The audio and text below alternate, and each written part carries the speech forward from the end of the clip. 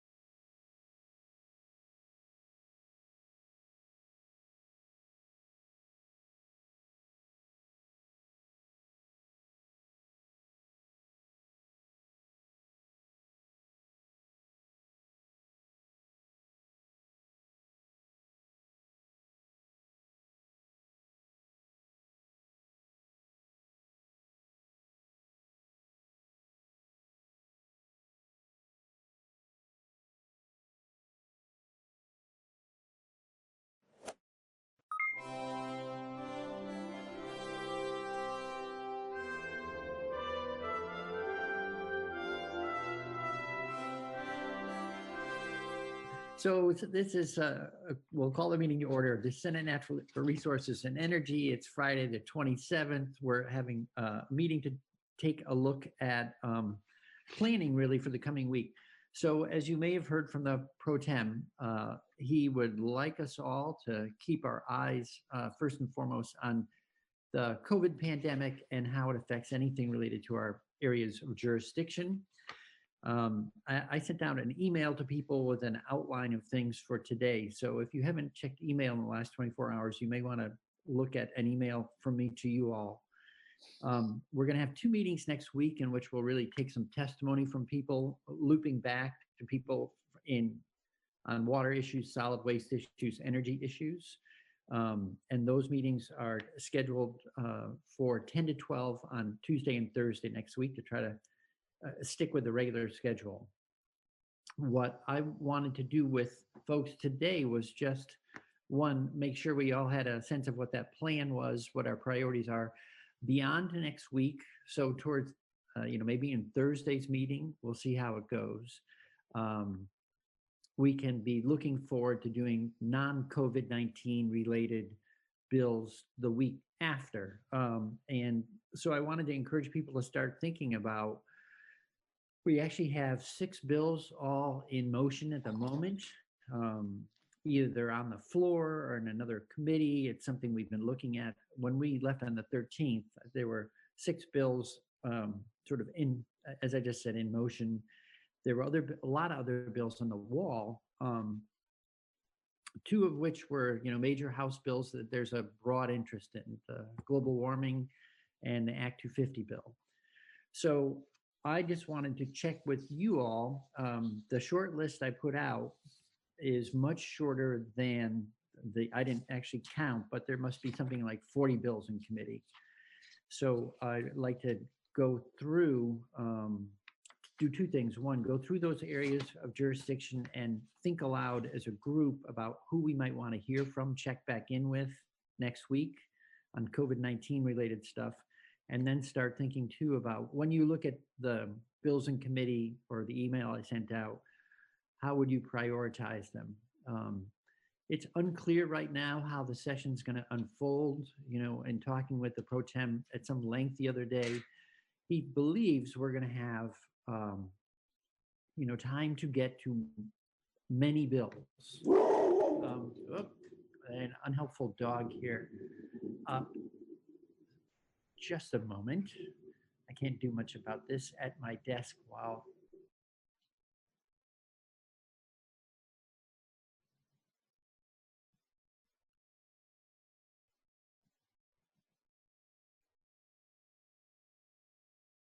All right, back again. So we should be thinking, no one knows exactly how many bills we'll get to in the long run. I guess that's the answer. But we will get to things more than just what we had teed up as a crossover.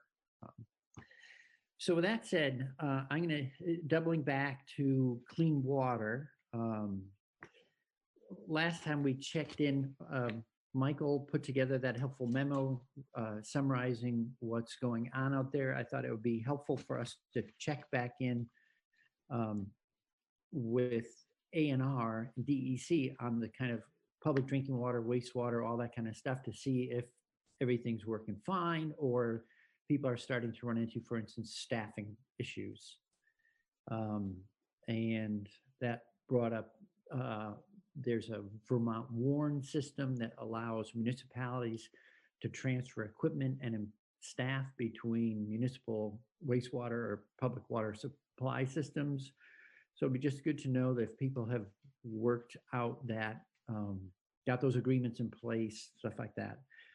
Beyond that, we have, a lot of work going on with the Vermont Clean Water Act. And I honestly have no idea what's going on out in the field in terms of implementation. I mean, there's at least a couple sides. One is all the kind of data gathering stuff that goes on. There's regulatory stuff that goes on.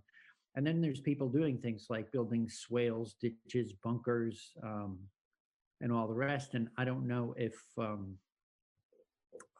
how the essential services are being treated, in terms of if water quality is enough of a nexus. Someone says, oh, well, we continue that work as long as you're not violating safe working distances forever and stuff like that. On the solid waste, so let me pause there. The list I had for people to check in with includes ANR, AG, NRCS, and the RPCs, and some representative watershed groups. Can anyone think of anybody else that we might want to touch base with to follow up on that? Can't think of anybody immediately.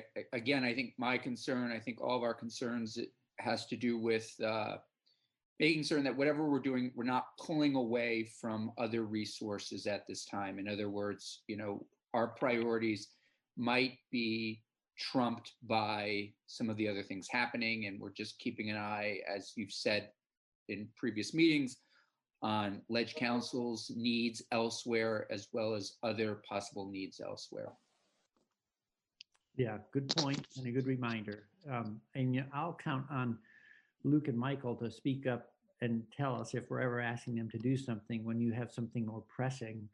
I don't know, economic development or health and welfare or probes or who knows where. The one thing that I wanted to offer is EPA just put out guidance that they will not be enforcing, that they're just going to focus on administration, oversight, and permitting. You might want to talk to A&R if they're going to follow a similar strategy in order to maximize their resources and their timing right now. Okay, thank you.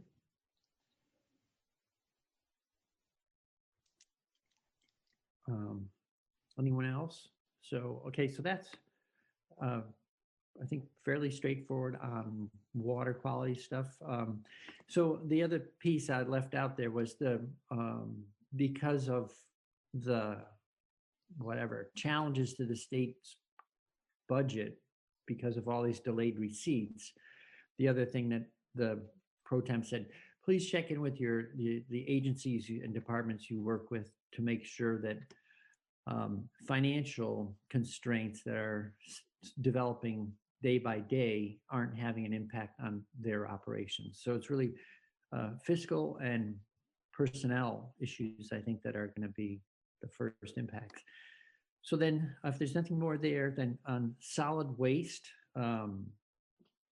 again, this just seems like a check-in to make sure that there was an issue came up with septage last week that I think they were short-staffed at a wastewater treatment facility. And so a truck, that was pumping septage out of people's septic tanks couldn't unload. I don't know if you've heard anything more, Michael, about that. The agency is working with septage companies to try and find wastewater treatment facilities that will accept their septage. They understand it's a problem and they're trying to find alternatives for the septage companies. There's a kind of a corresponding issue. Some of the farm fields that are where septage is applied are coming back testing for PFAS in the soil. So that can become an issue for that farm because the feed that they grow on the field is eaten by the cows and is bioaccumulated into the cow. So that's septage has got kind of multiple issues going on right now. Okay. On the PFAS bioaccumulating in cows, which doesn't sound like a good thing for the cows, does that have an impact on ability to ship milk produced by those cows? Yes. The co-op reserves the right to not ship the milk because it's what they would call contaminated. Okay, so have you been working with the Ag Agency and Ag Agency and also Senate Ag? Are they aware of this going on? They're both the agency is working on it. Senator Starr at least is aware of it. So they're trying to figure out ways to address the issue. Okay, I'm trying to think what the alternatives are. I mean, you could spread in non-farm fields. Right, and or you do not grow feed on that field. Okay. All right, and then in the next bucket here, energy issues. So I thought we could double back and make sure that there are no problems with the folks that we checked in with before. The utilities finance manages utilities, so I would think of normal utility oversight work continuing in finance. And the complementary, I mean, we could just verify that things are going fine, no new issues have come up.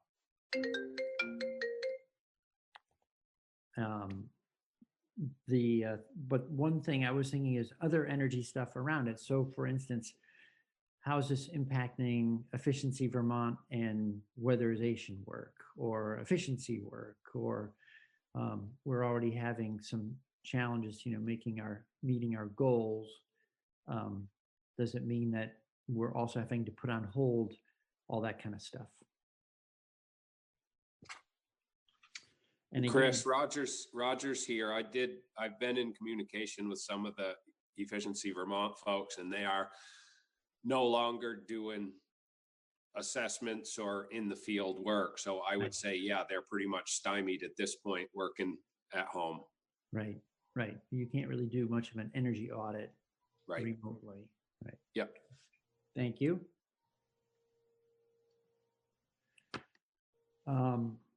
And as a quick look towards Bill, I don't know if people have other issues. You said, we've all been getting bombarded with Senator Bray, I have Yeah. a quick question. What about potentially delaying the implementation of the plastic bag ban, just because we are hearing some concerns in some jurisdictions starting to do that right now, just with health and grocery stores, and even just seeing people in lines. I don't think it makes sense to charge people if they're running into a grocery store to get some items, when they have the opportunity to. Okay. Well, let's think about it, discuss it. I know that this has come up because last week, Maine, which was, going to go to a single-use bag ban on the 22nd of April, postponed. So there's that implementation piece. For us, it's July 1st, so that we have time who knows what July 1 will look like to us in 30 days, The other thing that's happened, though, I know a Shaw's store, or maybe that's every Shaw's, plus the co-op store in Middlebury, asked people to stop bringing in reusable bags. And next door in New Hampshire, Sununu banned reusable bags. So I've been in touch with the Department of Health and ANR over the last week on this issue, and I said, "Are you recommending any changes?" And Health said no, and ANR concurred, because in essence, bags are one of the lowest risk vectors going on. If you start with the shopping cart, you touch the shopping basket, the shelves, et cetera, et cetera, et cetera. So. Right, but I think one of the concerns too is just having capacity for them. So my uncle's a superintendent for a school district in New York State, and they're using single-use bags to deliver the lunches so that they can leave them on doors for students. So I don't know what our capacity and how our bill reads are. Would a school district be able to buy single-use bags for that use, if we're in a capacity where we're trying to use it for lunches or other things we're trying to give out? But ours doesn't go into effect until July.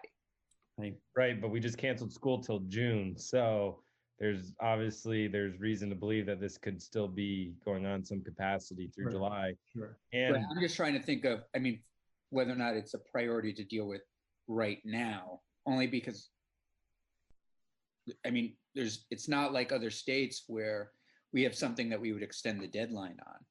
Ours, again, everybody may be back up and running by June 1.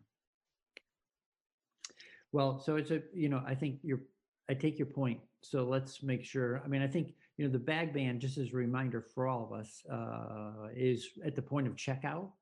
So that really wouldn't apply to a school anyway. They could still be sourcing single-use bags and using them.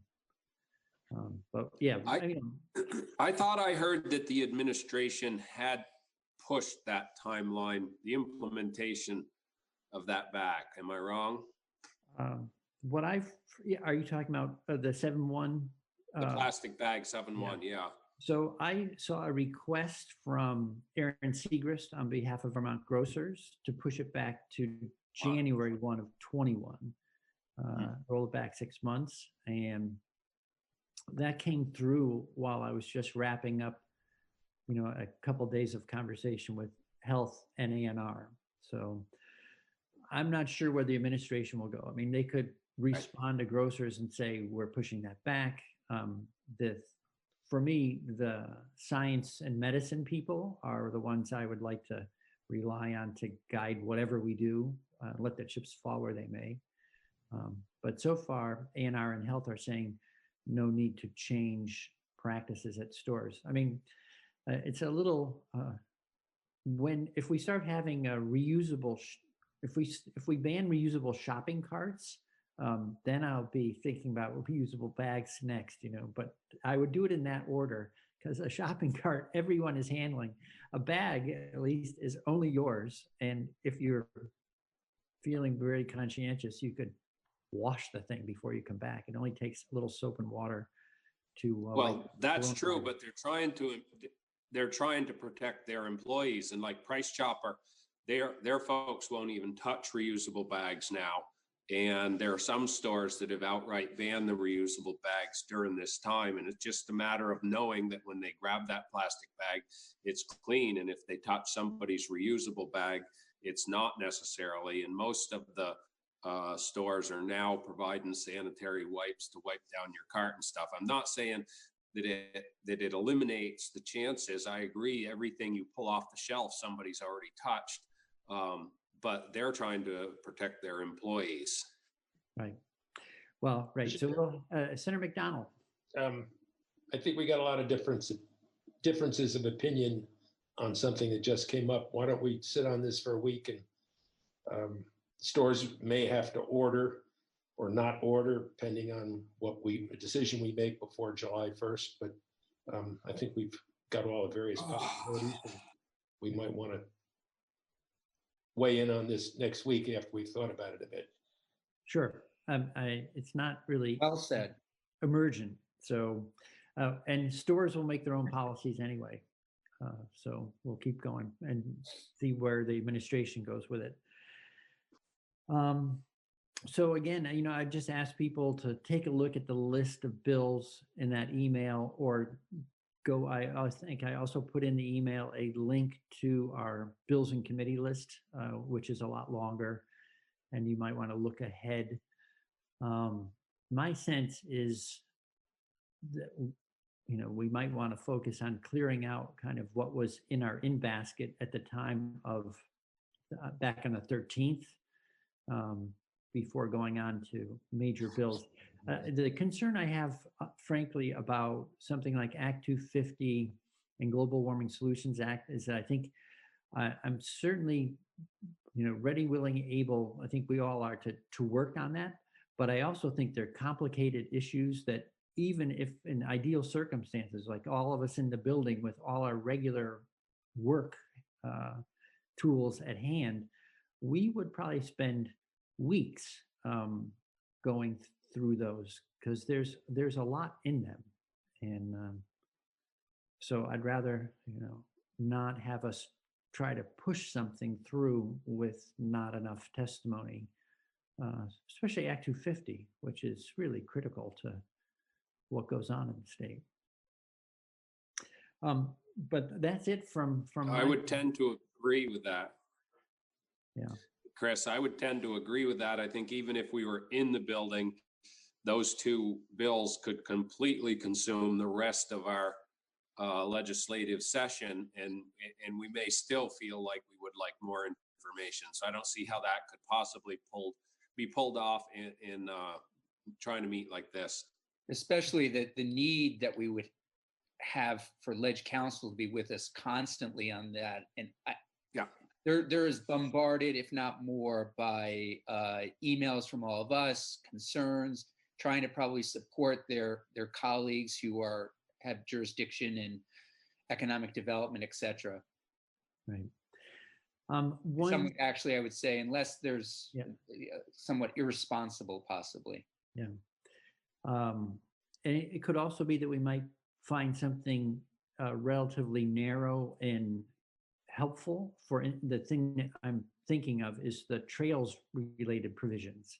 So if I'm thinking a little optimistically about the summer and fall, our outdoor recreation industry has been hit hard by what's happened in the last 3 weeks. And if it's going to be safe and healthy to be outdoors and recreating this summer and fall, maybe doing something narrow on trails to help ensure that everyone who's trying to do that kind of run that kind of business has an opportunity to keep going, as opposed to leaving that Act 250 as it relates to trails question hanging with uncertainty for another full year.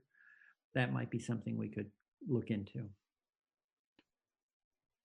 Fine, sure. Yeah, and I think that's extremely important because I know that the groups have been working on an agreement. And as you said, I think tourism business as a whole is going to take a hell of a shot because people aren't going to be coming for the next couple months. And even after the COVID-19 problem is gone, I think they're still not going to be apt to go on a vacation for a while. Right, right.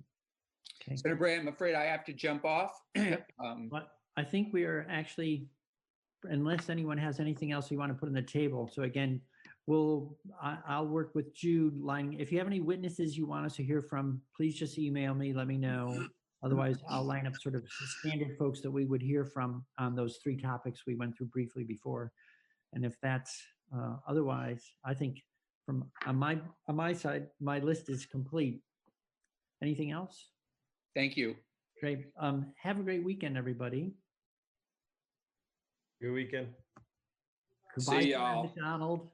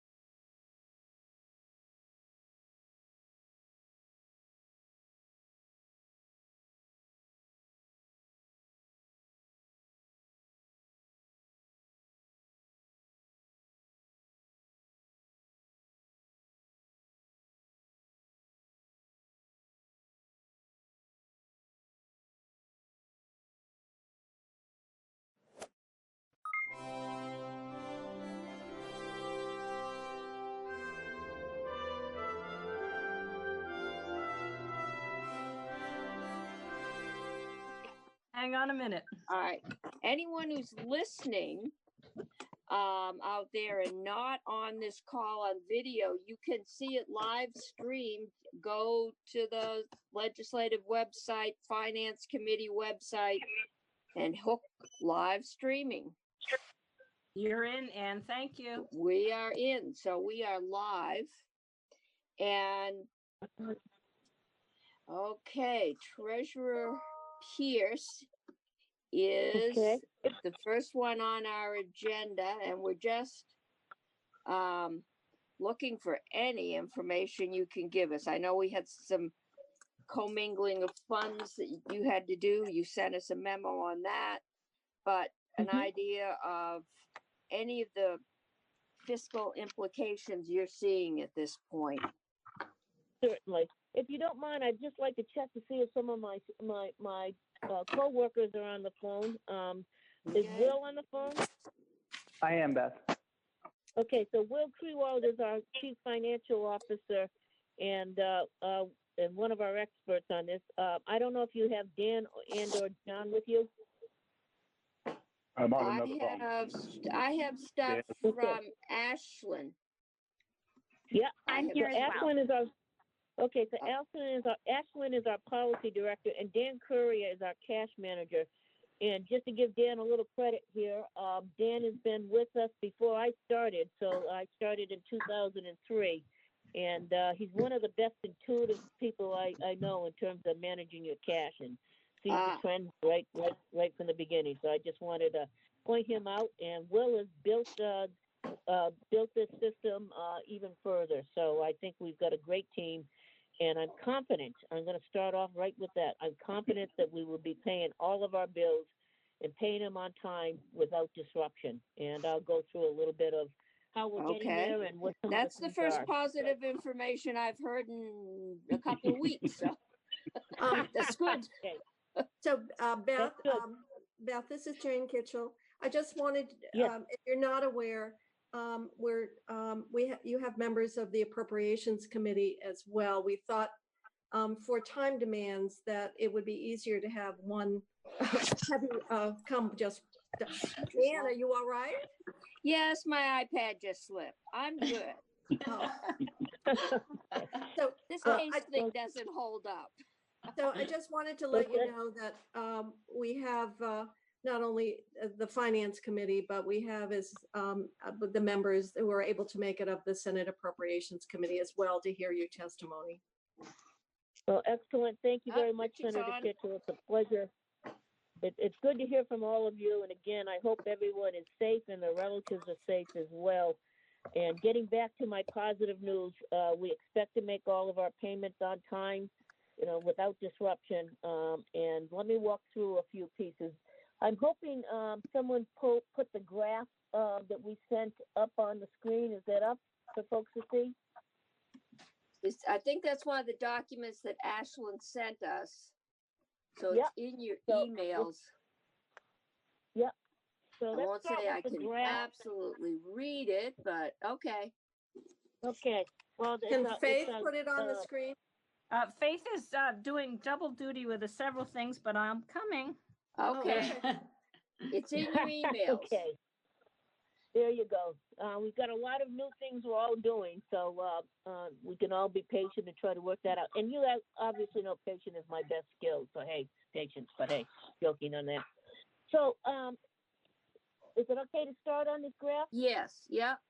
Okay. So this is a summary of our cash over a number of years.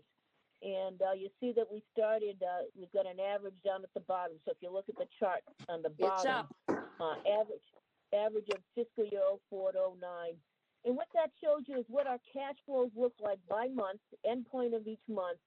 And then you see at the end, it'll have the average and the high and the low period. And if you look at it, the good news is as you look at the average, and it started off an average for those first several years of $130 million average cash position. You see it moved up. It's had a little up and down. But at this point in time, you see that it moved up from in 2016, 17, 18, 19. Somebody needs to mute. Okay. And that is because you folks have done a really good job. I want to thank all of the money committees and particularly, no disrespect to finance, but the appropriations committees for fully funding our reserves, creating new reserves, rainy day funds. And that reflects very well on us and puts us in a very good position. I want to thank the Finance and Ways and Means as well for working with us on this. I'm impressed with the way that this assembly has done that job, worked and thought through and been forward thinking, and it is serving us well in this crisis. We got a lot of work to do. That doesn't mean that we're not going to have issues to resolve, but this was very, very much a contributor to our success to make the payments. So again, looking at that chart, you see that our average is moving up. That's again a good thing. And if you look at the graph below it, you see the month to date. And while it's a little bit, from one year to the next, a little bit, skewed. You see an average, so the bottom line you see is an average for 0409, and you see that there's a little bit of a trend to this thing, even though it's a little bit tough to follow. And you see that our cash position in December is a little low. In September, you see a little dip in April. Those are when the Act 68 or the education payments go out the door. I'm going to see if I get this right, Dan. So September 10th, December 10th, and April 30th, if I did that correctly. And so you see a little dip. On the other hand, on December 1st, we collect some money from the states, from the municipalities that are payers, and we also do that on June 1st, and you see that uptick there. It's a little bit ups and downs, and even within each month, there's an up and down. And this chart is for unrestricted cash. We also have restricted cash, and let me explain the difference and why this works in terms of making sure everybody, every payment can go out the door. So unrestricted cash would include it's a pooled cash, so it's all the different funds are in there together. It would include the education fund. It would include the general fund. I'm going to hope that I get this right. Either Will or Dan, correct me if I'm wrong, but the transportation fund, a lot of our operating funds. And it's a pooled cash position, which means that each fund has a portion of it, and in their primary funds, in the fund itself, the ed fund or the general fund, for instance, it will have a cash position, which is reflected as a portion of that pool. So we do pool our monies, and that actually helps us as we're working through managing, our daily cash position. The restricted funds might be funds that are segregated per statute, that can't be for whatever reason a regulatory issue, a federal issue, that are segregated and essentially not part of that unrestricted cash. So we have money in that little account as well. And right now, I think we have about 100 million, if I'm correct, Will, in our restricted cash fund balances. Yeah, that's correct, Beth. Yeah, so thank you. So again, we have a fairly healthy position going into this. That said, we're taking some hits. We are pushing out the income tax. They're pushing out the sales tax and meals and rooms into the next fiscal year. We have analyzed that. Will and Dan have spent a great deal of time looking at that, and our estimate is that we will be able to pay our bills despite that, and we're comfortable that our belief is that there will be no disruptions based on just our balances in the unrestricted funds. That said, you always want a backstop. We were talking about can openers before we started, and somebody's electric can opener wasn't working, but they had the backup. So it took a little bit more, with the risk in doing that, but you had the plan.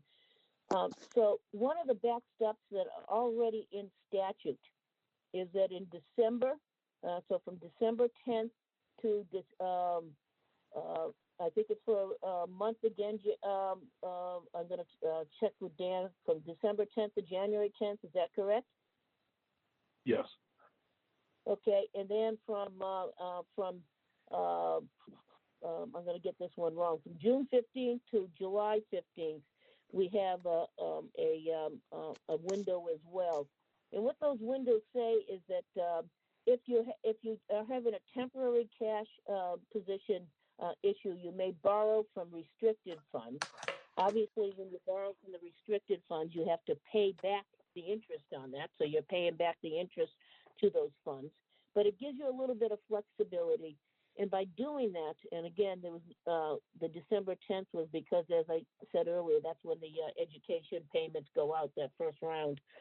So it gives you a little bit of a backstop. It gives you a little flexibility, and it saves you money because you don't have to go out and do a bond or a ban, a bond anticipation, excuse me, a revenue anticipation note in the markets, because when you do that, it costs you more money. And so this is a less expensive and more flexible way of doing that. Back in September of '03 was the last time we did a borrowing. It was about $48 million.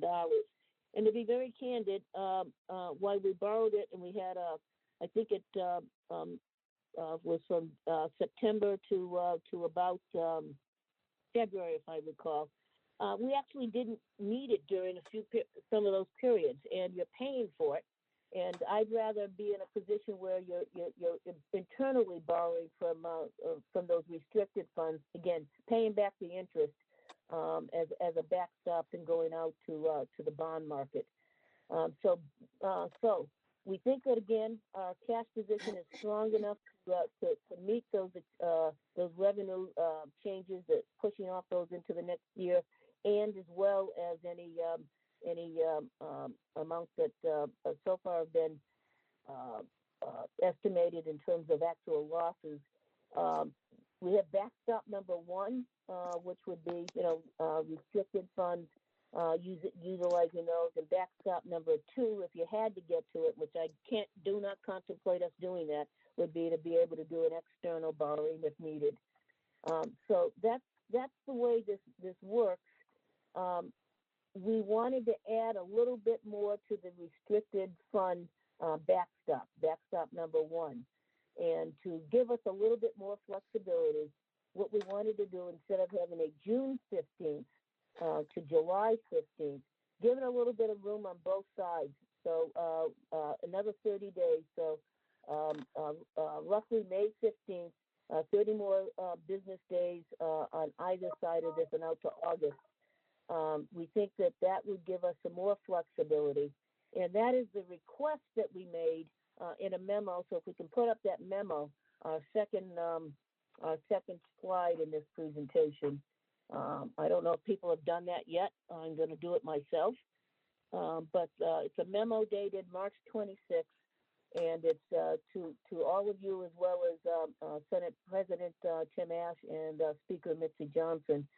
And essentially what we are asking for is more flexibility in the interfund borrowing, and putting, again, an additional flexibility of 30 days to assist us on either side to provide just a little bit more room if we need that. And we also don't think we're going to need that in future years. We don't want to get in the habit of doing that over an extended period of time.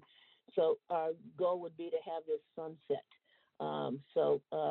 We provided some language that we and that's at the end of this presentation, and it shows you the statute that currently has the interfund borrowing. I understand that legislative counselors made that into the proper legalese. We're better at numbers than we are legal. And has that for your review.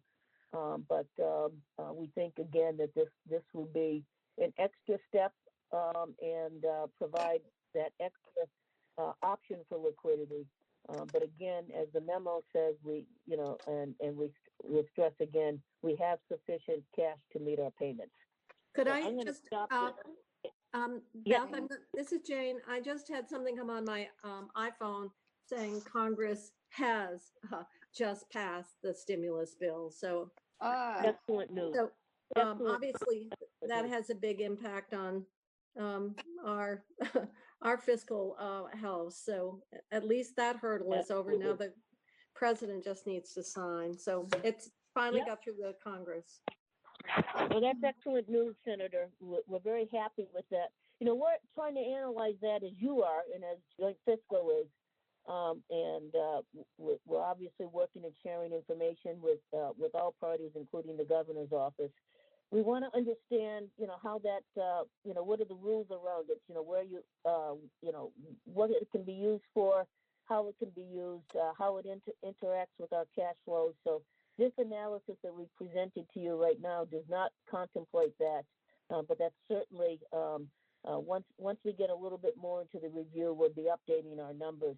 And I also want to stress that we're updating these numbers daily. Dan and Will are doing a great job with that. And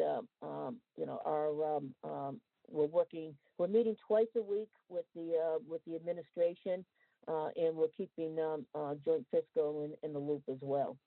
But that's great news, Senator. Glad to hear that. So I'm going to stop. could I ask another question, Anne? Maybe you know the answer to this, but I don't. If you in fact had to go in and take money, some of that restricted cash that comes with restriction, you said it has to be paid back with interest. Could you just tell us how is that interest determined? It would be the interest rate that it would have earned otherwise? Absolutely. You know, it's interesting because April 30th, the Ed Fund always has, or almost always, Dan can correct me if I'm wrong on this, a negative cash position for a few days because those dollars went out. And I can remember having a conversation with then Ways and Means Chair Oberhowski about that and why it had to pay interest and the opportunity, and it's essentially the opportunity cost based on the investments that we currently have. Mm-hmm.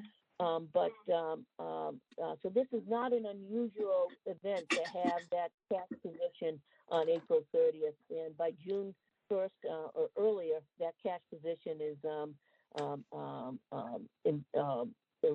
the negative cash position is erased, and we're back to a positive position. But that's the beauty of having a pooled system. So the Ed Fund doesn't have to go out to borrow, increase cost to the system, because again, the cost of borrowing in the external markets, in the bond market, would be higher, and it allows us some flexibility. And each fund has its own integrity, and each fund has its own position within the pooled cash account. Thank you. Beth, this is Michael Sorokin. We talk about restricted and unrestricted funds. Included in there, I assume, is the stabilization fund and the rainy day fund. Okay, so the stabilization and the rainy day fund do have their own cost centers as well, but they're part of the unrestricted funds. Okay, thank you. Okay. I'm gonna, if I could, Senators, could I ask Will if there's anything he wants to add to this? You sure can. All right, No, thank Beth, you. Will, take it away. Yeah, Beth, this is Will. I think. Could I ask? Yeah, okay, I got somebody's arm on video. I'm trying to find my agenda. So Bobby has a question, and Chris? Yeah. Okay. Yeah, Beth, I'm wondering, in the stimulus package, they've talked about setting money aside for states to be able to borrow, and you looked into that and what the interest rate might be on that, and if it would be lower than borrowing, say, from the restricted funds. Okay, well, number one, I think our rates are, unfortunately, you know, with the market going in the direction it is in the Federal Reserve, the rates are pretty low. I have not checked that yet. We certainly are going to. I sent off some communication with NAST, the National Association of State Treasurers, the other day to start to take a look at this. And the treasurers across the country are meeting weekly to have a conversation about what's going on and what we can do to help each other and ideas. So we're going to take that bill apart and look at those provisions. I will be able to get an answer to you down the road, but I do not have that right now, sir. Thank you. Okay. And yeah, Chris. Treasurer, I'm curious if we grant you the permission to borrow between funds, why would we expect that the funds would be reimbursed? I mean, what would lead us to believe there would be a swell of cash flow down the road, given the current projections? Well, we've done that. We've looked at the projections, and we've done some scenario analysis and worked with Jeff Carr, the economist, the administration, joint fiscal, to look at what the revenue losses and revenue deferrals into the next fiscal year are. And we are confident that we have sufficient cash to meet our needs. There are some questions about financial statement preparation that need to be hammered out. And I'm not the expert on that, but we're going to continue to try to get some resources for that. I happen to be the president of the National Association of Auditors, Comptrollers, and Treasurers. And while treasurers don't do the financial statements, clearly the comptrollers are involved in that process, and the auditors are involved in the review of that. So we are going to be working with our resources with NASDAQ to try to help us as well as some very competent people in finance and management. But that is not our particular area of expertise. That said, we have sufficient cash to meet our requirements and to pay our bills and to move forward. And again, we're going to catch up with that in July. Obviously, there's going to be some impacts to specific funds. I know you've been looking at the Ed Fund in particular. And again, the final position of that fund at year end is something that needs to be discussed, but that's not the area that we're concentrating in our presentation today. But we will be happy to assist folks that will be working on that. Thank you. Okay. Any other questions for the treasurer? Okay. Hearing none. Thank you, Beth.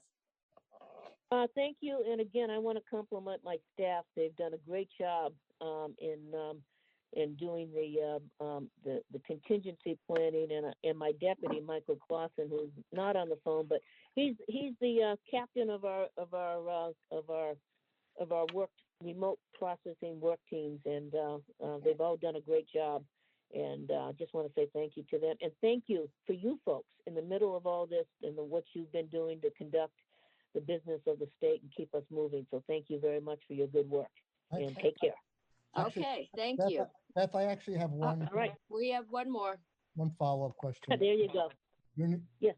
Your news sounds, I don't know if I want to say promising, that we don't have a cash flow problem at this point, but if things go south in terms of borrowing, just generally, I don't know if you can answer this now, what opportunities may be out there for the state of Vermont?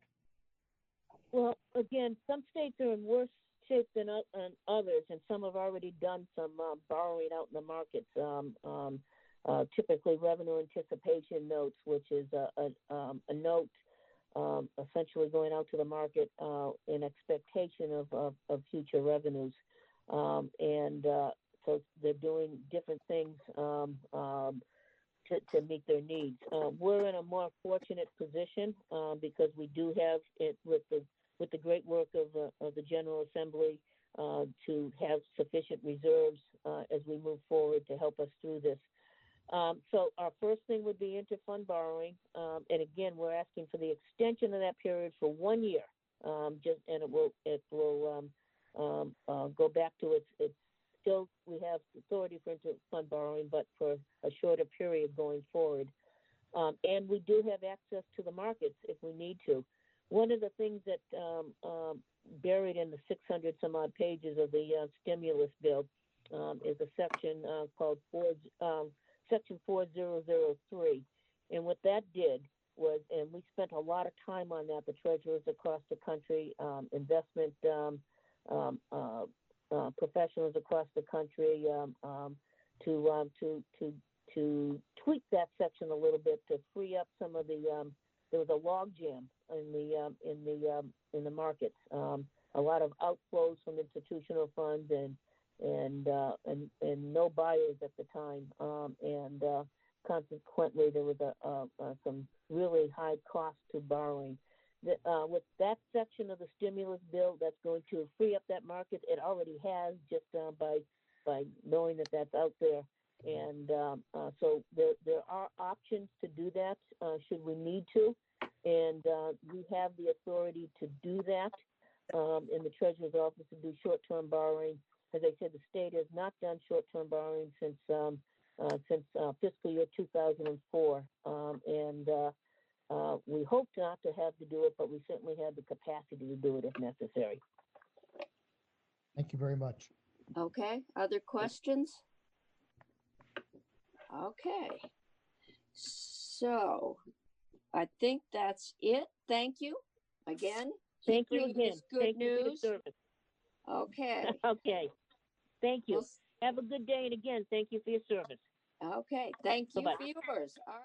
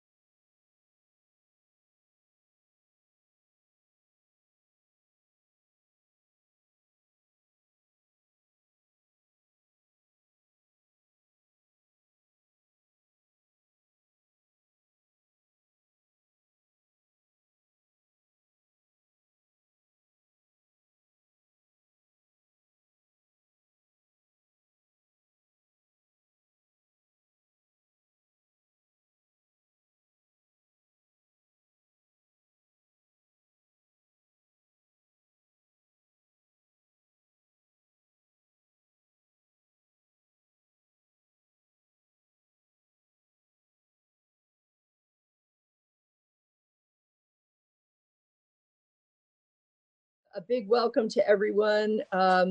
This is your House Agriculture and Forestry Committee meeting today, April 1st, April Fool's Day. I don't know. And I want to welcome everybody and thank you all for being part of the meeting. And we did send out an agenda.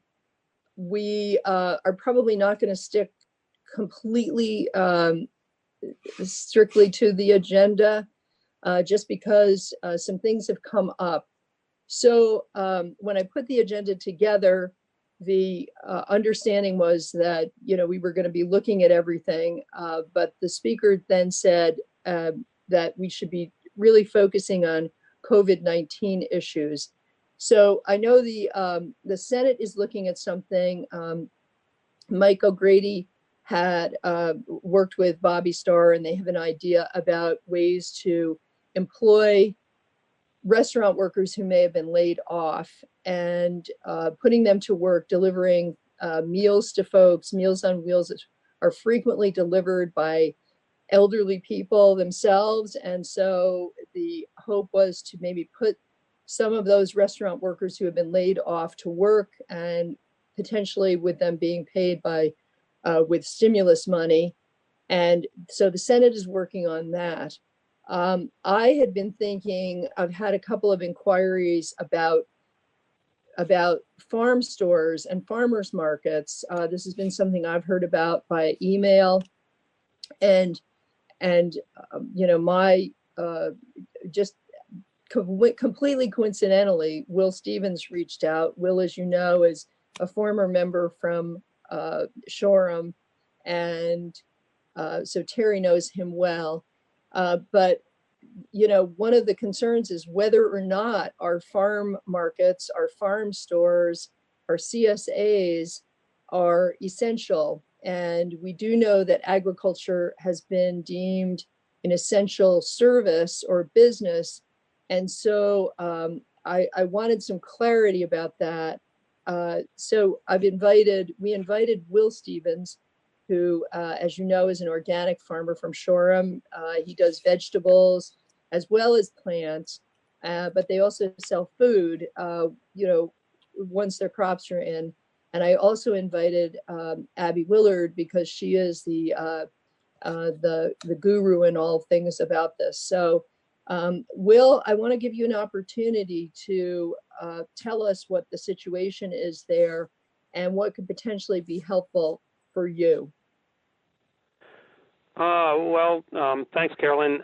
Good morning, everyone. My name is Will Stevens. My wife, Judy, and I own and operate Golden Russet Farm, which is an organic vegetable farm in Shoreham. And we also sell bedding plants to the public in the springtime. It's actually about a third of our total sales come from the months of May and June out of the greenhouses. Yeah, so as a member of the Vegetable Grower Listserv, there's been a lot of chatter on the listserv about kind of what are people doing and what's up and how is this affecting you and so on and so forth. And so over the last less than a week, there have been, and others were interviewed, and you know, Jack expressed the fear that the state was going to not allow the sale of flowers. And so, again, I reached out to Abby, gotten clarification. I think I'm pretty clear on what needs to happen, you know, internally here on the farm in order for us to be able to, in fact, sell flowers and plants and non-food items, kind of as we always have, but not as we always have. So in the good old days, namely last year, people would come to the farm here, wander through the greenhouses, fill up trays of plants, come to the cash register, pay, and leave. And that is not possible now, given the stay home and stay safe proclamation. But again, my understanding from emails with Abby is that so long as we don't allow face-to-face contact, essentially, with consumers, that, in other words, if we can set up some type of a process where we can, ahead of time, take orders, either by mail, by phone, or by email or online, we can pull the orders, we can bring them out to a parking lot, for example, with presumably a slip or a total, load them in people's cars, and either accept credit cards or check or payment. Again, whether we kind of do a handoff on the cart that we're bringing the plants out with, or how that works exactly, we have yet to determine. We still have a couple weeks before we would have officially opened anyway, to work some of these details out. But the whole point and goal is to not have the farm be a vector, for the virus. We don't want, possibilities of cross-contamination, and I think that's the whole goal of this whole thing in the first place. That we want to minimize contact with the public, and we want to both between kind of us our farm, our staff, and the public, as well as between members of the public. So what we're working on, what we've drafted internally, is kind of a policy that would kind of allow folks to come and be served kind of one at a time by one of us here at the farm. Again, whether it means pulling their order ahead of time, wheeling it out to the car and loading the car, or leaving it for them to load themselves. We haven't worked that detail out yet, but that's my understanding of how we can do it. I think I've got that right, and I hope I've got that right. All right, thanks, Will. Abby, would you like to comment here? Sure. So Abby Willard, Ag Development Director at the Agency of Agriculture, Food and Markets. Can you guys hear me okay? Yes, and Abby, Mike O'Grady had his hand up. Mike, do you think you want to comment before Abby speaks, or, okay, fine. Yep. Afterwards? Yes. Okay. So, this is so complicated. Not only is this a really challenging time, it's also really complicated. And we have been fielding lots of questions from farms and food businesses, greenhouses and nurseries, landscapers, CSAs, farm stands of all kinds to try to understand where they individually fit into the stay home, stay safe executive order as of the 25th. And I will say, to your point, Will, information has been hard to receive because Agency of Commerce and Community Development has wanted to interpret guidance very broadly because that's the safest and responsible thing for them to do. And it's hard to give individual businesses very specific feedback. And so the Agency of Agriculture has tried to kind of thread that needle of sharing as specific information as we can about the interpretation of the guidance that Commerce is providing. So kind of I'll speak like in generality, and then we can talk like very specifically. So as we understand, at least as things stand as of today, and that's prior to the press event today at 11, so things could change and likely will at 11, but on the 25th, when the governor ordered all businesses to stop in-person contact with customers unless they provide critical services and functions. Businesses that provide critical services can remain open, as Will was describing, and they still need to practice the social distancing activities and guidelines provided both by the CDC and the health department. If a business has been deemed non-essential, then the ACCD retail guidelines apply to that business. The retail, and so then you have to go back to the executive order. In the executive order, there's specific business types that are called out in subpart 6, F, G, and H, referencing retail businesses that are allowed to stay open. If they were not specifically stated in those subparts, then they're deemed non-essential. And they need to cease person-to-person contact. However, if they can do sales via mail, phone, online transactions, and then hand off some sort of delivery or drop-off location without any person-to-person contact, they can continue to do that. The other piece that was clarified from the executive order is that on those non-essential businesses, that is true. This circumstance of person-to-person contact also extends to their staffing. So that means there are certain types of nurseries and greenhouses that do ornamental only and are not, and I'll get into those nuances, but are not selling to a farmer or producing food that are considered non-essential. And that requirement would be they can have no person-to-person contact at their facility. So they can only have one staff person in a greenhouse at a time, and they can still do sales as long as they're online, but they cannot have person-to-person contact for sales. So the greenhouses and nurseries so then before I do greenhouses and nurseries, so CSAs and farm stands were both identified as critical services in the executive order.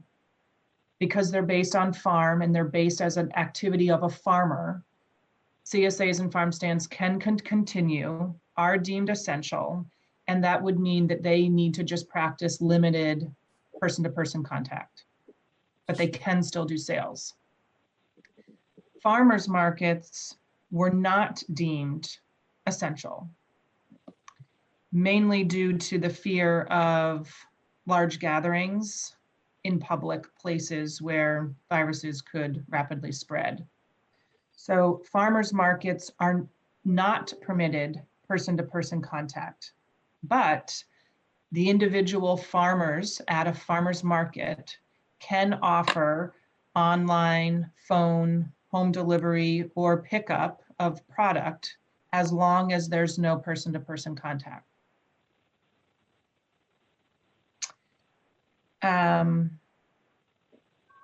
So then relating to greenhouses and nurseries, specifically, there were 4 different categorizations that Commerce provided in guidance on Sunday. And they said that if you are a farmer that grows and sells food, you are engaged in agriculture and you can continue sales with limited in-person contact. If you are a greenhouse that sells to farmers to support their, if you're selling starts to another farmer so they can grow food, that's considered agriculture, and that too is allowed with limited in-person contact. If you are a greenhouse or a nursery that's selling to a non-farm customer, so someone like me who's not a farmer, that you can care for your plants in the greenhouse, and you need to avoid in-person contact, meaning having no more than one person in your facility at a time. And in that essence, you're not deemed essential, and you need to have no person-to-person contact for sales. If you are, again, are an ornamental or a vegetable retail operation that's selling to a customer or a group of customers, again, you're not deemed essential, and businesses must follow the retail guidelines, which says you cannot have person-to-person contact even for sales. ACCD did acknowledge that they understand that as the weather changes and we get closer and closer to the spring season, that this policy will likely have to be reviewed. So, thoughts on all that? Okay, thanks. Questions? Yeah. I'm going to go to Mike O'Grady because his hand is up and see what he wants to say, and then maybe we'll have some other questions. Mike? So that was exactly what my question was going to be about, because farming includes the operation of a greenhouse, and a farm is where farming occurs. So when I read the executive order, I said, oh, that's all things that are engaged in farming, which includes the operation of greenhouses. But then the guidance says that a start from a greenhouse is not farming. Well, I don't see where they're getting that legally. I think they're kind of making that up out of thin air. And what about a CSA that sells vegetables and starts? If Will wants to be a CSA and give a potato to anybody that wants to buy tomato plants, is he okay? I mean, yeah, I think so. I mean, again, it depends on if Will's selling it from his farm, he would be considered a farmer that's selling food. And if in that food, there's also some starts, he should be able to do that with limited person-to-person contact. But Will's entire operation is a farm by definition under the RAPs. So all Will really needs to do is give people a potato when they buy their starts. Again, he can sell his starts because he's a farm. So that first kind of clarifying portion of the greenhouse and nursery guidance said, if you are selling and growing food, you can sell with limited direct person-to-person contact with your customer. But every greenhouse is a farm by definition. Right, but again, then the additional guidance from Commerce depended upon who your customer was. So if you were just selling to a non-farm consumer, or you only were selling ornamentals, and you were essentially just a retail operation, they were saying those were not deemed essential as of 3/25.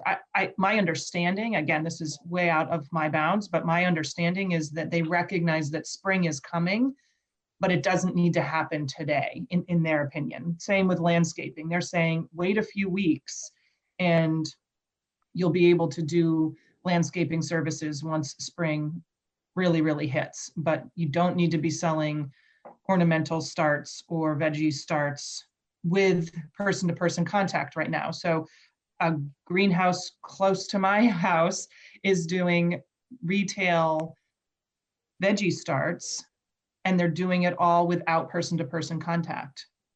So she's going to make online ordering options available, and then either a home delivery or a curbside pickup that doesn't involve someone putting it in my car or handing me the box, but it will be, maybe stacked outside the greenhouse, and a sign that says, if someone else is picking up their order, wait until they leave and then you can go in and pick up your box.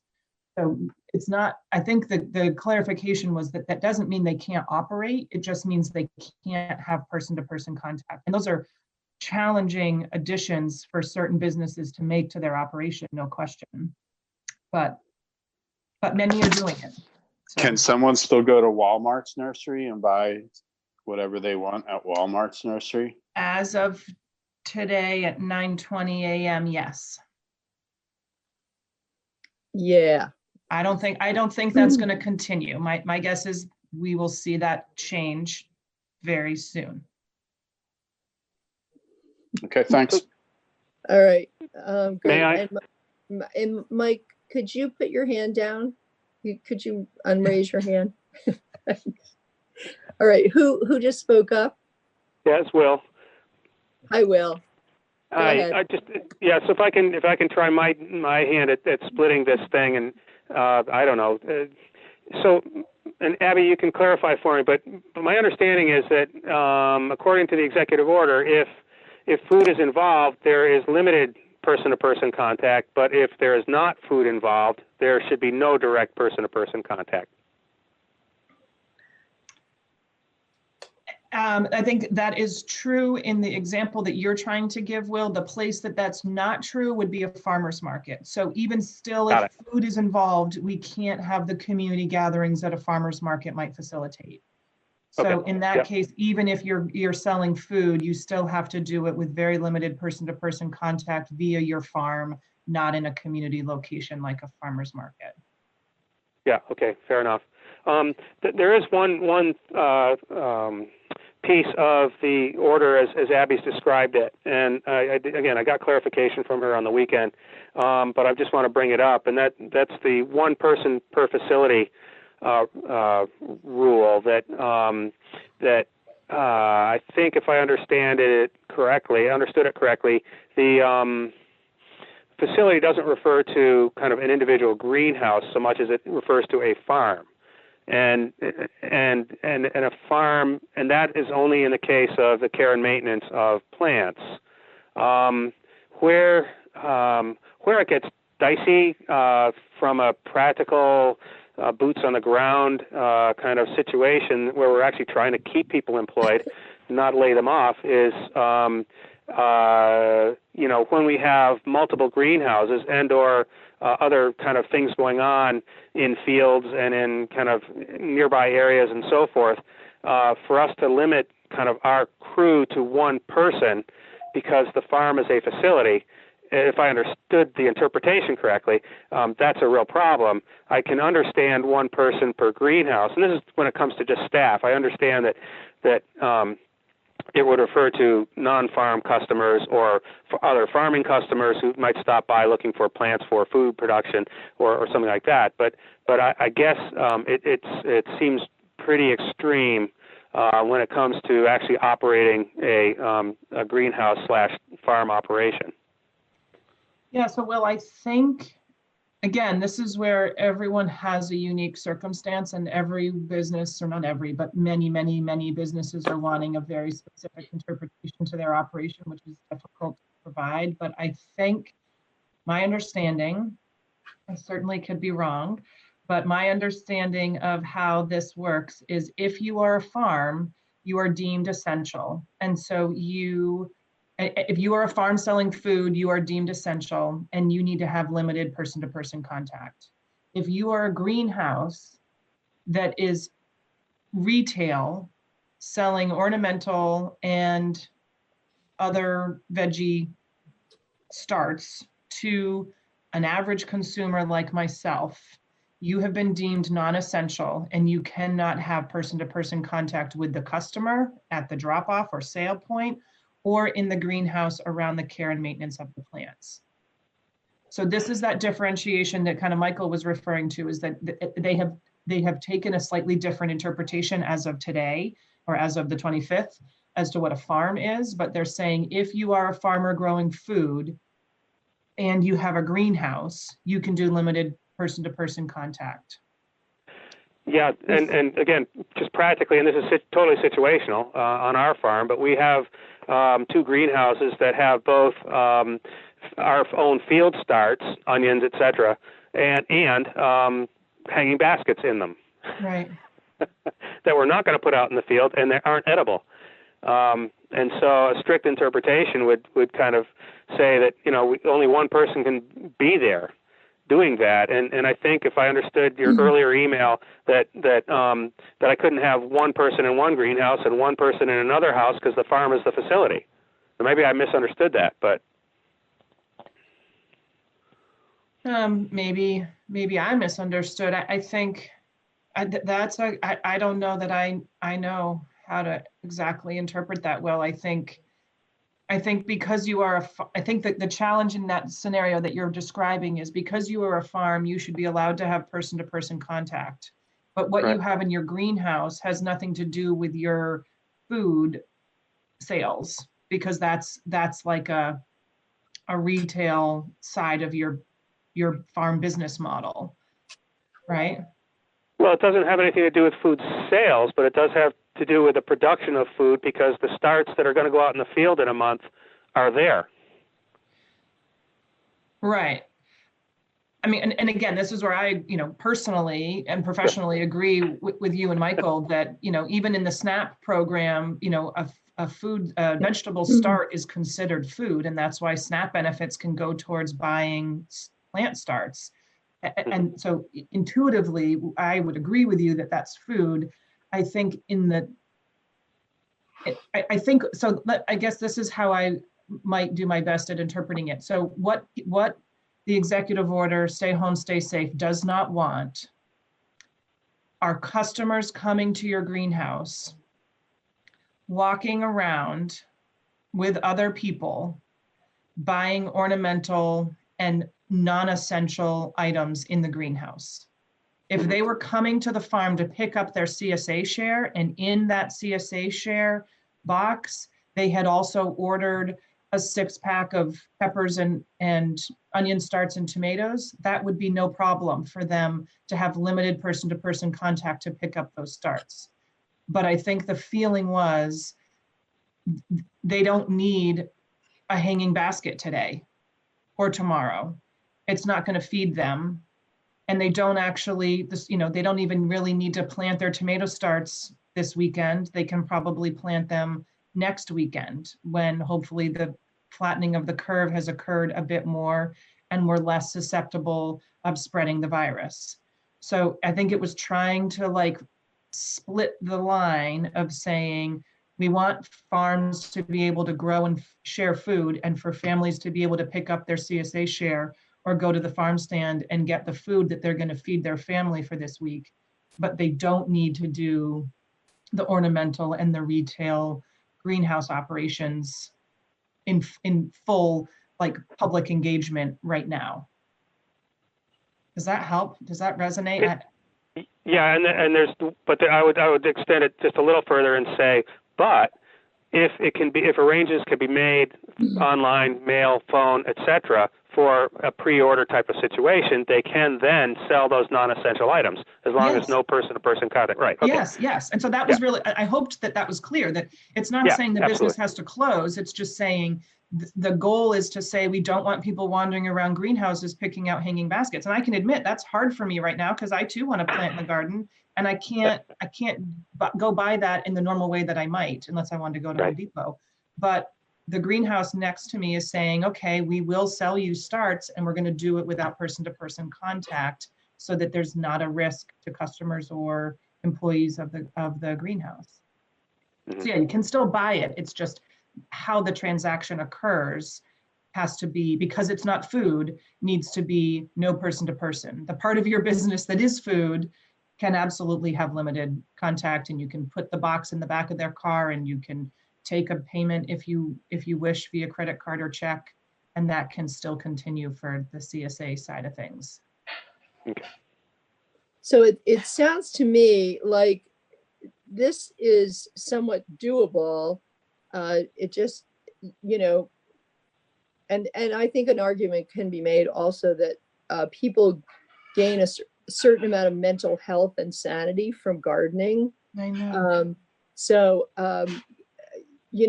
I think flowers and other things are important. I take your point, Abby, about, and I totally agree about people wandering around greenhouses.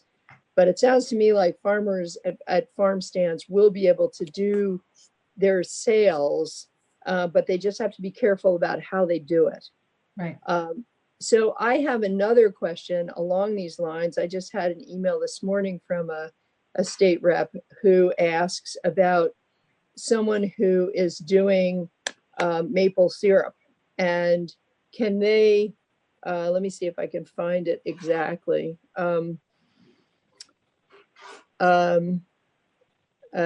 What's your understanding of the status on sugar shacks? Are they allowed to sell on premise or curbside? I know there are many questions about what qualifies as essential, and that someone asked about farm stands, which would seem comparable to sugar shacks, but I wasn't clear on the answer in the FAQs that have been sent out. So my answer to him was that agriculture, maple sugaring is essential, is agriculture. Agriculture is essential, and that it seemed to me that they would be able to sell given social distancing, as long as they maintain social distancing and that sort of thing. But if that's not accurate, I'd like to correct that to him. That is accurate, as I would agree with your interpretation, Carolyn. Agriculture includes maple syrup production. And so they can do sales with limited person-to-person contact because that's deemed essential. Fantastic. Are there other questions? Will, did you have any follow-up? Are there any other questions from committee members about this? Have you all heard about this from various folks?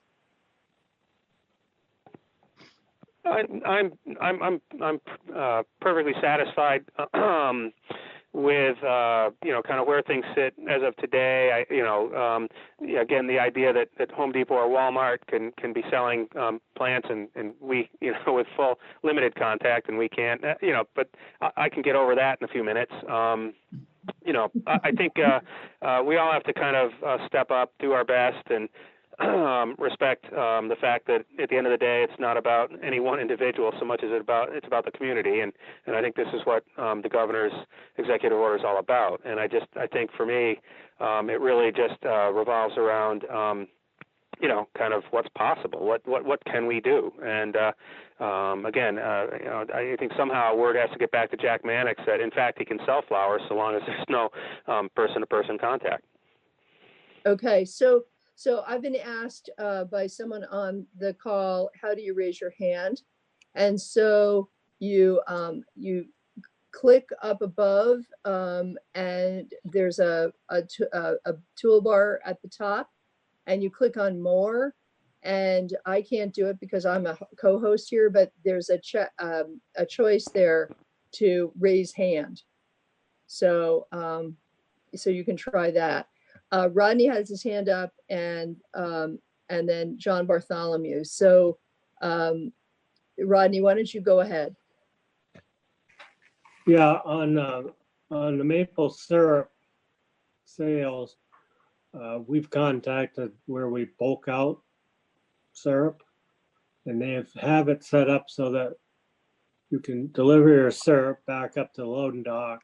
There's a buzzer you have to push, get back in your truck, and then they'll come out and unload your truck and weigh it and grade it and bring you out of slip.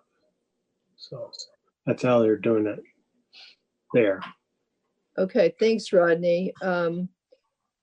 Sharon, John Bartholomew is next. Sharon's having a hard time raising her hand. Rodney, could you unraise your hand? John first, and then Sharon. I just wanted to comment on the on farmers markets, and it seems like as we come into that season, if we're still under this lockdown, we've got to find a way to get those functioning. And it doesn't make sense that if you think about it, a farmer's market, you're probably able to do more social distancing there than you could in a supermarket. There ought to be a mechanism in place where these can move forward in some way, because this is direct sales from farmers to customers. I just can't believe there's no way to do it in a safe way, and in fact, a safer way than in supermarkets. And I also have to say, I'm feeling right now pretty outraged that that Walmart or Home Depot could sell ornamental stuff, and we've got small businesses in this state that are going to be hampered and basically shut down. They've got a huge investments in their plants ready to go for spring, and they're not going to have a reasonable way to sell them. So I have to express some outrage there. So Representative Bartholomew, we did just put together some economic impact data for the governor's press conference today. And we looked at and made some gross estimations about farmers market sales in the month of March and April, were they to be operational. So there's normally about 14 winter farmers markets that would occur in March and April. And the total food sales that could occur over the months of March and April would be over 1.1, almost $1.2 million in local food sales. We also looked at estimating what the summer farmers market average assumptions of sales, and that's at the 67 farmers markets, and it would be 2.8 million monthly. So starting in May through September, let's say, or June through September. I mean, each market starts at a slightly different time. So at a time when all 67 markets would be open, it would be about $2.8 million a month, an aggregate of all 67 markets in local food sales. So we agree with you that there is significant challenge with this determination of farmers markets not being deemed essential. And we hear daily from markets that are frustrated by that determination. And as of right now, our strategy is to say the market is comprised of farmers, of vendors, many of which are farmers, and farmers, if they can, kind of divert their sales and their relationships to online and on farm, and they can continue those activities. But it's not the same, I recognize. But certainly you can't do a direct comparison between sales at a farmer's market and sales at a supermarket, because the percentage of those sales going directly to farmers is going to be much higher. And as you say, you know, we don't know what's coming, but when we get into May and June, it's going to be much more important, in my opinion, to get these farmers markets moving in some way that, and they ought to be able to be safe. As I said, social distancing becomes the norm. You're outside. It seems safer to me than a supermarket, and I'll shut up now. Thank you. All right, thanks, John. I think those are good points. I mean, it seems to me that being outdoors at a farmer's market is probably, I understand the whole indoor farmer's market issue, but being outdoors where the virus doesn't last long in UV light and you can sort of step around each other. Although I've been to the Brattleboro farmer's market when it's been very, very crowded. People would have to be very careful. So I want to ask, Sharon, did you have a question? Did you figure out how to raise your hand? Okay. Carrie, did you have a question? Okay, good enough. All right, are there any other questions for Abby? Will, do you feel like you've gotten the answers you need? Yes, thanks. Thanks very much, and thanks for the opportunity.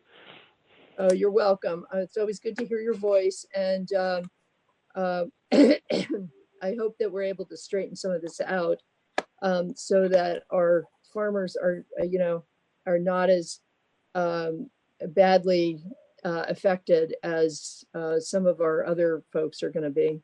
So any other questions on this topic?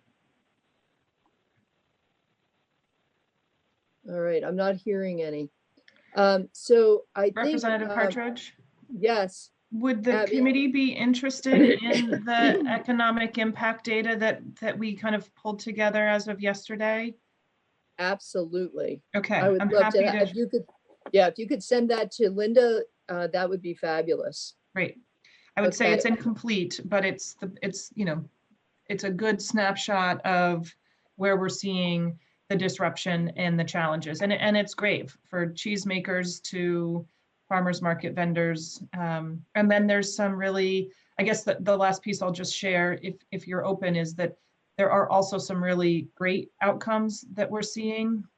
You know, so grocery store sales are up 50%. So consumers, when we restrict their markets, they're just spending more money at grocery stores. And so one of our initiatives is to try to get all the product that was being sold at restaurants and institutions, colleges in particular, to have those vendors and those suppliers make their product available to grocery stores. We're also hearing some farm stands are having the highest grossing sales days in the last consecutive 2 weeks that they've ever had. So people are really reaching out to try to find local access to food, and it is having a really kind of positive, if not at least short-term impact on many businesses. Yeah, I know. We've been trying to help out some of the restaurants, but even those, you know, the takeout service is not enough to keep them going, and some of them are just shutting down. I have 3 hands up, John O'Brien, and then Carrie, and then John Bartholomew. John O'Brien. Carolyn, I just had a tech question. What happened to O'Grady and Vicky? Do we only get a 3x3 grid on this? Or is everybody else seeing them? So if you swipe over to the right, do you see the others? Have you gone to gallery view?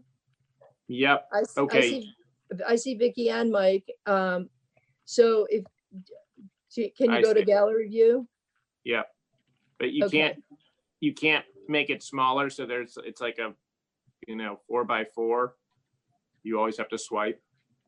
Well, if you go to, you can either switch to the active speaker, or you can do gallery view. Right. So if you do gallery view, you'll get I get 9 faces at once. And since there are more than 9 of us, if I swipe to the right, I see the rest of our group. Yeah, I got it. Okay.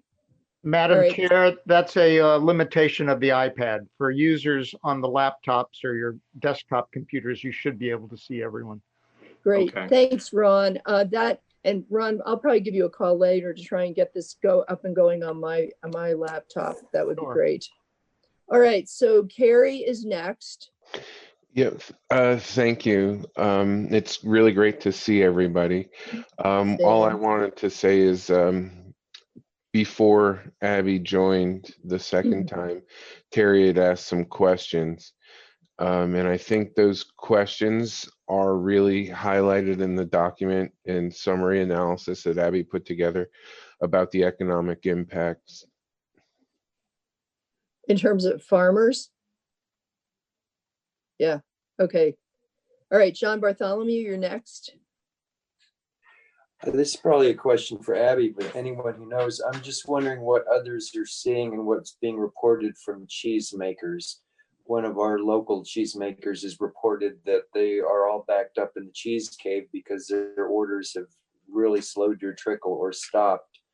Some of that is probably related to sales to restaurants not happening, but it seems like people are still eating. They still need to eat. So are all of our cheesemakers, local cheesemakers and artisan cheesemakers experiencing this drop in sales, or do we just have an outlier here in Heartland? So I did just send Linda the economic impact data, so you all will have access to that, I hope, momentarily. There is a update from the cheesemakers in that document that was assembled by Laura Ginsberg from conversations with the Vermont Cheese Council and probably about 20 or so different cheesemakers in Vermont. And so the results are mixed, depending upon their markets, how their cheese is packaged. And so we're seeing that, for those cheesemakers that sold to restaurants and specialty shops, their sales are likely down 80% or so.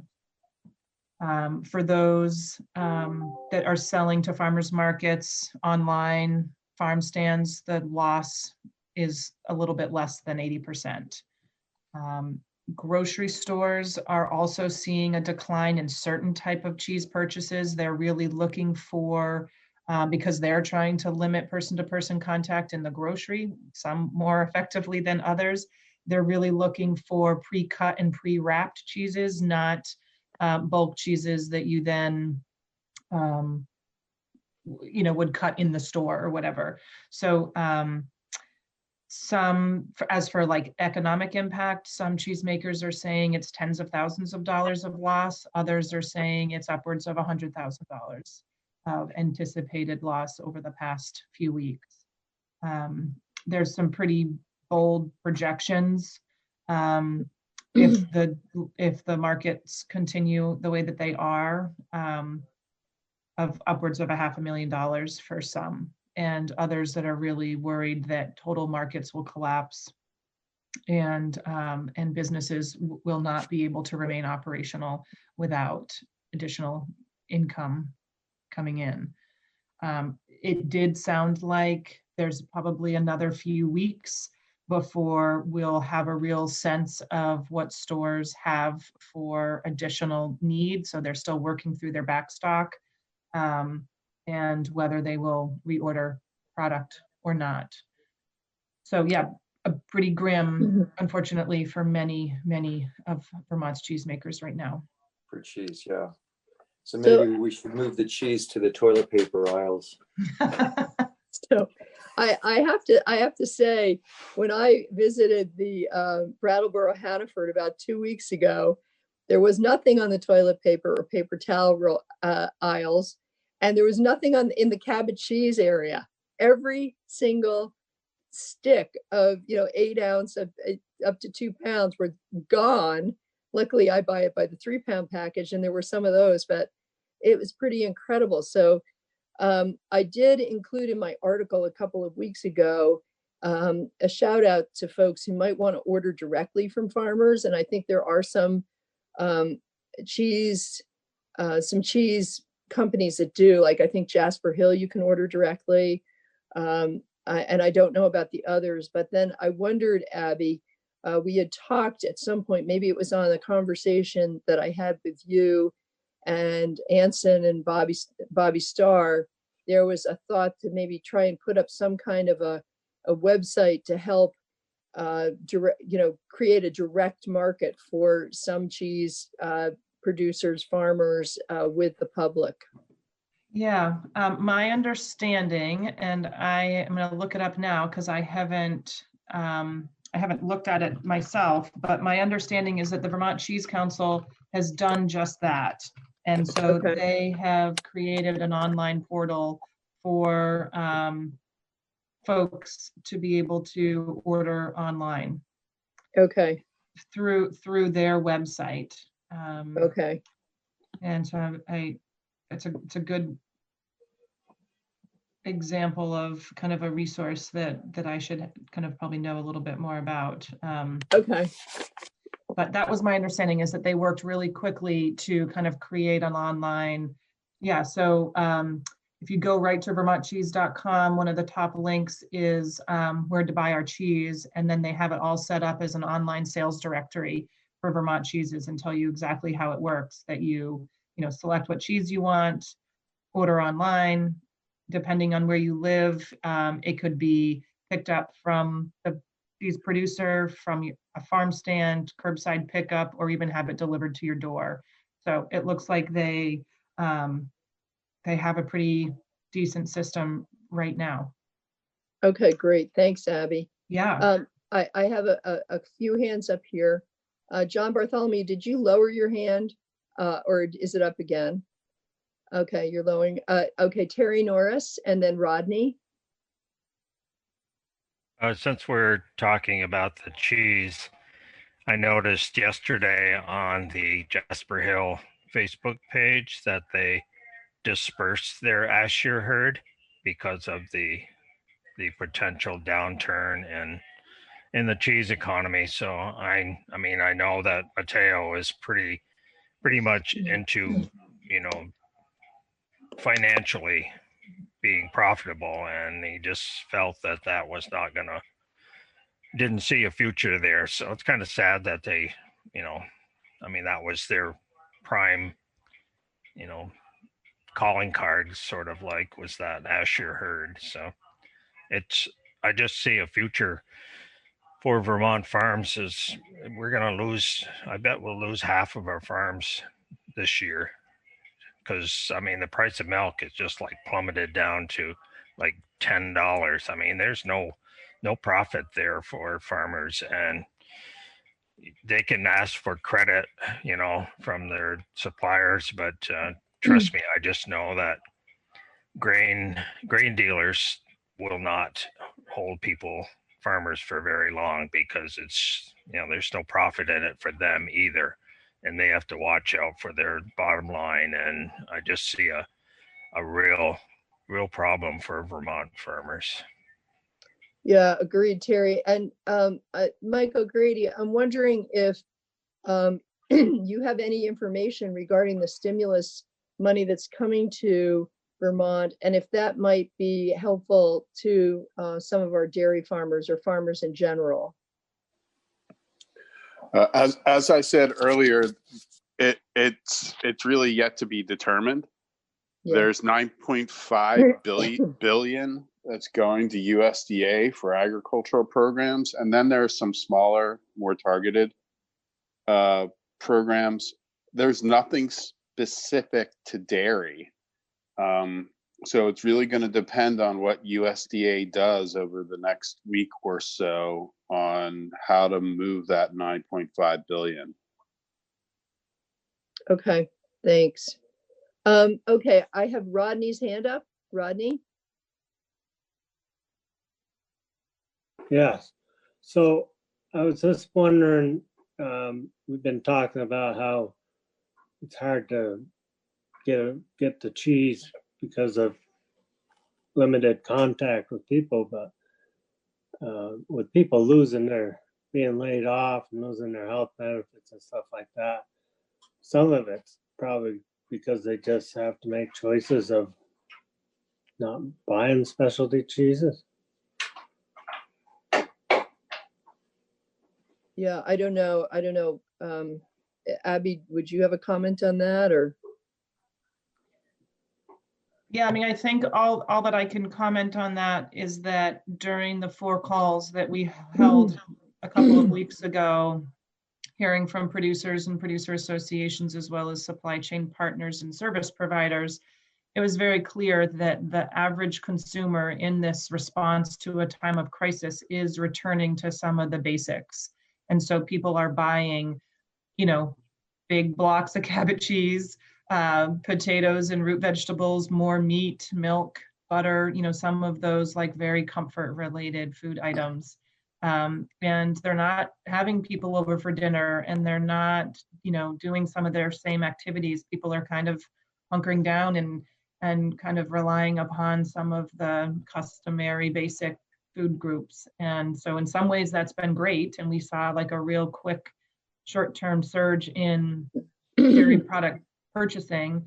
But then, as Representative Norris mentioned, with the loss of the decline in milk price, where Diane shared some figures again in the economic impact data that you now have, that just the dairy industry itself will see 180,000 per month loss in income due to milk price decline. So, and it will, and Diane said it's going to get worse, throughout the summer. So, yeah, I think people's buying habits are changing, their socialization patterns are shifting, and milk prices are going down. Yeah, it's really concerning. I'm wondering if there are any other questions, thoughts about this topic that we've been discussing. Rodney, is your hand up again?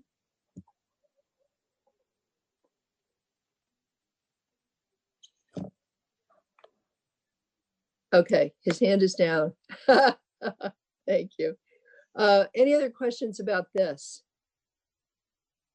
Will, I want to thank you for being available today and to have this conversation. I think it's been very helpful. And Abby, I thank you too. I'm not trying to kick you off the call or anything, but I'm looking forward to Abby seeing your the impact study. I'll probably include it in parts of it in my weekly article this week, which will be in the Reformer on Monday. Great. So anything you wanted to add, Abby? If there are suggestions that you as the Ag and Forestry Committee have for ways you'd like to see us as the Agency of Ag respond based on what you're hearing from your constituents, let us know. Our response efforts right now are focused on pulling together resources that are available for ag producers, posting that on our website.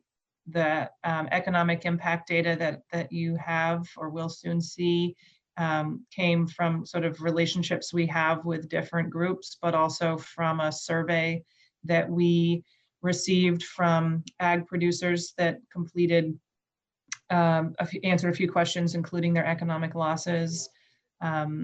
We're still looking to do more calls like we did a couple weeks ago, if nothing else, to just give an update from the agency and for people to ask questions. We're trying to give the interpretations to guidance as often as we can to folks that reach out and ask.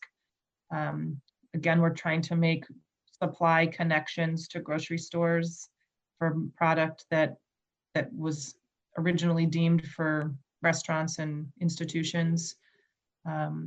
So we're trying to connect with producer association groups to sort of figure out what their needs might be. So if there's other things that you're specifically hearing that we could be helpful in supporting, please let us know.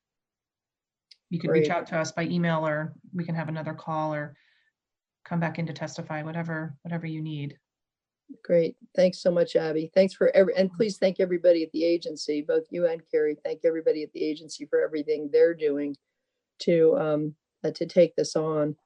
Will, was there anything you wanted to add?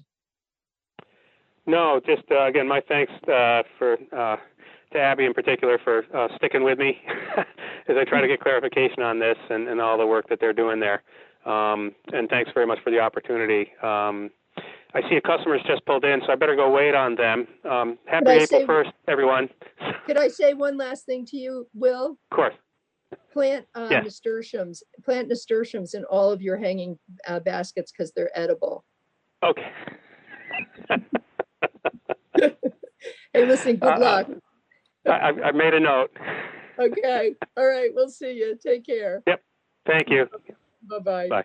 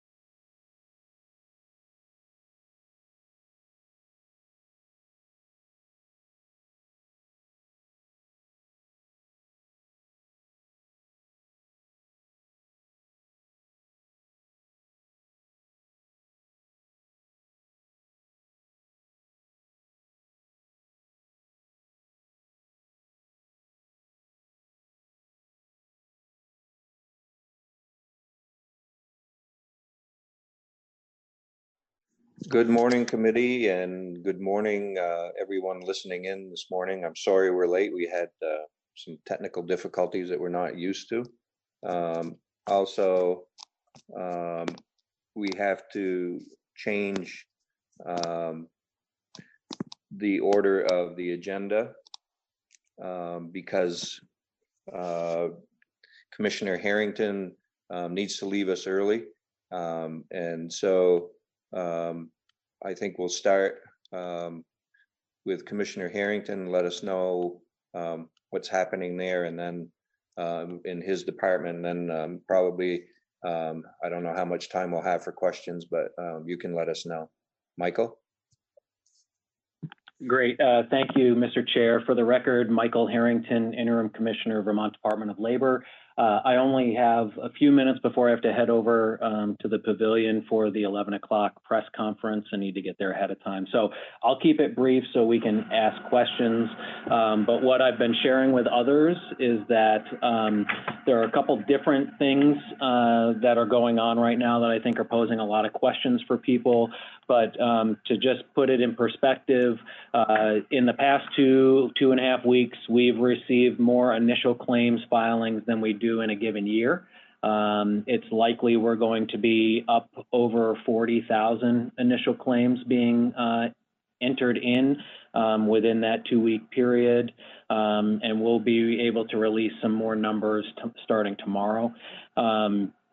Obviously, that has overwhelmed our capacity and our system, both on the technology side as well as the people side.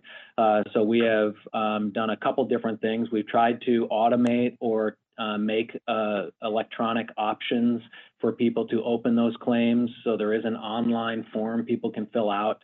That creates a number of other issues down the road, but it helps people get their initial claims filed sooner rather than later without having to wait on hold.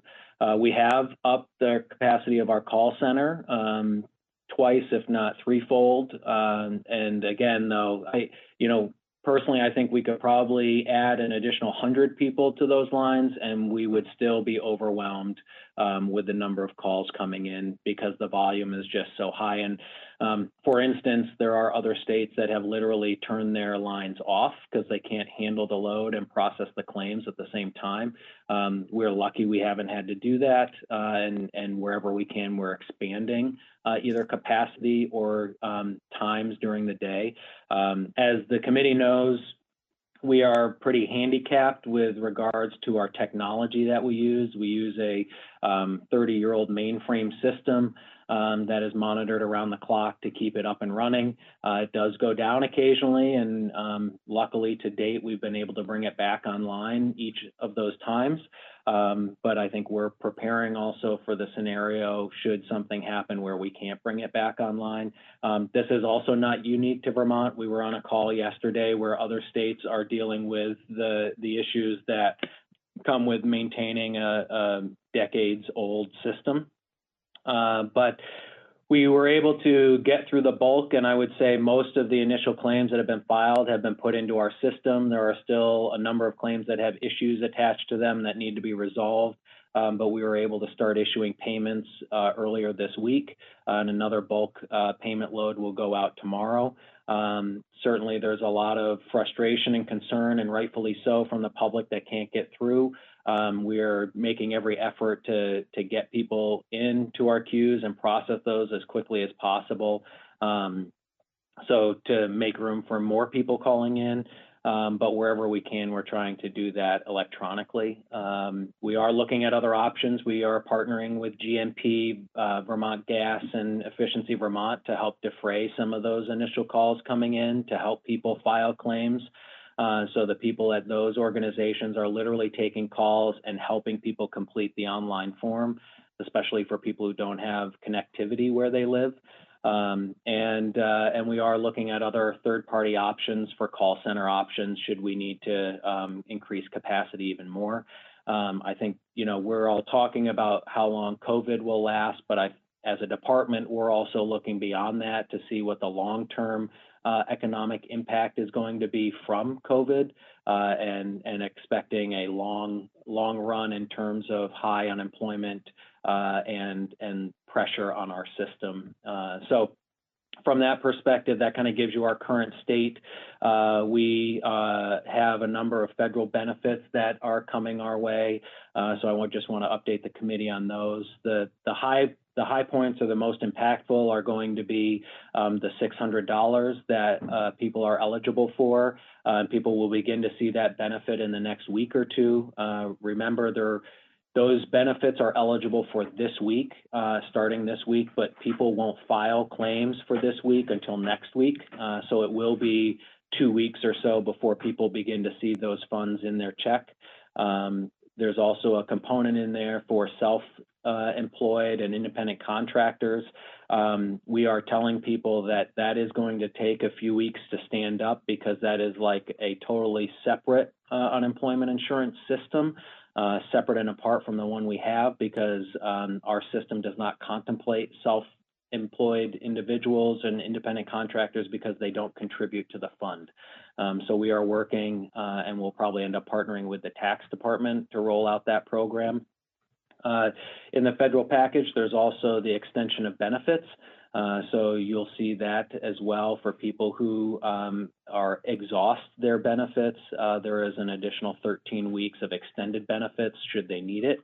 And then the other component that I think is impactful for people is relief of charges for nonprofits and municipalities who file on a quarterly basis. So we have the authority now to reduce those charges by half, and are working on a way to implement that into our system.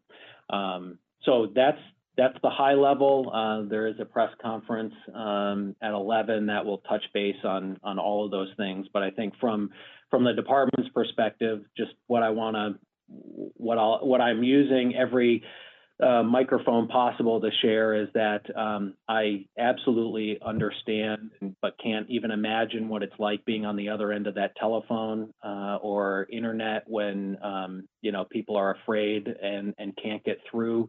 And I'm just asking people to be as patient as possible. We have all hands on deck. And we are working through these claims as quickly as possible. I did hear on a call today that another state had a 5-week backlog. We're lucky in that we've been able to push through most of our claims, and only those that have issues on them are needing to be resolved. But it is a concern.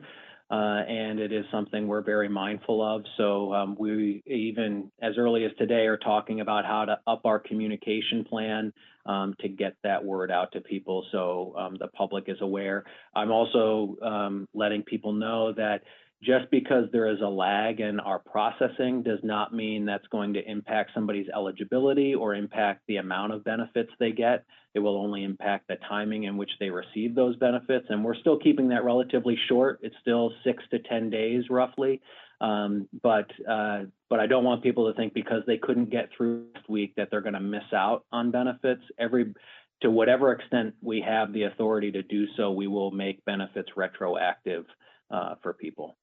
That's a quick overview. Happy to answer any questions for about the next 15 minutes. Okay, great. Just one quick question, Michael. We've heard, I think many of us have received some emails from constituent businesses that are worried, especially essential businesses that are worried that this extra $600 is more appealing to people, and that essential workers won't be available. Is the 600 a flat rate to everyone, or is it on a sliding scale?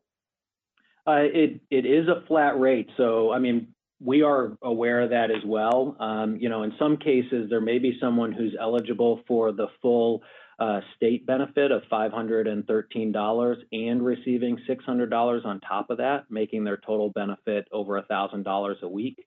But we are looking at guidance, and there is federal guidance out there in terms of, should a company go back to work and offer employment back to their employees, if someone refuses to go back to work, they will have to be able to articulate and prove that there is a reasonable risk, or that they've been instructed by a healthcare provider or an authority to stay home.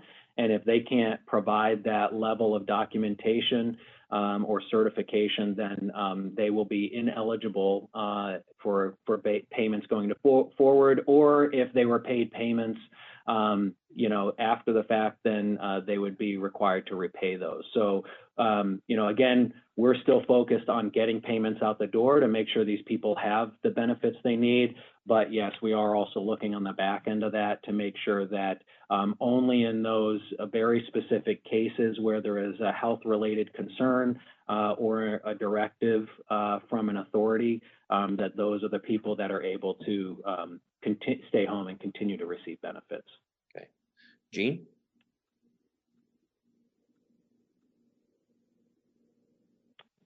Gene, you're muted, I believe. Sorry, I missed where you were posting any notices to independent contractors and such as to when and what's going on. Is it on the website? So as early as probably later today, what we're going to do is take kind of those 3 or 4 components that are significant to the public out of the CARES Act, and we will have information specific on our website. One of those being the independent contractor piece. What we are going to say is, if it is absolutely imperative for that person to file a claim, they can.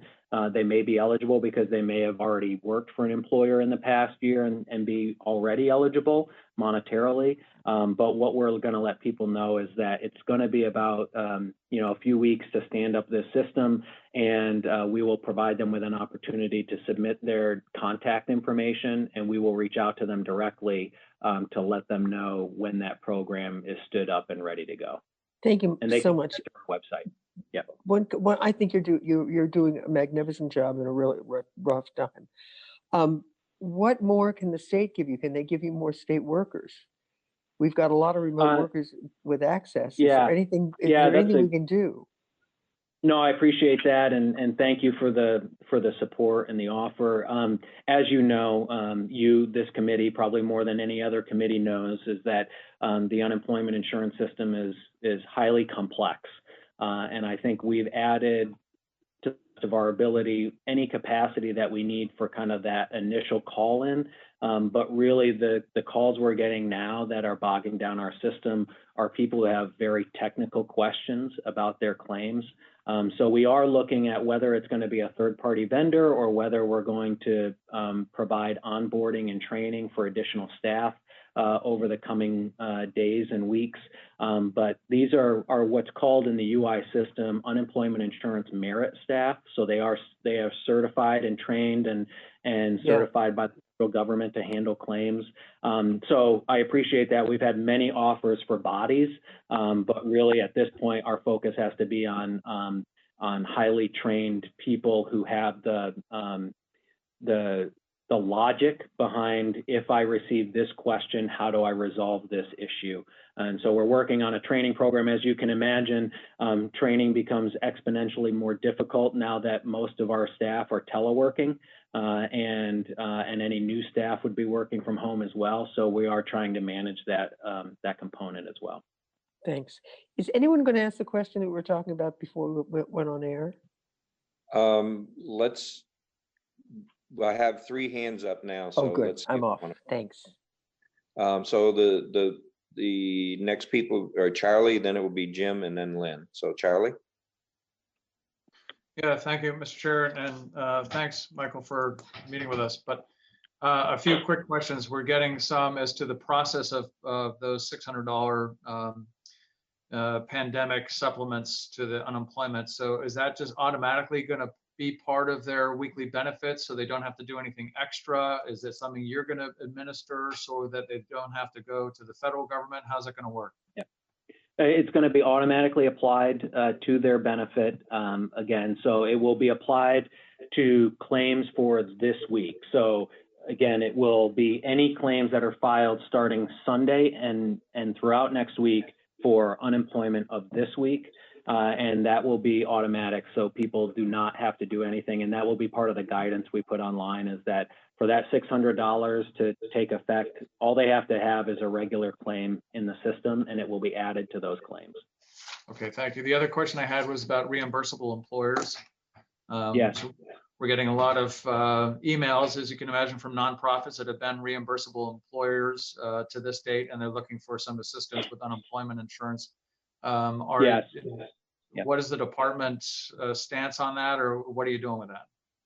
Yeah, so that was not an option prior to the federal program or relief package that came out. So it is part of the new relief package. And really it's us working on the back end in our system to devise the way to essentially relieve employers of 50% of those charges. And we're going to have to figure out how to do that, because charges are actually attached to the individual, who is then attached to the employer.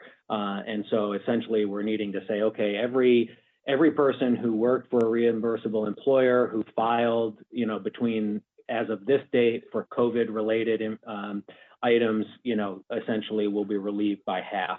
And that, I believe, also took effect as of Sunday night. So again, it will be as of Sunday moving forward. So just one quick follow-up, and I know you got to go.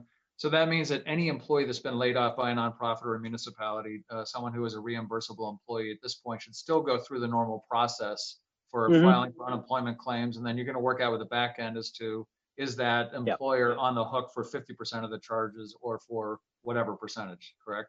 Correct. That does, that should not, there's nothing that the employee needs to do. They can simply just file their regular claim. There are exemptions or exceptions in that, and that's what we're needing to work through. But for instance, like religious organizations are not part of, while they're nonprofits, they're not taxable and they're not considered reimbursable. And so we have had some concerns from the religious community about that. And I'll have to go back to the federal package, but as of right now, I don't believe those are included in that reimbursable 50% relief, because they, they are not considered, they are waived from the entire UI system. And so we'll have to go back and clarify that. Yep. Thank you. Okay, Jim.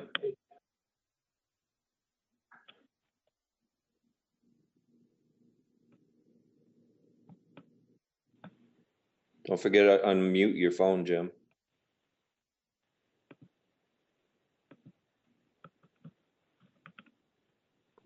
There. Commissioner. Yes, sir.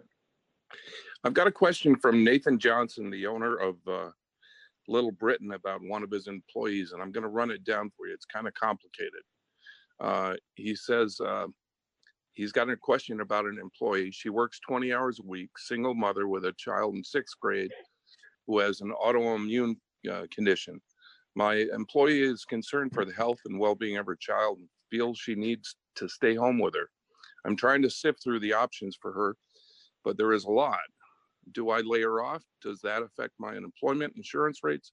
Or does she qualify for unemployment on her own because she is staying home to take care of her child? Or am I now suddenly able to offer her paid sick leave that gets paid back to me from the government?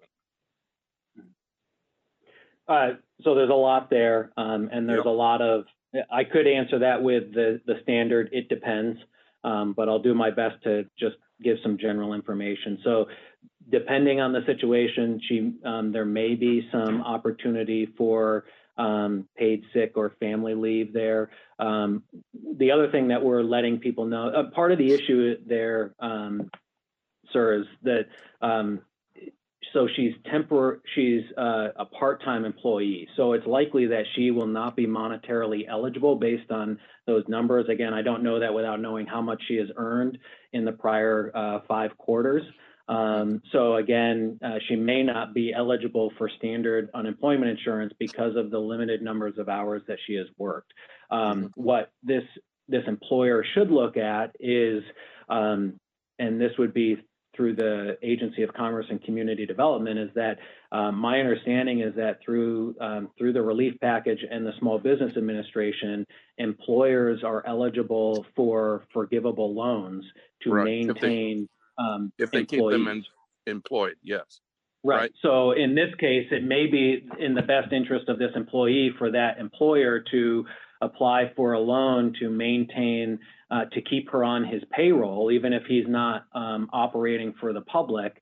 and then maintain her as an employee throughout this period and possibly be forgiven for that period of time. So that may be what's in the best interest of the employee. Other than the sick time, which is a little bit more complicated, and I can't necessarily answer that straight off, but there's a concern that she may not be eligible for UI given the limited numbers of hours that she has worked. Mm-hmm. But in order for, what she's claiming is that because of her child's autoimmune deficiency, she has to be home with her. So therefore, how could she then qualify as an employed employee? So my understanding is that we are still treating people. So if I'm an employer and I send my people home, as long as I continue to pay them wages, they're an employee. So I don't believe that the federal package requires them to continue to operate as a business, right? So let's say I'm a business that has 25 employees, and I say, okay, we're going to suspend work, but you're still going to get paid your wages. As long as you're paying wages, you are eligible for that loan. And that is because you're following the directive of the governor's executive order, as well as the CDC and other health advice, and she is as well. So if he's saying, listen, I'm going to continue to pay you as an employee, but under federal guidance and under state guidance, you're to stay home with your loved one, given the situation, that again, those are questions I would ask to the Agency of Commerce and to the who's initiating the loan. But my understanding is that it's not based on whether you're continuing to operate as a business publicly.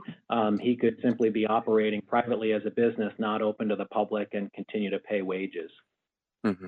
Okay, thank you. Okay. Yes, sir. Last question, Lynn. Yeah, thank you, Commissioner. We discussed earlier the forgivable loan, the SBA loan grant can be converted.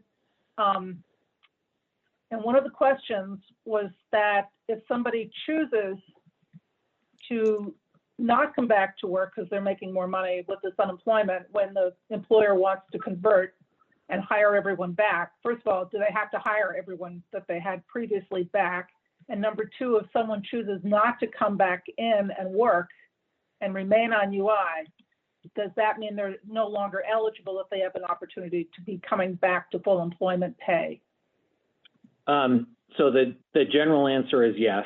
So if an employer opens back up, if the executive order is lifted, then they would be, and there's no immediate, no severe risk to the employee. So again, what we're trying to countermand that with is that under H742, which was just signed, someone who has a reasonable risk, and reasonable is defined as, should an employer not be following guidance from VOSHA or the health department in terms of operating, and that is putting undue risk on the individual, then they are able to refrain from working and remain home and remain eligible. So as long as the employer is following all best practices and is able to open back up and bring people back to work, should someone collecting UI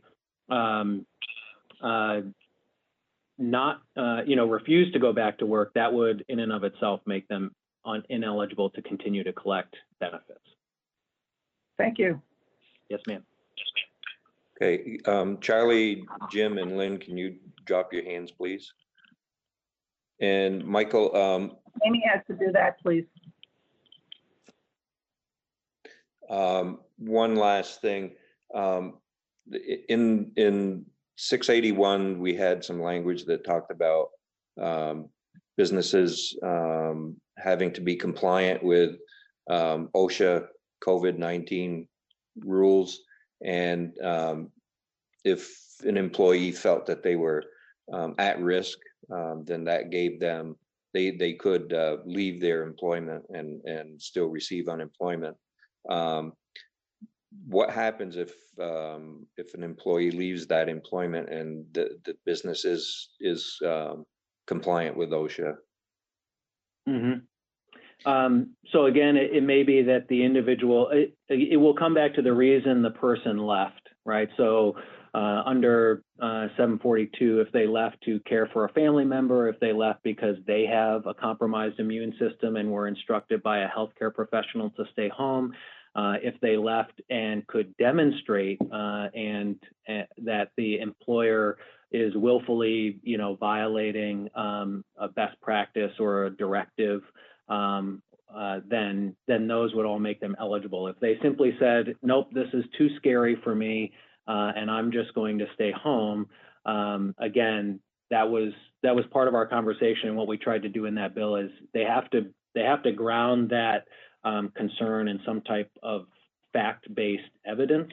And so it would be incumbent upon the claimant to provide that evidence to support their need to stay home.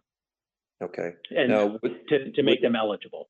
Yep. Right. Now, if they were found to be ineligible through state UI, would they still be eligible for the $600 a week?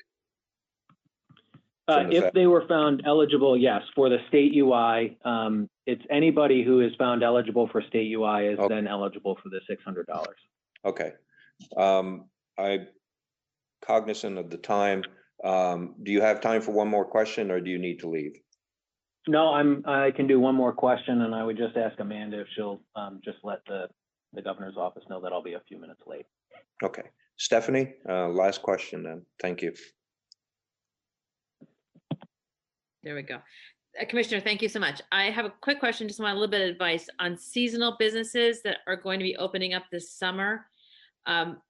Specifically we have a lot of summer camps, children's overnight summer camps in our area. So where best would I send these people to discuss? They have some full-time year-round employees, but the vast majority of their employees are seasonal. And is it something that Department of Labor can help with, or should I send them to ACCD? So it depends on whether the question is regarding whether their people would be eligible for unemployment, or they're asking as a business. We're happy to assist either way, and we can also direct them to the right place. But what I would say is, if they are contemplating laying people off, or again, maybe it's a summer camp and they're not planning to open this year, right. It really depends on a person-by-person basis, because you have to be monetarily eligible for benefits. So you have to earn a certain amount of money in the past 5 quarters. So if this person, only works part-time for the summer because they're a high school student or a college student, they're likely not going to be eligible for these benefits. So again, they have to have regular work, at least earning minimum wage, if not more, for a period of time leading up to the separation from employment. Yeah, and in this case, in this case, it's the owners of the camps. There's 2 camps locally. It's the owners. So perhaps they're just. So they are likely eligible as long as they were receiving a regular paycheck. I mean, part of what we're also going to run into, just so everybody is aware, is that many independent contractors and self-employed individuals typically record losses at the end of the year and on their taxes, and that is going to impact their eligibility for benefits. And it may not determine that they're ineligible for benefits, but it's going to put them on the lower end of the benefit scale rather than the higher end. Interesting. But they will still be getting the $600 on top of that. So again, that I think is designed to help defray some of that worry there. Yeah, and I know there's a lot of resorts that are sort of seasonally open, and I think this is going to be a problem with. So, thank you. Yeah. Yes. Sure. And so to answer your question, though, if they have specific questions about benefits, they should call our technical assistance line. The other thing they can do is, because I can only imagine the volume that technical assistance line has, is that if there's any doubt, they can certainly open a claim. We will process the claim and determine their eligibility after the fact, but I don't want them to feel like they can't get through and therefore that held the process up. They can always open a claim and then we can talk eligibility after the fact. Okay. All right. Thank you so much. Absolutely. Michael, thank you very much. Please put forth our appreciation to all of your staff. You, excuse me, you all at the department, I think, are doing a fantastic job. It's a very difficult situation to be in for Vermonters and for the Department of Labor. And we just ask that people have patience and it'll all work out. I'm sure that your staff will process as quickly as they can, and we really appreciate it. Thank you for that, and I just appreciate everybody's support. Happy to come back to the committee at any time.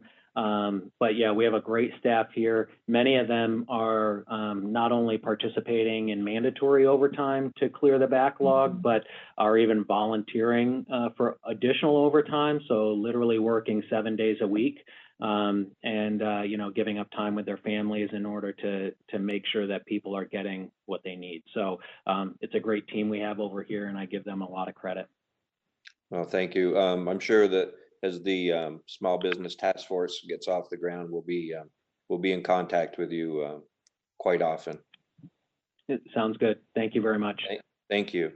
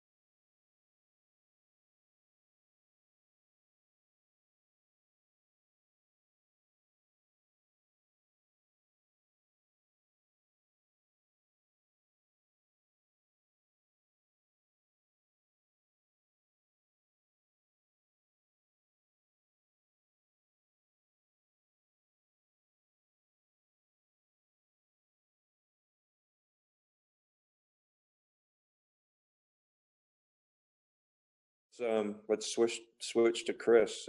Chris, thank you for taking time to talk with us today. We appreciate it. Happy to, Mr. Chairman. Just for my own benefit, what's your timing for the rest of the morning and discussion? I think we're on till 11:30, so you've got Okay. 50 minutes. So. I hope not to take that long, but thank you.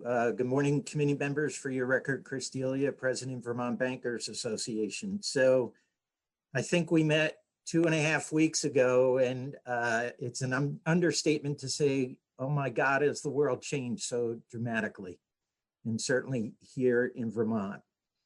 I think what I'll do this morning is to give you a quick update on what's going on in the banking industry right now and how we're meeting the needs of customers under the executive order. We'll talk a little bit about the foreclosure bill or proposal, and then we'll get into the federal stimulus package and some of the provisions that are included in that and what my industry is expected to do for implementation with regard to that package. So where are the banks today? We are following the governor's executive order, which allows us as an essential persons, if you will, essential industry to stay open for business, but stay open in a very different context. So all of my banks have looked at their footprint and have made the decision to go to closing their lobbies at this point. They will conduct business via the ATM, via drive-up windows, online banking, mobile banking. And in the event that there is a transaction that cannot wait or cannot be conducted by one of those other vehicles, if you will, then the customer can call the bank, set up a time. They can go into the branch. They will be the only public individual in the branch. They will have minimal interaction with the bankers. And we are expected, like every other industry, to make sure that when they leave, we are following the CDC guidelines, the Vermont Department of Health guidelines for making sure that the facility is cleaned.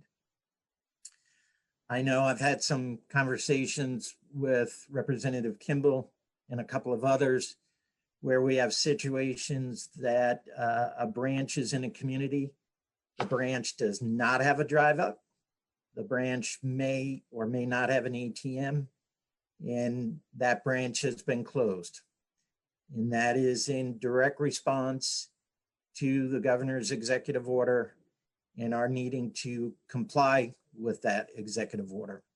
That said, we are, the banks have posted on their websites and tried to notify as best they can their customers as to, again, access to banking services. So we know in that particular situation, we're working with Charlie, that customers down there could call the bank and get access to the lobby on a case-by-case basis. For example, we know some people have safe deposit boxes and have items in safe deposit boxes, sometimes cash that they want to get access to. So we're trying to make those accommodations while still protecting the health of our employees, the health of the customers, and following the guidance as best we can. We're also tracking Homeland Security guidance and U.S. Department of Treasury guidance, which helps to inform us in times like this. And we also have some guidance that was issued by the Department of Financial Regulation here in Vermont that gives us a little bit more clarity on what we can be doing with our branch operations. I'm going to stop there. Any questions on that right now? Gene? Hi, Chris. Any possibility that in that situation where you've got a bank that does not have a drive up and does not have an ATM, is there a way you could get one of those portable ATMs that you see in Quick Stops and program it for that branch? Not in a timely fashion, no. The best they're going to have to, the best the individuals customers can do is if it's in a location that have other branches within a reasonable drive time, they can look at that. But I've got some branches in rural communities that do not have an ATM, do not have a drive up. And because of the size of the branch, we're also having to deal with the social distancing piece. So it just becomes a challenge, and those portable ATMs are not going to be readily available at this point. Thank you. Yep. Jim? Hi, Chris. It's Jim Carroll. Chris, when we last met in committee, I brought up what you thought it was an absurd idea for giving people's loans. And you see, I know it didn't work out well on your end for that, with that respect. Nevertheless, what you did suggest, and what I've been passing on to constituents, is to call their lenders. Don't sit on your hand. Ask them to work with you. Now, with respect to one of my constituents in particular, she's getting a stiff arm and it's a third-party loan, remote lender. What can she do? What can I tell her? What I would ask you to do is send me some information in an email so that I can have some additional context. And I've been doing this with other legislators, that if they have constituents who've been outreaching to them, to send me an email. I will take a look at the circumstances. If it's somebody that is a member of my organization that has a physical presence here in Vermont, I will engage in those conversations. If it's a third-party entity, they're more than likely a licensed lender, and I've been passing some information off to the Department of Financial Regulation. And just so I clear, I think what I responded to was, we didn't want to put in writing everything that the banks were going to be considering, because it creates a higher expectation on the part of individuals. What we want to be doing and what we are doing is responding on a case-by-case basis. Right. Chris, can you send me your email? Yep, I will do that after we get off. Okay, thank you. Yeah, no problem. Okay, Any anyone other else? questions? Zach? Hey, hey, Chris. Following up on Jim's question, I guess I wondered if there was any consideration, now that the Fed has reduced rates quite a bit, if there was any talk about potentially offering lower interest rates for existing loans. Yeah. So that's a good segue into what we're doing now for borrowers. So I'll go into that. So how are we meeting the needs of customers right now? And I'm going to put this into 3 buckets. I'm going to put it into individuals, businesses, and municipalities. And I'm going to start with, if there is an easier one, the municipalities. So for those folks who were on the committee back in 2011, Tropical Storm Irene came rolling through, and we had a number of communities that lost bridges and culverts and roads. And there was an immediate need for capital to rebuild infrastructure. And our institutions worked with the Treasurer's Office, with the Municipal Bond Bank, and we made available to municipalities, the short-term capital that they needed to do the rebuilding. And then the bond bank came in and took out the long-term financing piece. This is a little bit different in that we're talking about cash flow. And we're talking about cash flow because many people won't have the funds to pay their property taxes. So we have been working with the Treasurer's Office. We've been working with the League of Cities and Towns to get a sense of what those numbers may look like, at least on a preliminary basis. And all of my members but one, and that's because they do not have a municipal lending program in their bank. So all but one have said we are either ready and willing and able to have conversations with municipalities, or we are already having conversations with municipalities to try and address the short-term capital needs. So that is bucket number 1. Bucket number 2 is the individual piece, and Representative Ralph, this gets to your question.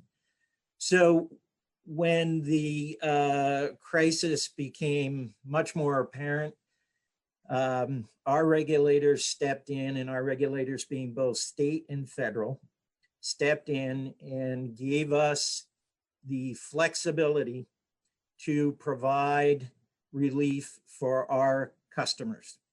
So that could come in any number of different ways. Could be forbearance, it could be interest only, it could be restructuring loans, it could be refinancing, it could be fees, whatever we needed to look at could be on the table, with the caveat that it is done in a safe, looking at the bank's safety and soundness. Because what we don't want to do is provide so much relief that we're jeopardizing the safety and soundness of the institution.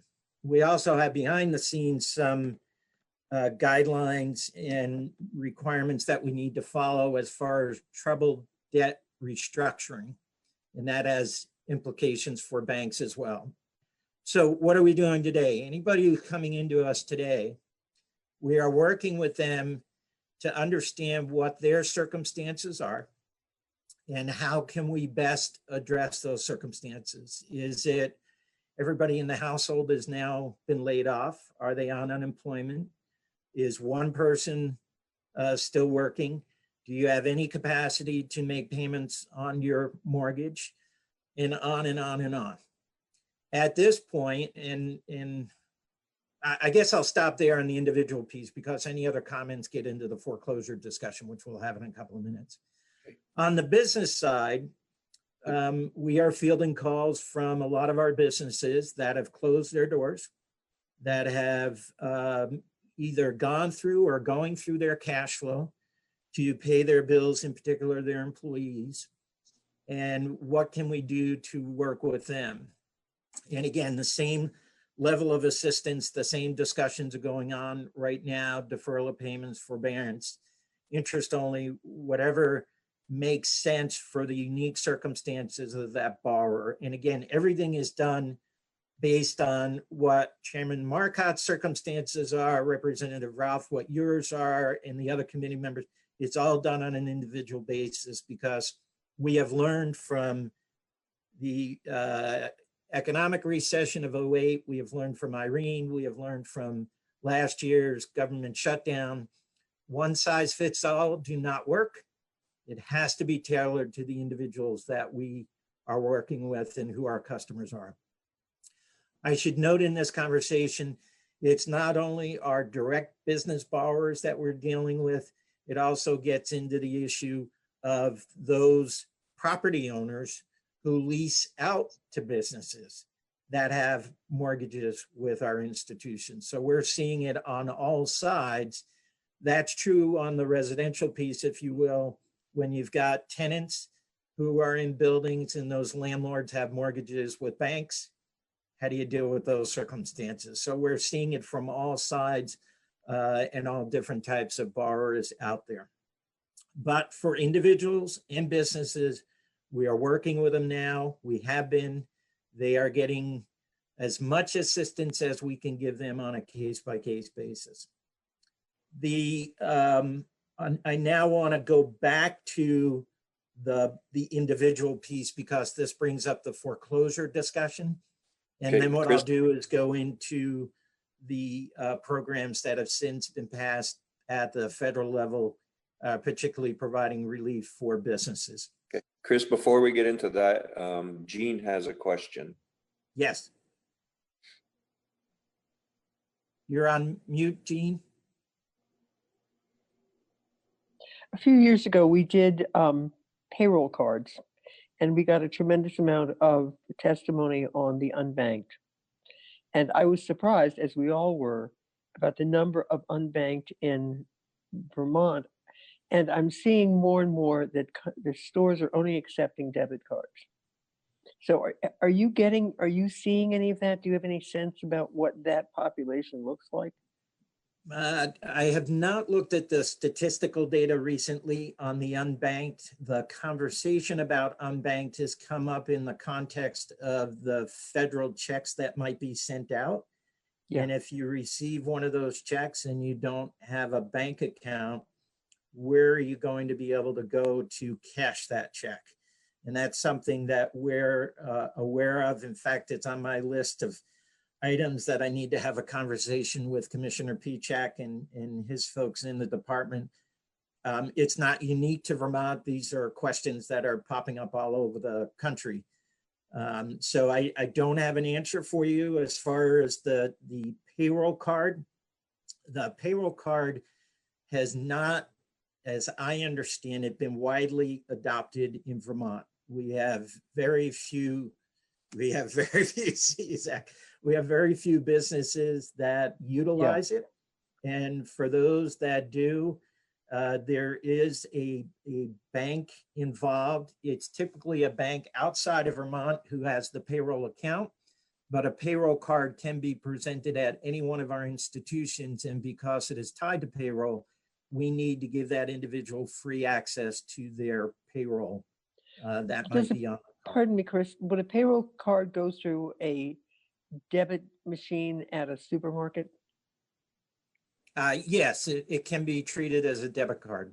Oh, good. And my other, and I'll finish with a question is that in your conversations, have you had a conversation and possibly, this would be expensive and I'm sure the state would have to pick up a lot of the cost, but issuing like you do with a gift card, but issuing plastic, a $600 card that they could use in lieu of cash, since so many people are asking for no cash.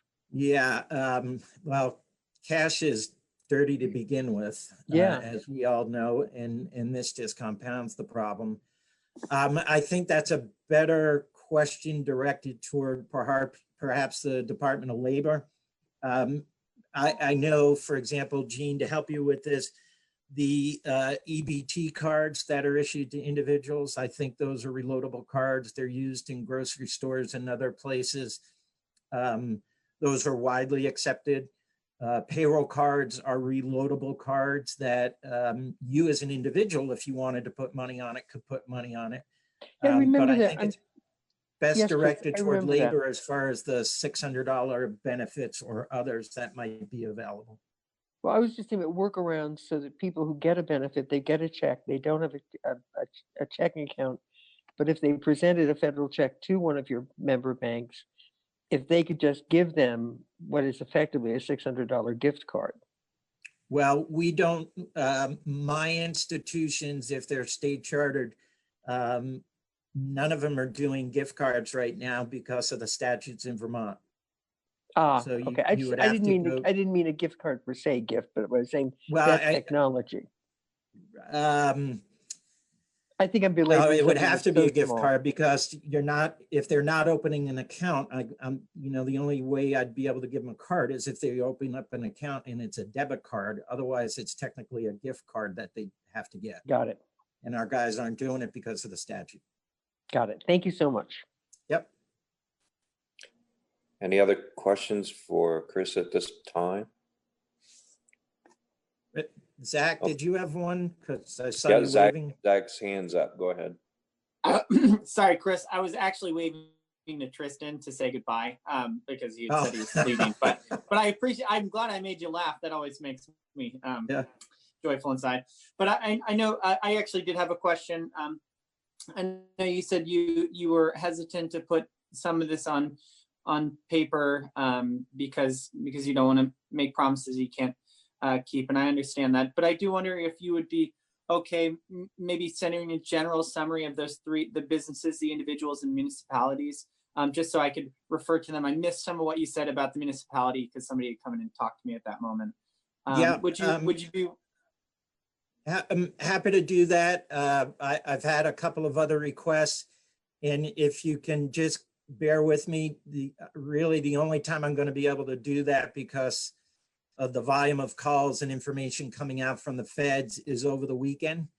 But it is my intent to do that over the weekend and then distribute it to all legislators so you have an update on what we're doing, the buckets, and other appropriate information. Thank you. And the other piece I was just thinking about, I obviously we don't want to tell your industry how to do things because you're already doing a lot.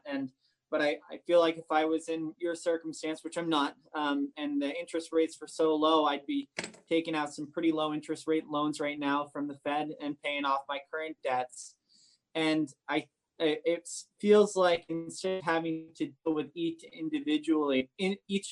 circumstance individually, that the banks could really be a really valuable asset in terms of just coming straight out and being able to reduce interest rates by 1 or 2% or whatever you're able to do, just in general. Again, so that feels like it would be easier than trying to address each circumstance individually, but also because we are in need of that assistance and people are pinching pennies, as I'm sure you know. So I think the banks are in a position that they could really be a hero in this situation, and we obviously don't want to have to tell you what to do. Well, I appreciate that. Let me try and answer it a couple of different ways. One, from the banking industry's perspective, we have gone into this crisis in a very, very healthy position, a very well capitalized position.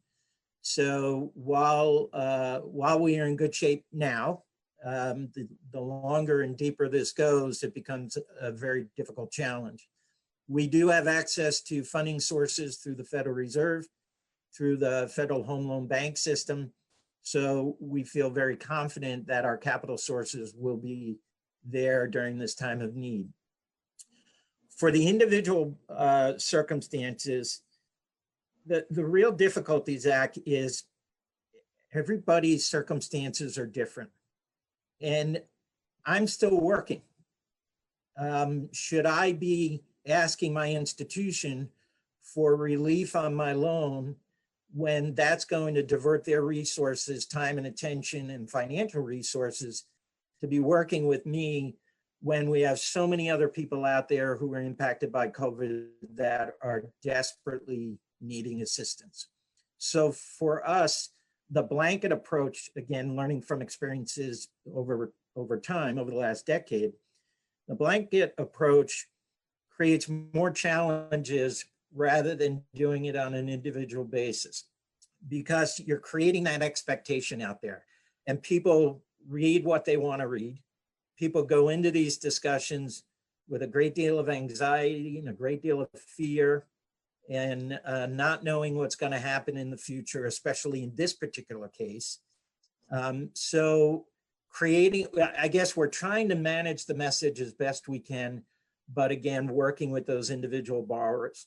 The interest rates are at a low. Our pipeline was so big before this hit 3 weeks ago of people who wanted to refinance because they wanted to take advantage of the rates, or people who were looking at getting involved in real estate transactions because what a great time to buy a home.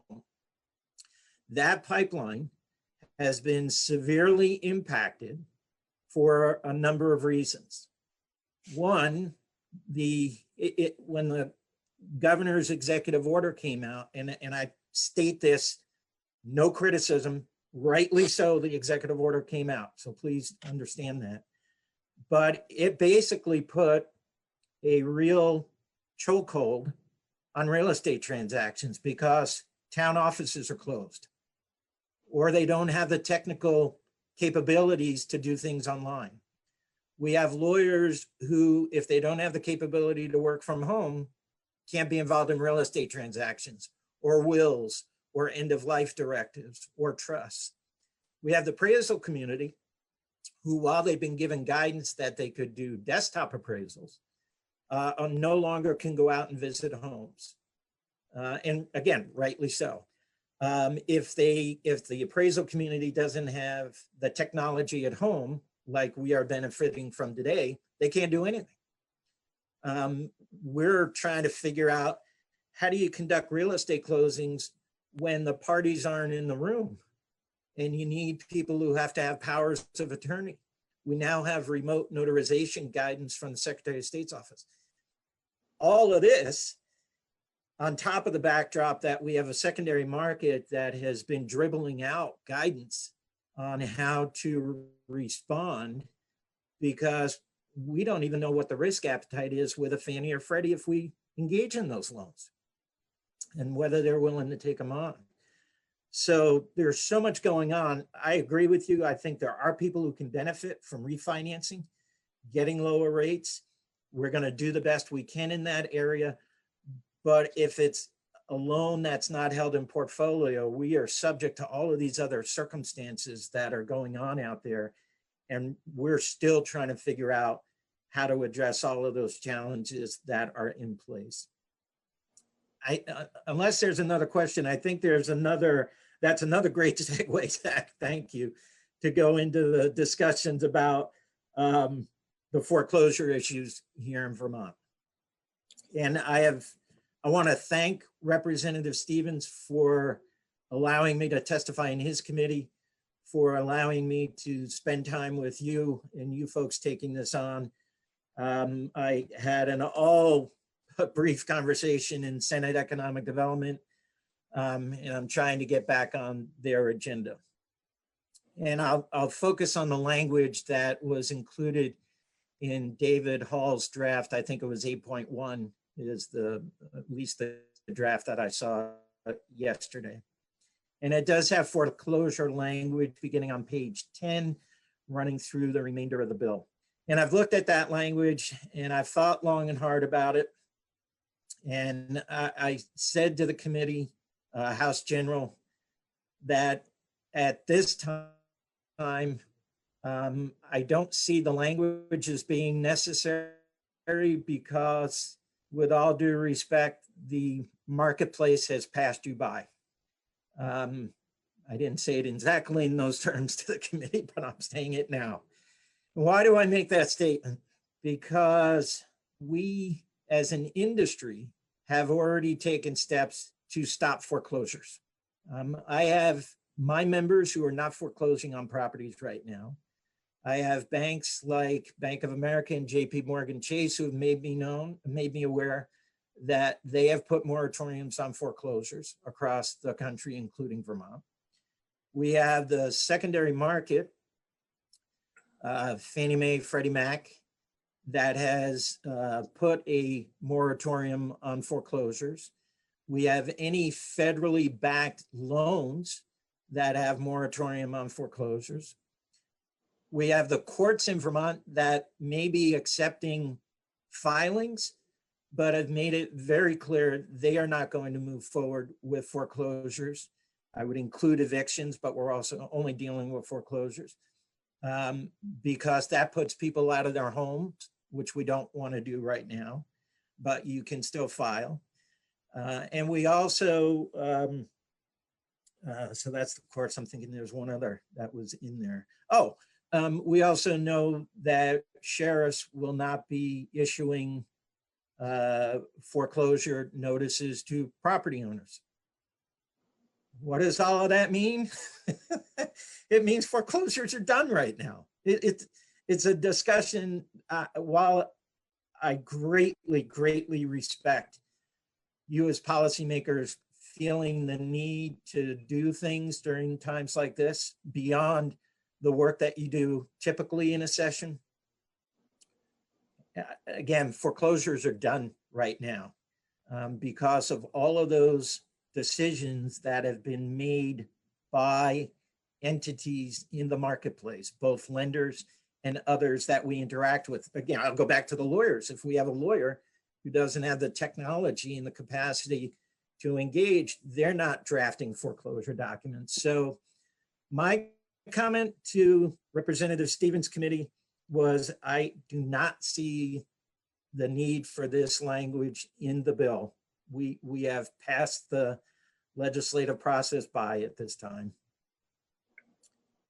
I'm thinking if there's anything else that I missed before I get, and so let me stop there, questions, and then I'll get into the stimulus package and the Paycheck Protection Program. Chris, do you think that there's any way for any any financial entity to slip through the cracks that could try to foreclose on someone? Doesn't Well, sound like to me how you've outlined all of this. Yeah, I think the issue becomes, you know, the third-party providers who are out there, again, recognizing I'm speaking on behalf of my banks, third-party providers may not have taken the same position that my banks have as far as not moving forward. But even if they were to file paperwork with the courts aren't going to do anything with it. So the courts have shut it down. In fact, the other thing I did forget, Representative Sullivan, you know, in your area, if you haven't heard this, Chittenden County Superior Court issued an order basically saying foreclosures aren't going to go forward. So even if they wanted to, Mike, the courts aren't going to allow that to happen. So if language goes into the statutes for now, are we doing more harm than good by going forward with that? Well, again, it gets down to what's the messaging we're sending. Right now, the messages are being sent by all of those parties that I outlined, and we're following through based on all of the guidance we've been given and the way those parties have responded. What I get concerned with is when we deviate to a one size fits all, and this goes back to Representative Ralph's question earlier, when we deviate to the one size fits all, then many people have the expectation that this is going to occur, whether it should or should not under their particular circumstances. So we're trying to manage, if you will, those expectations which have grown over time, are about to skyrocket in the business community when we start to talk about the Paycheck Protection Program. So that's why I have taken the position on behalf of our industry that I have. We're beyond the statute right now. And does the statutory language muddy the waters anymore? Some may argue yes, some may argue no. That is a fair answer. I would say we don't need it at this time, given where we are. Christy?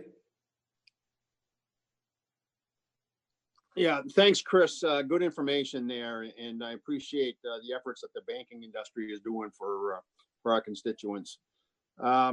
Question, and I know it's hard to predict the future, and the state's done a very good job about trying to head off the spread of the virus by being proactive. What do you envision this is going to look like when we come out of this, and the people that have had or have missed their payments on mortgages or loans? What do you perceive it's going to look like for foreclosure or loan defaults after the virus has the orders have been subsided?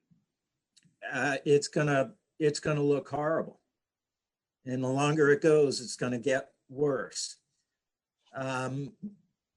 The failure to make payments on your mortgage, you know, we figure that out by typically putting those on the back end of the mortgage. So you extend the term out a little bit longer.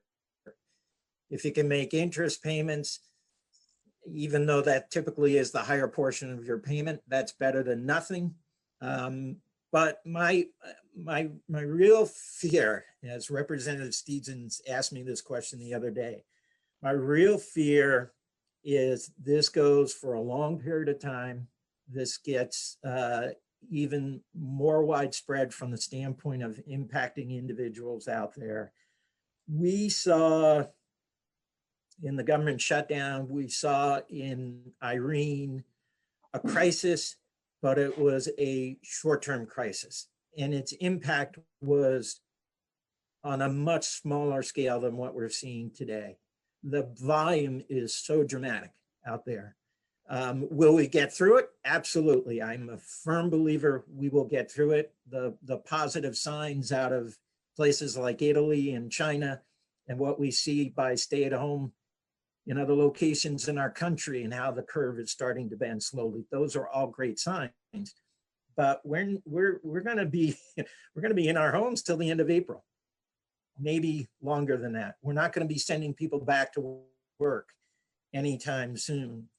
That compounds the problem as every day goes by. So I understand my bank's going to be absorbing losses over time.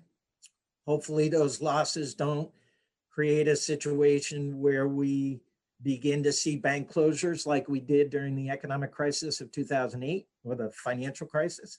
I don't think we'll see that in Vermont, but I'm also fearful that if banks get so stressed and overextended, what we did see coming out of the crisis in New England was a movement toward more consolidation of the industry. They had no choice.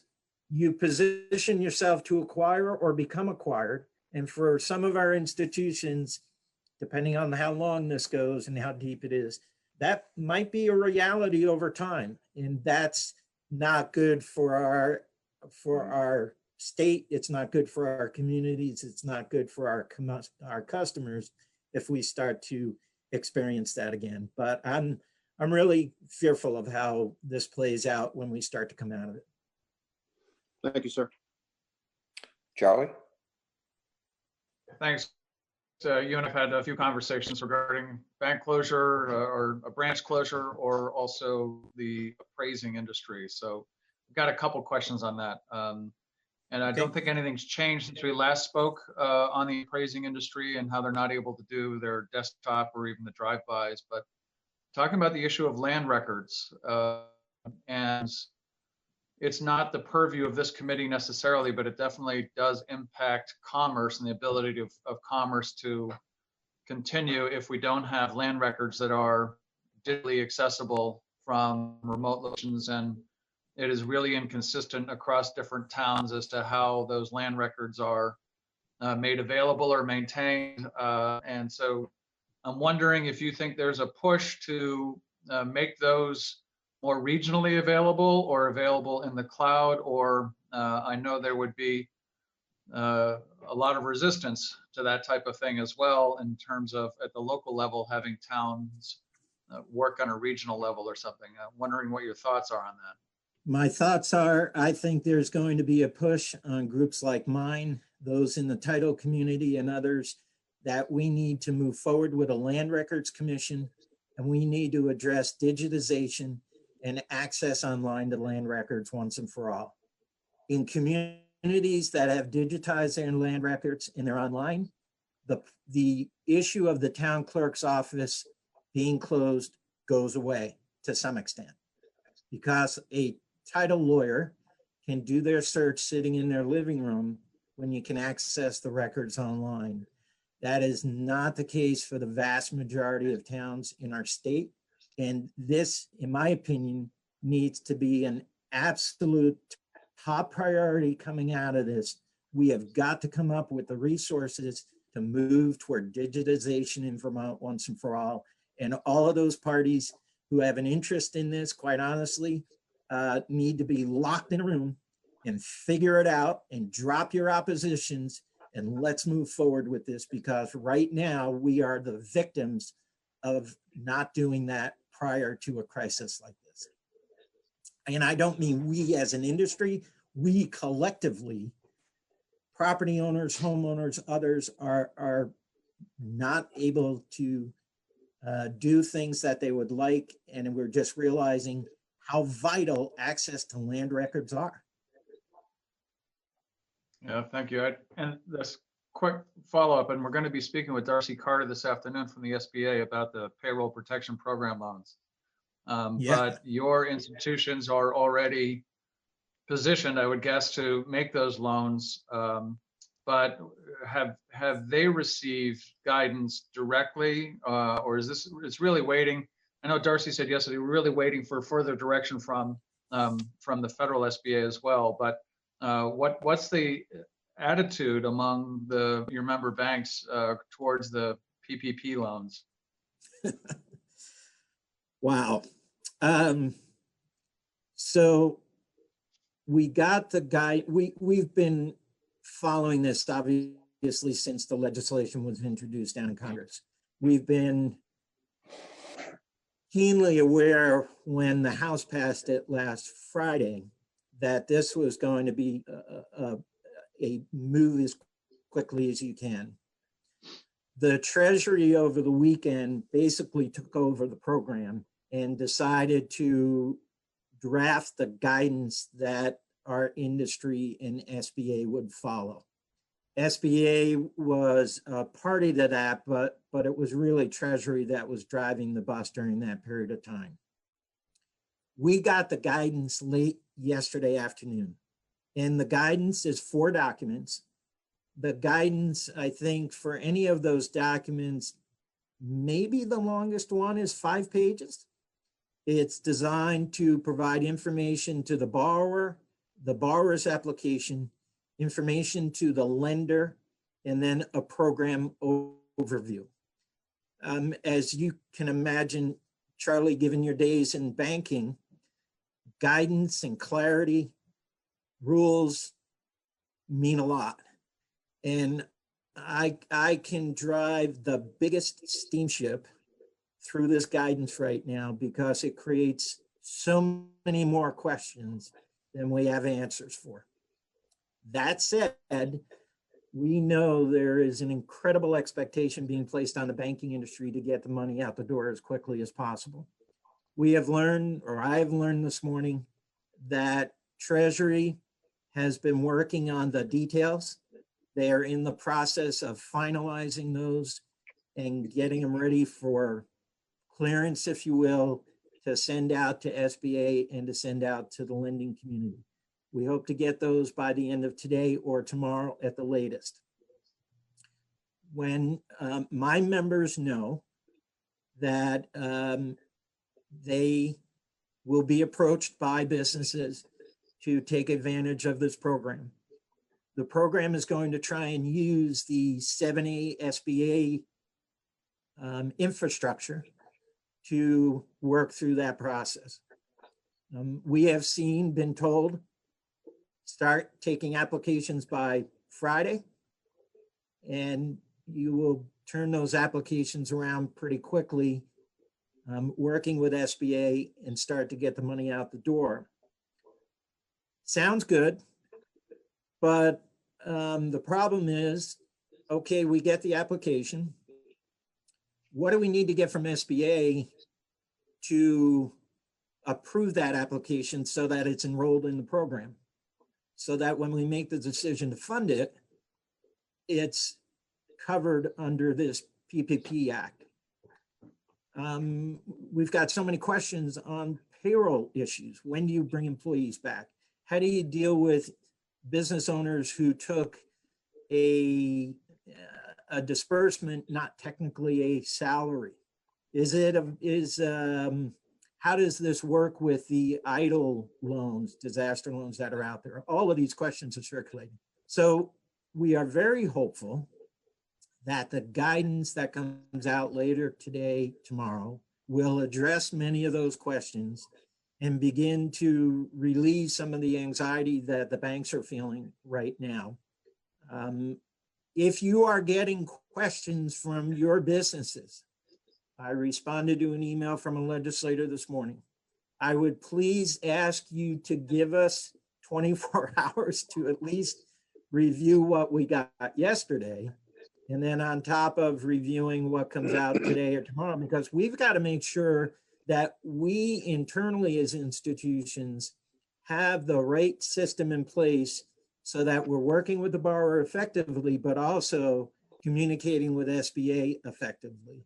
Because one little hiccup could make the difference between whether somebody qualifies for the write-off of a portion of the loan or not.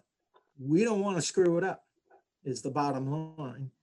So I sent them a copy of the borrower's document. I sent the legislator a copy of the borrower's document. Please pass this on to your constituent. Please give us till Friday to reconnect with the bank, because the borrower called them yesterday morning and the bank's response is, we don't have anything to share with you. We don't have anything from the feds. So it's this, it's again, managing expectations, because right now, you know, the press is out there and many are out there saying, well, we've got the PPP program, go to your local bank, they'll be ready to do it. Well, that's all well and good, but we need the information in order for us to do it. I'm happy to share with you a link, and probably Darcy will anyway, happy to share with you a link to the Treasury's website for those documents so that you can see what they look like. I do not see any changes in the application coming down the road.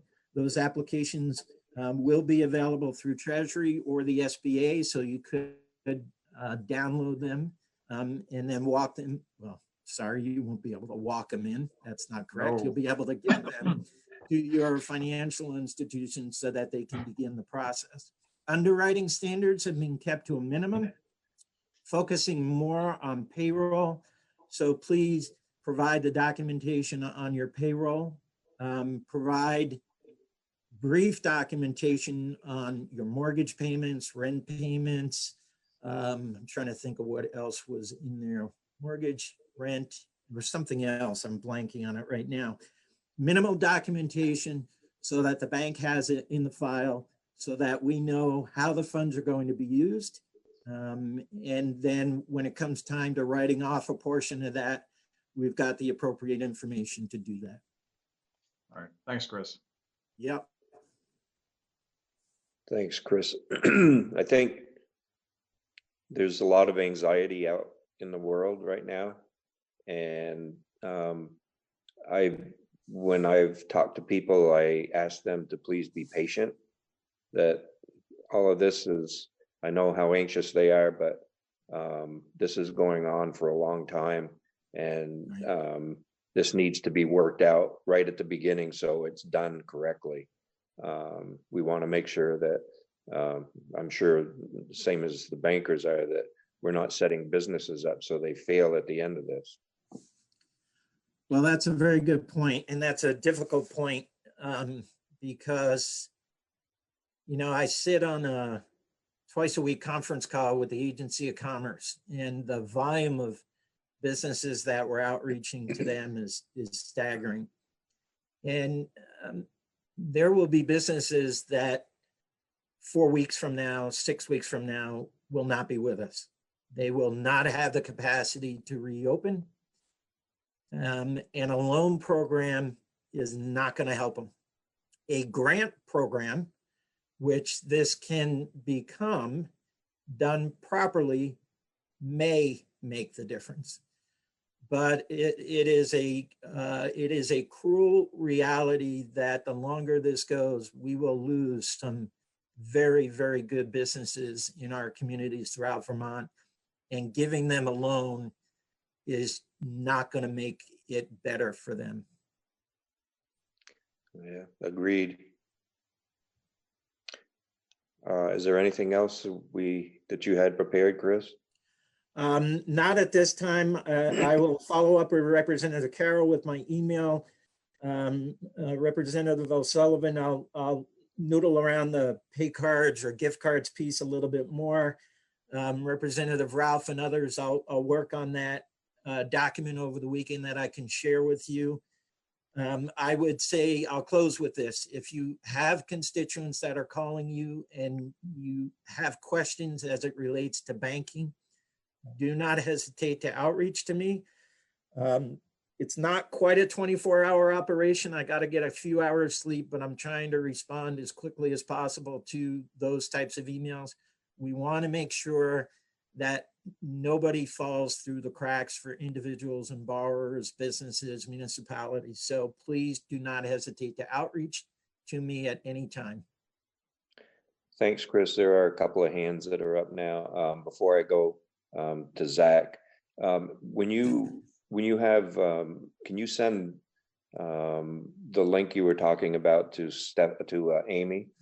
Yep. And also that document that was asked for by Zach and others, that you're going to prepare over the weekend so that we can, I'm going to talk to Amy to see if we can put something on our webpage that is COVID-19 documents and information so that people can look on our webpage and get information on banking and Department of Labor issues. And so that would be helpful.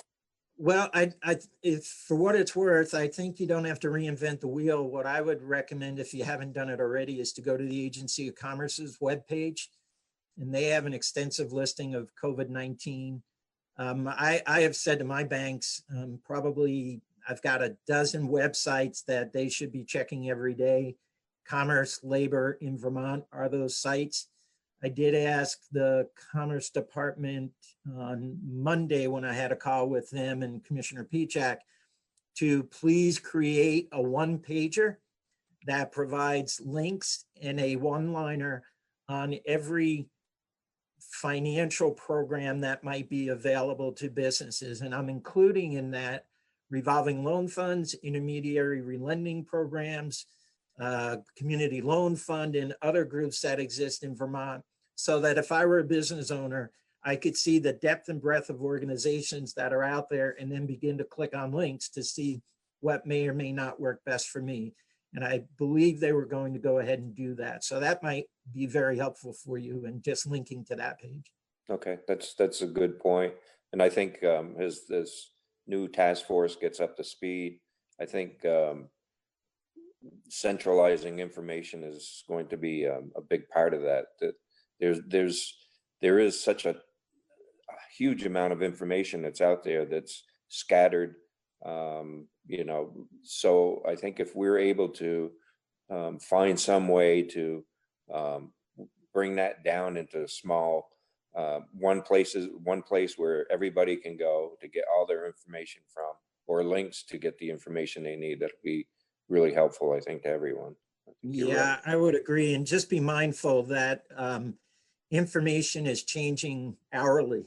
Yeah. We got documentation, well, we got a briefing Friday evening and then Monday from our national trade on the PPP program. And a portion of that had changed when the guidance was released yesterday by Treasury. Not insignificant portions, I might add. So unfortunately, documents, information is changing so quickly. Anything that goes out, we've tried to caveat it with, it's only as good as the time that I'm sending it out to you. Yep. Right. Zach? Thanks again, Chris. I was just thinking about this, and I apologize, this question isn't well formed. But for folks that perhaps are having challenges with making payments on mortgages, and I know we're not, there's a lot of help to make sure that we're not foreclosing and the courts aren't letting it happen. But I'm curious about how this might impact credit scores of individuals and credit ratings of businesses. And if we need to put some, I don't know if this is automatic or if we could potentially should be saying that, we shouldn't be reporting these types of things on credit scores so that people aren't coming out of this with awful credit scores, Yep, already done. We have guidance from our federal regulators and also hearing from the credit bureaus have this guidance as well, that we will not be reporting during this time any negative consequences or outcomes as a result of COVID-19. So that's already been addressed. Yep. Great, thank you. Stephanie? Chris, thanks. I just wanted to sort of confirm with you that we have many, many small businesses in my community, like 1 or 2 people. Yep. And when I've said, like last week before all this federal legislation came out, that there are these SBA loans that are available, and the quick response is that we don't want any more loans. Like we can't afford to have any more loans. And I my heart goes out to these people, and I absolutely agree with you. Like I really do believe that it's intolerable for them to have to take another loan out. So if they can make this thing work for grants for very small businesses that have 0 to 1 employee, I think it would be great. Yeah, I hear you, and I think that although Darcy may have more information later on when you meet with her, I think that may be part of a problem because the Payroll Protection Act is for payroll. And if you're the only one on the payroll, we do know this is, we've been told that we're going to deal with this in tranches, if you will. So we're going to be working with those businesses who have existing customer relationships with financial institutions who have greater number of employees. Then the next tranche will be sole proprietors, independent contractors, and so on. I hear your comments. I will make sure those comments don't get lost when we continue our meetings with SBA and others. I just don't know what the answer is right now for those folks. They need a grant. I guess is the answer. They need a grant. And I don't know where that's going to come from at this point. And what I don't know is if they apply for PPP and they're the only employee, are they still eligible for that 8-week portion being forgiven at some point in time? I don't know. Okay. Well, anything you can do to help on that, that'd be great. Yep. It's just, On the I'm list. sure everyone's communities have many small businesses with the 1 or 2 person shops. Oh yeah, absolutely. Okay, thank you. Thank you. Jim? Hey, Chris. I've been hearing from several inn and motel owners who are just beside themselves. I talked with the commissioner at ACCD yesterday, and I want to bring whatever pressure we can and you can, and we as a committee can bring to bear to work along the same lines that Stephanie just talked about with respect to grants for those businesses. Now, keeping in mind that the governor's directive either yesterday or the day before was that hotels, motels, and inns were told not to take reservations. Right. Now we're coming up on graduation time here in Bennington, and that's a huge portion of their business. So can you give any guidance or hope as to the likelihood of grants with respect to this? It's going to be a drought like they've never known before. Absolutely correct. If you, I know for my daughter who's a senior in college, they are doing everything remotely online now, and graduation has been canceled. That rite of passage was a difficult afternoon in our household for her, and will be for many others out there who are expecting it. And for those business communities who were counting on family and friends coming up to go through those types of exercises. I was speaking with a hotel on Monday that we actually have a contract with for a program in May. And I said, how are things going? And he said, well, you know the size of my hotel? And I said, yeah. He said, we have 4 people in it right now, 4 staff, nobody else. We've let everybody else go. That entity would be eligible under the PPP program.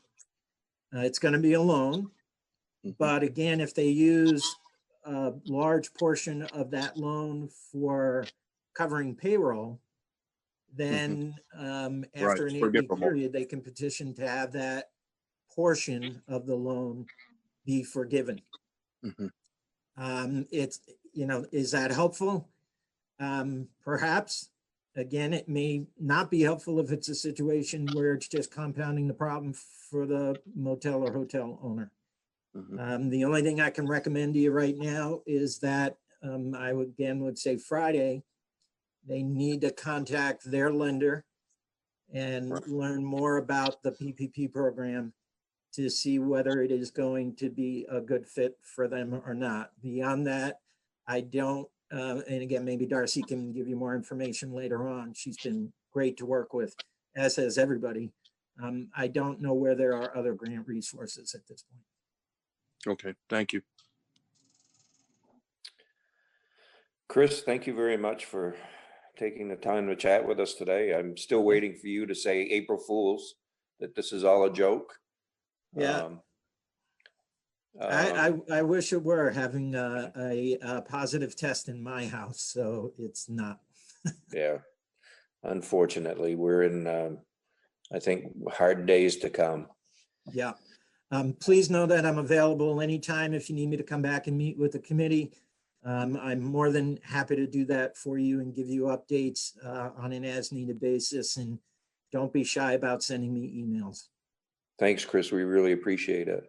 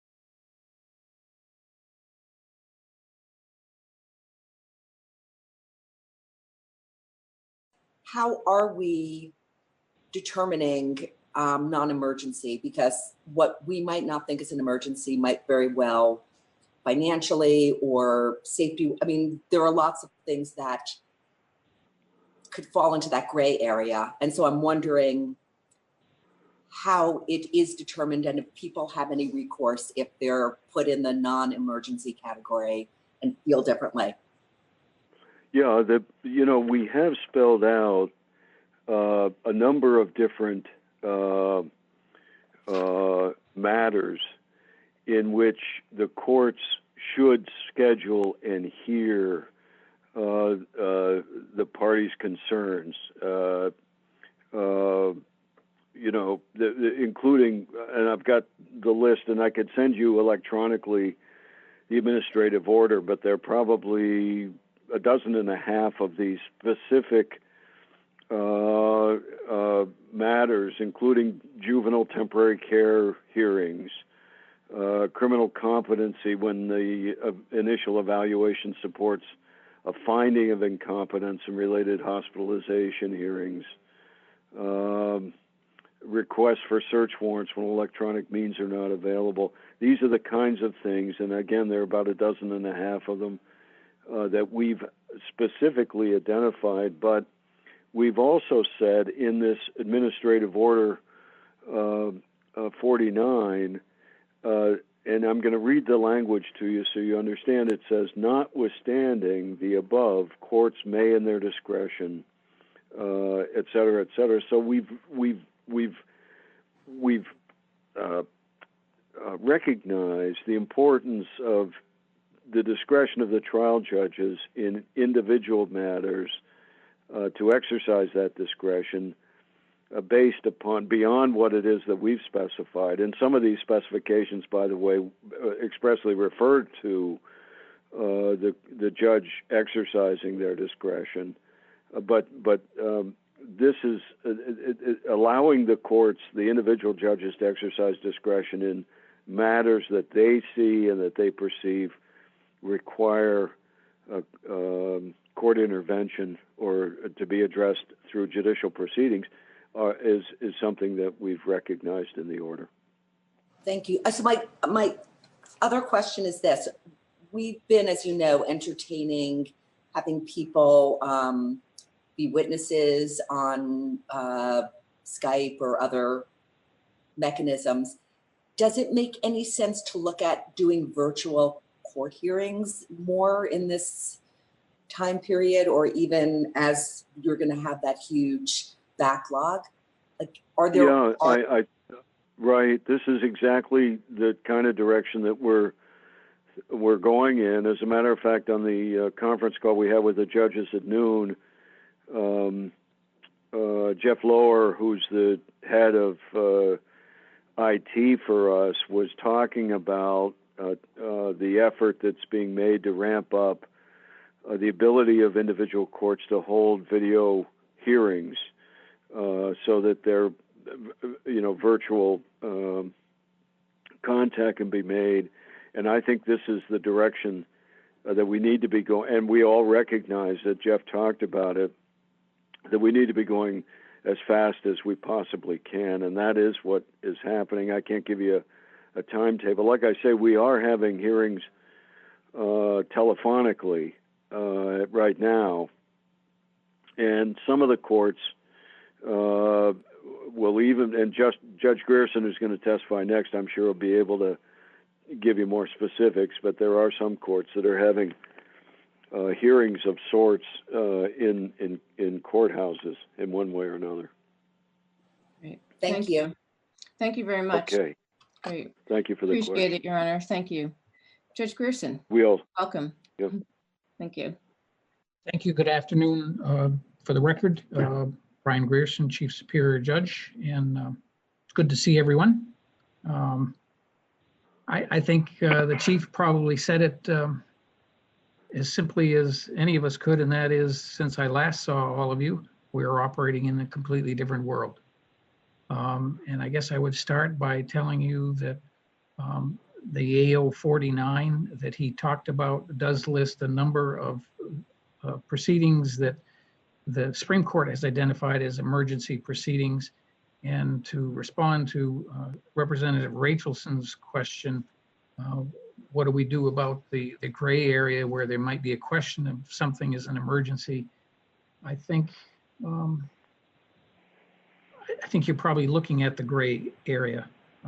The order, after it lists all of the emergency proceedings the court has allowed, there's a catch-all that says any other matter where the chief superior judge concludes that the interest of justice require that the matter be heard during the course of the suspension, I can order those. So I don't determine the merits of a particular proceeding, but if it's something that doesn't fall within the provisions of AO 49, the judges can forward the request to me, and I will make a determination of whether or not it's something that should go forward if it's not specifically listed.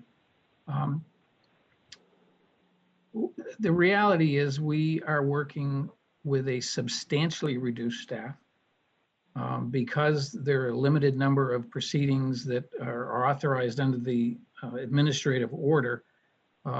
We are operating with many fewer judges. There just aren't the hearings that require a judge to be in a court every day. We've set up a schedule depending on the different courts. For instance, where there are 3 judges in a particular county,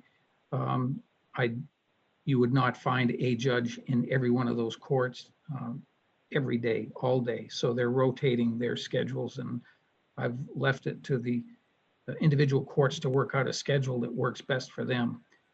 Literally, the landscape changes every day, and that's particularly true with staff. We have set up also a reduced staff schedule, but even beyond that planned reduction to try to accommodate the stay-at-home order. Individuals are impacted by this differently, and so the staffs have been reduced even beyond what we had planned. And just by way of example, in one court, they were left with 1 staff member, and it didn't make sense to keep the court open with that 1 staff member. So they've suspended operations with that court, moved that staff member over to another courthouse in the county that's still operating. So we're trying to take advantage of not only in judges assisting in other courts where they can, but also staff perhaps going to a different courthouse to keep operations running. But clearly it is a reduced workload for everyone. And we're doing things differently.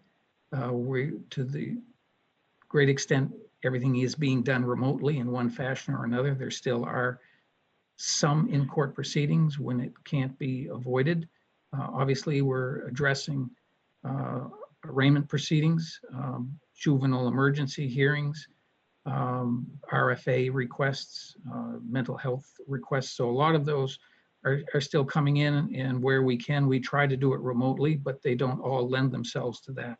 And by remotely, I can tell the committee that we are now connected by video with all of the separate DOC facilities throughout the state. And that means they are connected to the courts of Windham, Windsor, Caledonia, Orleans, Washington, Franklin, Chittenden, Bennington, and Rutland. And in all of those courts, my understanding is that they have now gone to video Rule 5 proceedings. And understandably, many of those courts had not used video before. So for the attorneys, whether state or defense, or even some of the judges, it's a new process, new procedure. And I'm sure there have been some hiccups, but we are putting all of those video capabilities into operation. We have tried, and I think my sense is that the state's attorneys and the public defenders, defense attorneys, have been working, understanding this is a new world, and I'm not going to use the term embracing video, but they understand that that is a way that that we have to proceed for the time being, to the extent that we've expanded it into other areas where we can, with for instance, changes of plea or sentencings. If there is agreement of the parties, in other words, they're still not used for contested proceedings, but where parties have a plea agreement and we can get consent of the defense attorney and the defendant, we will go ahead with these proceedings. And sometimes they are certainly to the benefit of the defense, where an individual might be detained in a facility, and because he or she is on a pre-plea status, they cannot get into programming. So in some situations, we're going ahead with sentencings via video that allow the person then to begin programming. So I think collectively, we're trying to find as many ways as we can to expand the use of video within the rules and certainly due process in mind. Where we're not using video, there is certainly much more phone participation. And we're attempting to use that essentially when someone requests a phone contact, the courts are allowing that. Again, these are, with the exception perhaps of temporary care hearings and or relief from abuse, those are the contested hearings that we still, the courts are open if that's the only way someone can access those courts. But it certainly is a different landscape, and it sometimes changes every day, and we obviously issues arise that we hadn't anticipated, and we try to make accommodations for that. I can stop now and take questions, or I can, whatever way the chair wants to proceed. We have about 2.5 minutes left. Great, thank you. Any questions? Again, looking for hands. Okay, I see Will. Thank you. My question is about the drug courts. So, is there anything in place? Is there any substitute, even if it wouldn't be as helpful for folks who are, trying to improve themselves through drug court? I mean, I know the structure and whatnot is very beneficial for them. Is there anything that is currently being done to sort of make up for the courts being closed and the drug courts not being available? The short answer is yes. The longer answer is that, again, through remote means, all of the drug courts are continuing. The treatment teams are meeting remotely. That never required a court record being made. So that's in some respects is the easy part. The difficult part is maintaining contact with the participants. And so what each of the courts have done is to establish an ability to talk with these folks remotely. And it's usually by telephone because they don't have access to video. But in my view, if we don't find a way to do this remotely, then these courts will end. We have to maintain that contact with the participants. So all of the treatment courts and the teams have been working hard to come up with a process to maintain that. And it's in play now and it's working. Obviously, this is a difficult time for those participants. So we're trying to maintain that contact. In other words, they do end up talking one-on-one with the judge in those sessions because that's what we think is necessary to keep it going. So it's like everything else, it's difficult, it's new, but we are trying to maintain that contact with the participants via telephone. Thank you. Great. Thank you very much. I think we are going to move on for now, but certainly, Judge Grierson, I'm hoping that we can visit with you next week. Sure. Thank you much. Thank you. Okay. Yes, Chair, I'm going to sign off if that's all right. Absolutely. Thank you so much. Thank you again. Great. Bye-bye. Take good care. Okay. Thank you. You too. Great. Thank you. James Pepper. Hey, great to see all you. James Pepper, Department of State's Attorneys and Sheriffs.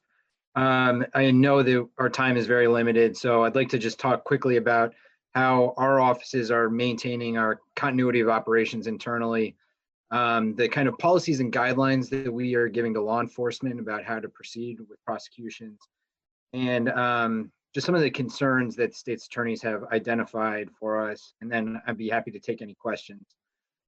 With respect to continuity of operations, all 14 of our offices have created a staff plan that allows for remote work, and there's limited essential personnel going to the office in person every day. It's typically state's attorney, deputy state, maybe one deputy, an admin, victims advocate. That being said, all offices are available around the clock. They're still responding after hours to emergency situations. All hearings that can be conducted over the phone or by video are, though there's still a very limited number of hearings that are requiring in-person appearances by attorneys and witnesses, so that's still going on. We at Central Office are having weekly conference calls with all the state's attorneys and then also our executive committee just to discuss any issues that are coming up and trends that they're seeing on the ground. With respect to our policies, we don't generally talk about our internal policies. However, many of you have probably seen, or maybe not, the Attorney General recently released guidance on prosecution. I think he did that yesterday. It's a fairly accurate restatement of what's been going on the ground for about 2 weeks now. Of course, it's a dynamic situation. We're continuously trying to balance the new information we're receiving and keeping our community safe. But in general, for all new nonviolent offenses, those folks are being cited for between 6 and 8 weeks out. And of course, that could change. That includes for violations of conditions of release that don't directly impact public safety. We've been reviewing all of the citations that are currently outstanding, and we've been reciting people for that same kind of window, sometime in June, generally speaking. We're continuing to flash cite and lodge individuals as appropriate for listed offenses, violent offenses, violations of conditions that directly impact public safety. We've been reviewing all active warrants to see which ones can be quashed, where the public health concerns outweigh public safety. We've reviewed the entire list of pretrial detainees, excluding the hold without bail and the federal detainees. And we've made recommendations to either strike bail or strike other conditions or impose conditions to make sure that people are getting out of prison to the extent possible. We've been reviewing and resolving pending cases for time served where appropriate. And currently we're reviewing the entire incarcerated population for people who might be able to be released.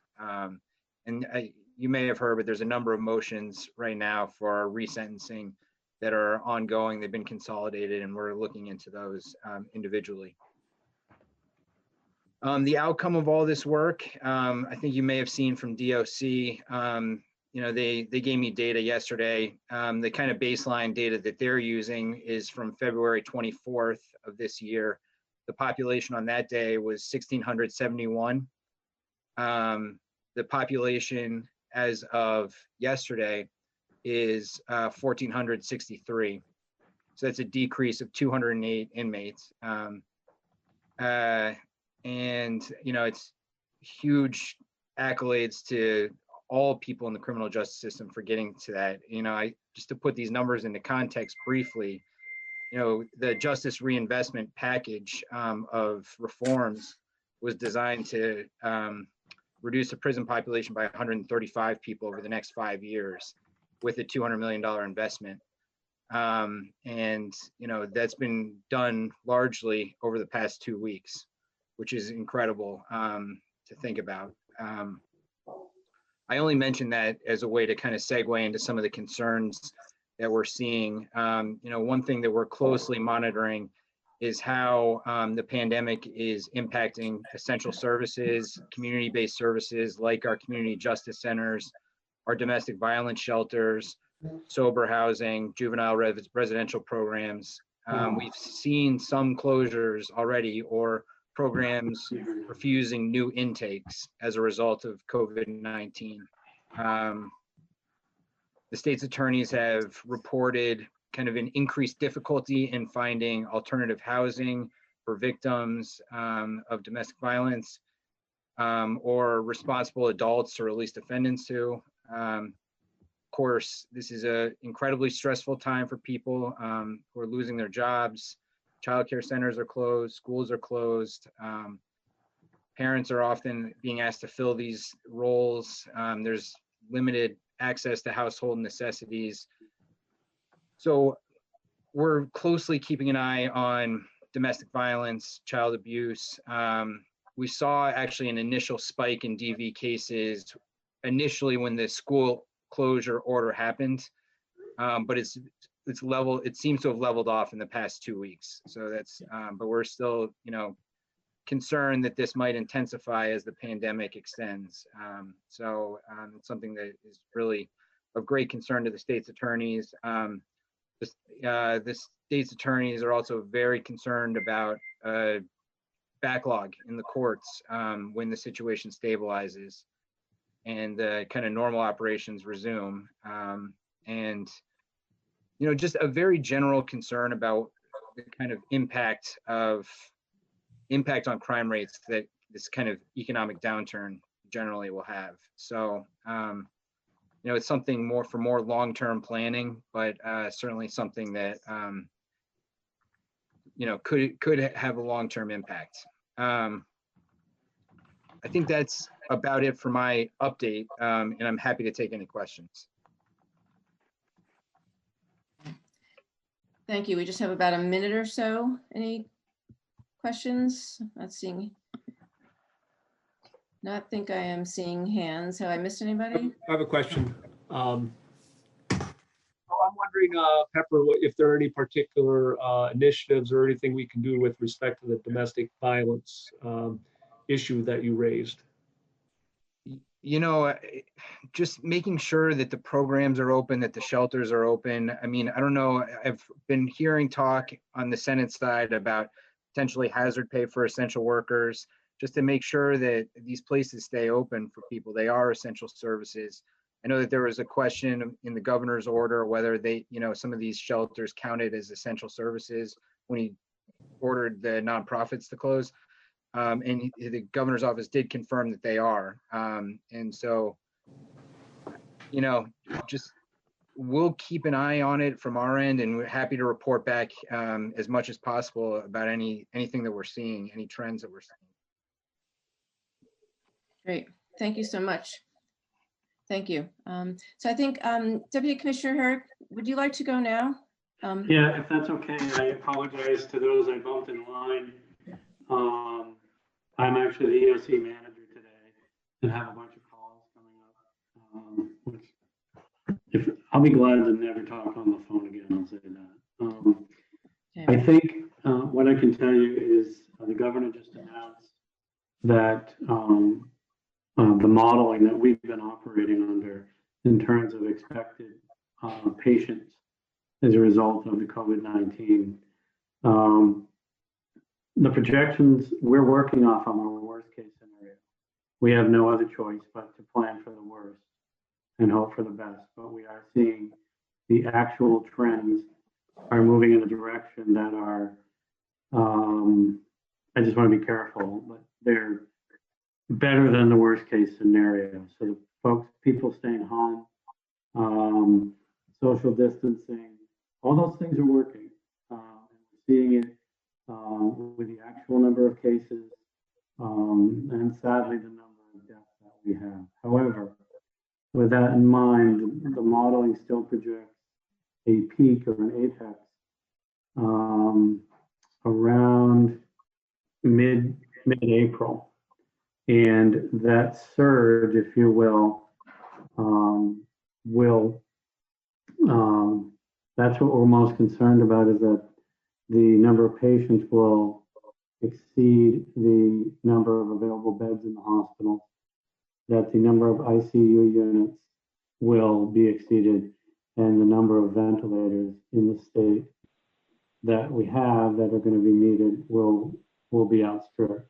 Through that effort, we have been buying or trying to buy acquire ventilators like crazy. We are looking at how can we modify, and I say we, working with UVM Medical Center, the experts there, to have multiple patients utilizing one ventilator, extending what we have in the state. We've also, the governor just announced the surge plan that we've been working on, aside from Patrick Gym, where there will be a site at the Essex Exposition, which could accommodate 400 patients. Rutland down at the Spartan Arena, 150 additional patients. We already have Patrick Gym set up, and the methodology there is UVM would place folks with COVID who aren't in acute, needing high level of treatment. And then there are 2 sites already open in St. Albans and Barry, but they're not open. When I say they're prepared, is what I mean. The next fight for us is finding staffing for these locations. The National Guard will provide medical support. At the Essex site, the Rutland site, we're going to augment Rutland personnel by utilizing volunteers and the Medical Reserve Corps. And so those 2 sites should be coming online over the next few days, so we're prepared ahead of time. My goal is to never have a single person in there. The other thing that we're working with the Office of the Chief Medical Examiner, and we've purchased 4 56-foot trailers. They're refrigerated trailers. And these are temporary mortuary services. One is at the Brattleboro Memorial Hospital. One will be at Rutland Regional. One will be at UVM Medical Center. For the life of me, I can't remember the 4th one. It's a grim planning thing that we're doing, but it's absolutely necessary. And hopefully those will also go unused, but if the mortuary services are exceeded, we have that built-in capacity. The way to look at this from my perspective, and it's not just me, it's people way smarter than me. When you look at the modeling, if the apex is planned mid-April, if you look at it like a bell curve, we started these actions back in early March, apologize. We're going to have to be probably in the same posture on the backside so that we don't have a resurge. But the things we're doing are working, and to the extent possible, we need people to comply in terms of really protecting each other and washing your hands, social distancing. And so I don't want to eat up my whole time. I could go on for probably 3 hours on everything that's going on. It's significant. Every state agency is involved. And in my 35 years in the emergency services, I've never seen anything like this, and I hope never again. With that, I'll answer any questions the committee might have. Great. Thank you. Thank you so much. Looking for hands. Am I missing anybody? Somebody's got their hand up. I'm sorry, I'm just not seeing. Selena. Okay, thank you. Go ahead. Well, first, thank you for everything that you're doing. And I think not for this time, but in the future, it would be good to understand, like I just went through a very long briefing about all of the scenarios that are planned for law enforcement and what they'll be able to enforce under different scenarios and just how that's anticipated to work. And I think our time is very limited today, but if at a future date, it might be really good to hear. So I can address that really briefly, and I can be prepared. And that might be the thing to do, Madam Chair.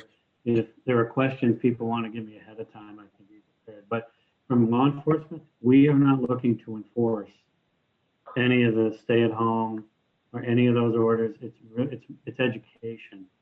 But let's say we ran into a situation where a bar was ignoring the order. The best way to, we're not going to arrest people, but the best way is educate. And if they continue to be non-compliant, liquor can pull their license. Or there's other administrative ways to ensure that that doesn't continue. Frankly, most people will get it, but I understand your question. But law enforcement's not looking to enforce these things at all. And I think my question too is just not, that was my understanding as well. And I really appreciate that and think that is very much the right approach. So I've been really encouraged to see that. I think I saw it's hard to remember, we get so much information every day, but a briefing maybe from the Capitol Police Chief that was like, even just more generally about what law enforcement will and won't enforce and prioritize under different scenarios. So I don't think we need to hear about that today, but I thought it was interesting and then also maybe raise some questions for me. We still have about a minute and a half in Chris's time. If there are no questions, I'll sing. You don't want that. I'm hoping somebody comes up with a question. All right. Again, I'm looking for. I will tell you this. Yeah. I never thought I would say this, but I miss seeing you all. Thank you. Appreciate I can't wait to the day when the biggest thing I worry about is what might be happening in the State House. It puts everything in perspective. Right. We're all in this together. So if there's anything I can do, every one of you can reach out to me. I think you all have my contact information. Thank you, Chris. Very much appreciate right. it. Yeah. Take good care. Thank you so All much. right. You all be safe. Yeah. Thanks. You too. Okay. So Marshall. Let's go back to Marshall Walls. Hi. Can everyone hear me? Yes. Excellent. Thank you. Thank you, Marshall Paul from the Office of the Defender General. So the impact of COVID-19 on our office has been pretty similar to what everyone else is reporting. You know, it's slowed our caseload to a crawl, which doesn't mean that our caseload has gotten any lower, because we are not only are we not adding cases to the caseload, but we're not resolving cases. So really, it's just sort of ground the normal churn of cases to a halt. But that's really not sort of reflective of a lack of work, because really what's happened is everybody in our system has shifted their focus from the normal churn of oncoming cases to looking back at cases that have already been closed, that have already been, clients who have already been sentenced, and trying to figure out whether we have vulnerable people who we've represented in the past who are currently in facilities that we could get them out of, because frankly, that's what the people in our system are the most concerned about right now. Is we all have clients that we can think of who are serving stretches of time that, for one reason or another, may not be appropriate given the current context. Just sort of off the top of my head, I have one client that I've been working to get out who's in his 70s and he's already passed his minimum sentence, and that's the kind of work we're doing. That's taken up, that one case has taken up most of my time in the last 5 or 6 days, and it's not necessarily an easy thing to do because we don't, the court system was never designed around this issue. We don't have laws in place that really allow us to respond to these types of concerns about already sentenced people. And so what we're doing is we're using a lot of tools that are kind of designed for other things, writs of coram nobis, writs, petitions for extraordinary relief, things like that, to try to accomplish the goal of getting some of these people out. So that's really been the focus of our people during this crisis, and that's where I'm seeing most of our energy being put. As far as the concerns that we have, like the state's attorney's office, we're very concerned about what happens as this problem eases up, and what are we going to see as far as a backlog of cases coming into the system. And so I think that's, that's the primary sort of looking down the line, long-term concern. And then just as far as the present concerns, we do have concerns about the consistency of practice around the state. I think what we're seeing is that things are progressing differently county to county. We're hoping that as time goes on, things start to come together and we start to see a real consistency of practice. But at the moment, what we're seeing is, as usual, whenever things change and whenever there's not been a lot of time for people to sort of crystallize guidance into, some sort of best practice that's adopted all over the state, we're seeing people county by county, prosecutors, judges, DCF offices, everyone kind of interpret the situation differently and move in different directions on it. And so that's a concern of ours. That's also something that we are expecting will sort of resolve on its own as this, I don't want to call it a crisis, but as this situation unfolds.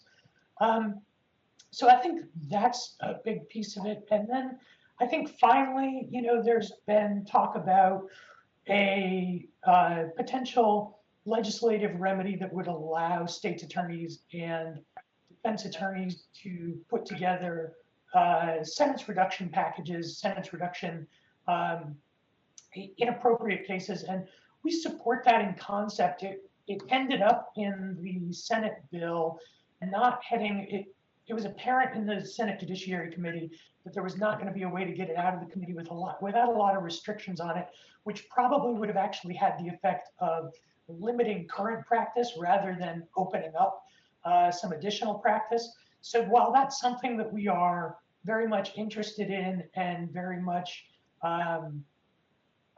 concerned about and would like to see some tools available to us in addition to what's already there, it is important that anything be written in such a way that it's not actually reducing our abilities to move people out as opposed to expanding them. And I think that's the concern with the language that was suggested in the Senate.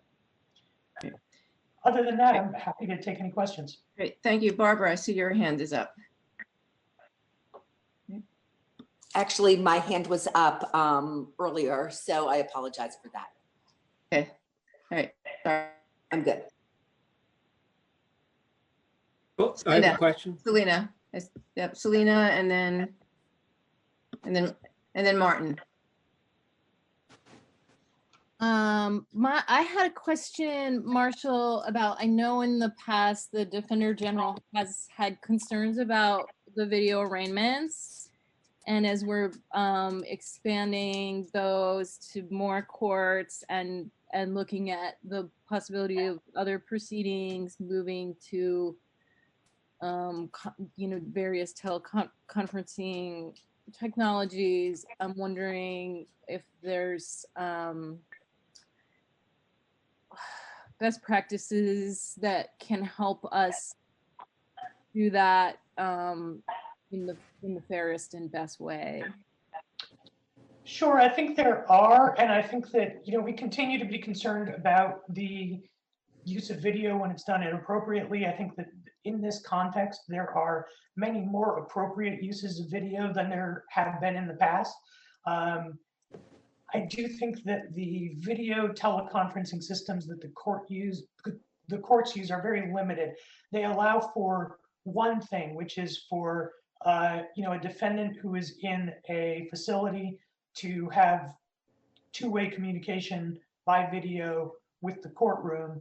I think that when it comes to the problems that we're going to be seeing during this outbreak, we're going to be needing solutions that allow everybody to join in on the same video. Honestly, something more akin to Zoom than to the video systems that currently exist. Something that would allow all parties to participate by video. And I've actually seen some interesting video captures of those types of systems that have been in use in certain jurisdictions that are pretty impressive. Things that allow defense attorneys and defendants to communicate privately during the just by hitting a button in the middle of a hearing, things like that.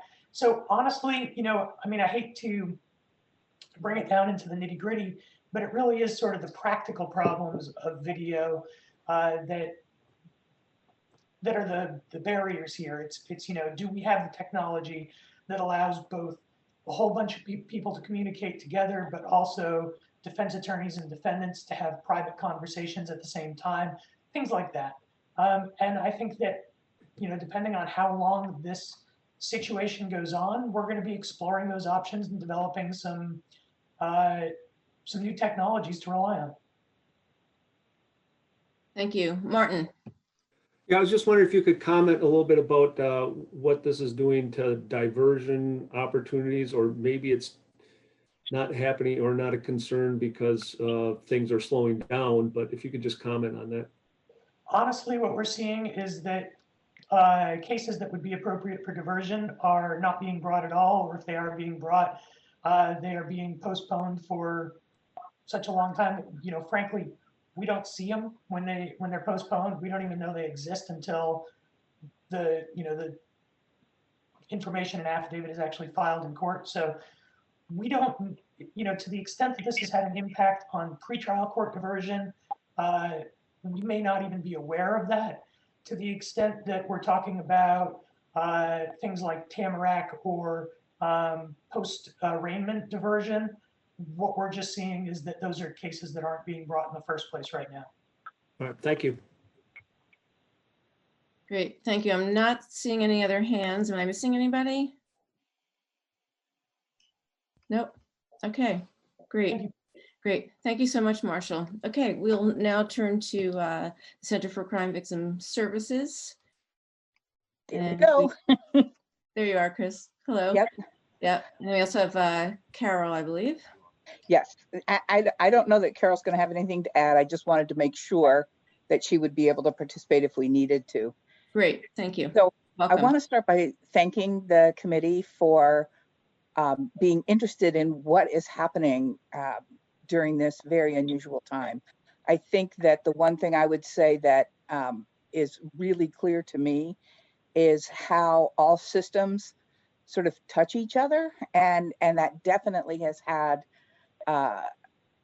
something to do with our work. So what we have through the center is that we support the victim advocates, and who are in the state's attorney's office, and they are doing an incredible job.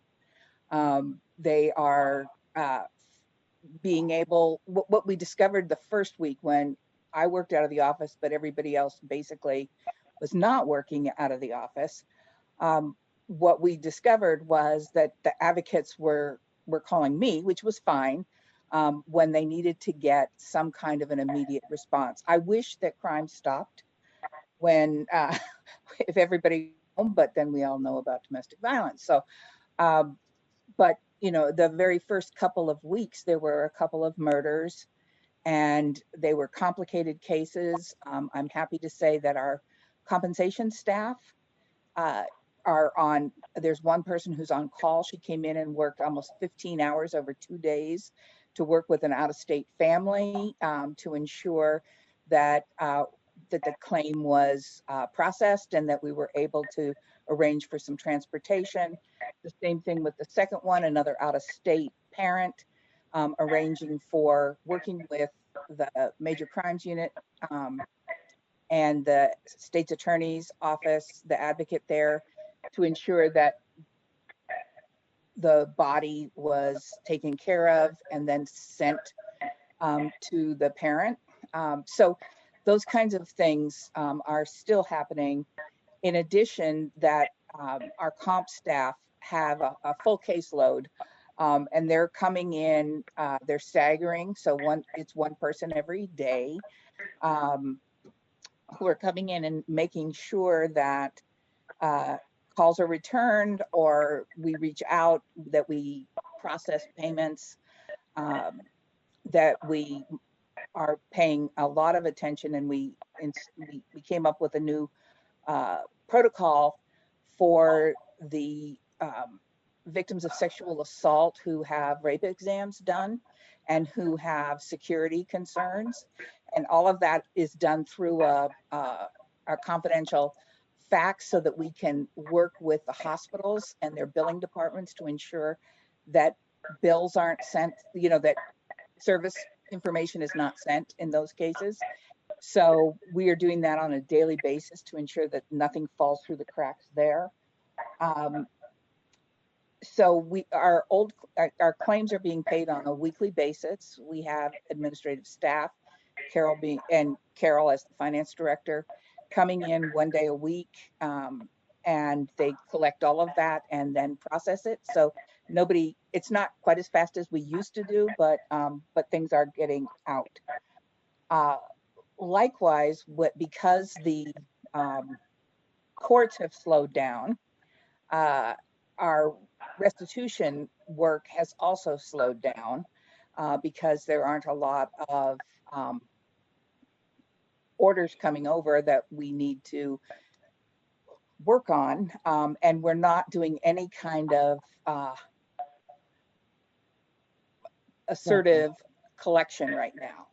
Doesn't seem like the time to do that, but we do have a lot of offenders who are paying through credit cards, or they send money in, and so we are processing those credit cards and their money on a weekly basis. Also, victims, we're getting calls from victims who we're collecting on their behalf, and that's something that as an organization we're going to have a further conversation about, because I don't know how that is going to work for victims when people can't pay their restitution.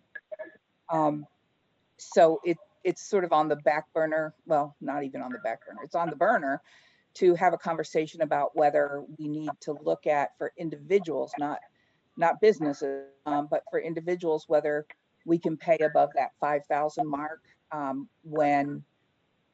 before we collect it. Right now, we can go up to $5,000 and pay victims without anything being sent in by the person who owes it, but it stops at 5,000. So we may have to look at that again and see if we might need to raise it. They also have 1 to 2 people in every day to do that kind of processing.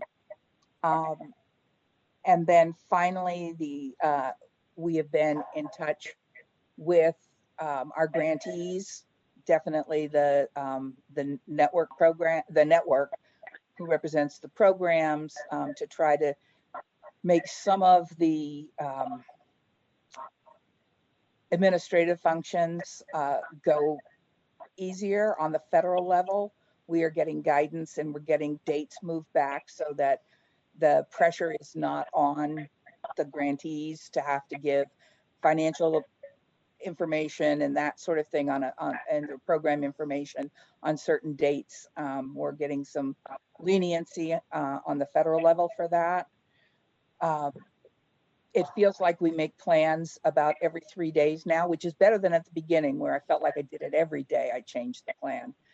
We're trying to do everything we can for victims. The whole time we're also sort of holding our breath because we know all of our special funds are going to be down. We got notification today that we got a 25% cut in our VOCA award. And so just trying to figure out, I think it's going to be a difficult time coming forward, but we're doing everything we can to get money out and ensure that victims are assisted. Great, thank you. Thank you very much. Again, I'm looking for hands. Barbara. Hi, Chris. Hi. So thanks for letting us know what's going on. I'm wondering a couple of things. One is, or in any of the conversations, either at the state level or even with our congressional delegation, I don't know if anyone's people keep talking about people not being able to pay their bills, but I don't know if there's been anything specific brought up, raised around the issue of people not being able to pay the restitution and it hurting the victims. So I'm just wondering if that conversation is happening at other levels, or is that something we might help initiate as a committee?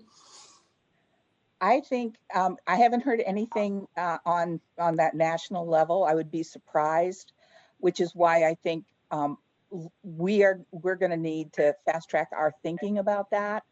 So, and we might need some legislative fix around that, around what we can pay out to individuals individual victims, to see if we might need to raise that $5,000. About 2 minutes. Okay, I'll try to be super quick. So when people are going to get examined, if they've been a victim of a sexual assault, are we having those exams happen outside of a hospital so that we're not jeopardizing, like I know nobody wants to go to the hospital these days for anything. And I'm just wondering if we're able to move those off site where people might not be exposed so much to sick people. Sarah Robinson might have a better answer because they run that, we fund them to run that program. I would be surprised if they were doing them anywhere but in hospitals, but let's check with her when she presents. And my last question, which I was going to ask a couple of witnesses ago, is we hear a lot now about gun sales being up. So I'm just wondering how that is impacting everybody, and in particular, thinking about your organization and your grantees. Well, I think it's interesting with people being much more confined to their homes. I don't think we know what that really means yet. I know that I got notification from DCF that when this started, they saw an uptick and then they didn't. And so I think none of us really know what it is. I know that, just because we have some formerly battered women who are on our staff, that we have had an increase in sort of crazy contacts to me from the person who has the no contact order against them. That it feels like things are a little wonky for people. And so I imagine that, and I bet the network programs know this, that there might not be a whole lot being reported or called in right now, but because people are trying to get through it. But I have no basis for saying that. Thanks. And my cat says hello too. Thank you. Okay. Great. So let's move on to Sarah. Welcome, Sarah. Welcome. Yeah, thank you so much for having me. Sarah Robinson, Deputy Director at the Vermont Network Against Domestic and Sexual Violence. And I should be able to answer some of those questions that came up for Chris, but my goal is really to tell you a little bit about what we're anticipating the impact of COVID-19 to be on victims of domestic and sexual violence, and especially the systems that survivors rely on, and how those systems have been impacted.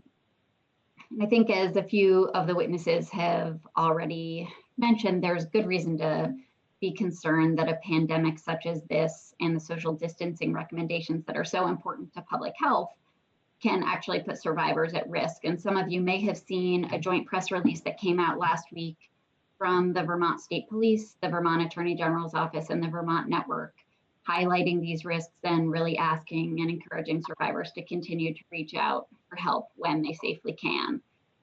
So we know that the very kinds of abuse that we're so concerned about, domestic violence, child sexual abuse, really thrive in secrecy and in isolation.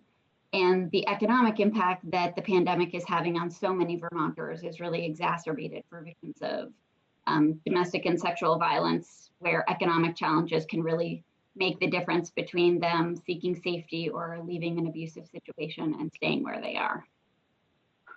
So I wanted to talk a little bit about how the landscape has changed for victims of domestic and sexual violence over the past few weeks, and then happy to take any questions. First, I just wanted to make sure that everyone knows that the statewide domestic and sexual violence hotlines continue to be answered 24 hours a day. There's been no interruption in services. All 15 of our member organizations continue to operate and provide comprehensive services to survivors, though some advocates are working remotely. And domestic and sexual violence advocates were declared essential workers. And so they have continued to support survivors. And really the work that's happening throughout the state at these programs is remarkable. And what we're hearing from survivors is, as you would imagine, it's harder, what we're hearing from our programs is that it's harder for survivors to be reaching out in these times, especially if they're isolated in their homes with an abusive partner or an abusive family member. And that what we're hearing right now is that calls are actually down, but that the folks that are reaching out for help seem to be in greater distress than they were perhaps just a few weeks ago. And at the direction of the Department for Children and Families, who kind of oversee all homeless shelter operations in Vermont, including some regulations related to domestic violence shelters, shelter intakes are being limited to prevent the sharing of bathrooms and other common spaces. And while our shelters are uniformly working to implement that public health guidance, it is severely curtailing the already limited capacity of shelters in Vermont. So medically vulnerable survivors who were already living in shelters have been rehoused in hotel and motel rooms at the direction of the Department for Children and Families. And most of the new intakes coming into shelters, those individuals are being housed in hotels and motels. So as a result, what we have is in effect scattered site shelters where our member organizations are providing advocacy, providing food and other basic needs to survivors in multiple isolated locations, which does pose some challenges. And we're watching with interest what is happening to domestic violence shelters in places that are a few weeks ahead of us in this pandemic, in Washington and in New York State, where some domestic violence shelters have been forced to close, and we're working diligently to prevent this from happening in Vermont. And due to the judicial emergency that you heard about earlier, there are also new processes for accessing relief from abuse orders. So after hours, access is happening completely remotely. And in some counties that was already happening primarily. And so it's been less of an adjustment in the after hours context. During court hours, relief from abuse order paperwork can be accessed in several ways. If someone has access to a computer, they have internet access, they have a printer, they can print that paperwork off, either scan it or take a photo of it and send it by email to a court clerk. They can also go to the court, pick up the paperwork in the lobby, complete it, and return it to a drop box. And survivors can also request that hearings are happening by phone, either directly to a court clerk if they are a pro se litigant, or by a motion through their attorney if they're represented. And as of right now, those orders, relief from abuse orders, continue to be served by law enforcement throughout the state, and we're very grateful for their partnership and for their continued work to serve those orders. As Chris noted, there have been some changes in accessing sexual assault exams and child abuse exams in the state over the past few weeks. Sexual assault exams are continuing to be offered in hospitals. That is generally where the trained SANEs, by and large, they're all emergency room nurses. And we have developed protocols with hospitals throughout the state so that those are happening in safe locations, that survivors who are seeking that care are not being exposed to patients that are seeking care for the coronavirus. But one of the major changes is that victims can't bring any support people with them for those exams. And only emergent child abuse exams are happening at Vermont's only child abuse clinic, the Child Safe Clinic at UVM. And the clinic is offering phone consultations to non-offending parents for non-emergent cases. Finally, the last piece I wanted to highlight for you all is that domestic violence accountability programs have all suspended their operations because they rely on group formats And so we're investigating whether telemedicine may be able to use for those treatment groups. But as you might imagine, there's really wide opinions across the country on the efficacy and safety of offering those to offenders in their home settings when family may be present. And so we're consulting with some national experts from the Center for Court Innovation and others on what the best next steps are. But what's really needed most, I would say, on the community level is flexible emergency funding for member organizations to be able to meet the needs of survivors in the way that they need to be met, given the limitations of the systems of support at this current moment. And so to this end, we have been in conversations with the Center for Crime Victim Services, as Chris referenced. The federal funders at the Department of Justice have significantly lifted a lot of restrictions on making budget adjustments if grant funds haven't been expended. Grant funds that can be used to provide direct help to survivors haven't been expended by the grant period. They're offering extensions, and we're hoping that the state will mirror the feds in many of those ways and do the same. About 2 minutes. I'm done and happy to answer any questions that folks may have. I'm looking, let's see, not seeing any hands. Sarah, as you were talking about how victims of domestic violence can access the courts, and you were going through the orders about printing and filling out forms and all of that. Again, how likely is that to happen given stay-at-home orders? I think this is the challenge, and this is really the role that our member organizations are hoping to help facilitate that for survivors. But I think that what we hear from our counterparts in states where they have had natural disasters, which is probably the most similar circumstance, is that often survivors aren't seeking the support and safety that they need in this kind of emergency phase, and that we ought to be expecting and prepare for a wave of people to be seeking support in the months up to a year after this event. Thank you. Thank you. Anybody else, again, looking for hands? I'm not seeing any other questions. Yes, I had a. Oh, I'm sorry. There you go. Yeah, thank you. Yeah. Sarah, thank you for your work. And what I found that was interesting, Madam Chair asked me to check on the border to see what the border organizations were looking like. And I had a very long conversation with WISE,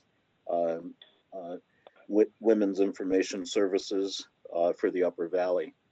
And their domestic violence coordinator shared very similar information as to what you did, with the concern that this isolation is actually acting as almost like a hibernator for what's going on. There was a pretty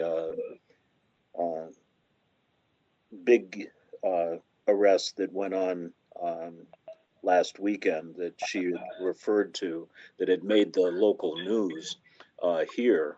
And it was interesting, the difference in lethality assessment between the two states. But that whole discussion around what's going on because of the isolation and the response that victims have, especially, and not feeling comfortable, about accessing, that's going to be an interesting thing for us to deal with, I think, collectively. But I just wanted to share that that discussion that we had just a couple of days ago. Thank you for that. Okay, thank you. Great. Thank you very much, Sarah. Great, thank you. Okay, and we will conclude with David Scher.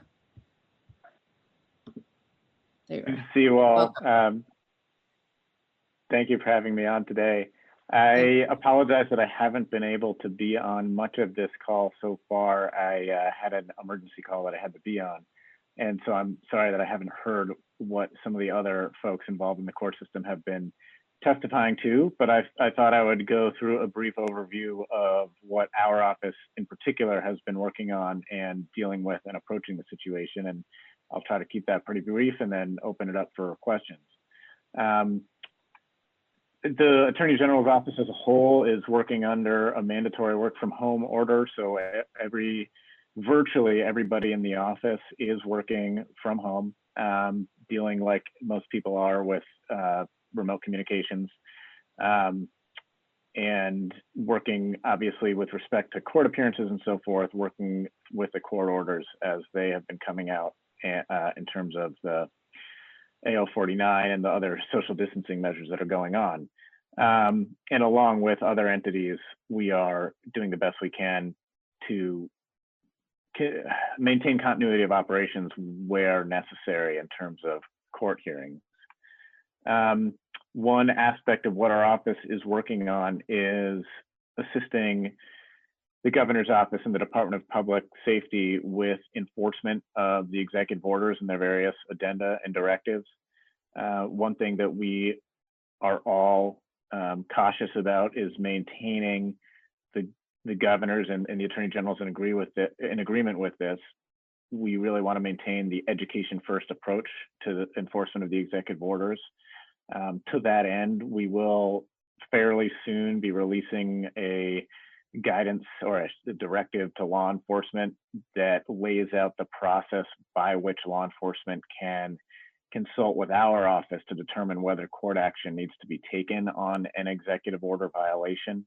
Again, we would view this as a rare circumstance, not something that we're eager to do, but in order to make sure that we have a uniform approach to this across the state and to make sure people are being treated fairly and in the same manner everywhere, we are going to be directing, in cooperation with the Department of Public Safety, we are going to be directing the cases where law enforcement believes they may need some court action. All that will be coming through the Attorney General's office, and by statute, the Attorney General's office is the only entity that can bring cases for injunctive relief.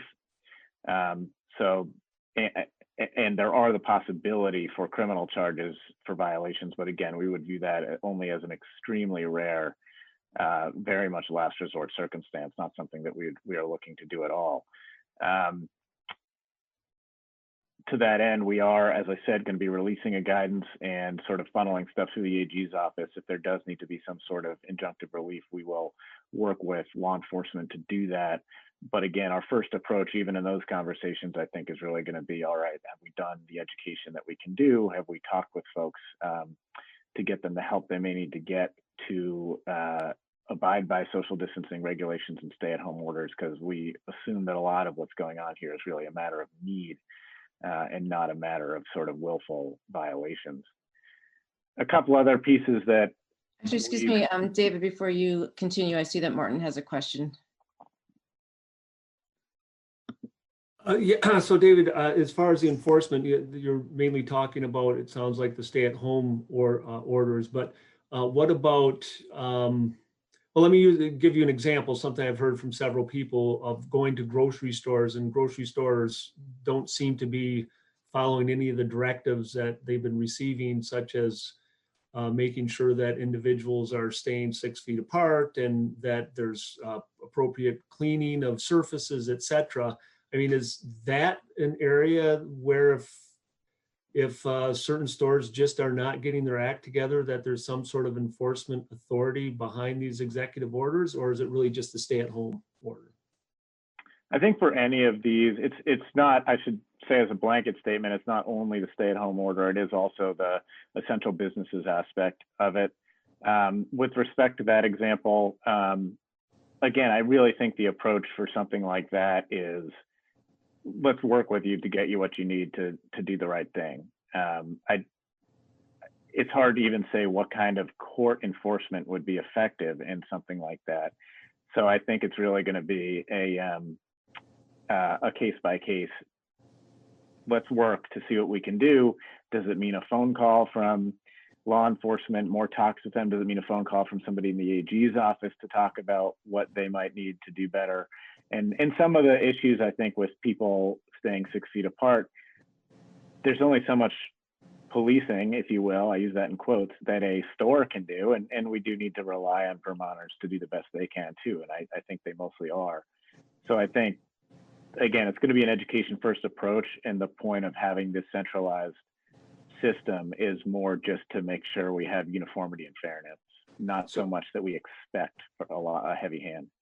Yeah, no, I'm not certainly looking for any criminal charges against our important grocery stores, but as the AG office, do they work closely with VOSHA on following these kind of issues? Because I know that's a first point of contact that certainly I'm giving to people who are calling about this particular issue. I think that's a really good first point of contact, and I recommend continuing that. I will say, honestly, we're ramping everything up right now. You know, this isn't, as everybody knows, it's not a normal circumstance. It's not something that we've dealt with before. And so we're in the process still of establishing connections with the various state agencies who can help with particular problems. We've certainly been working more with the Agency of Commerce and Community Development than we would on a standard day-to-day basis, because they're really in charge of issuing a lot of the guidance under the governor's orders. So yes is my short answer. That's a good direction to go in. And we are also working to strengthen connections and the sort of inter-bureaucracy connections. And I would strongly urge at least that particular connection be made because again, this is, I mean, different parts of the state are getting lots of different questions, but this has been one question that I've heard a lot about. And what I'm concerned about is that with the stay-at-home orders, that is the main place where COVID-19 could still spread in the stores that are still open. And that's primarily grocery stores where people have to go there. So that seems to be that one really big risk area still. So I hope that the AG office will work with VOSHA to see how they can help in making sure this gets done. Thanks. We will. Thank you for that. I will, after I get off of this call, I will, there's a group within the AG's office that's really dealing with these issues. That's been assigned to deal with, tasked with dealing with these issues. So I will send an email to that group about how best to establish that connection and make sure we have a line of communication there. A couple of other aspects that we've been working on. I'm sure that this about 2 minutes. Covered. Gotcha. I'm sure this has been covered with extensively already, but really talking about the issues of minimizing incarceration and making sure that we are not incarcerating unnecessarily. We've worked cooperatively with state's attorneys, Department of Corrections and others to really, and law enforcement to really try to memorialize some of the practices that have already been put into place. And I do want to give credit to those entities for making considerable efforts to minimize incarceration. And the numbers certainly bear that out. I think that one thing that we all need to do is make sure that we are speaking plainly and clearly about what's going on and some of the policies. And we've tried to put that out there so that folks understand what's happening. But we do give credit to the entities that have been working hard on that. The final piece I'll bring up really briefly is with regard to the office more broadly, there's some aspects of the office that have slowed down, like standard civil litigation, and other aspects of the office that have sped up wildly, like all of our Agency of Human Services legal counsel division is really working overtime. And so lawyers have been shifting around quite a bit to take on work that they don't normally do for those lawyers for whom things have slowed down. And it's really been a team effort, and people are working well together in unexpected ways in these unexpected circumstances. So we're working hard and adjusting like everybody else is, and we're grateful for all the support. I see happy that, to answer any questions. Yep, Coach, see your hand up. Good to see you, David. Just in order to get back to Martin's question a little bit, having served on a different committee that had different jurisdiction, the Department of Health and the Chris Herrick's jurisdiction as well as deputy commissioner, they do a lot of the inspection pieces. So as far as the cleanliness and following those protocols, the Department of Health and the deputy commissioner's office have that piece of the puzzle from a jurisdiction perspective. So it might be worth at least checking in with them if they're not already coordinating within your office around those inspection type issues. Just a thought. Thank you. There has been some coordination on that, and the Vermont statutes actually do give the Department of Public Safety special authority for inspections when it's warranted under the executive order power.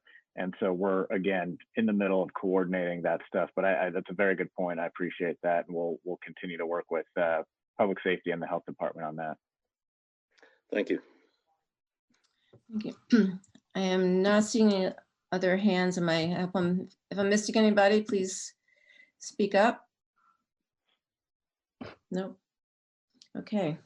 Well, thank you. Thank you, everybody, to all our witnesses. I think this was really helpful, and our committee will have some time to follow up on this and see what other information we do want and do need. And certainly in the interim, if any of our witnesses do think of anything that would be appropriate legislatively, please reach out to me. And thank you.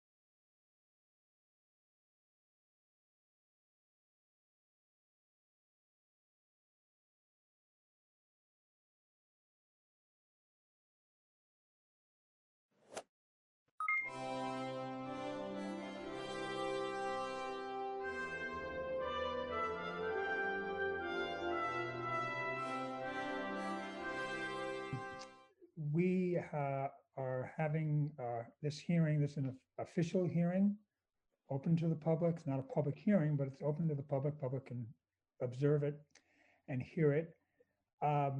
We have been given just these few hours today is all we could get this week because of the limitations, and I'm not sure what they are.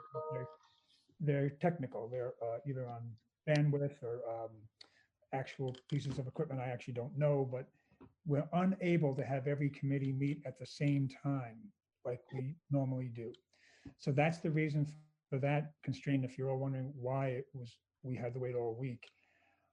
Also, the COVID-19 emergency legislation that we were involved with, that involved transportation, was passed. We, if we want to, can look at that again, and that's why we're starting today to look at that and perhaps understand it better than we might have been able to in our rush to quickly convince ourselves to support it. And I know of one issue that has come up, so we can talk about that. Actually, I meant to have us all introduce ourselves because there might be people tuning into this, members of the public who don't normally tune in or don't normally come to the State House. This is actually for them an advantage. So why don't we quickly do that? And I'm Kurt McCormick. I represent City of Burlington, and I chair the committee. Barbara, why don't you go next, and then let's go in the order that our pictures are, maybe. So Barbara. Barbara Murphy. I serve Fairfax as Vice Chair of House Transportation, and I am going to actually pass it to Tim because I think maybe our picture orders are all different. Oh. And I'll let him That introduce is correct. Welcome, everyone. I'm Tim Corkin, and I represent Bennington District 2-1. Tim is the ranking member of the committee. Okay, Molly? Ooh. Molly, I believe you're muted. Muted. Okay, I'm unmuted. Molly Burke, representing Brattleboro. Connie? Good morning, Connie Quimby. I live in Concord. I represent 8 towns in the Northeast Kingdom. Brian? Good morning, I'm Brian Savage. I live in Swanton. I represent Swanton in Shelton. Mary? Mary Sullivan. I represent the South End Hill section of Burlington. Becca? I'm Becca White, and I represent the town of Hartford. Patty? Hi, I'm Patty McCoy. I represent the towns of Pulteney and Ira. Mike? I'm Mike McCarthy. I represent St. Albans. Lori, is Dave Potter online yet? He is not yet. We're working on it. Okay, there's one more member whose name is Dave Potter, and he represents Clarendon and West Rutland, and maybe another town around Western Rutland County, and he's going to be trying to tune in by telephone. Then we also have our support staff with us today, and maybe they should introduce themselves also.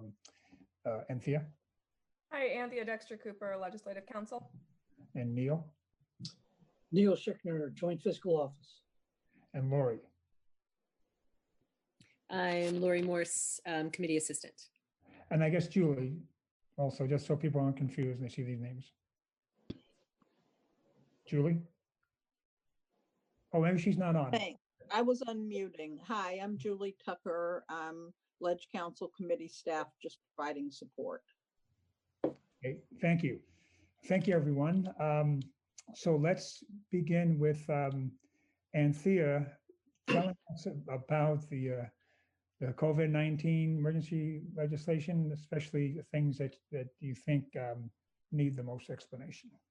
Sure thing. And I'm going to share my screen, so hopefully this still works.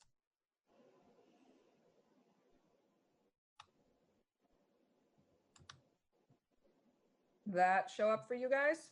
It does. And does Okay. it show up for the public also? I believe it should. I think what is streaming on YouTube will be whoever's talking in the top screen in a little picture, and then the share screen filling most of the YouTube stream.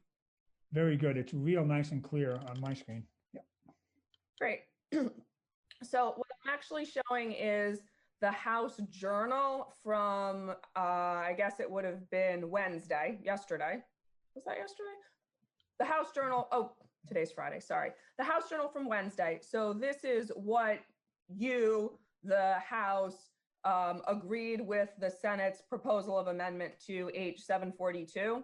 And there are 3 sections, sections 35, 36, and 37, that relate to what the Department of Motor Vehicles has already started to do. The reason why these sections were included in this legislation is because of a separation of powers issue. The General Assembly makes the laws, and even in a state of emergency, the executive branch can't just go and change around laws that have already been enacted, your codified laws. So you'll see in every single section, there is at the beginning of subsection A, or in the case of section 36, we've got A, B, and C as our subsections, notwithstanding any provision of, and then there's a citation to something in Title 23. So there are policy initiatives and changes that the Department of Motor Vehicles has already undertaken going back to March 17th and March 20th. And this is just making it so that they have the authority from the General Assembly to continue doing what it is that they're doing. And you'll see that every sort of effective and continue in effect clause, which will be subsection B in section 35, subsection D and E in section 36, and subsection B in section 37, says that it is retroactive to either March 17th or March 20th, and it continues in effect for the length of the state of emergency related to COVID-19. So generally speaking, what these 3 sections are doing is making it, well, sections 35 and 36, section 37 is a little different, making it so that the Department of Motor Vehicles can continue to let people have permits, licenses, temporary plates, placards for individuals with disabilities, plates for individuals with disabilities, continue to be available to them while the Department of Motor Vehicles branches are closed because they've suspended in-person operations, or allowing for, in the case of section 35 with the photographs for renewals, people to continue to get new photo licenses, the learner's permit, the license to operate, the driver privilege card, with a photograph that might be slightly older than a photograph that would be allowed under existing law. So that's the big picture. I don't know. Interrupt for a minute. I can't scroll this. I can't move it. Is that the way it's supposed to be? Oh. Yes, you are looking at my screen. It's just like as if I'm projecting in the committee room. All right. So you're in charge of scrolling. I am in charge of scrolling. Okay. So I was only able to see section 35 and the section 36A. Yes. Right. Same with all of us. Yep. All right. I was just didn't want to make sure that I wasn't, missing out on something. Okay. Sorry. Representative McCormick, I don't know if you want me to do more detail than just that overarching big picture of section 35 and 36. I can certainly walk through it and then actually scroll through the language. No, let's walk through it. Okay, so I will now scroll. Section 35, this is the photographs for renewal. So we're notwithstanding 3 subsections. These are the sections in current law that say in one instance that your photograph can be 9 years or old or newer. And that was a change you made last year in the miscellaneous motor vehicle bill. There are 2 places where it currently says the photograph needs to be 8 years or newer. Under the Federal Real ID Act, which you'll see a citation to at the bottom of subsection A, where it says 6 CFR Part 37. I wonder if I can highlight right there. The Federal Real ID Act says that photographs on licenses can be used provided that they're not more than 16 years old. From a practical standpoint, by saying that a photograph can be 16 years or newer for purposes of the continuation of the COVID-19 state of emergency, you're not going to get to 16 years unless the state of emergency continues for another 8 years, because the people who are up for renewals that would need to avail themselves of this are going to be very close to that 8 or 9 year mark already. So in essence, you're really just letting someone get a third 4-year term license, learner's permit, driver privilege card, non-driver identification card with a photograph that was taken at most 8 or 9 years ago, because that's just the way that our renewal cycle works. Yep. This would let someone renew their license through the mail. And I believe, and this would be a question for the Department of Motor Vehicles, that the plan was to get that up online later on in the spring, so that someone can get another license even though their photograph is too old. So the 16 years was a little confusing, looking like we maybe are just saying everybody can keep the photos for 16 years on their licenses. So everybody understand that? I guess they do.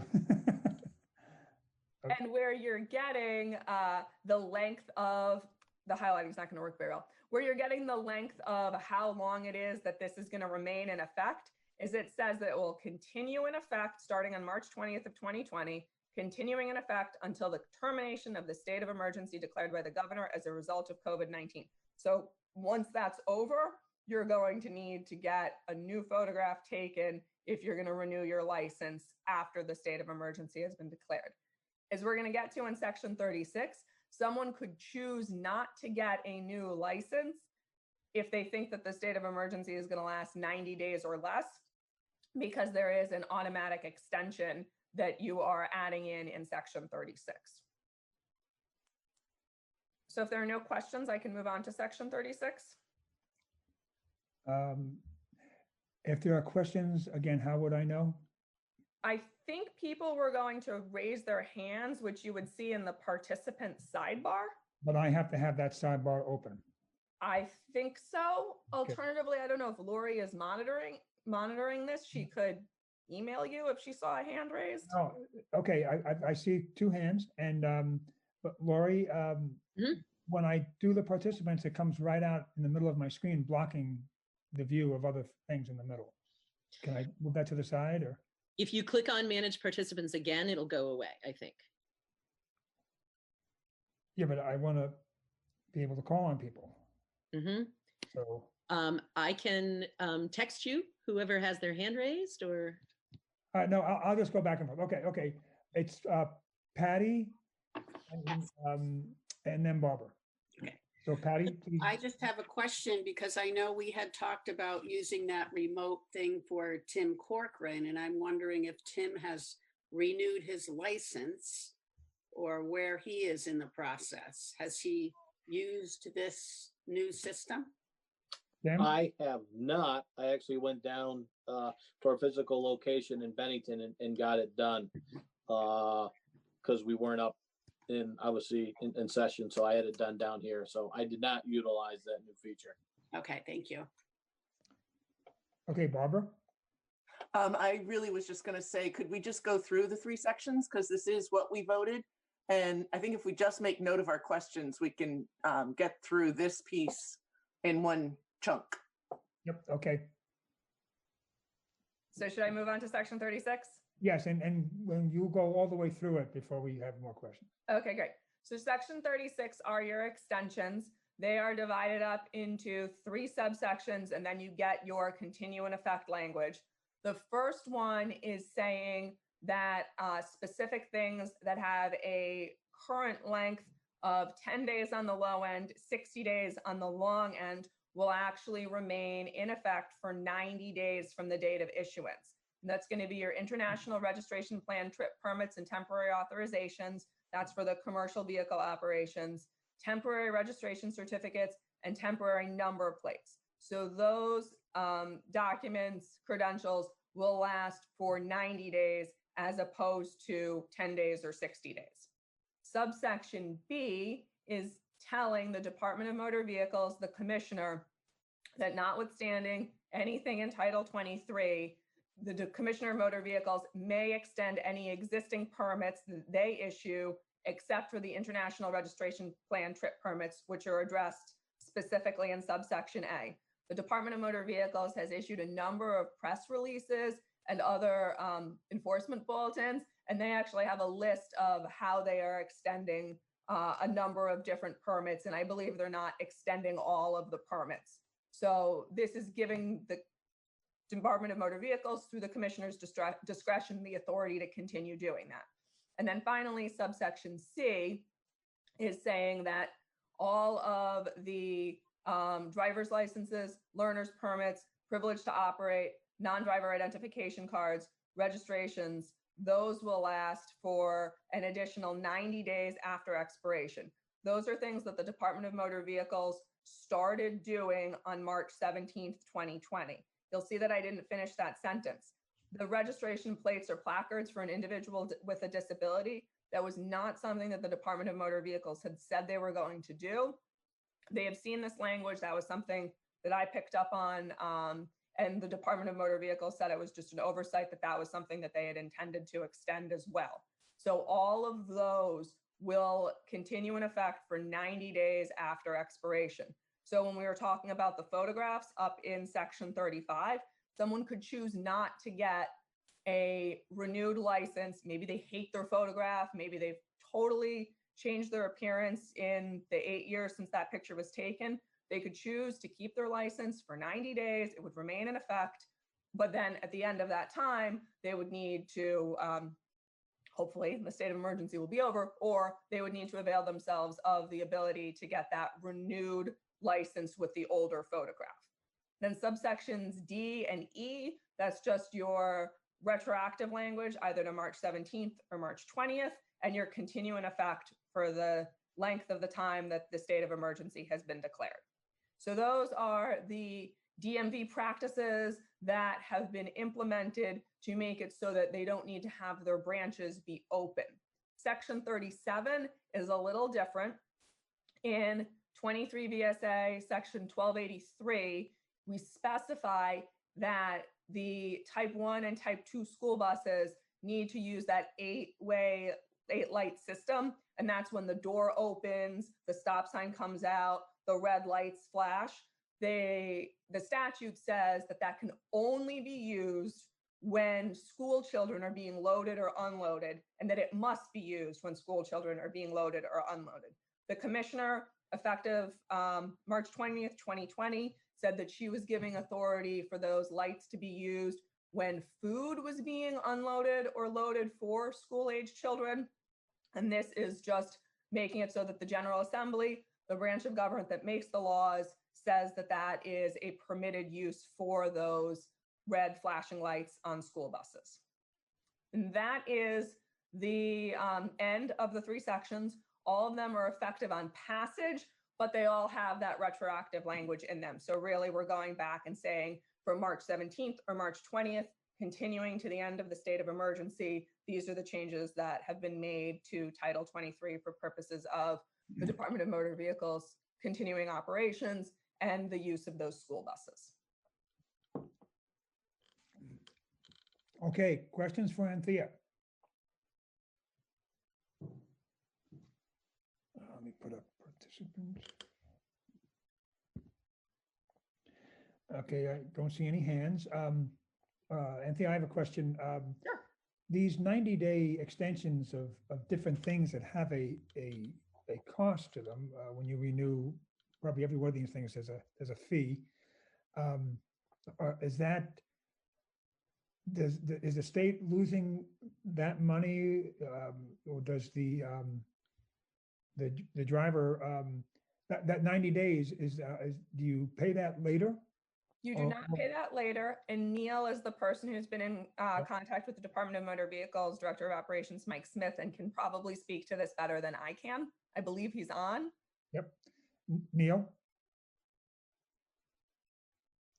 Neil? Yes. You hear me? Yes. Did you hear my question? Yes, I did. So how much money is the state losing with these extensions? Well, right now, the latest estimate for the transportation fund and the TIB fund in terms of FY20, the current fiscal year, is that there'll be a deficit in the range of $34 million. Now, just in terms of these just in terms of registrations, driver's license, inspection stickers, and the international registration plan, I can tell you the last year in the fourth quarter, so you're talking about April, May, and June, the total revenue collected there was $27 million. So depending upon, that would be if 100% of the people take advantage of this and none of those fees are paid until the next fiscal year, then the loss would be $27 million. But again, Tom Cavet's estimate for the FY20 deficit is more in the range of $34 million. Now, the loss is to the T fund, but not necessarily to the state, because okay, you're supposed to pay your license in June, for example, and you wait and you pay it in July. The impact to the state is the treasurer loses the value of that cash flow for 30 days or so. But the impact on the T fund is the T fund that takes the whole hit in FY20. One reason for that is DMV, their IT system is so antiquated that they're only going to be able to handle this in the following manner. Your license is due in June, you wait 30 days, you pay it in July. When it's renewed in July, you're going to be on a new system so that your renewal will be the following July. So you'll pay in July, but then you'll be on a new July system. So the effect of that is the T fund is short in FY20. You're $74 for renewing your license or in FY20. You pay it in FY21, but that's not additional money in FY21 because under the old system, you would have paid the following June anyway. So there's a hit to the T fund. But really, in terms of the state overall, it's just a matter of shifting money from one time period to another time period. And so it's the time value of the money. Okay, but I'm not sure I heard an answer to my question. Maybe I did, but I'm wondering what is the value? What is the loss of just this legislation here in front of us now, the 90 days, that time period? If people, well, you know, we don't know. It could be 15 months. It could be in a range of 27 million, but it's likely to be much smaller than that. It could be as much as $27 million just for these 3 months extension? Yes. But it's likely to be smaller than that because some people are going to go online. If 75% exercise the option of delaying for 90 days, then you're talking about a revenue loss of around 22.7 million. 27 times that percentage. Wow. Okay. As much as $27 million. Other, I think I saw Mike, his name appeared at the bottom. Mike, you have your hand up? No. No, actually, I'm not seeing. Nope. Okay. Any other questions for Anthea or Neil on this legislation? Okay. Thank you. Thank you, Anthea. No problem. Let me get rid of this thing. All right. So S339, that's the miscellaneous motor vehicle bill. And if I think I didn't finish telling everyone that Patty may have more information than I do on, how people are viewing, anticipating the rest of this session. do we take the T-bill back in and look at it again, more than look at it, rewrite it, in light of obviously all these the lost revenues, but then also this federal money. But I don't know. And when I've inquired about that, the answer has been, let's deal with this emergency legislation first, and then we'll deal with those things. So I don't know. Patty, can you tell us any more than that? Patty, please. Yep. Can everybody hear me? I'm unmuted. Okay. The only thing I know is appropriations doesn't know. They know that they're looking at a $260 million deficit for FY20. And that's the combination of all, our transportation funds, our general fund, the capital, everything and combined. So they don't even know about the budget coming forward for FY21. They're really looking to see if they should just keep the budget that they had been working on, knowing that come July, August, September, that whole thing will have to be reworked. They really don't know. I mean, nobody knows. So I don't know what, I have not, we just passed our T-bill out, so I don't know what the Senate is planning on doing with that. So I can't answer that. And I'm not quite sure what monies, if any, are in this DMV bill in front of us. The only thing I do know that the bills that were either on the wall or in the calendar, if there was any money attached to any of those bills, Mitzi is very hesitant about even bringing them forward because of the uncertainty of knowing what we're dealing with. Yep. That's all I got. So it is likely to pass the Senate. It's past second reading. It's on their calendar for third reading.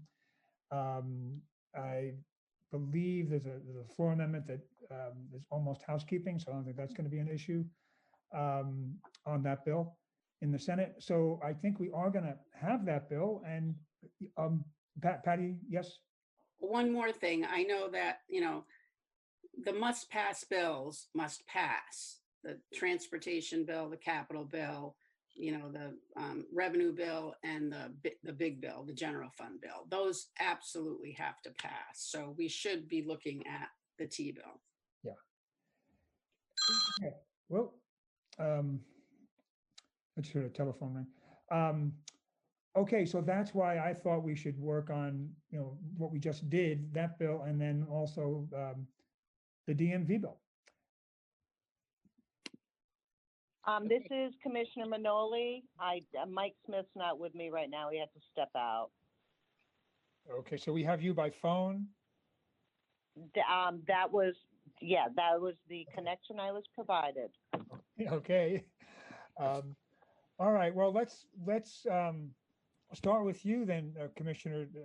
Tell us about the Senate DMV bill S339. We've had the beginning of a walkthrough. I think we only reached about section 7 or 8 of the 32 sections I think it has. So maybe with this small amount of time we got, maybe you could, you've got a half hour and along with Mike when he comes on. So if you can tell us what, highlight the important parts for you. Representative Barbara? I just was going to throw out there, Tim and I had that question that is for the agency. So if at the appropriate point we could get that resolved of what we've already covered, that'd be great. Okay. Yeah. So don't forget that. And Wanda, you have to leave at 12 o'clock also, right? And I can come back. If the committee, I'm just going to offer this, because we did watch the live conversation that was going on through Zoom. Mike and I did. We've been making some notes as Anthea walked through S339 as proposed to the House. If you would like to continue with that, and then we could comment after. We are more than willing to accommodate. Well, If now, that makes more sense for the committee. well, since we have you, why don't you comment on what has been covered by Anthea, and then also take the questions from Barbara and Tim? Because those questions are in that a section that we have had the walkthrough on. Sure. Okay. Okay. Sure. Since you watched So Anthea, and you've gone through section 8. Is that correct? where exactly did we stop, Anthea? One sec. Anthea, what was the last section that we covered? Section 8. Yep. Okay. So and we went through 8. We went through 8. Okay. I was going to start at section 9 when we picked back up. Yep. Okay, Wanda? Sure. Okay. So you're So do you want me to, I mean, I don't, I would say that the walkthrough that has occurred so far, there's really, there's no comments. I think really we're open. Do you have any questions on those? I'm open to, do you have any questions on those sections? Okay, Barbara and Tim? Wanda, thank you. Our question was on section 6 with changing the model year for exhibition vehicles. And just a concern that with setting it as 50-year-olds or more, we put it in place where a vehicle, as Tim was saying, could be hot rod, just that these vehicles are going to be exempt from inspection, and whether we want to open that up to an 80-year expanse. I don't feel comfortable saying that it makes sense to open it up to an 80-year. The purpose of the language, we had originally proposed 1970 to the Senate. There were some changes with the Senate working with Anthea. This is minimal. The 50-year model is really falling under the as antique cars because they're exhibition vehicles. Like I said, with everything going on, we have not put any thought into an 80-year.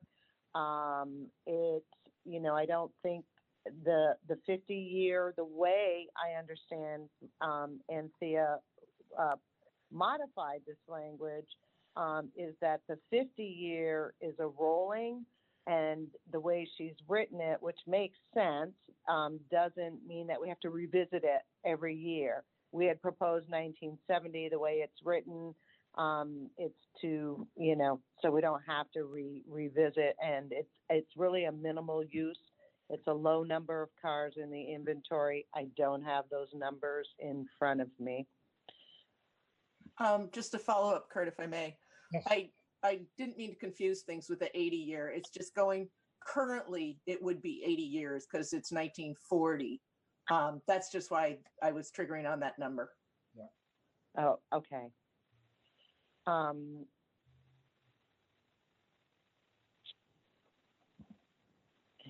Yeah, I guess I don't have any, do you have a specific question? I guess I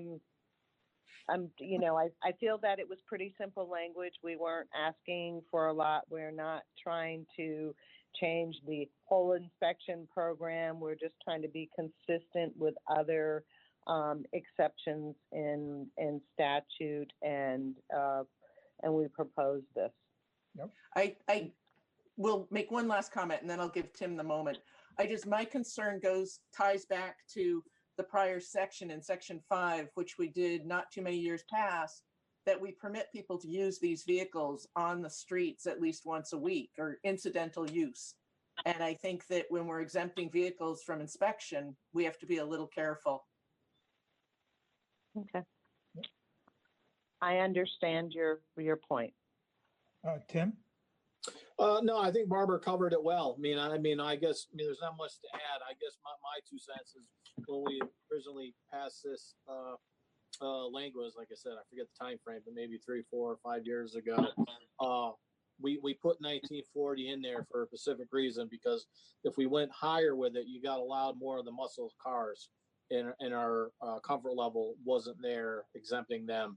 But if you did 1940 and earlier, they were the Model Ts. They weren't souped up cars. So, that was the thought process then.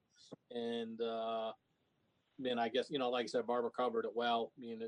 Apparently the DMV doesn't really have that heartburn because it's not going to add too many more vehicles, but that was our thought process at that time. Okay. Wanda? Thank you for sharing that. Wanda or Anthea, is there any other, what do we say in law, or at least by rule? What does occasional use mean? Is that defined? In other words, can somebody have one of these old cars, not have to get it inspected, and drive it 10,000 miles a year? Representative McCormick, I'm pulling up the language, and this is in existing law. It's just being rearranged because we're sort of formatting differently, but saying a vehicle, and I'm on page 10 at line 9, a vehicle that is registered as an exhibition vehicle may be used for the occasional transportation of passengers or property. As used in this subsection, occasional means not more than 1 day per week. Okay. All right.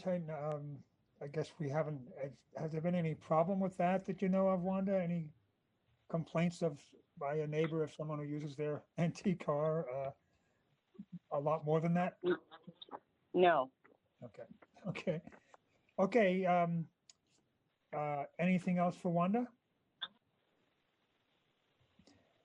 Wanda, is there anything else you want to tell us about this bill now? And you still have 15 minutes.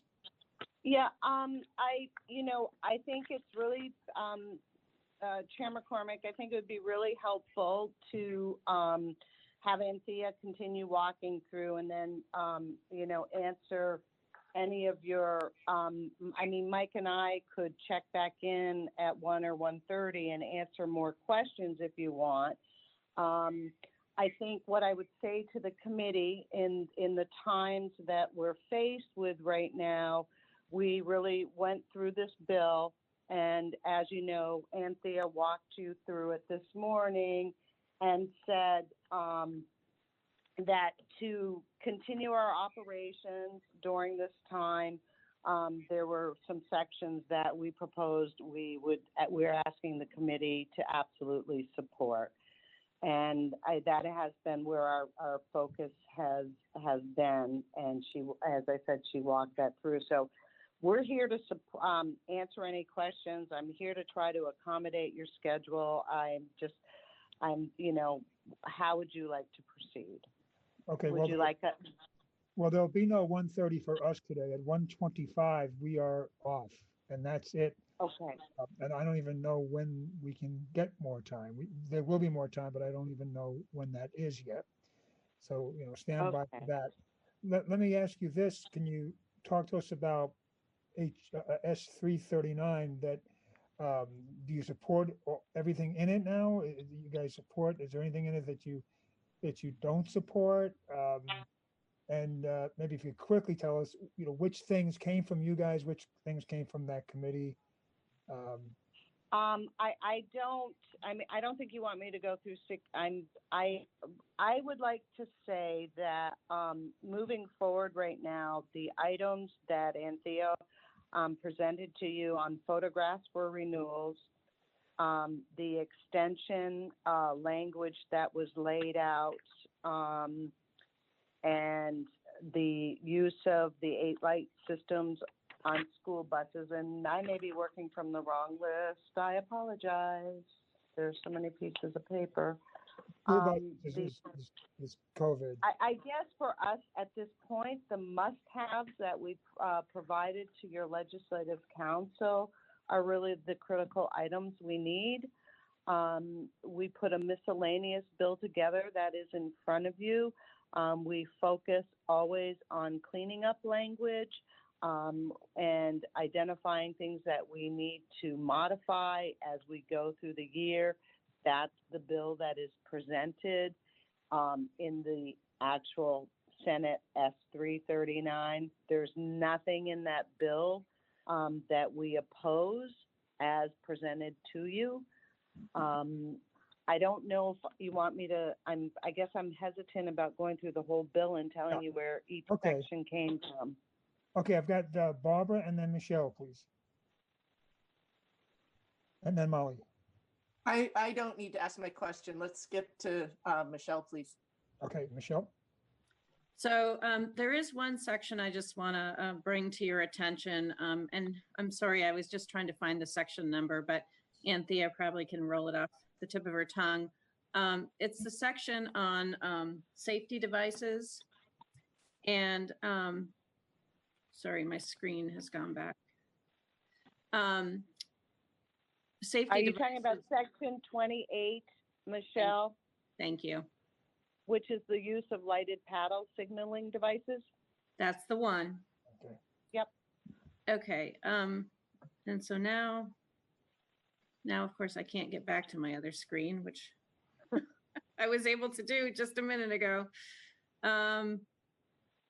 At any rate, what Wayne Simmons wanted me to share with the committee was that we had not supported this section as this was developed by the Senate Transportation Committee. Right now, we have a committee that meets twice a month to talk about safety measures and use of safety devices and practices.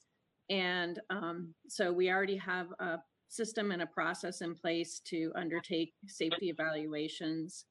There was concern that widespread use of this type of device might create a situation where the public becomes desensitized to the use of the device. And we would like to move forward testing the use of these devices in higher speed locations where we feel as though they'll provide the highest benefit. But just our concern that if we start using them everywhere, people won't pay attention to them. And also have some concerns over if we were to use them everywhere, industry's ability to be able to procure an adequate amount and what the cost would be to have these in use on a widespread basis. So I think those were the key points that Wayne Simmons shared with me. Okay. Can someone explain what these paddles are? I have nothing I'm envisioning what it is and why it's called a paddle. So can you think about when you are, called to stop for a traffic, incident where there might be paving or something going on where there's a flagger in the road and they've got a signpost in their hand. Yep. And they turn it from stop to go slow, stop and slow. And so basically that's what's called the paddle. Oh, okay. That sign that they're holding. And what this would do would have the sort of edging around the stop part of the sign be lighted so that it would become more prominent for a person who's approaching this this stop sign. Got it. Thank you. I suppose I was the only one who didn't know what a paddle was. Okay. Other questions for Michelle? And I think I had Molly, I think, had her hand up before. Molly, yes? Yes. Yes. I always have to look for the unmute. I don't know whether this is a place to ask because it may be that it just doesn't pass the Senate, but I was going to ask the commissioner if they had any opinion on the Rogers amendment that would basically do away with OBD inspection. So I was quite surprised when I read that amendment in the calendar, and I do not know what action the Senate is going to take on that. We have not testified on that. We were not reached out. Michelle and I worked after we saw the calendar and the amendment in it. We did reach out to A&R. Michelle took the lead for me on this, and we don't support the language, and A&R does not support the language. Michelle, do you want to add to that? Sorry, lost my screen again. Yeah, they, that you've stated the entirety of it. A&R was very surprised to see the language as well and was not supportive. Great, thank you. Well, he's not a member of the Transportation Committee, just in terms of being, surprised that he's offering it. Okay. Anything else that you want to tell us for now about 3:30? I guess you did, Wanda. Yeah, I guess what I'd like to say to the committee, I mean, we all know these are very difficult times. And I just want the committee to know that, my organization and my leaders, we have worked really diligently to put a continuity plan together to continue delivering services to Vermonters in alternative ways. And it is working every day. Our environment changes, and but we have been successful. I know that you had some discussions, this morning with Neil regarding the timing on when revenues will be coming in, and on the 90-day registration, there is going to be a period that people who choose, and I want to emphasize that, to utilize the 90-day, there will be a shift in the revenue, and there will be some lost revenue. On licenses, we won't lose revenue because they're all renewals. They just may come later in the year. What I want to share with you is that people are still mailing in their registrations. We are at our normal production on what we receive by mail with registrations. It hasn't gone up. So we're tracking this, we're evaluating it. But I'm honored to say that we're still providing the services to Vermonters. We have, since the governor's directive, we have found alternative ways because of our new licensing system to get individuals to use their photographs, to get people to send us their photographs. And we do a verification so we can get them their license, especially people who have moved from out of state to Vermont. Every day we're being asked to see if there's a creative way we can deliver a service. Today we're working with Beta on accepting electronic signatures, and we're moving forward on it. We say, for titling and for the banks, which is something that we haven't been able to do in the past. And, every scenario is a little bit different, and we find a solution. And I just want to, and it's quite an honor to be working with a group of individuals that are here as we continue to support Vermonters and the businesses. Yes. Tim. Hi, Wanda. Tim Corcoran. Quick question. I don't know how this, session is going to unfold and what bills may or may not move forward. I know that you presented this bill and you probably like a majority of it, but what sections, in your opinion, are a must pass for this year? And what ones, maybe if we don't got time and, if we get a certain direction from leadership that we could maybe push off to next year? So I already provided Anthea the must pass. We're asking for the school bus language, and I apologize, I don't have the sections in front of me, but this is the old language that it's to modify the language to support plug-in electrical school buses and their colors, because so we were asking for that. We think that's really important.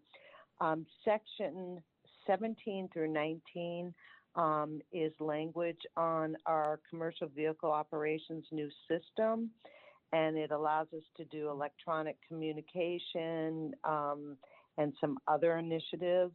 That is we are really saying that's a must-have, because we have tentatively designed the system in anticipation we'd get support for this. And if we're not allowed to take those actions in section 17 through 19, then while we have a new modern system, we're going to have to implement a very antiquated process. And then, and also sections 20 and 21, which is in regards to the credits and refunds for the overages, that we're allowed to apply them in these accounts to their other accounts and not automatically refund. Of course, all of these refunds will be available upon request, but the training on the system has gone out to industry. They've been really involved with us in designing it, and we've done usability training with them, and it is really going to make a difference for their businesses. So they're going to be able to see, you overpaid in this account, it's sitting here, applied to your next payment, and they can say, no, I want that money back, and we'll refund it. But otherwise, they'll just leave that as a credit, and the next month pay, what's due minus that credit. And so those are the must-haves, in our opinion. Okay, thank you very much. Yeah. And one reason you say that is, or probably the reason you say that is that without it, we'll collect fewer revenues. No, we won't collect fewer revenues. We will have a new modern system that allows the businesses to electronically do their filings and track their systems. And without this language, we're going to have to continue with paper and communicate through paper, not with electric means, and do all refunds when they could choose to have, when they do an overpayment, have it go to their next account in their payment. I guess, so these revenues will continue. These are our taxes. Yep. I guess, so I guess I didn't fully understand the statement, Representative McCormick. No, I guess it was a question. Do we stand to lose more or less money without those changes? And you're saying no. But while we're on that same question, on the COVID-19, I'm really glad that you were tuned in when Neil told us about that, the COVID-19 DMV language. He said it's possible we could lose as much as, this is not his estimate, but we could lose as much as $27 million just from those 90-day expiration extensions or suspensions. Have you guys looked it over? You said a lot of people are doing it anyway, registering anyway, which is really good. What do you have an estimate about how much money we will lose? So, Representative McCormick, what I understand is, I guess I wouldn't call it a loss. I call it a shift from the anticipated revenue we were going to collect in this quarter to the revenue, to that shifting to the next quarter with the 90-day extensions. There is and Mike just joined me, we are with the 90-day extensions on registration renewals that people are going to choose in some cases to take their, we will be changing, if the registration was due in May, it's now due in July. So in theory, there's some loss there, Mike, but we're still going to get that renewal. They're really getting a renewal at the same price for 14 months instead of 12 months. Correct. So, hi, this is Mike Smith. Nice to talk to you. It's weird or something. He waved to you, everyone. Oh, are you guys together? So he's coming. Yes, I'm We actually. are now. Yeah. Okay, yeah, okay. So, and Commissioner said it perfectly. It's really a shift. You know, there are those 2 months that could potentially, I guess, be free, if you would, to a 14-month. But, you know, based on the stats that we're seeing and what I'm hearing from staff, the renewals are still coming in. So I don't think that you're going to see that much of a shift, but there's no way to really do an estimate because I don't know who's going to renew and who's not. And in order to do the estimate, you'd have to have somewhat of an idea, and I don't. So I think, you know, that's really, we're still going to collect that, that registration, as Neil said, and I believe Representative Cochran also stated, it's going to come later, and that's the shift. And it may come later, but really what we're seeing now is people are still renewing because they're still mailing them in, so it may not shift. And I think that's important too, to the committee members. We're still doing production. We're still sending out all of those necessary documents. We're still issuing, you know, license renewals, registration renewals, boat renewals. All of those, that work is continuing.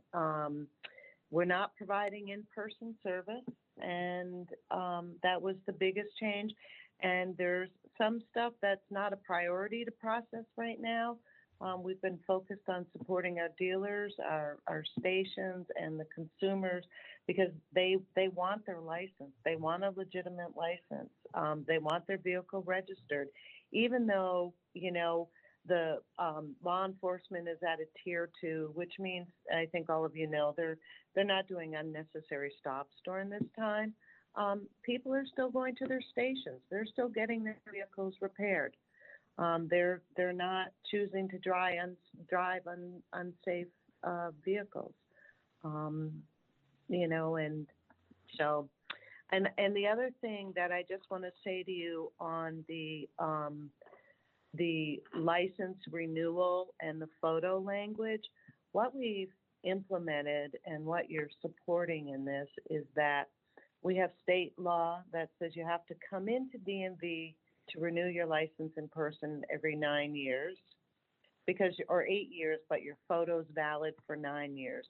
You're really extending the validity of that photo to 13 years. So Vermonters can just mail in their renewal and they don't have to come in the office. But their renewal still stays in line with their renewal date. Right. It's just to the photo. And we are doing the soft launch for online license renewals starting March 31st, which is next week. Representative Corcoran, we had hoped you were going to be the tester, but I'm glad you got to go to our Bennington office. If any of you have a renewal coming up, reach out to me, and we'd love you to be one of the first to try this new system. Okay, so I'm sorry, there's still something I think I'm not quite understanding. If in any case, in any of the things that we are providing an exemption for, and I'm talking still the COVID-19 legislation, not 339, aren't people essentially getting a 15-month registration or whatever it is we're talking about versus a 12-month? And what wouldn't that represent a loss in revenues? So the answer would be yes, if they choose to do that. What we're seeing for data right now is people are not choosing to do that. They're mailing a renewal notice in. So those people that mailed it in are paying for their 12-month registration and getting 12 months. I am sure there are some people that are saying, cool, I can save a few bucks by extending this down the road a little. You know, but again, our stats are not showing a whole lot of that happening. So they are getting, and for the ones who choose, they will be getting a 15-month registration for the price of a 12-month. Right. Yeah, okay. And Yeah. we don't have an estimate. You know, we really won't know what that looks like.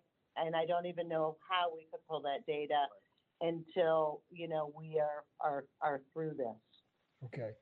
Okay, I want to go to Patty because I think she's right on this point. Then I think I've got Barbara and Molly. So Patty. Wait, Patty, you're muted. Patty, you're muted. Okay, I'm done. Okay, go. So Commissioner Manoli, town clerks register renewals of registrations, and they can go back 2 months. But when the registration is renewed 2 months back, they still only get their 12 months worth. So really, we should be only talking about a limited number of people who actually wait for that 3rd month. Correct? Yes. Okay. Yeah. So it's not as much of a loss as we think it might be, because currently they can go back 2 months. Right? Correct. Okay. Okay, Barbara, I think you had a hand up earlier. I did, and I just was fearful we were going to lose Wanda and now Mike, who's joined. And so I wanted to make sure that while they were still on and with Michelle and Costa, that we thanked these people and asked them to pass on our thanks to everyone at the agency for what people have done, trying to keep the lights on, keep things moving, really take care of Vermonters and the needs that allow them to stay legit as vehicle owners and all of the parts that go with that. So please, thank you. So thank you very much for saying that. Commissioner is Clapping our like tearing up right now, so she's not able to speak, but I'm covering it for her. Thank you. There's not many people that say thank you to us, and we greatly appreciate that, and I will take a lot of pride in passing that on to the staff. Thank Good. you. Yeah, we're familiar with that problem. Molly. And in that spirit, I wanted to thank you. If you were talking about creative ways of helping people, and the way that you helped so quickly the person that I wrote to you about who was having trouble getting the Vermont license, and really, really appreciated it. It was very, very impressive how quickly. You're more than welcome, and I got to tell you that, you know, the commissioner tells me to get outside the box every once in a while. I was not only outside the box, I was in a different box. Yeah, well, it was so great. And, you know, for somebody who just moved to Vermont, to see state government move so nimbly and so quickly, it was just like, I felt so proud, you know, so thank you. Well, thank you. You know, and I, you know, and I like to share our successes with everyone. The investment that you allowed us to make in changing how we issue credentials is why we were able to do that. And Mike having to get in another box, but we have fun with that, you guys. So thank you. Okay, let's go to the federal stimulus package now. And obviously, let's try to limit our conversation to transportation because it's an enormous bill. Yeah. So Michelle? Chair McCormick, I'm going to let Costa walk through the details on this.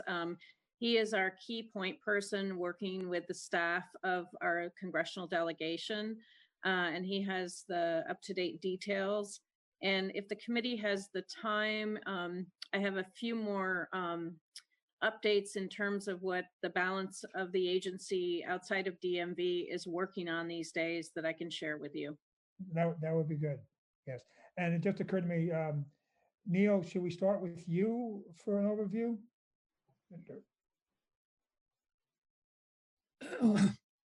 Well, it depends on what Costa is working off of. I have the spreadsheet from Leahy's office. Is that what you all have? I think we have the same thing. Costa? Yes, thank you, Mr. Chair, members of the committee, and I hope everyone is doing well through this crisis. I think I have a little more detail than what's on the spreadsheet that's been circulated, but that's up to the committee in terms of how much information you want. So Costa, let's have you do that. And Neil, please, participate, raise your hand if you wanted to elaborate or have a question. I don't even see Neil now. Yeah, Oh, there yeah. you go. Yep, yep. Okay, gotcha. Sorry. Okay, okay. So, Pastor, please. Okay, great. So before I get into discussing the contents of the latest stimulus bill, I want to quickly explain that stimulus this time around is not a single piece of legislation, but a number of different pieces of legislation that have been signed at different times.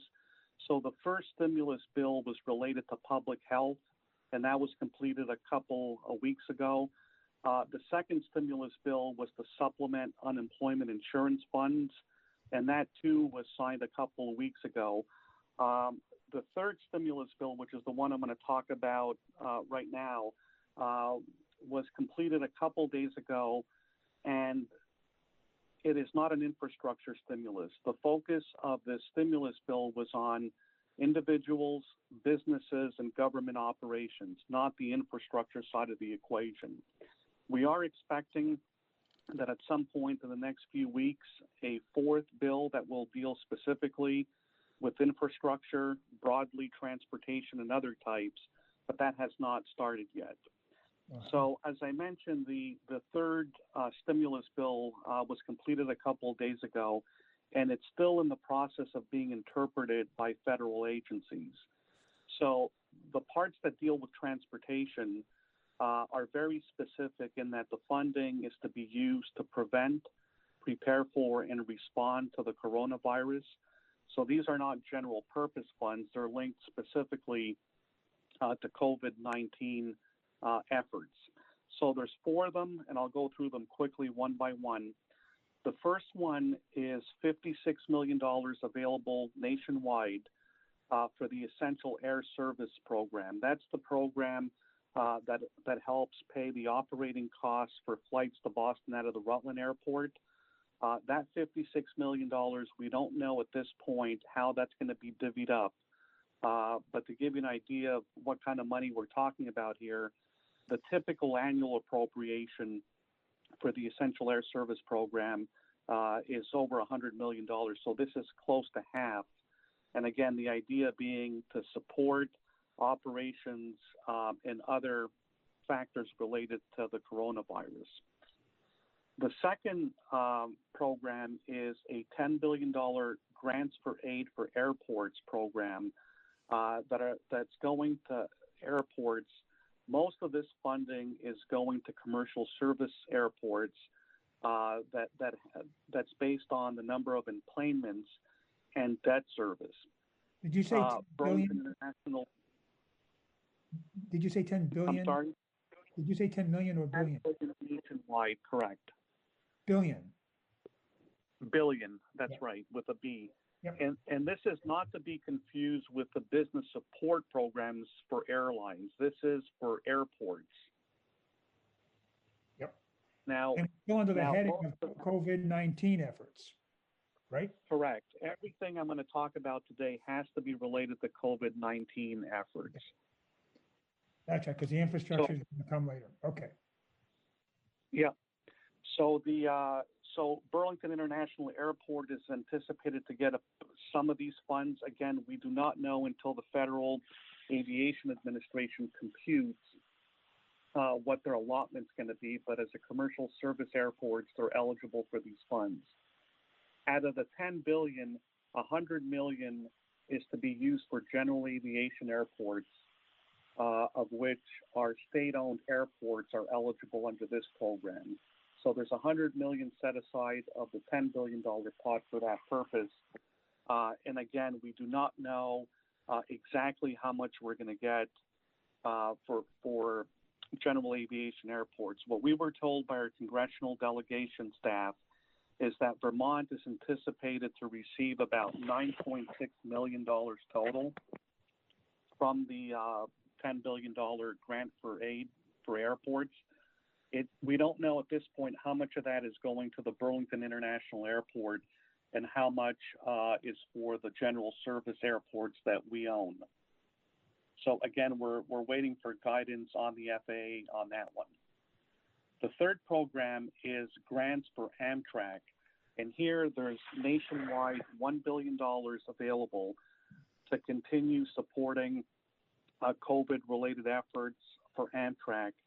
Out of that $1 billion, $239 million of it is set aside for state-supported services like the Ethan Allen and the Vermonter. These are state-supported service trains, and they are eligible under the $239 million out of that $1 billion. Again, we do not know how the federal agency will divvy up the funding, as there's no guidance in the legislative text itself. What was that figure for the state-supported Amtrak? 239 million available nationwide for state-supported services out of a total pot of $1 billion for Amtrak. Okay. Okay, and the final provision relates to public transportation, and this is nationwide, a $25 billion series of grants, again, to prepare for and prevent and respond to the coronavirus. Our congressional delegation staff has informed us that their calculations related to Vermont's portion is to be about $20 million, and that will be divvied up, $7.4 million for the urbanized area, $12.3 million for the rural programs, and $371,000 for something new that we haven't seen before, titled Growing States Transit Program. No details on that one yet. And we do not have at this point details from the Federal Transit Administration on how they're going to interpret the legislative language related to what's eligible and what's not eligible under the transit program. So I think the point here is that a lot of this is in flux in terms of how federal agencies will interpret the legislative text to divvy up the money and what the eligible categories of spending are going to be. But the one thing that's clear is that these are all related to COVID-19. They're not general purpose funds. Okay, you said of the 20 million for transit, 7.4 was urban, and what was the balance for rural? 12.3 for rural. Okay, 12.3 million. Correct. All right. And can you explain what, and must be defined, what is COVID related? Like, I take it you couldn't buy a bus with it. Is it to just operating and make up for all the losses of all these operations, or from the airports on down? So that is not clear at this point. The language is very broad in the legislation, and that's why it's going to be important to wait a few days for federal agencies to clarify how they're interpreting this language. Okay. All right, so I don't really know what exactly we can use the money for, what we could not. Correct. Okay. All right, Costa, this is great having this in front of us, but you realize that we are unable to scroll. Only you can scroll. That's me. Oh, Neil, okay, so did you realize that, right? Yeah. We are unable to move this. So this isn't the whole thing, is it? This is right now, yeah. These are the only transportation related items. Okay. I can't even see the Amtrak on this list. No, I don't either. The reason why you're not seeing the Amtrak on that list is that it's not an apportionment the way these other programs are. Right. The Right. list of you is dollars we know for certain are coming to Vermont. With the Amtrak funding, there has to be calculations that are based on the services, not state boundaries. Right. Okay. Question on the public transit. Yes. My take on this is in helping to cover the operating costs. That's what it seems to be, and it's not really infrastructure. But for Costa, the question would be, to the extent that we have this money that we can pump into the public transit agencies, does that free up some of the T-fund money or the federal funds that have been flexed over to them for other public transit uses? I can answer that. Okay. Michelle Boomhauer here. So once we receive the guidance, we are going to take a look at that and all the sort of alternative ways we could potentially deploy funds. We are obviously very sensitive to the fact that we want to find every way we can to reduce T-fund utilization. And so we're going to be doing a complete analysis, Neil, as you've suggested. Okay. And Michelle, any idea of when you will have that guidance? I'm going to defer to Costa. Now that the bill has been finalized, it shouldn't take very long. I would imagine in the next 4 to 5 days, we're going to start hearing from federal agencies on how they're interpreting the COVID, prevention, preparation language and response language. When you get that, Costa, could you pass it on? Yeah. Of course. Thanks. All right. Well, other questions for Costa, Neil, or Michelle on this? You got to take down the screen. Yeah. Could you take down the screen so we can see each other? Okay. Any other questions? Yeah. Yeah, Tim. Kurt. Tim and then Patty. Patty first. Well, Tim. Yeah. Okay. Yes. Tim. Tim, did you have another question? Oh, no, I thought I was going to let Patty go. Okay, No, yeah. obviously the numbers that we're talking about public transit it sounds like a big influx to our current budget. And I was just wondering, do we even have the means to expend, $12 million of it solely limited towards, services? And if we can't buy buses, do we have that capability to utilize that? And if we don't utilize that, are we in jeopardy of losing those funds? So we don't know that yet, and that'll be part of the guidance we'll be looking at. We have public transit agencies who have staff that are at this point, in some cases, unemployed, laid off, various states of,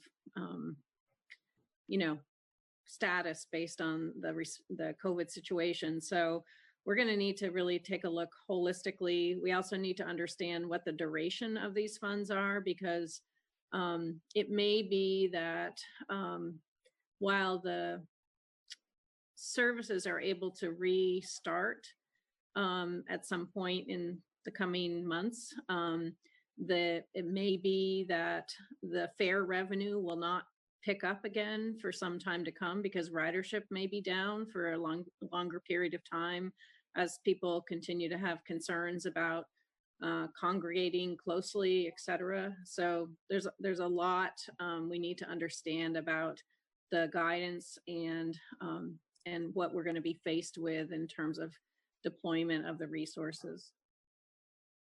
Yep. Yeah, we look forward to that, hearing what that guidance is. Other questions? Yeah, Patty? I just had a question about Costa's spreadsheet. Is that available on our committee webpage? Representative, the spreadsheet belongs to Neil. I think I have a copy of it laying around if you want me to forward it to Lori, but I think Neil's already got it. I emailed it to all committee members a couple days ago. Okay, thank you. If you haven't received it, it's probably because I sent it to your Ledge email. Or I've been on the teleconferences for the last 4 days. I haven't even looked at my email. No, you should have it all. Okay, thank you. Okay. NCSL wrote up a similar table also. Okay, anything else for these guys on the federal stimulus packages? While we have Costa, I think maybe he should talk about the next federal bill, which they see coming down the road. That infrastructure one you referred to? Yes. Yeah. Costa, before you, that's a good idea, but before you start, Lori, I assume we don't need to be identifying ourselves or the non-committee members, witnesses, like they normally do, because with the Zoom, we can see and the names are on the pictures. So is this all going well as far as the record is concerned? I have not been told To do anything about that, but I do see everybody's name with the exception of this last phone number that just came in. Okay. And Anthea, you think we're okay as far as that's concerned, right? Anthea? Sorry, I had to unmute myself. I am not sure what is being preserved for purposes of, you know, how Lori normally takes a recording and then that's saved. And with a recording, you don't know who's speaking because you can't see who's speaking. I don't know what's being preserved. If it's going to be these YouTube video live streams, if nothing is being preserved because this is already being made available to the public and it's potentially posted on YouTube forever. So I think that if that is something that you want guidance on, maybe that would be a Tucker question, or maybe it's something that Lori should reach out to Peggy on to see what, if anything, other committees are doing. I know that from the committees that I have participated in Zoom meetings, people were not identifying themselves each time they spoke. And then for purposes of the capabilities of Zoom, it does put a box around the little square of the person that's speaking. So it is being identified. I don't think that was very helpful, except to say that I think this is something that all of the committees are dealing with, and there might be a best practice guidance that's being conveyed if you ask for it. Yep. Okay. So Lori, would you talk to Peggy about that? And I think ironically, we might be better off with this system than when we're in person because of the boxes, the pictures, and the I think names. the only thing would be if somebody is just listening and they don't have the ability to see the faces and the writing. Right, but that's not any committee members now. So any. Well, it could be if people can't see the screen. Right, but if they would like, but if our record has it and they want to check the record, I mean, that's the purpose of the record, for somebody to see what someone said. Right, I'm just saying there could be someone who can't see. But they'll be able to get the record later. That's what I'm saying. Okay. Yeah, they can't get it simultaneously, right? Yeah. Okay. All right. So, Costa, yeah, tell us what you know about what's happening, what we're likely to see on the stimulus legislation federal that will have infrastructure money. Yeah, so Mr. Chair, at this point, we do not have a lot of details on what the infrastructure stimulus will contain. We've been talking with our congressional delegation offices, and they're set to begin working on a bill in the next couple of weeks. And it seems as though the general direction of the bill will focus on infrastructure in a broad-based sense, of which transportation would be one component of it. Again, there's a lot in the air right now, but the idea behind the infrastructure stimulus is really on recovery of the economy. The anticipation is that there's going to be significant unemployment over the next few months.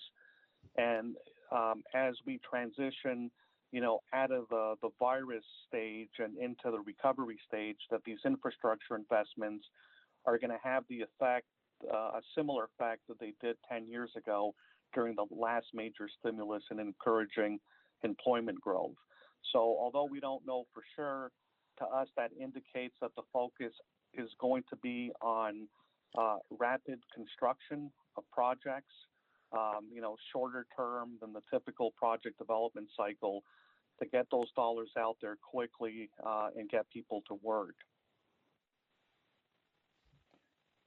Okay, no, that sounds good. That makes sense. Questions for Costa about that coming legislation? Okay, Connie, did I see your hand up? No, you were just suggesting something. Okay, all right, so let's go back to S 339. Thank you very much. That was really great. I hadn't been thinking about transportation and the and all this federal legislation until just yesterday. So why don't we go back to the walkthrough, and Neil and Costa and Michelle, feel free to participate with any questions or comments or things you want to stress as we go through this, okay? I take it it's okay? Okay. Okay, yeah. Yeah, thank you. Section 9. Okay, I will put the share back on.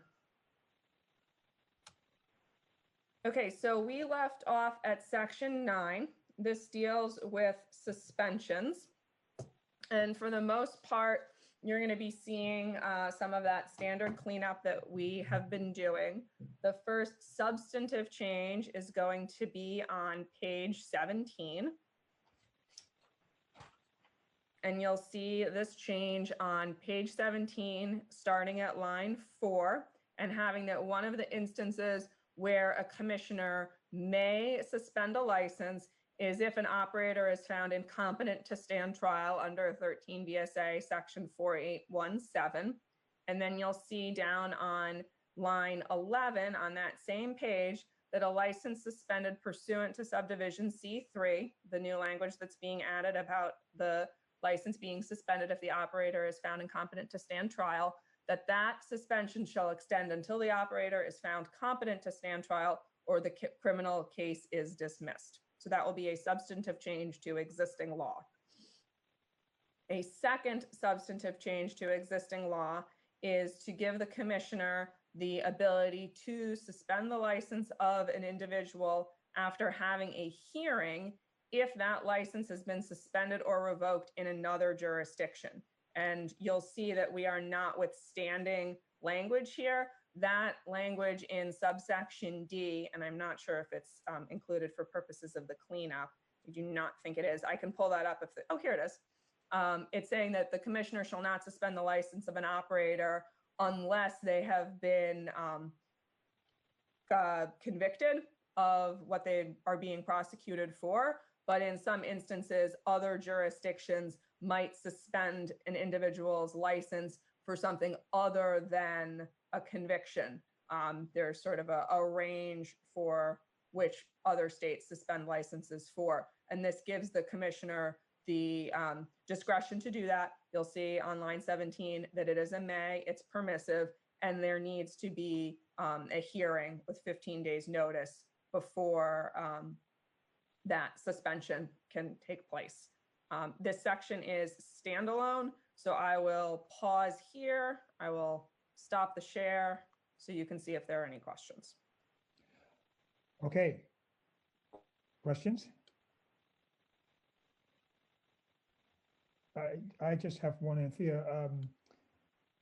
Again, does this change, how does this change existing law for these circumstances? It changes existing law in two ways. The first is that there will now be the ability for licenses to be suspended pending trial if someone has been found incompetent to stand trial under 13 VSA section 4817. That's the language here that's being added at lines 4 and 5. And then down at lines 11 to 13 is where you're getting the length of that suspension. And I can pull up 13 VSA section 4817 if you want to see the process that is in place if someone's going to be found incompetent to stand trial. And the other way that you're changing existing law is you're giving the commissioner the ability, permissive, may suspend a license after a hearing if the license has been suspended in another jurisdiction. So if someone has been convicted of something that led to a suspension in another jurisdiction, that would be possible under existing law for their license to be suspended here. But if there is that their license has been suspended for something unrelated to a conviction, this would allow their license to be suspended here as well. So those are the two changes to substantive law. Okay, so right now, such a person who's declared incompetent and has committed a crime or allegedly committed a crime, we don't speak about their driver's license right now, present law. They get to keep it, I guess. Yeah. Yeah, okay. And now they would possibly not be able to. Okay. Correct. And it is possible that their license would be suspended pending trial for a different instance if the commissioner finds, and I'm now looking to current law, this is on page 17 at line 1, if the commissioner finds that such operator is seeking to delay the prosecution, then that is an instance that could lead to the suspension of a license. But this is sort of saying, if they have been found incompetent to stand trial, the trial can't proceed to get to the point of a conviction where their license would be suspended. Their license should be suspended until we get to that point or the case is dismissed. And if the case is dismissed, then the suspension would be lifted as well under new language in subsection G. Okay. This might be a more of a really a drafting question, but just because of my general dislike for notwithstanding existing law, we're doing that an awful lot in this bill, and I know we do a lot in other bills, and not just in our committee.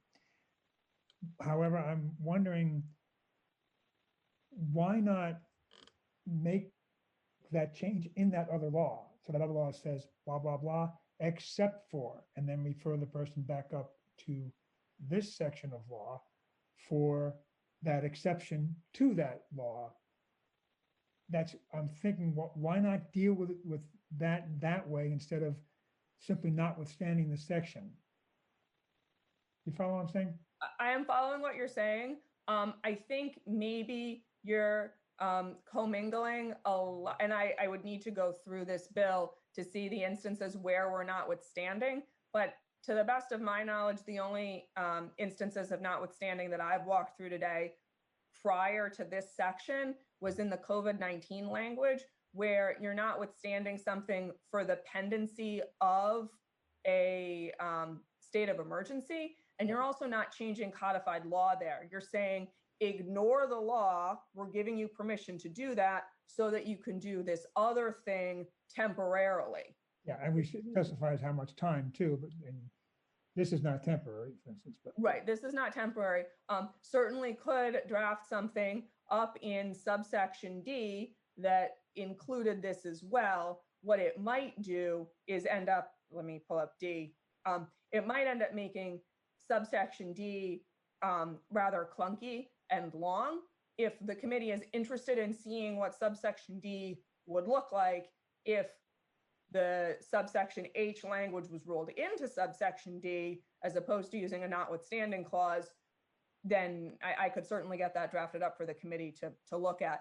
And I can go through the balance of S339 to see what instances where there will be new notwithstanding language, if that's something that the committee is interested in seeing. I'll look into it myself also later. Okay, other questions on this section for Anthea? Nope. Okay, thank you. The next section?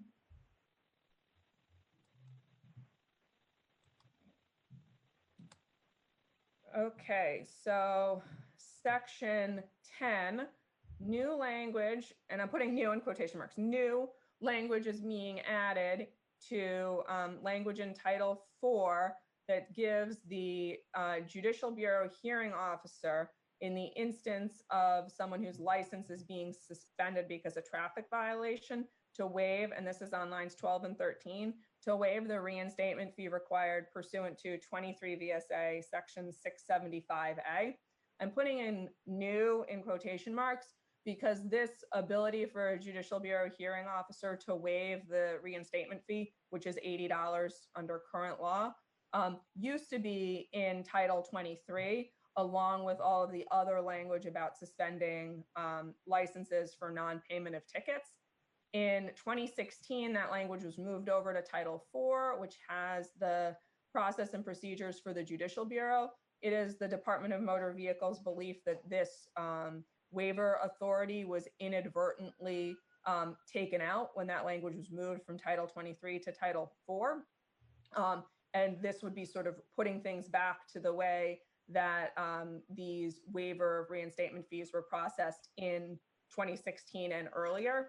And if you're looking for the instances in which the reinstatement fee could be waived, it is based on, and this is existing law, linking it to a reduction in the fee at lines 14 down, saying that it would be on the basis of the defendant's driving history, ability to pay, or service to the community. Oh, the collateral consequences of the violation or the interests of justice are the remaining balance for when there can be a waiver of the reinstatement fee if you include this language. Again, this is a standalone section, so I'll stop the share so you can see if there are questions. Yeah, Mary, did I see, maybe, I guess Mary just turned it. Okay. It looks like there's actually no change in that. It's just logistical, moving things around. No, this is a change. The change is, I'll put the share back, saying instead of the hearing officer being able to just reduce the amount due, they can reduce the amount due and waive the reinstatement fee. So currently they cannot waive that $80 reinstatement fee, even though they could reduce the amount due. Okay. Questions about that? Nope. Okay. Okay. Next section is section 11. Under current law, and we've got a little bit of cleanup with individual. Under current law, and I'm scrolling down to the substantive language, which is on page 20, starting at line 13 and going into line 14.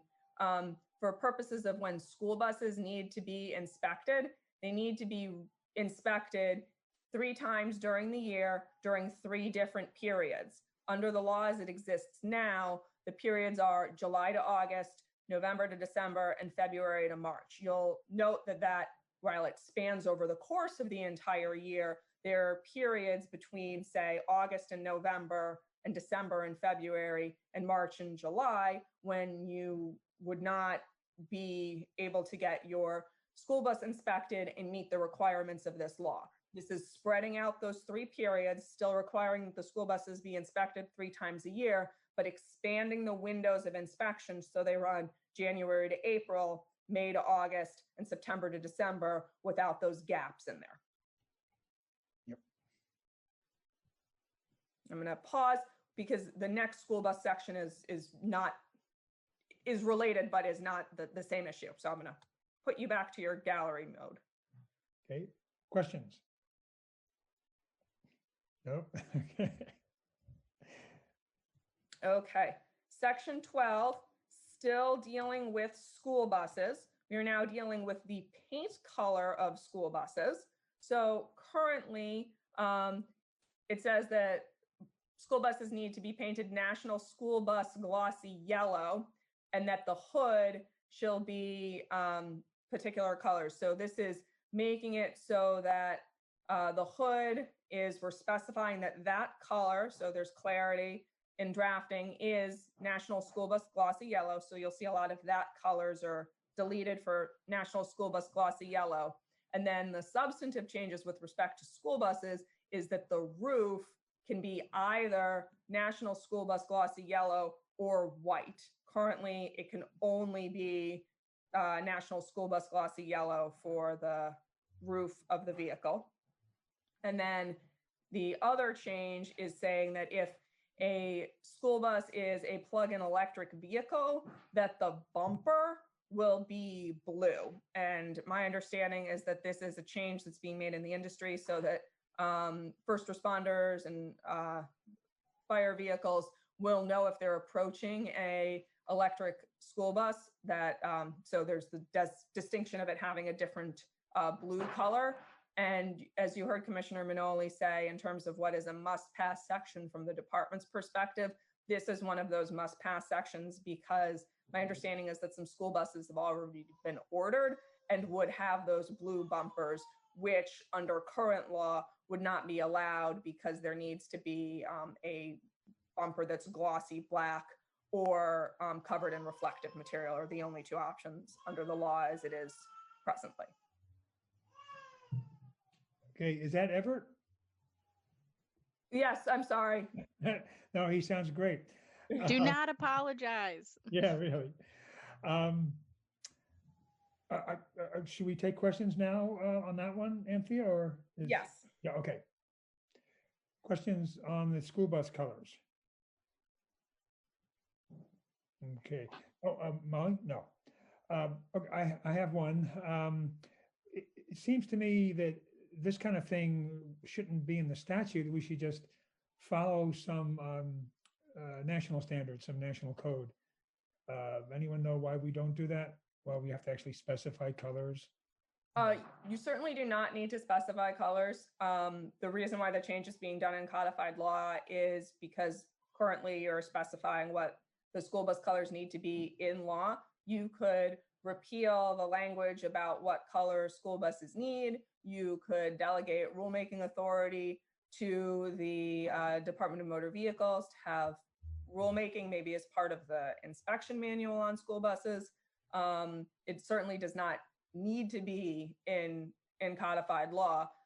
If you are going to reference to some sort of standards, I think that that is something that someone from the Department of Motor Vehicles would be able to provide what those standards should be and what is the industry norm. I did not look into what other states have in their codified law with respect to school buses. I certainly can do that. But since this was a proposal that came from the Department of Motor Vehicles to just make these small changes to existing law, that's how I drafted it. Yep. Okay. All right. And I guess the electric buses, identifying those is because of the safety, because when you approach that, if it's silent and it's still, if it was a gas or diesel, you would know where the fuel was. Here you need to know that there's a live battery on board somewhere, right? With a pretty high- I'm not the person with that technical expertise, but my understanding is that the differentiation for the bumper is for safety notification purposes, not why it needs to be there, but that it is to notify them that it's a different type of vehicle. Okay. And Thea, would this be a good time to take a little break?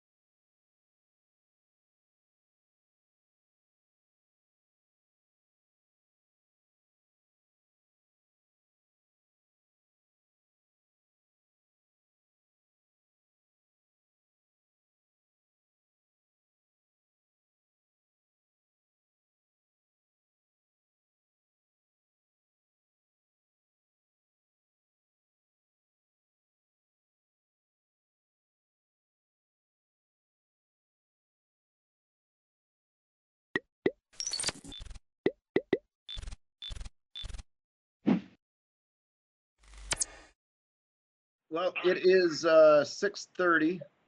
We will call this meeting to order.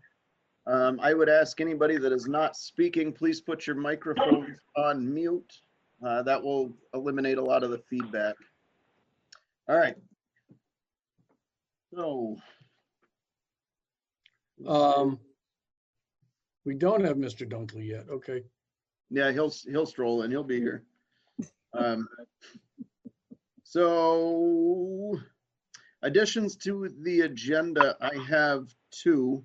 One is another nomination to the Solid Waste Committee. And another is and Sandy, I'm going to ask for some help in bringing this one up so that I don't do it incorrectly, but just that concern that we sent out yesterday for the family in town and the use of that. Right. It'd be AJ Brooks requesting you'd want to do that executive session. Okay. So I would add that to the agenda. We will make that number 6, 7. That would be number 8 to the agenda. And that will be an executive session. So to the select board, when you're sending those types of things out, if I could be CC'd on that so I know what's going on and can act accordingly, it would be helpful.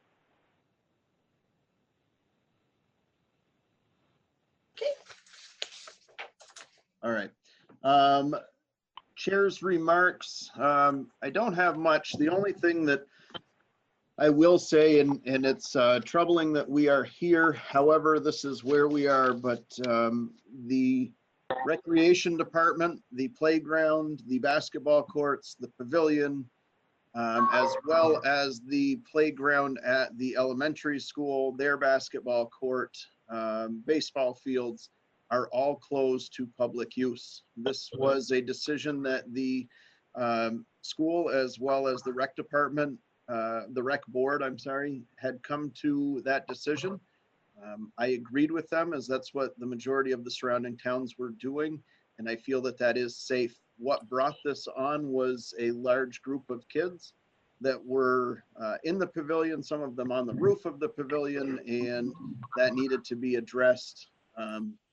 It's unfortunate, and I will tell you that the call that I got from Seth Dio, where he was very almost shaken by the fact that he had to close the park to our town's children, it clearly bothered him. So I don't want anybody to think that this decision came lightly or it was one that anybody really wanted to make, but it is for the safety of our residents. Additionally, I would like to note that the Holdbrook is offering deliveries. They're offering to pick things up for people. They're making bulk meals to go. They're really trying to help everybody out. So if people have not looked into that, I would suggest that they do. And other than that, let's just be nice to each other. We're all in this together. Having said that, open public comments on agenda items only. Anybody? Guests, I don't believe we have any other than BCTV. Am I correct with that? Jeff Dunkley's here. Brana, go ahead, unmute yourself. What do you got? I'm a guest. I'm sorry about that. No problem. It's a little bit harder when I have to scroll through pictures to find you. Did you have any comments on the agenda items, Brana? No, unless you want me to tell you what the library trustees have done now, and then I could just depart, or I can wait to the agenda item. It's up Sure. to you. Well, we don't really have you on there much, so I would roll into department and committee reports, and I would accept that at this point if you would like. Brana, does that work for you? Yeah. Okay. The trustees meet tomorrow on Zoom. So I took a straw poll last week, and we all voted to pay our staff and follow your example. And they're we're very grateful. And I did get an email from one of the staff who was very surprised and grateful. But tomorrow we have a formal motion to consider this, just to make it kosher, I guess. I've also let Cindy know that we are doing that. It seems a little bit like maybe overkill, but I think it really needs to happen to make sure the record is clean and clear. And that's it. Okay, thank you. Thank you. And unless anybody had any questions or comments on that, I would roll into Mark Snow and David Emery with an update on the COVID-19 situation. Gentlemen, the floor is yours. All right, welcome and thank you. Unfortunately, I'm not clever enough to connect into the video part, so I'm on the phone part. Can you hear me okay? Gotcha. Yes. Okay, all right. I know Mark also is connected by phone, but let me, I'll start and then I'll turn it over to Mark. So first of all, I really want to say thank you out to all the first responders, the fire, the sheriff, doctors, nurses, you know, and especially all the extra support people, the housekeeping, food prep, you know, supply, secretaries, public works, you know, and the real heroes out there are not million-dollar athletes. They are the people that are the waiters and waitresses, store clerks, and the stockers, and all of them that come to work every day. So with that, I'm sure that you all get tons of emails, not only from me, but from everyone else that you're probably connected with. So I'm just going to reiterate some of the stuff that you already know. As of today, the state of Vermont has 575 positive tests. 7,129 total people have been tested. There have been 23 deaths in the state so far. And right now there's 29 critical hospitalized. And Windham County is sitting on 32.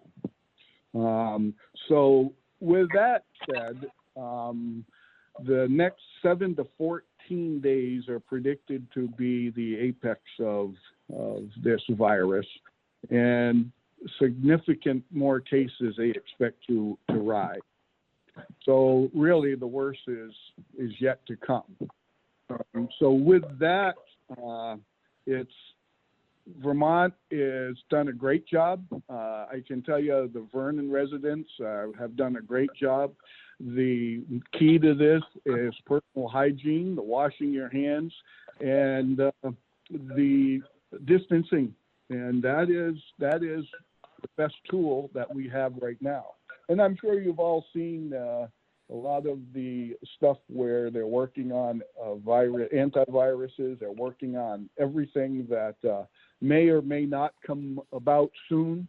However, what the concern is now is that once we reach that apex and we start coming back towards what we might consider normal, there's a chance of it resurfacing because people are going to not follow directions again. So that's something that we need to make sure we stay on top of. So as updates for the locals for all our stuff, as you know, the school is closed and will be for the rest of the year. The school is actually going to continue with their spring break from April 20th to the 24th. Meals will still be prepared and delivered every day that they are following up. They're keeping up with all the meals. Sheriff's Department, Deputy Whittle has reported that he's had contact with a single person that moved here from New York and needed some education on the quarantine process. And that's the governor's order. And evidently it might become more of a problem throughout the state because they're now looking at cases that aren't resolved will go to the Attorney General's office. The fire department, Chapin, says his call volume is actually lower than normal. The PPE that they have is still okay. The state has put a ban on open fire burning. So therefore, I don't believe Vernon will be issuing any fire permits, but that will be a day-to-day operation. The reason for that is so that firefighters don't have to congregate and violate the 6-foot order, and that you have to do that when you're putting a fire out. You reported on the recreation department that all the programs are closed and the parks are closed. Vernon Green is talking with Skip Sleeper. Fortunately, that man is on top of everything, and he has been diligent in keeping everybody up to speed there. So far, they report no resident or staff cases. And he's working on the inevitable eventually, if it does hit in there, how they're going to deal with the deaths. I'll speak more to that in a minute. Town clerk Tim Arsenal is our person for contact for volunteers. He has created a volunteer list, but is still soliciting for anyone that's interested in being on that list. What we're trying to do is match Vernon residents with Vernon residents to help them through whatever needs that they have. We have 3 people that we've been assisting so far with some volunteers, and that's worked pretty well. Tom Greeno is again doing the follow-up with all our healthcare people in town and our groups that have people here. He'll be calling them this week again and checking to make sure that they're all set and see if there's anything additional we can do for them. And here's the EOCs. We purchased some additional Field Tech Tyvek suits, and we're looking at maybe purchasing additional ones if they become available to keep in stock. And one of the things, mentioning that with Vernon Green, with Skip, and trying to keep up with could happen is there's a short supply of, unfortunately, of body bags. So we're probably going to create a little expense and try to get above the curve there and put some in stock. And again, those are as hard to get as PPE. So here's one thing I think that the select board might want to consider. That the town declare a full state of emergency. It would include that the EMP and the staff from the EOC would be active and activated, which they are already. Mostly we do it all by electronics. However, it would be the same duties for the town staff. Nothing would change, but it would give us the authorization to apply for federal funding if it becomes necessary available. I believe that we have everything in place through the years and through our LEMP, and everything is there. But I'm not sure exactly what we need to do. So I'll contact the state emergency management office and I'll get more information and I'll bring that back to you, Chris. But if you want to discuss that so that when I get that information, or wait till your next meeting, I'm okay, however you want to do that. Again, primarily, I think it will be for the ease, maybe federal funding that hopefully will become available if the town needs it. And I'll run it over to Mark Snow. Mark? Good evening, everybody. I hope you are well and healthy. Thank you for this opportunity to given to us to provide an update for the board as well as the citizens of Vernon. I just have a few things. I'd like to pass along that the health department has expanded its COVID-19 web pages. And they've done that so that the content is delivered easier to specific groups.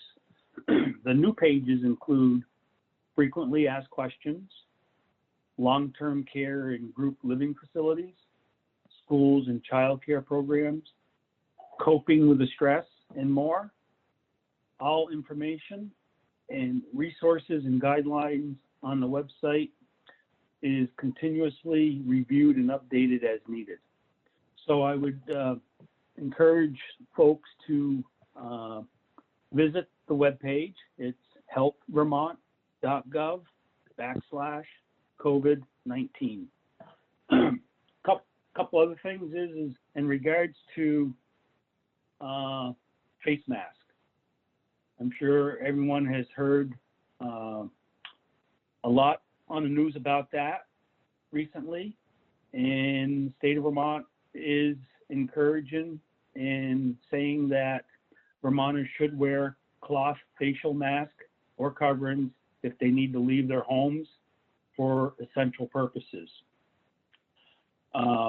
The advice to wear these masks is based on new data about how COVID-19 can spread before a person has any symptoms, because people may have COVID-19 but no symptoms. Wearing a face mask may help keep people from spreading the virus. Face coverings are not a substitute for physical distancing and other prevention measures. The most effective way to slow the virus spread is to continue to follow the governor's stay home, stay safe order, respect social distancing, and be vigilant in washing hands and not touching your face. With that being said, you can still enjoy the outdoors, but there's some precautions that you should take. What is being recommended and encouraged is to stay close to home.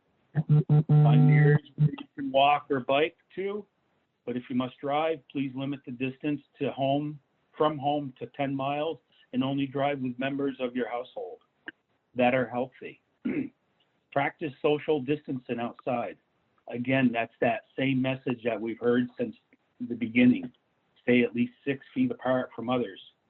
Keep your dog on a leash and close to you. Be cautious in choosing low-risk activities to avoid injury. Because if you are injured, then first responders are required to come provide medical attention and take care of the situation. So you're actually putting those folks in harm's way or possible harm's way.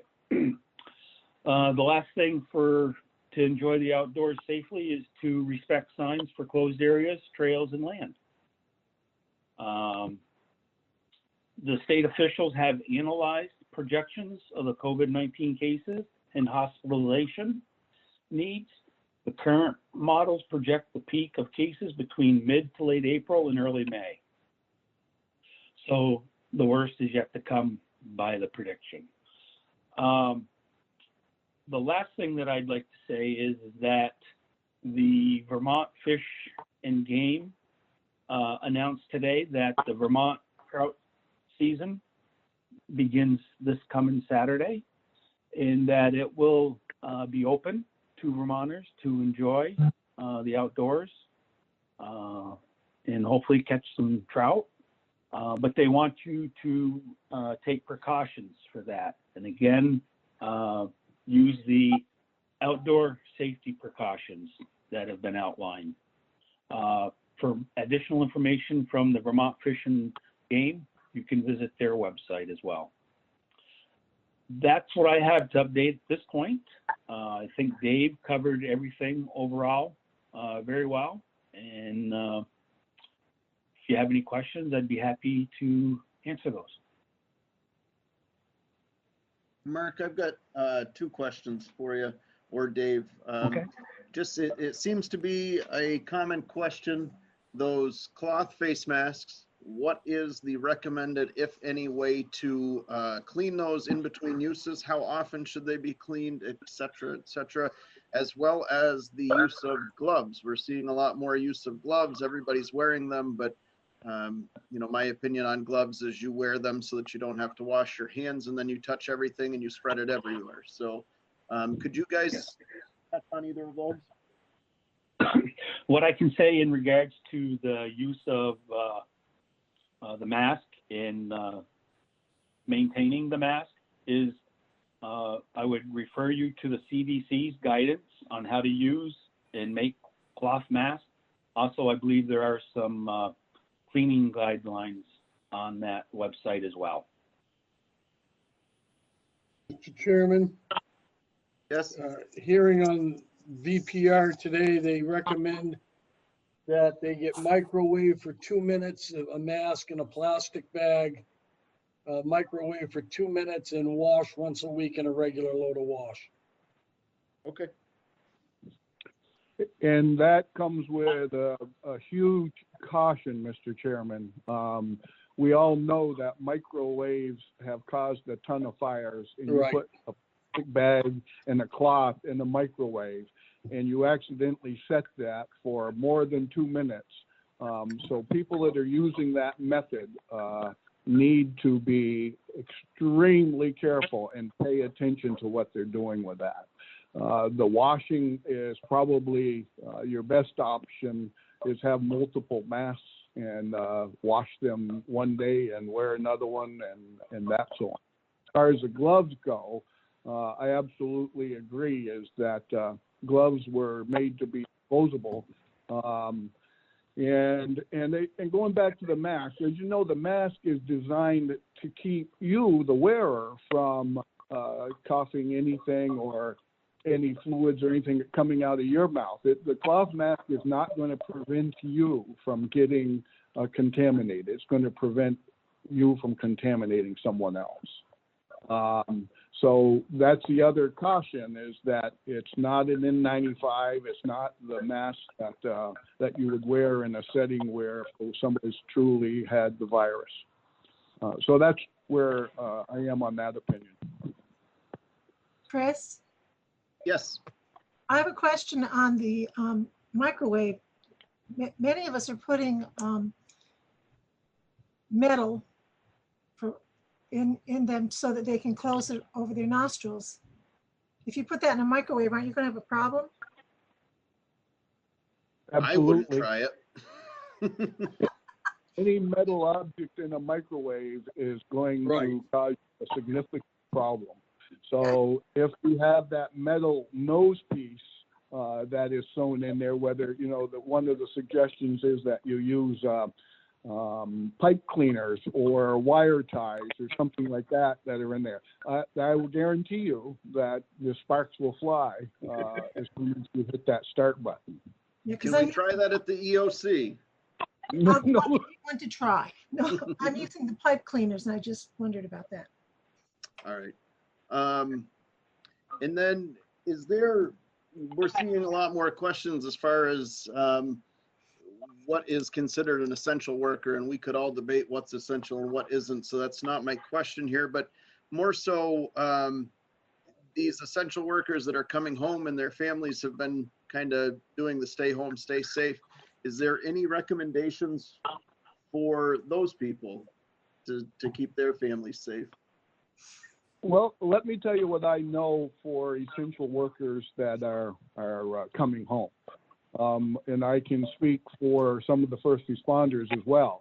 What's happening is they're having some places that have the opportunity to change their clothes at work, so that you can take the clothes off that you used at work and put on a different set of clothes to come home. Or what they're doing is they're changing as soon as they get home before they go in and greet their family. And some are, as soon as they're getting home, or if not before, are going to the shower. As we said, soap and water is very effective on this virus. So, you know, I would recommend any essential worker that is coming home, that's been in contact or, you know, with the public especially, you haven't been able to do the 6-foot distance, I would recommend that you have a change of clothes, or you have the ability to jump into the shower immediately before you do your hugging and kissing with your family. Perfect. Any other questions for David or Mark? Let me scroll through all the pictures here. I see no hands. Gentlemen, thank you. We always appreciate hearing from you and staying on top of this, keeping us informed, and always looking out for Vernon. We appreciate that. David, we will talk about the declaration of the state of emergency at the end of this meeting, and then I will wait for some guidance from you over the next day or so. Okay. All right, perfect. I will hang in to the meeting in case you have any other questions. Are you hanging in just for that, sir? Well, primarily, yeah. All right. Unless anybody on the board would have an issue with that, could we move that discussion to number 1 in new business, just so that Mr. Emery does not have to stay on with us? Sounds good. I see no objection. We will do that after the bills and warrants, which will be coming up. So gentlemen, thank you. We are going to move along to the approval of March 17th minutes.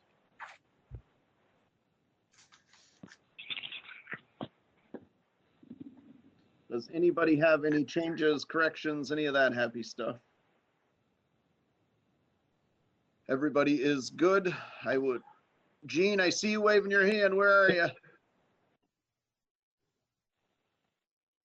Tom, can you unmute her or? Everybody's unmuted. She needs to click audio. Yeah, all participants are unmuted. Jean, it's always you we're waiting on.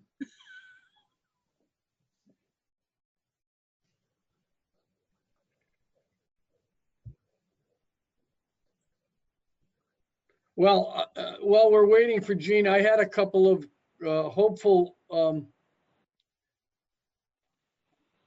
the board, hopeful amendments to the meeting minutes, as I didn't catch who made motions in a couple of spots. No, we're on 2 different ones, Tom. We are on the March 17th. Oh, 17th, not the 29th. Yep. I'm sorry, Mr. Chairman. But as we are waiting on Jean, we couldn't, well, Sandy, there's no reason we couldn't do the 27th as well. No, you can do them. You can take them out of order while Jean connects. Okay, Tom, go ahead. Let me pull that up here so I'm looking at it. So go ahead. We will switch over to Friday, March 27th. That was the special meeting. Can we look at those and accept corrections, please? Thank you.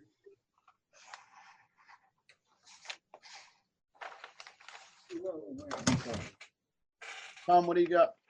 Well, if you look to the latter pages, I think most of the minutes are pretty good. I got the first set of motions, but there are motions on the last page for adjournment and paying folks, the motion on paying folks and reviewing it through the May 5th meeting.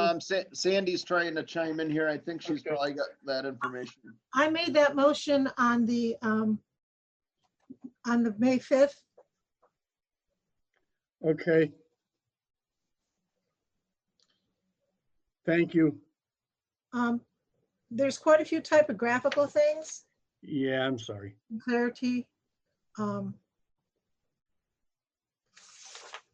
Sandy, I know that you've got a lot of notes on this. Tell us what page you want to start on and we'll all get on the same page here.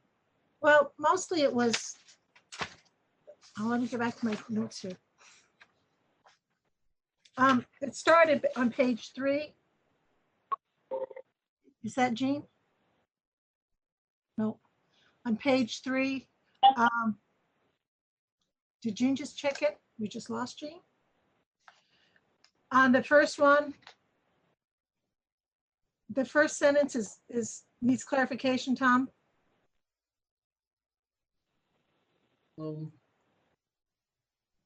First sentence on page 3. It was noted by the interim administrator that Brattleboro had softened on the no reporting to work at all. That should be a comma there. It should probably be a quote. It was beginning to bring some recreation and DPW employees back to undertake tasks that require no other person-to-person interaction. You know, Mr. Chairman, maybe we could write our recommendations and send them to him, because I have a lot. Okay, yeah, I spell checked it and grammar checked it, so Your spell check is broken, sir. Yeah. That could be. But I'm certainly, why don't you send them to me and I'll make the corrections as necessary. And then we can can address it at the next meeting. Yep. Chris, would that be okay? That's fine, yep. I apologize, Tom, but you have to realize I'm correcting a lot of English papers right now and everything's jumping out at me. Yeah, I just checked it. Spelling and grammar check is complete. So, okay, yeah, that's fine. I'm good with that. What do you think, Chris? Sandy, I'm fine with that because I've got a few notes here as well, so. Okay. So that's fine. Jean, are you on with us? It says her mic's on and her camera's off.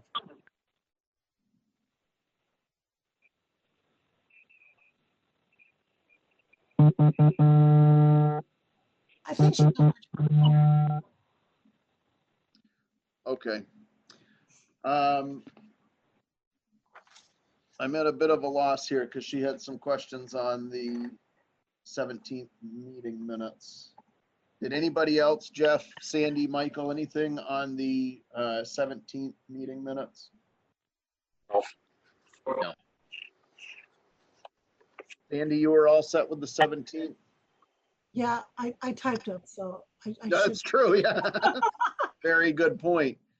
I see Jean again. Okay, can you hear me? Oh, there she is. Perfect. What do you got for the 17th? I don't know anymore. So I'll interrupt real quickly. I don't know if you heard us, Jean. We decided that we would table the 27th and we would email our corrections to Tom on the 27th. Yeah. We will look at the 17th right now. Okay, so the 17th, the only thing I had was on page 5, paying the town employees. I had recused myself. Right. I don't know, maybe I did make the motion, but I did recuse myself. Mhm.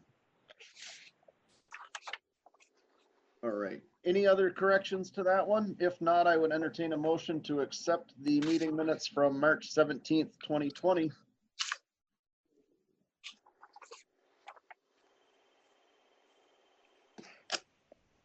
Make a motion to accept the minutes from March 17th, 2020. I have a motion made by Mr. Root. Can I get a second? Second. Seconded by Mr. Dunkley. All those in favor of accepting the March 17th, 2020 meeting minutes, please say aye. Aye. Aye. Aye. Opposed? All right. Jean, we will run into the bills and warrants now, please. Okay. Okay. I move that we approve payment of the following warrant: 20T accounts payable, $14,339.51. 11S payroll, $7,842.57. 12S payroll, $8,003.13. And 13S payroll, $8,083.44. Second. Got a typo. It should be $83. So 8,083 meeting, and any corrections should be emailed to the interim TA.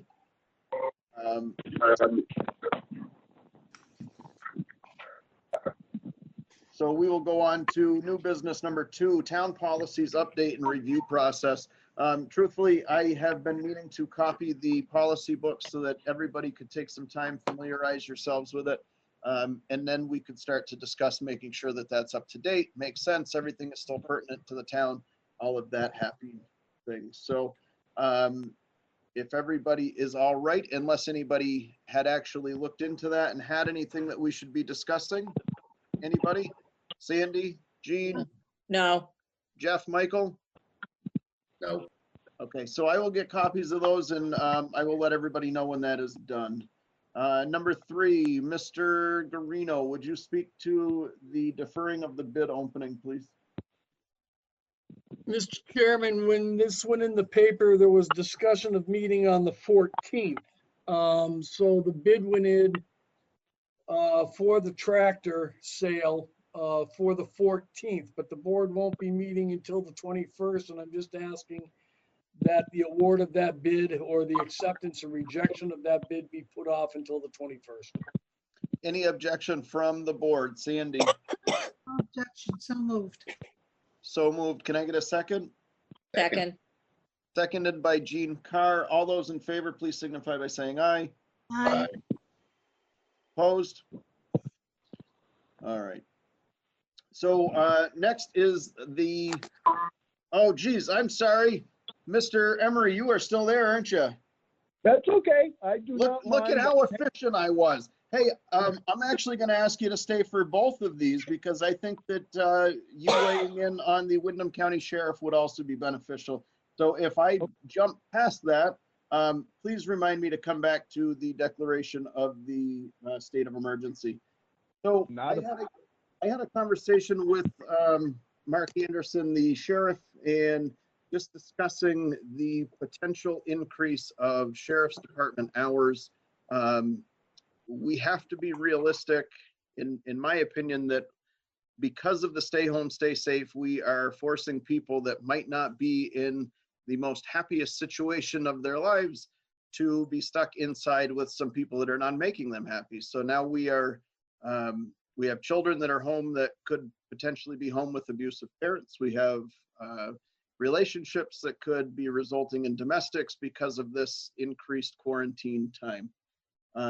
And that's obviously not the only thing, but that's kind of a big issue that it would be nice to have law enforcement a little bit closer in those cases. But I did speak with Cindy today, and she said that it's very likely, as well as Mr. Anderson said that it was extremely likely, that we would get a large reimbursement for these hours back from FEMA. And Cindy did say that for the current time, we could use the reserve funds, which currently has $50,282.10 in it. So the money is there. It seems like it would be reimbursed. Mark's concern was that as this prolongs and more people start saying that they want police coverage, it will then be kind of a first come, first serve, more of a as needed type basis. Chris? Yep. Chris? Yep. Question, just so that we're clear, this is a concern about domestic violence? Partially, I mean, increased domestic violence? It potentially, yes. Yep. That's one of the things that has come up. Certainly, we see it on the school side, where it's a very large concern that students that would usually be able to escape the abusive parents, if they're in that situation, no longer have that safety net of school, so they're at home with it. And DCF is not making a lot of house calls now, unless it is, I don't want to say intimate danger, but I mean, they're being a little bit choosier on what they're responding to. That is my opinion from things that I have read. I don't know that that is 100% accurate, and I don't know what it is that they will go and won't go for. So I just want to be clear with that. Essentially, if we were to do this, we would have to amend the contract, and then we would be paying the same hourly rate that we pay now. So that this wouldn't be considered a call out. This wouldn't be considered really anything additional other than if we have 40 hours now and it costs us $70,000 and we wanted another 40 hours to bring it to 80 hours, it would be $140,000. Well, I certainly am sympathetic, but we do have a budget, and state police, state troopers come. So unless that we're assured any extra increase in law enforcement expenses are going to be covered, I'm not really in favor of it. Okay. Mr. Chairman? Yep. I'm in discussion today with the Vermont Department of Public Safety liaison to the towns on the FEMA reimbursement. If this was worded in such a way that it was specifically due to the increase in hours was a result of the COVID-19 emergency declaration. And I think what Mr. Emery brought up earlier about a municipal declaration as well. It could be put in for FEMA reimbursement of up to 75%. And it appeared that that was a legitimate expense in the broad discussion that we had. But it would be something that would have to go to FEMA on the forms, and the reimbursement, just so Mr. Dunkley is aware, if there were reimbursement, it's certainly, if it was approved, there's no guarantee that that's coming within a week or 2 weeks of the time you submit for the reimbursement. It can take a few to several months for the return, but if it's accepted, you'll get a check. If it's not accepted as an expense, you won't. Okay. So I guess, Jeff, we've got yours. Sandy? I think we should probably add them. This isn't something that we could foresee happening, and you don't want anybody hurt if you can help it. Jean? I guess in my mind, my question is, how are these families going to be identified? I guess kind of like, how are we going to know when they need help? And so how is that going to relate to what hours the sheriff is here? I don't know if I'm making that clear, but as opposed to responding when there's a definite need, even if it's hours that they're not here, which I think goes back to what Jeff was saying with the state police. I guess I wonder what they feel it does if they're just patrolling the streets. I'm not sure. Okay. Michael? Do we have any facts from the sheriff, or is he just looking for more money for his officers? Is what I'm thinking. If we have an upgrade in calls and stuff, then yes, we should look into this. But if nothing's changed, then why should we change? This could be a temporary situation also. We don't know. Right. Yes, so what would happen is we would have to amend that contract. And then if nothing changed from the governor at the end of June, there would be language in there that the contract would automatically extend. It would not renew. It would extend for a period of time. Keeping in mind that usually this is the time of year that we do hear from the sheriff about the contract, and we have that discussion. It's usually, I believe, Sandy, the second meeting in April. I think that we usually discuss that. So we will have to have that discussion still at some point, but I guess unless there's any objection, I would like to have Mr. Emery weigh in on his thoughts on this. Yeah. Well, I can probably assure you it's not because the sheriff is attempting to create more hours for his people, because I'm not so sure that he has enough people to fill all the hours that are out there. However, the concern is valid. There has been a number of different cases throughout in different towns that have dealt with the same problem and wrestling with the same thing. I don't think anyone can predict the time or the place or any of that. So I know you're in a tough position about that. The only advantage you have, and it's not 100% sure, is that 75% of that cost could be recoverable. However, again, that's yet to be determined. And I think anytime there's a government opportunity to recover money, that there's always a question mark that comes with that in my book. So I guess I certainly wouldn't say it's a bad idea, but it is a tough one that you have to wrestle with. Mr. Chairman? Yep. Is it my understanding, am I correct, that let's say the select board opted to increase the hours hypothetically to X number, let's say 60 instead of 40? It wouldn't be an automatic billing of 60. It would be a billing of additional hours utilized.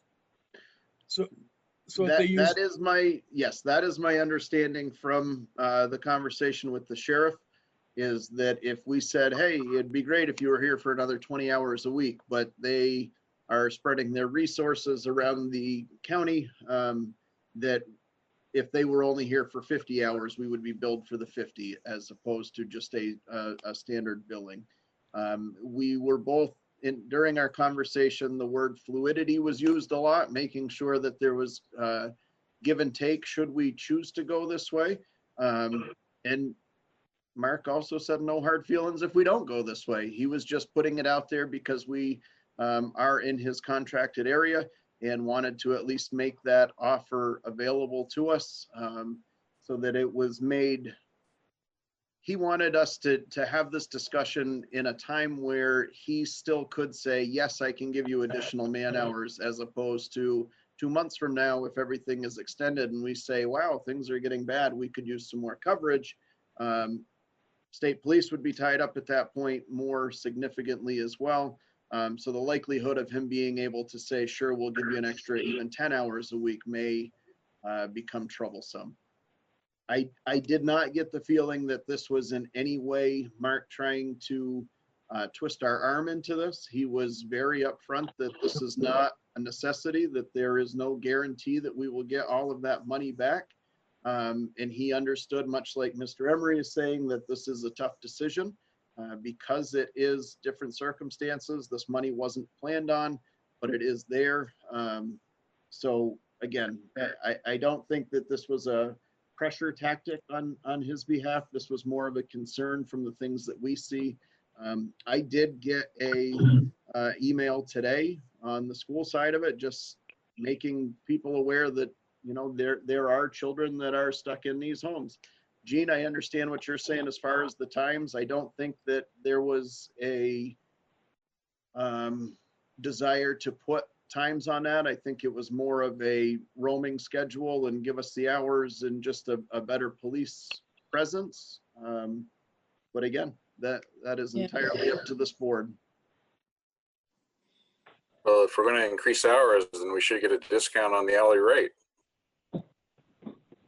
And again, if there's no quantifiable increase in calls at this point, I believe it's kind of a little too early to start making a decision like this.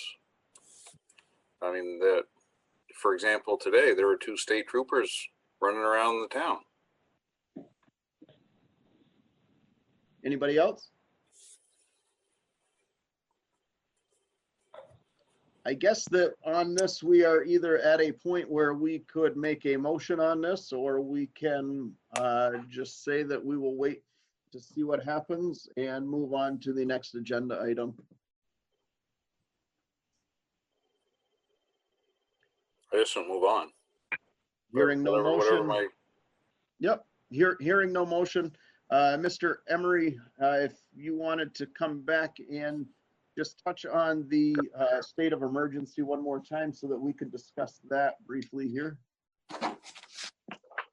Okay, I'm back in, and I'll just reiterate what I said earlier, is that by the town declaring a state of emergency, I think what it will allow is that if you do get into monies that are recoverable, you know, as you were talking with the sheriff's department, or there certainly could be other expenditures that are going to come up where you have to hire different people, or let's say that you have to hire ambulances, or becomes fluid where people can't pay for funerals.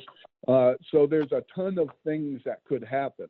And the only reason I'm mentioning this is so that we cover our pay base for that. Operationally, I don't see it changing anything that we are presently doing. In my office, we're every day. I didn't sign on for that, by the way. But every day, I'm in my computer at home doing stuff with this. And so, needless to say, there are other opportunities or things that could rear its head. And that's all. And I don't know, again, I'm going to tell you that I don't know what we have to do. I know other towns have declared emergencies. And that's kind of where the whole thing is. It's only kind of, being ahead of the curve if something happens, or it would give me the opportunity to spend, I think in our LEMP, that's the local emergency plan, it authorizes me to be able to spend $500 without select board approval.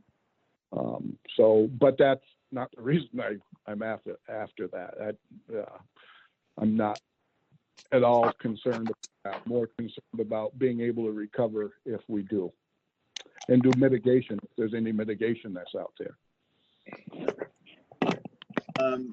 I'm going to go around the select board here and get thoughts from them, but in the meantime, could we please add Martin to the guest list? I just saw that he has joined us. Yeah, I have him written down, Mr. Chairman. Okay, perfect. So Sandy, on the state of emergency, your thoughts? I would defer to David. I think it's a good idea not to close the door after the horse gets out of the barn. So we need to do it. He will know. He will know when we should do it, I think. Okay. And I would defer to him, but I think it's something we definitely need to look into. And should we go that direction, would we have to reconvene as a board to make that decision, or how would that work?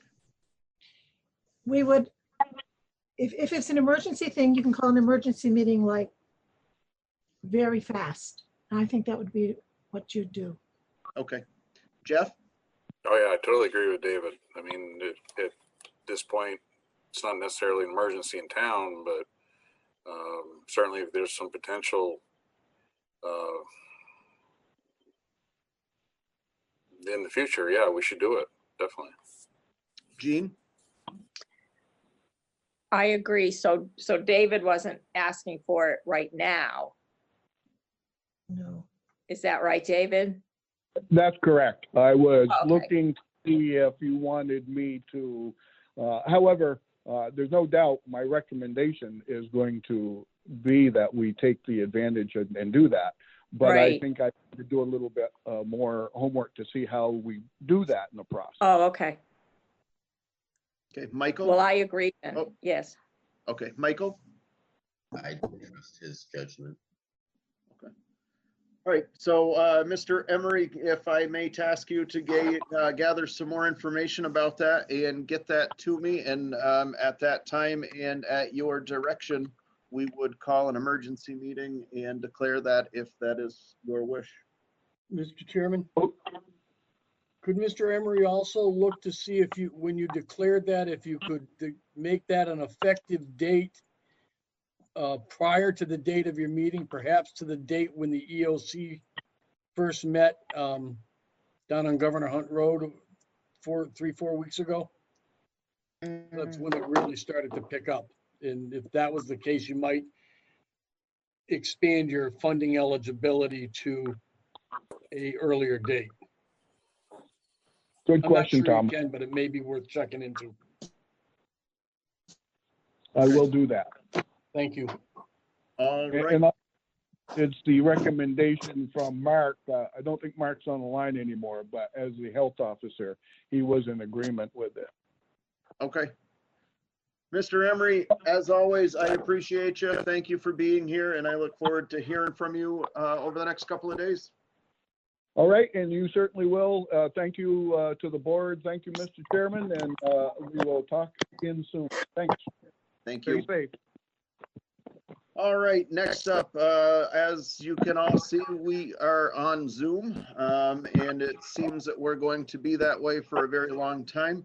I think that it is important for our town to continue to move, to have these meetings, and that would also mean that our committees need to be meeting. So the solid waste, who met at 6 o'clock today via Zoom, they're going to start having regular meetings. They're going to report back to us in May with their suggestion, and I would like to see that planning commissions and all of that stuff just continue to move forward.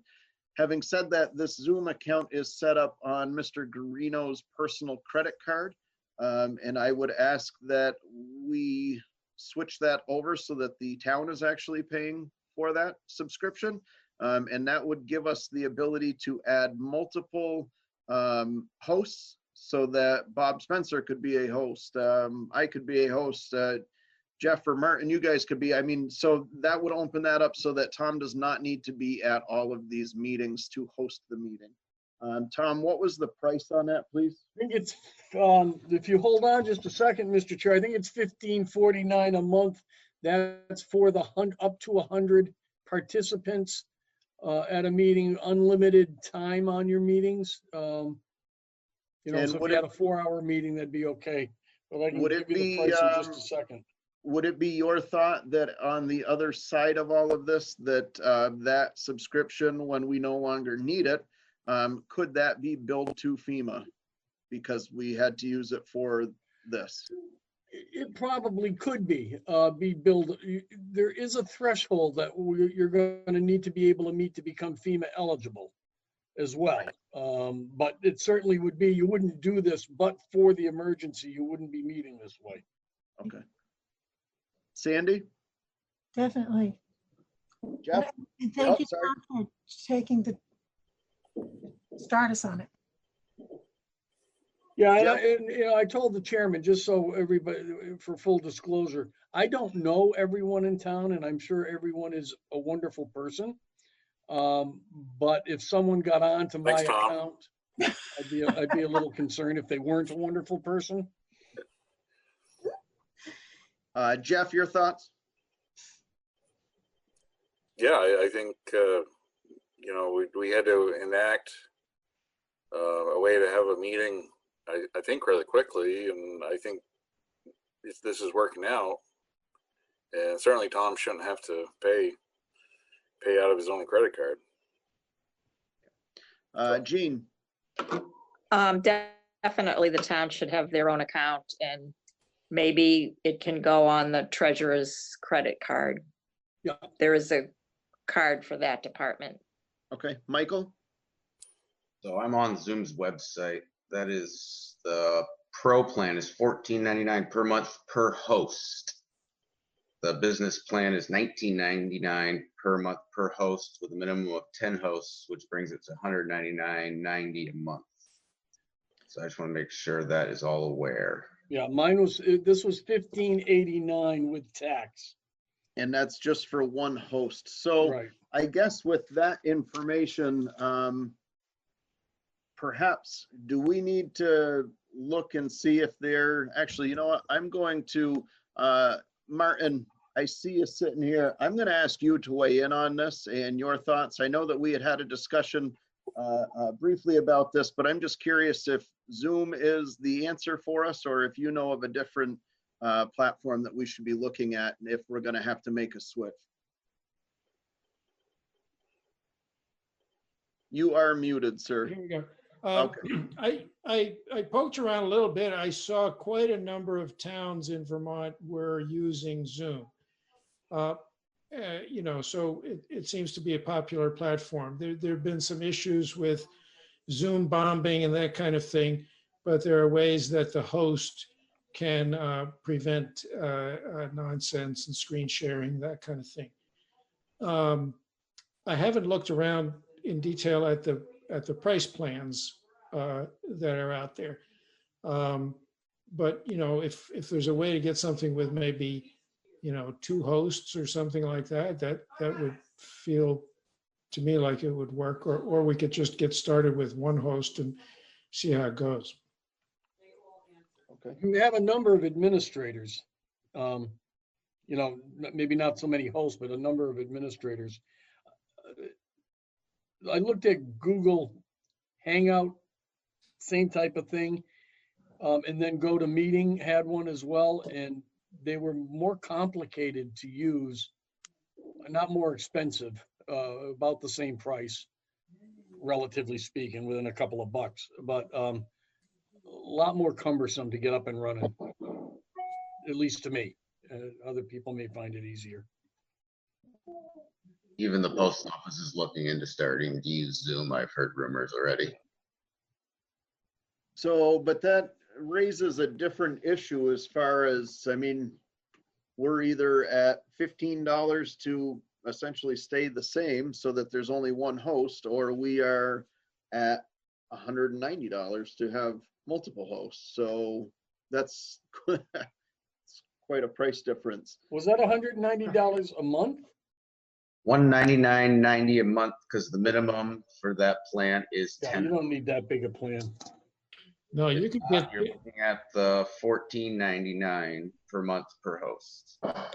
If we added another host, it would be roughly $32 a month after the taxes and everything.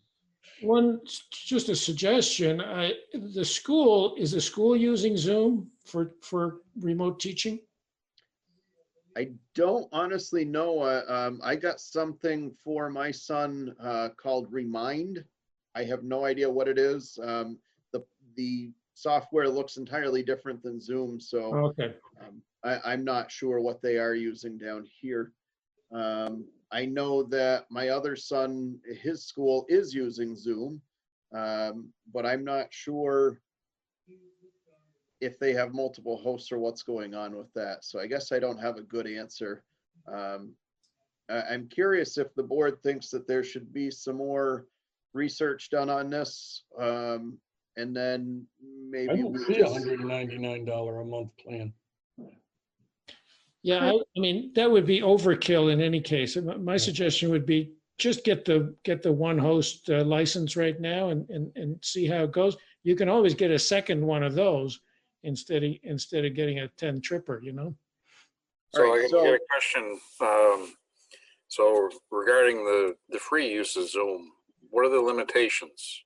The freebie is host up to 100 participant, 40-minute limits on meetings. So you got to have a meeting in less than 40 minutes. Right.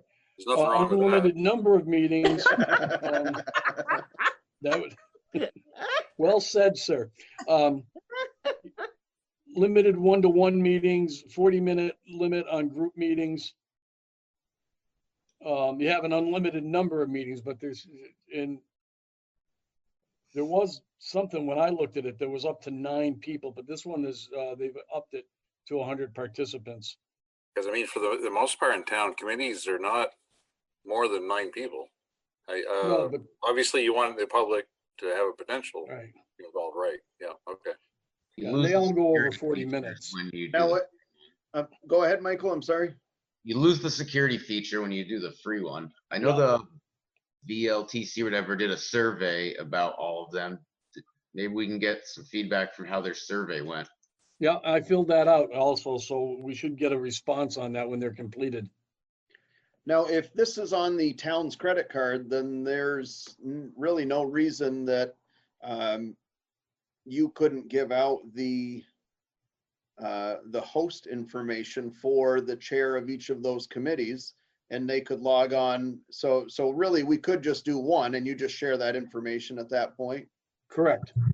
And that's what for the school board that I'm on in New Hampshire, we have it for that. And then for a couple other meetings, we just use Karina's account. Okay. So, Sandy, do we need a motion for this, or are we good to just switch over to using the town's card? Or I'll make a motion that we thank Tom for getting us used to using Zoom, and that we have the town now take over the cost of the Zoom for the meetings. Second. Moved by Sandy and seconded by Ms. Carr. All those in favor, please signify by saying aye. Aye. Aye. Opposed? All right. Tom, are you all set with getting with Cindy on that tomorrow? Yeah, I'll get to her Thursday. Thursday, sorry, yep. Yep. All right. During our, I'm sorry, next on the agenda is going to be Cold Brook liquor license renewal. There is a copy, if anybody has the packet that I dropped off today, that is in here. I did speak with the Department of Liquor Control. They do not have any reason to say that we should not renew this license. Nothing that is concerning to them. So any thoughts on this, Sandy? No thoughts. Jean? Nope, it's fine. Jeff? Oh, good. Michael? To go. I would take a motion. I move that we renew or sign the liquor license application for Colebrook store for 2020. Second. Moved and seconded by Mr. Dunkley to approve the liquor license renewal application that we will sign and send to the state of Vermont. All those in favor, please signify by saying aye. Aye. Opposed? Yay. All right. So, Got it. all right. And you did get the one nay, yes? One nay, yes. Okay. So this will be at the town office to get signatures on, please.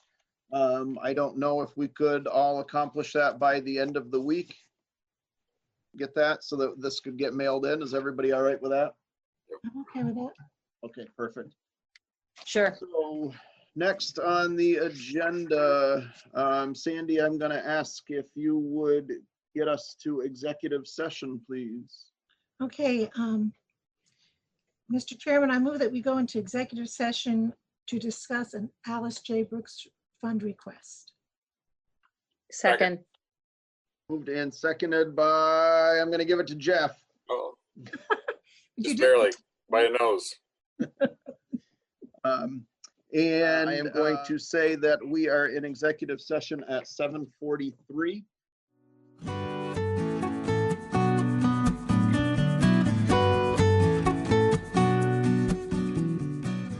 I'm going to say we are out of executive session at 7:49. Tom, all right. Sandy, I'm sorry, I didn't write it down. What time did we go in? You went in at 7:43. 7:43. Okay. So we went into executive session at 7:43, came out at 7:48. Sandy, where are we headed from here? Mr. Chairman, I move that we authorize the expenditure of up to $750 for the A.J. Brooks fund request. Second. Moved and seconded. Jean Carr has the second. All those in favor, please signify by saying aye. Aye. Aye. Aye. Michael and Jeff, have we lost you guys? Aye. Okay. All right. So that is all set there. I will notify Tim of that. Now we are on to old business. Town administrator recruitment discussion. Jeff, let's start with you. Oh.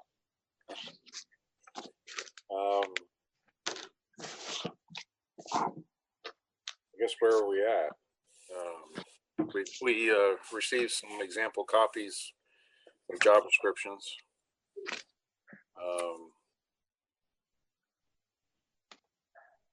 I don't know. The more that I looked over them, the more unsure I was as far as the direction that we should go. You know, potentially it could be not a full-time position. There are some certain responsibilities that do not necessarily have to be included in a town administrator's job description. Certain authority also. But I guess, well, I'd like to spend a little more time looking at the job descriptions, making my mind up. But you know, as of right now, I guess I'd probably feel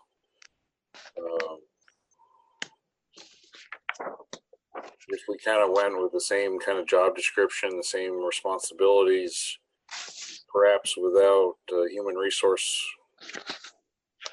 responsibilities as what we've had for the last few years.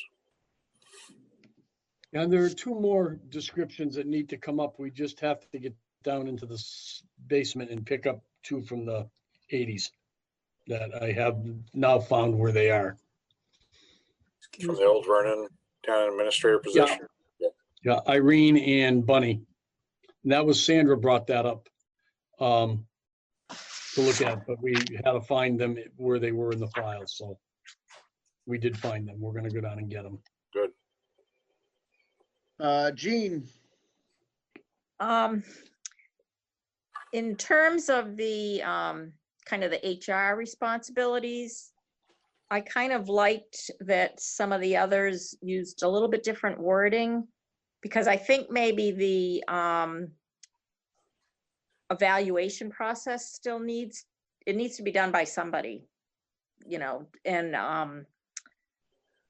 I think that could stay there, but some of them word it as assist or oversees personnel services to the town employees. Some are like review, but the administer is, I'd like that out. I think we wanted the discipline out. The dismissal, I don't see any of them. Well, they might have hiring responsibilities, but there isn't dismissal responsibilities. So I feel like those changes could soften this a little bit. And I also feel from talking to the town employees that they're not opposed to a town administrator overseeing them. I think that there just has to be a better match, and that hopefully going forward, the select boards will be sensitive to everybody's concerns and adjust accordingly. But I think we can soften that a little bit and take a little bit of the, I don't know, it's a harsh responsibility that's stated in the job description we have right now. I agree. And also really the money person. So I think if administer again maybe got changed to review, and certainly be aware of and work together with the treasurer, but the treasurer seems to be the one that has to do the reporting, and she has the financial responsibility to take care of, you know, the insurance issues. So I don't think administer insurance policies is a good word there. And that's on H. Yeah. And then the personnel, the HR part was on N. Otherwise, I feel like a lot of it was the same. The Grafton one definitely had, oh no, that's not the one. One of them had a whole paragraph about, no, it was Guilford, about the select board posting notices, preparing and distributing the agendas and materials. And although our town administrator did that before, it never really was in that job description anywhere. So that might be a good addition. And that was on Guilford's town administrator, A under administration. Michael. I agree a lot with what Jean said. I do need more time to look over it more, I think. Okay. Sandy? Yeah, I want to go over them some more, but I agree with Jean. she's got a good handle on it. Thank you. And I agree with both Gene and Jeff. I do think that we need some more time, but as I said earlier when we were discussing the Zoom, I think that it's extremely important that our town, despite this pandemic, continue to move forward. When this is over, we will still have a town to operate, and we will need all systems in place for that. So a couple of things that, to reiterate what Gene said, I would say the insurance and really any of that financial obligation, any of that kind of stuff should really remain in the treasurer's office. Right. There should be that overlap. There should be the knowledge of that department, but there should not be any taking responsibility out of that. As far as the human resources, I agree. You know, perhaps they're the ones that do the hiring, they do the background checks, they oversee those things. As far as the discipline, I do not feel that that is in a town with an elected select board. I don't feel that that is another hired position's responsibility to do the disciplinary action. Instead, I think that that position would be more of a liaison for our town employees to the select board, and vice versa. That would be, if there was things going on, that person would be bringing that to our knowledge, and then we would convene and make decisions based upon that. But I do not think that it should be another hired person disciplining another hired person. Right. As far as full-time versus part-time, or what we call this position, I'm not sure that we absolutely need a 40-hour-a-week town administrator. I think that there is potential that we could still function and do quite well and be successful if we did an administrative assistant. And that would also give us more, I hesitate to use the word secretarial, but certainly at our meetings, that would give us the note taker, that would give us all of that, the person that would be publishing those minutes accordingly within the timelines that we have. So yeah, Chris, if I can jump in at that. I don't, if we're going to have a town administrator with limited hours, I don't quite agree that it should be an administrative assistant. Right. I think it should be a town administrator with limited hours, but with administrative assistant help. I mean, because there are a lot of routine things that a town administrator would be responsible for, printing stuff out and copying, that would in some way not best utilize the talent of a real town administrator. So coming back to, you know, if we have limited hours, I think it should be somebody, you know, with a talent of grant money and an actual town administrative experience, not secretarial. Okay. Right. Do you think that that person in that role, because previously we had the secretary, Michelle was the secretary to the board. Do we need that additional position, or should this be all within that same contract? This person is at the meetings, and in my opinion, there's no reason that they couldn't take those notes for us, keep those minutes, and that would be a part of this position, that they would be required to publish those minutes within, what is it, 5 days? Right now it's 10, but. Okay. Well, yeah. What are your thoughts on that, Jeff, as far as utilizing that position to eliminate that additional, because I think that was it $3,000 or $6,000 extra in the budget? Yeah, no, I agree that there's probably 40 hours of work, whether we want to have it one person do it or 3/4 one person and 1/4 somebody else. But I mean, to me, there is a full-time position here with the inclusion of administrative assistant,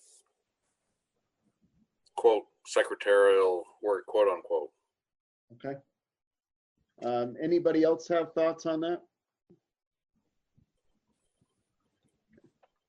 So, Well, I actually do. I think of the times when we've really been working on like ordinances per se, or some of these other issues where there's been a lot of research into the law. And I wonder how you have all that to work on with us and still be responsible for taking minutes. And I'm not sure.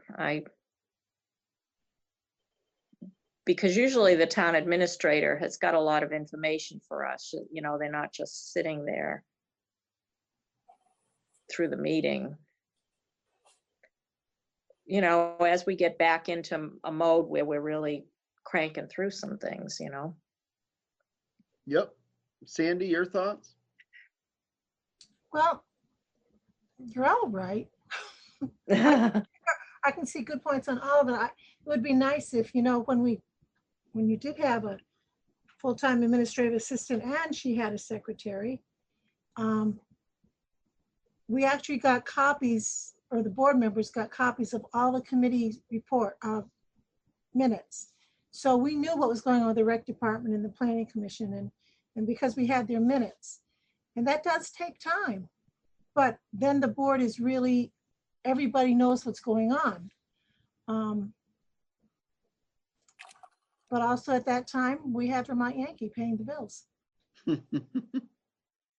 Sure would be nice to have them again. Sure would. So I guess at this point, what is because we are into April now. July is coming quickly, and I think that we need to move on this. What is everybody's thoughts as far as utilizing VLCT or somebody of the like to help with this job search? Jeff? I think we definitely, whether it's VLTC or private headhunter agency, I think whatever money we spend in the job search is well worth it. I think as chair, Chris, you need to tell the rest of us what kind of time frame you want us to get back to you as far as our thoughts and trying to finalize a job description and what we feel we need to look for. So, in a way, you tell us when you want us to finalize our thoughts. Sure. Yep. And I just, I'm trying to organize myself and my thoughts as well. So that's why I just want to make sure that we're touching on everything as far as everybody's thoughts on the recruitment, kind of everybody's just overall thought of what this position looks like, so that then we can look at what that description should be and start to put some timelines in place. So it sounds like you feel that we should be using some outsourced agency to assist in this job hunt. Yeah, definitely. But like I said, we need to figure out exactly what we're looking for before we make that step of contacting some assistance. Fair. So go ahead, Tom. You look like you got something to say. I think this is where we go back to perhaps we do a Zoom workshop. It won't be as fun as a regular facilitation, but really go through what you want this person to do. Get it honed down, because there's some differences on expectations just from listening to the five of you. There's a lot of common understanding and agreement, but there is some differing approaches to how you want to go after this. And I think that if you spent an hour doing that, you'd get it honed down. A new and appropriate job description could be written up for your review, and then you could go out to, and I'm talking within a week or 10 days. I'm not saying that this has got to be dragged out, but there is enough, at least from my listening, there's enough fuzziness, for lack of a better term, that needs to be clarified before you go out and hire somebody and figure out what you're recruiting for. Right.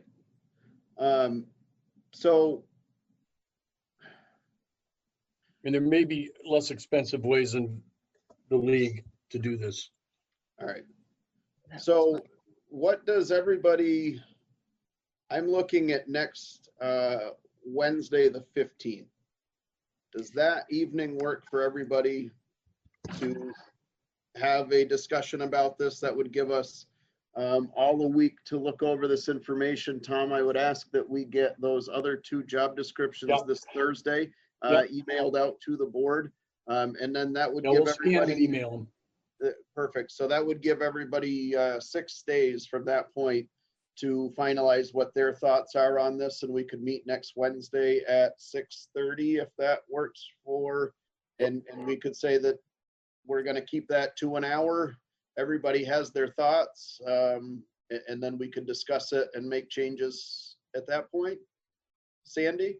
Sounds good. Jeff? Yeah, no, we'll do it. Jean? Good. Michael? Sounds good. All right, so Tom, if you would so kindly warn that meeting for next Wednesday at 6:30. As a work session. Yes. And then we will wait for the additional 2 job descriptions that are lingering in the town office. Yeah. That will give everybody time to go over the ones that have already been provided, make changes. I truthfully don't care if somebody rewrites the entire thing on going a different direction, if that's the way that you see fit. I think that this is the time to do it. We've heard the employees' issues. We've heard the squawking around town from people. So, and then we all have our own feelings as well. So I think that we have enough information to be able to put something together that makes sense. And we can reconvene next Wednesday about that. And I just lost my agenda. There was one more thing on there, wasn't there?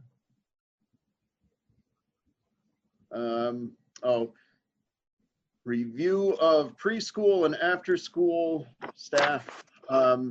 We had said that we would readdress this at this meeting. Obviously, everything has been extended. It is still my feeling that that money is there. It is budgeted. It is what it is. My suggestion is that we do the exact same thing that we did in our special meeting last week, where we extend this out and look at it again. Thoughts, starting with Michael. Sounds good. Jeff? That's fine. I guess one suggestion I would make, I suppose probably to the rec board, as they administer preschool, is, maybe some suggestion of an online preschool gathering. Probably there's some parents that would appreciate their preschool kids being distracted for an hour or 2. So I would propose that if we're paying people,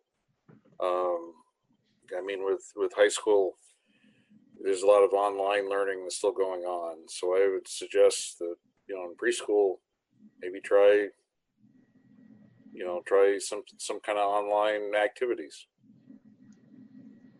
I like it. That's a great idea. I will reach out to Seth after this meeting. I like that a lot. I think that would, as a parent of a younger child, he's not in preschool, but man, I would take a break. Somebody could entertain him for a couple of minutes. That'd be great. So I will reach out to him for sure. Jean, your thoughts? Yep, let's revisit it. Do we want to say when? When did we decide that we would revisit the other ones? That was May 5th, I believe. Is that right, Sandy? Yes, May 5th. Yeah. Well, do we need to do it on May 5th? The governor's decided that school is not going back. So I think that this one, we could almost decide that we're just going to carry this out to the end of the contracted year. And then we don't have to revisit this one. Is Sandy?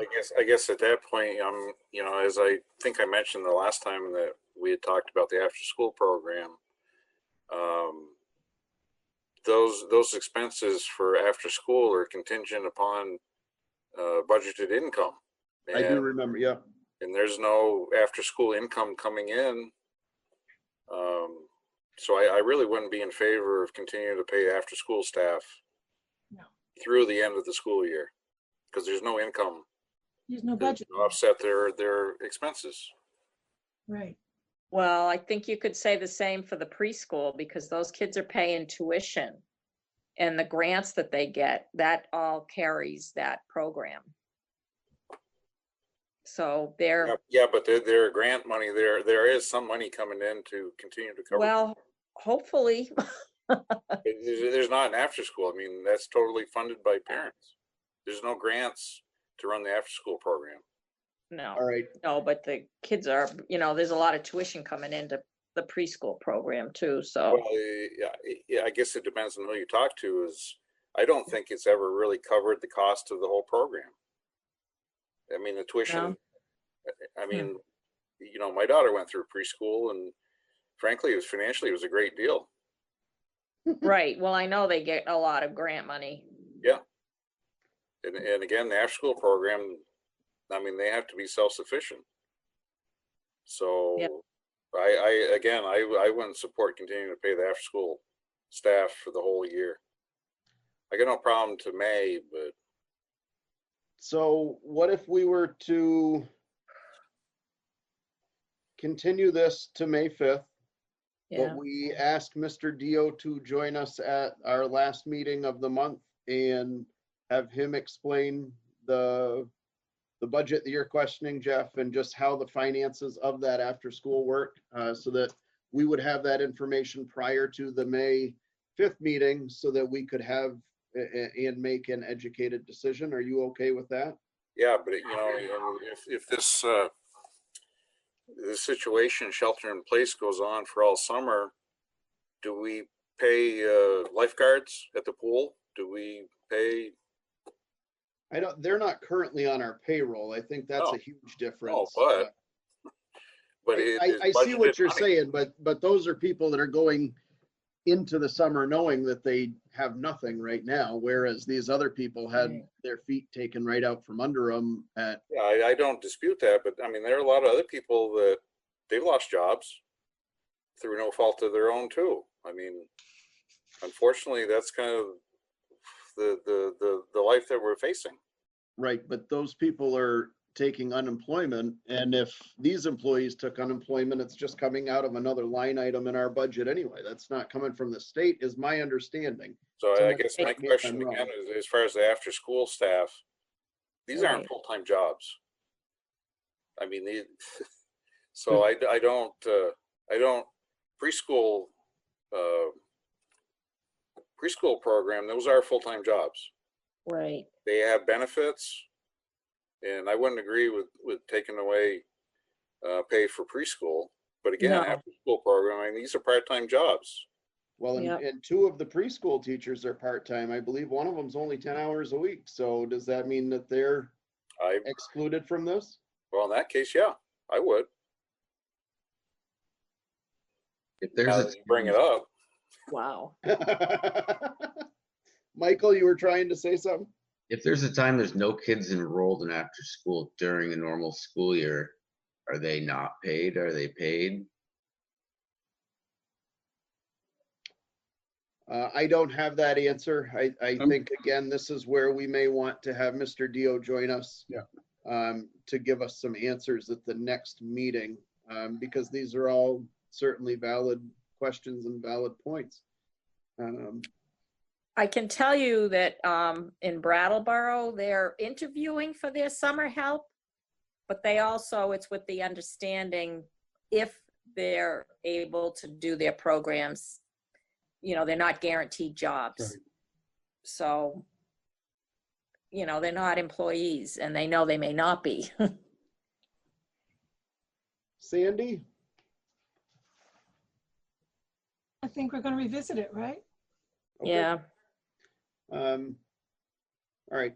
I will speak with Seth this evening about the preschool, and I will also ask him about that meeting. We get recommendations. I've lost my connection. Oh, you're still here. Okay, my internet is unstable. It keeps going in and out.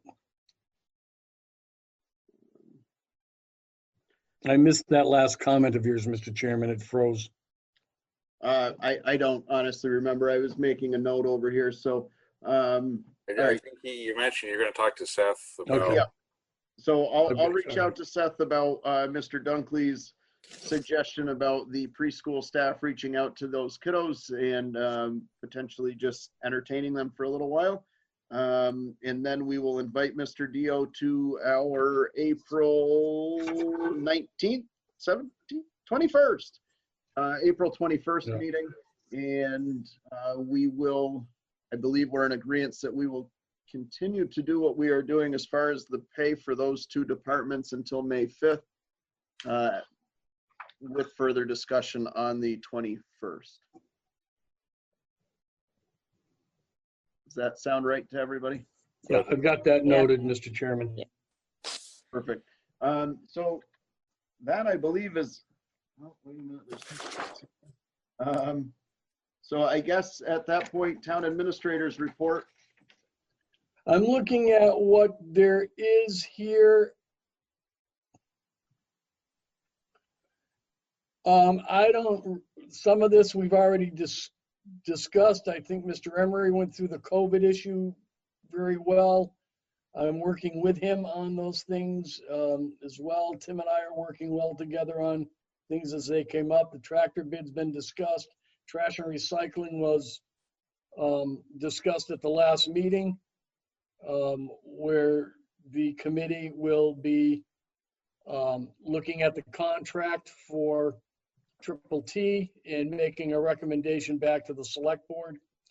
I don't know if my notes are buried on that, but they're also going to look at bag prices and things like stickers like Westminster does that the chairman brought up.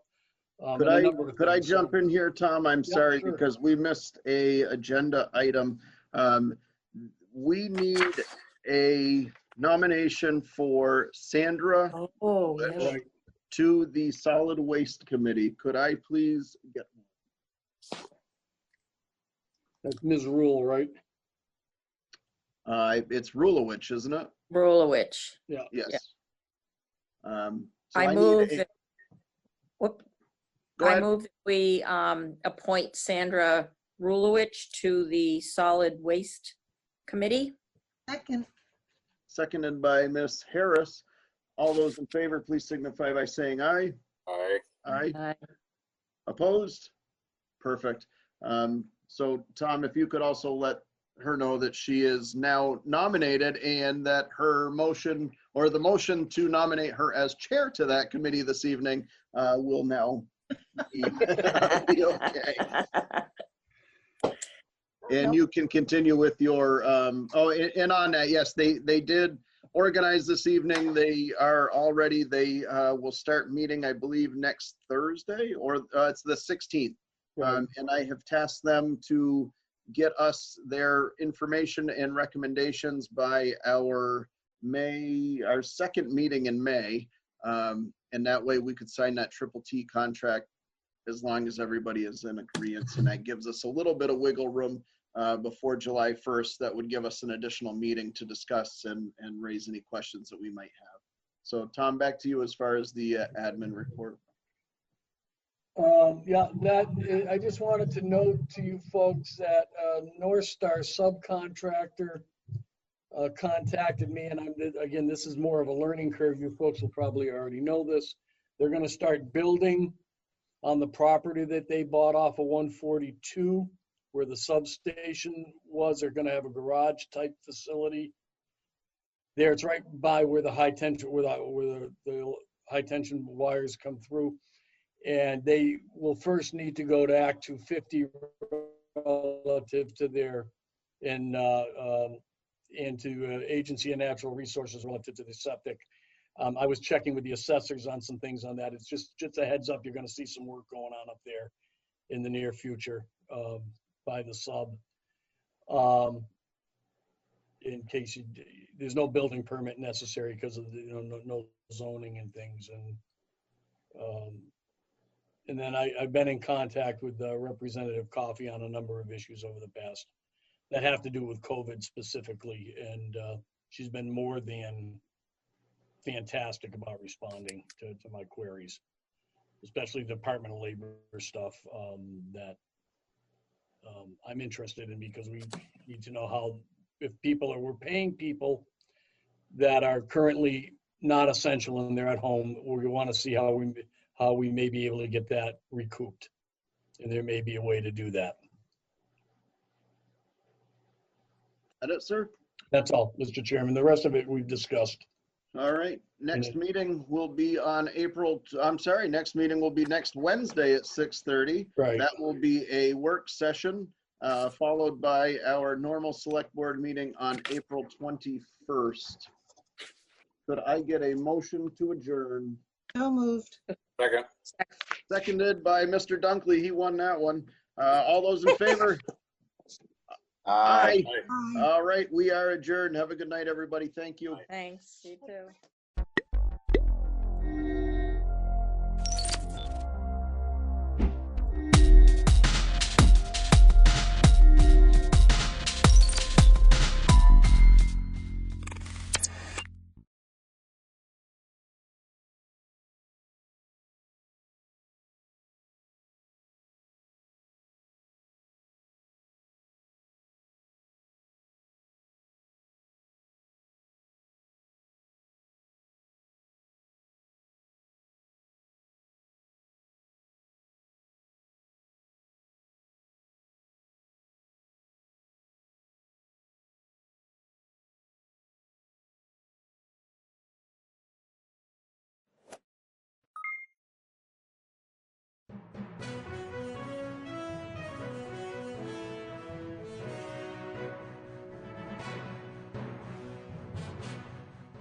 We're going to start this morning with an update from Dr. Levine.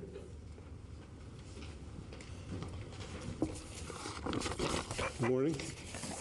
I'm going to make 5 bullet points today. First, I want to show you some data. Most recent data as of March 31st.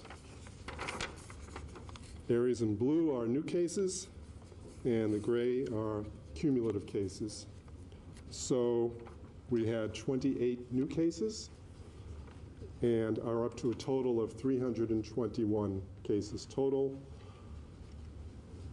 You can remember those numbers. The rest of the curve is more just to look at the way the curve is playing out.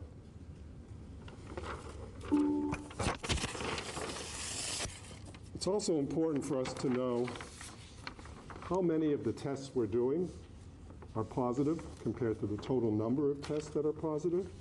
That gives us a nice indicator of where we're going and how prevalent COVID is in the population to some degree. So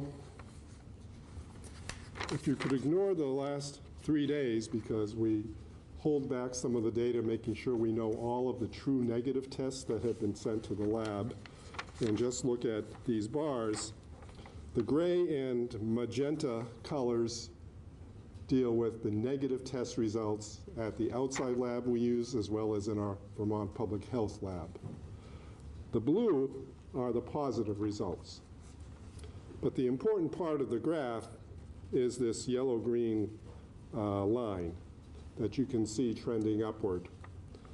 So when we use results dated by the date the specimen was collected, not necessarily the result came out, and we look at how many were positive, you can see a distinct trend going in an upward direction of the percent of all the tests that are done that are positive. And they're now in the 10 to 12% range. Way back early in the epidemic, they were down less than 5%. Second point, I have, again, some not encouraging news regarding deaths in Vermont. The total as of yesterday was 15. And The newest deaths, 2 involve elderly people in group living situations, one in a nursing home, one in a senior living community. The other 2 were individuals in the hospital.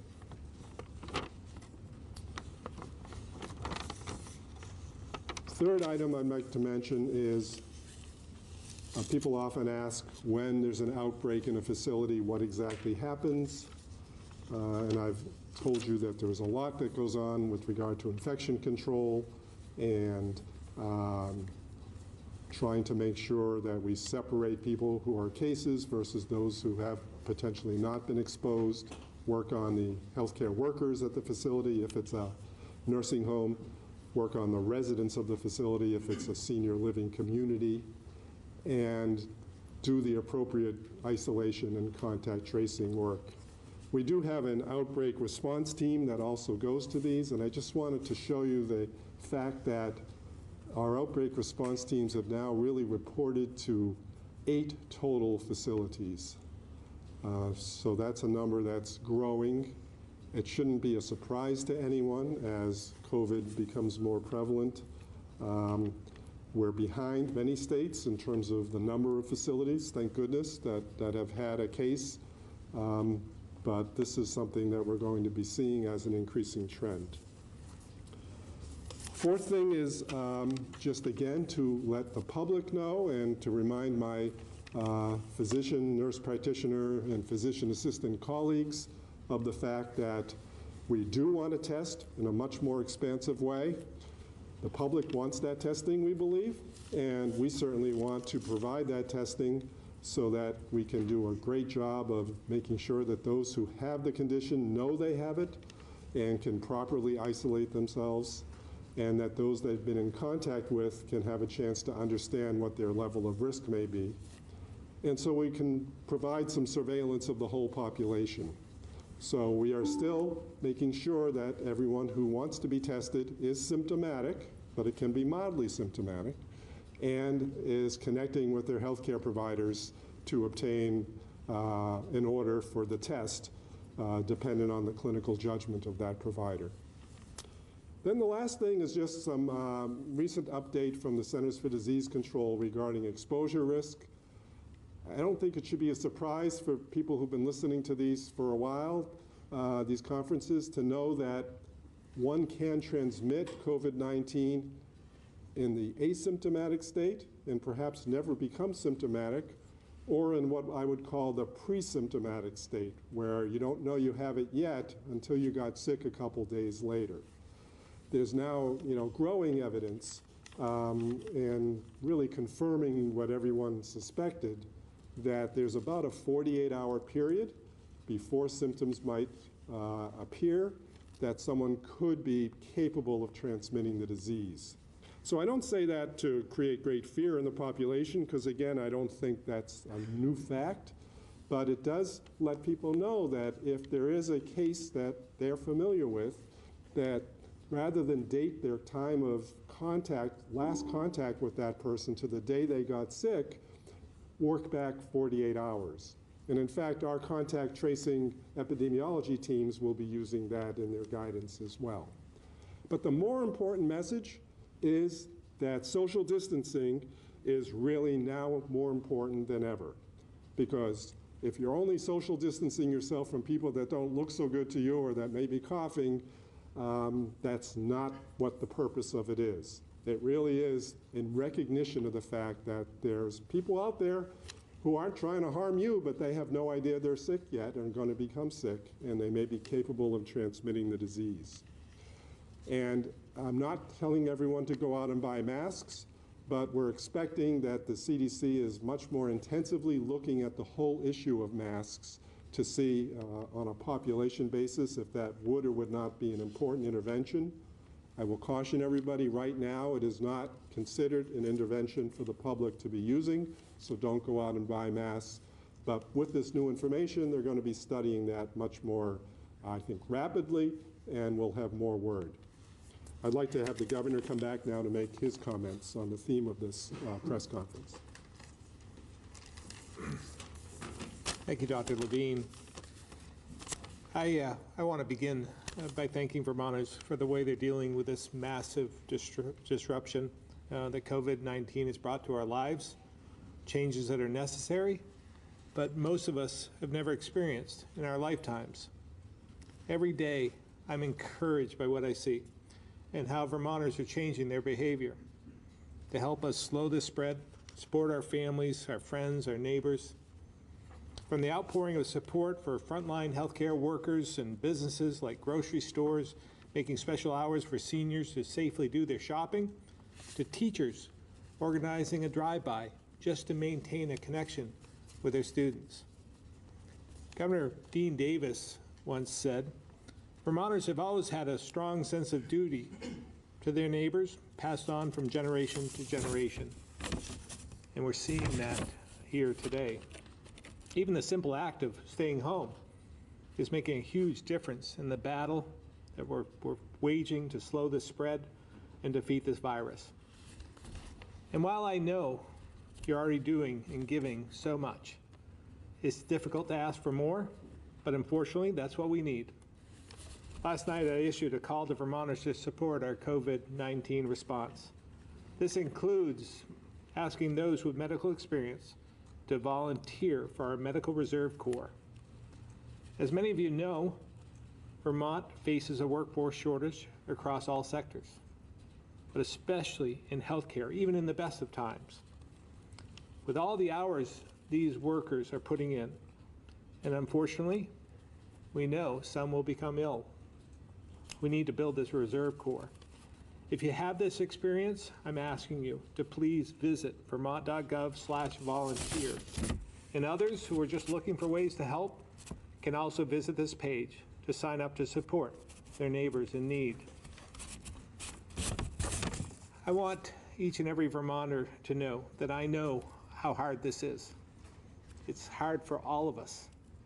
Very few of us can remember a time or an event that has affected each of us with such real consequences. And I know that the uncertainty of this situation has created a lot of fear. Many are concerned not only about the health of their family, but their financial future as well. And that's okay. After all, let's be honest.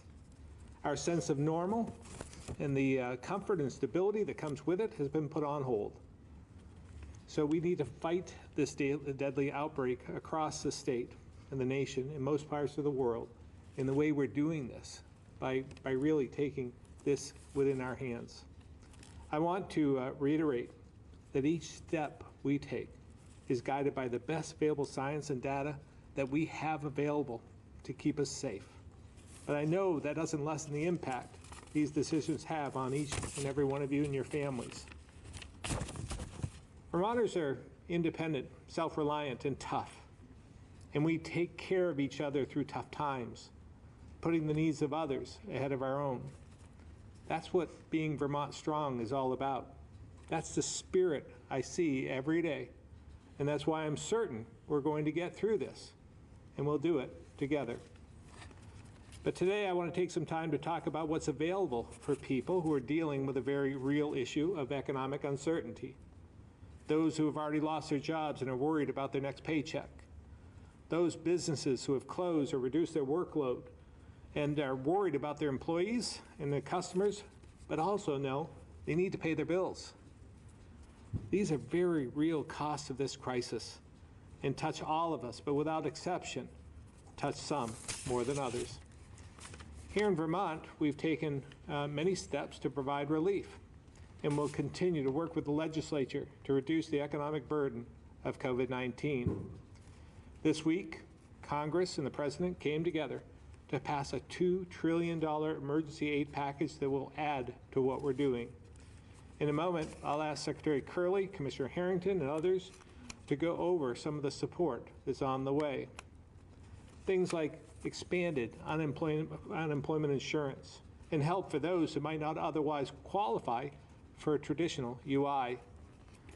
Loans and grants for small businesses with incentives to hire back employees after this crisis has passed, and cash for those who need it most to buy food and pay their bills. But let me be clear.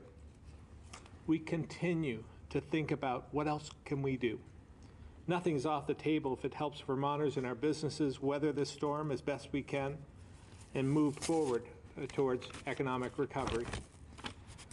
I want to thank our congressional delegation, Senator Sanders, Congressman Welch, for their support on this important bill, but especially Senator Leahy for his steadfast support of Vermont as Vice Chair of Senate Appropriations.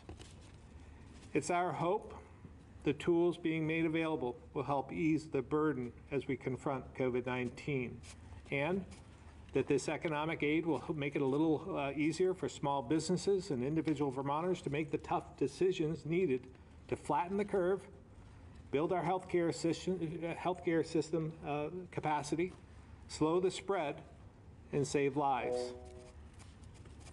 We're going to get through this, and we're going to do it together. Not because of any one person or any one strategy, but because we're all united and we're Vermont strong. So with that, I'd like to turn it over to Secretary Curley. Thank you, Governor. Good morning. I'd like to start by echoing some of the Governor's comments. I too am encouraged every day by what I see.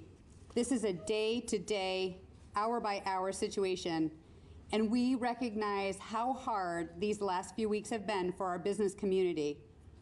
The hard decisions they have had to make and the uncertainty all Vermonters face as we try to navigate this unprecedented time in our history.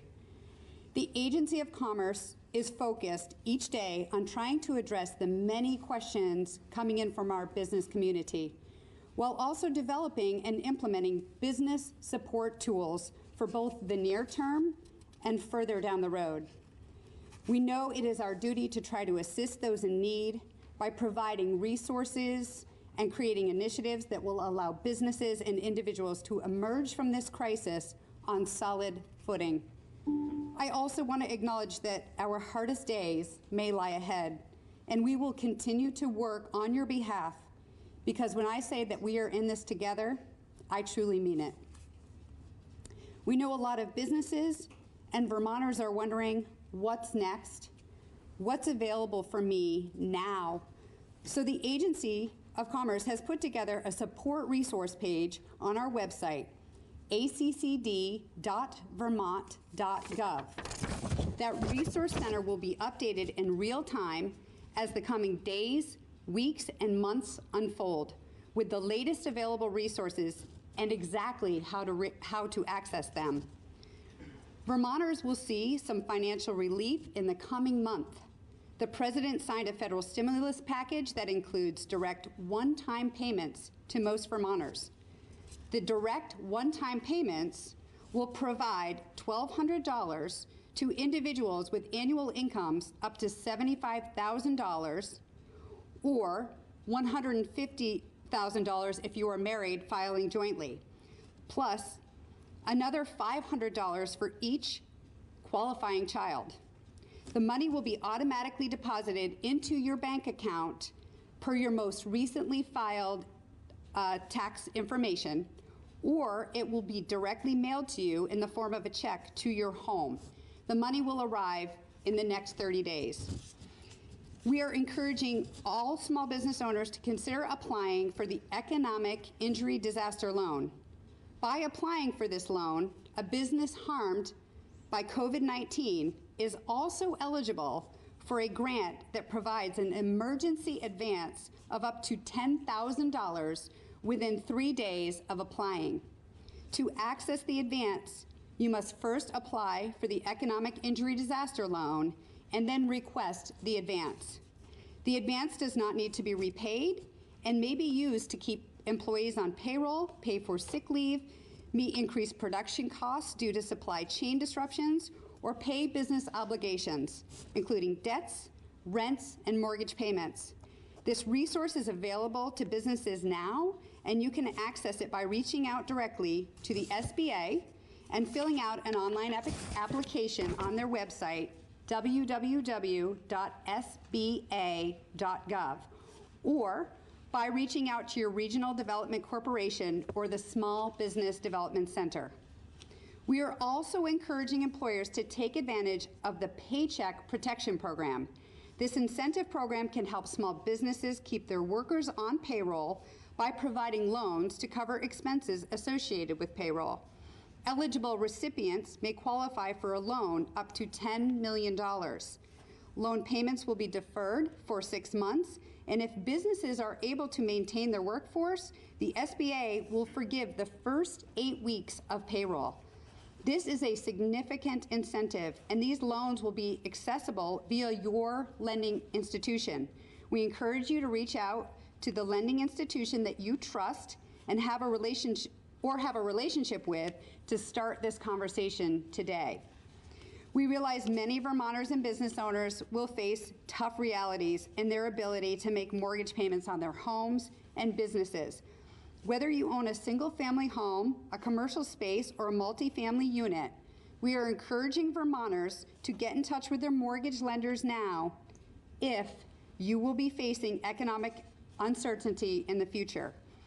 ACCD.vermont.gov has additional information about federal forbearance laws for individuals with a federally backed mortgage loan who have experienced a financial hardship due to the COVID-19. The governor has also asked the agency to put together an economic mitigation and recovery task force. We are actively building this task force with experts from the hardest hit sectors, along with expertise from lenders, financial advisors, and others to help us navigate mitigation efforts, as well as develop additional tools for employers. This task force will be charged with creating economic tools and policy to work towards a swift, comprehensive economic recovery. Are these programs that we are talking about today enough? We know that we will need to do more, but it is a start and a foundation to build on as the realities of this crisis set in. The full team at our agency is working as I speak to develop creative ways to help Vermonters. I want to thank all Vermont businesses for understanding and putting the health of well-being Vermonters first. It is not an easy time, and while we may be physically distanced, we are still neighbors, friends, and family, and as the governor said, a community that is working together to remain Vermont strong. I would now like to turn it over to Commissioner Harrington to speak about the unemployment program and benefits for individuals who have experienced loss during this time.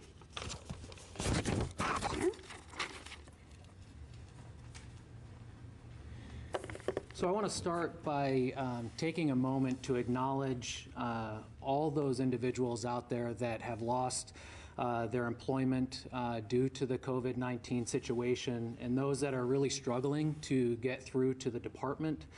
We recognize that there is a massive number of individuals out there that are doing everything they can, whether it be online or by phone, to contact the department. We recognize that we are working extremely hard to make sure that we are in contact with those people. I wanted to make sure we took a moment just to recognize that. I'll share a little bit more about what people can do in just a minute. I also want to point out that I didn't prepare written remarks today because I want to keep this as plain as possible.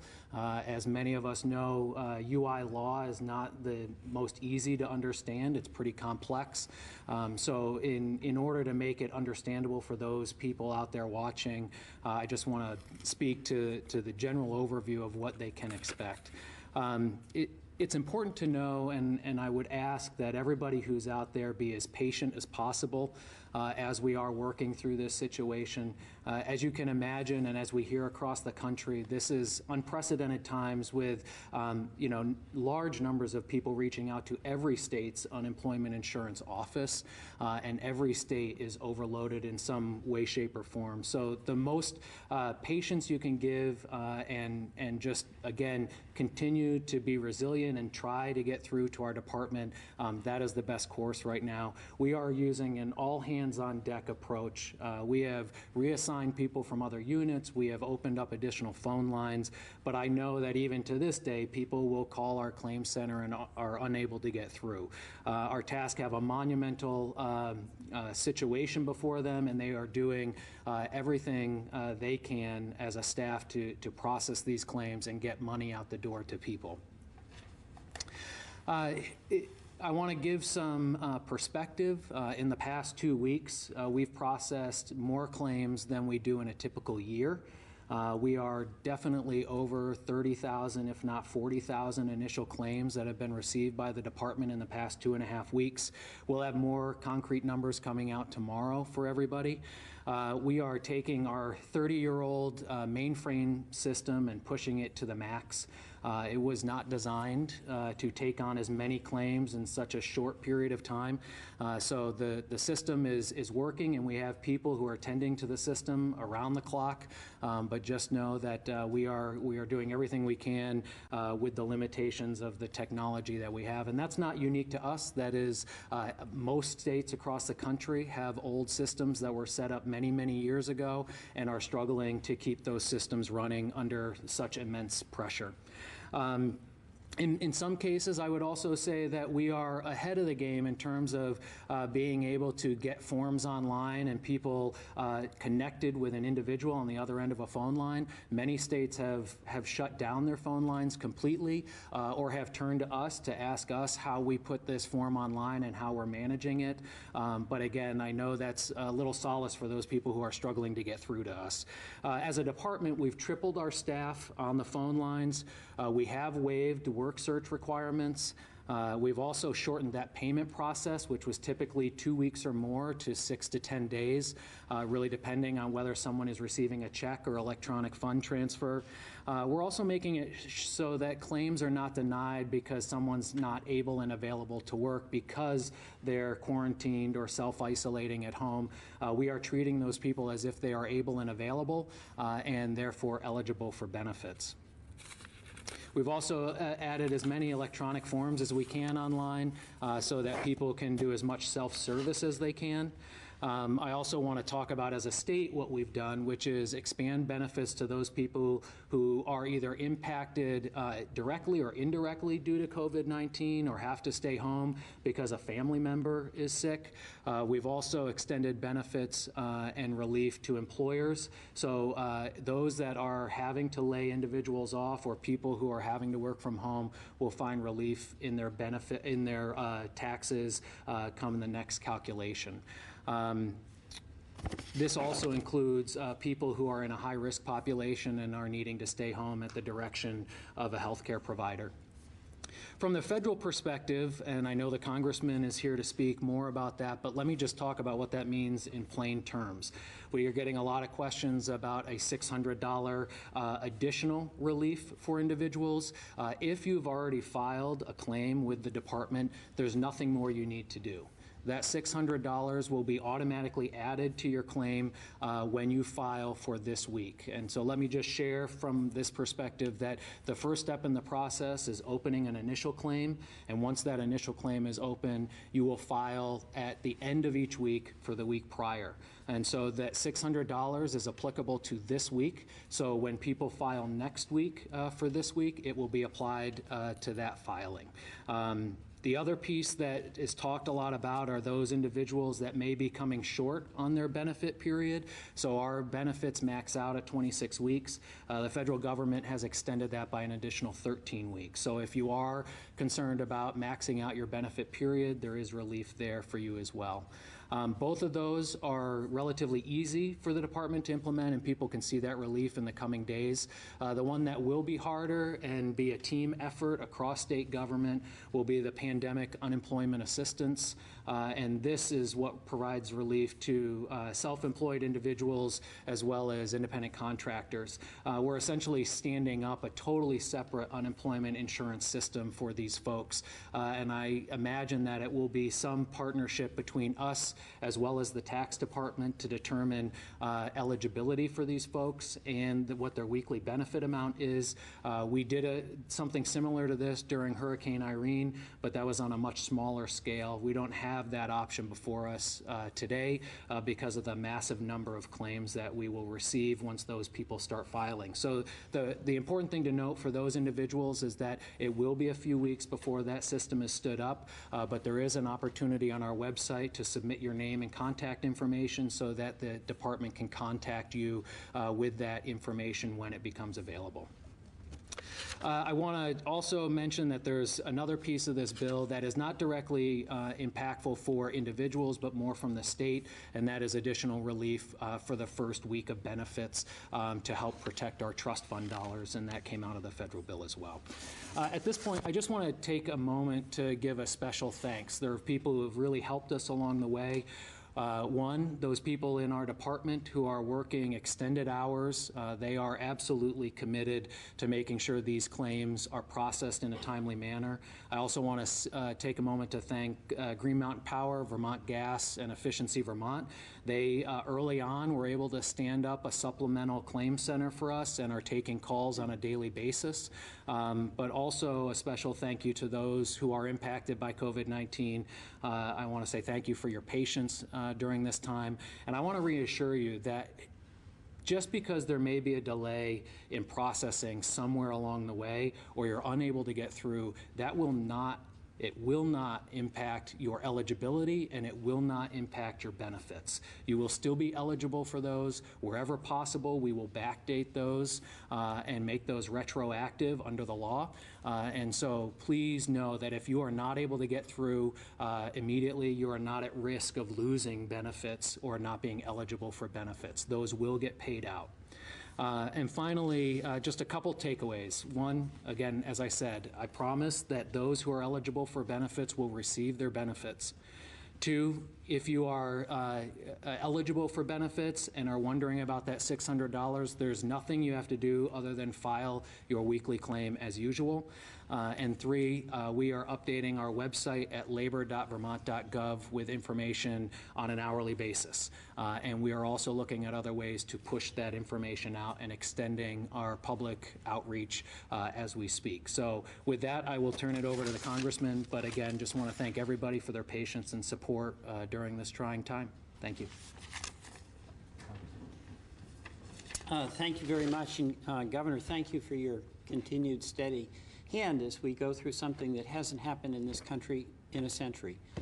The last pandemic we have to face was in 1918, the Spanish flu.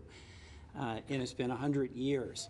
And the state of Vermont is being mobilized to do what's required to make us safe, and that's social distancing. But the consequence of that is that we turn the lights off on the economy. So the question is, how do citizens who'd like to be working but are abiding by the public health order pay their bills? And today is April 1. And this is the first of the month that we've had since this emergency has been declared. Rent is due, utilities are due, and that's on top of the day-to-day expenses of food and groceries. It's time to change your tires, hopefully, to the summer tires. How do you pay those bills?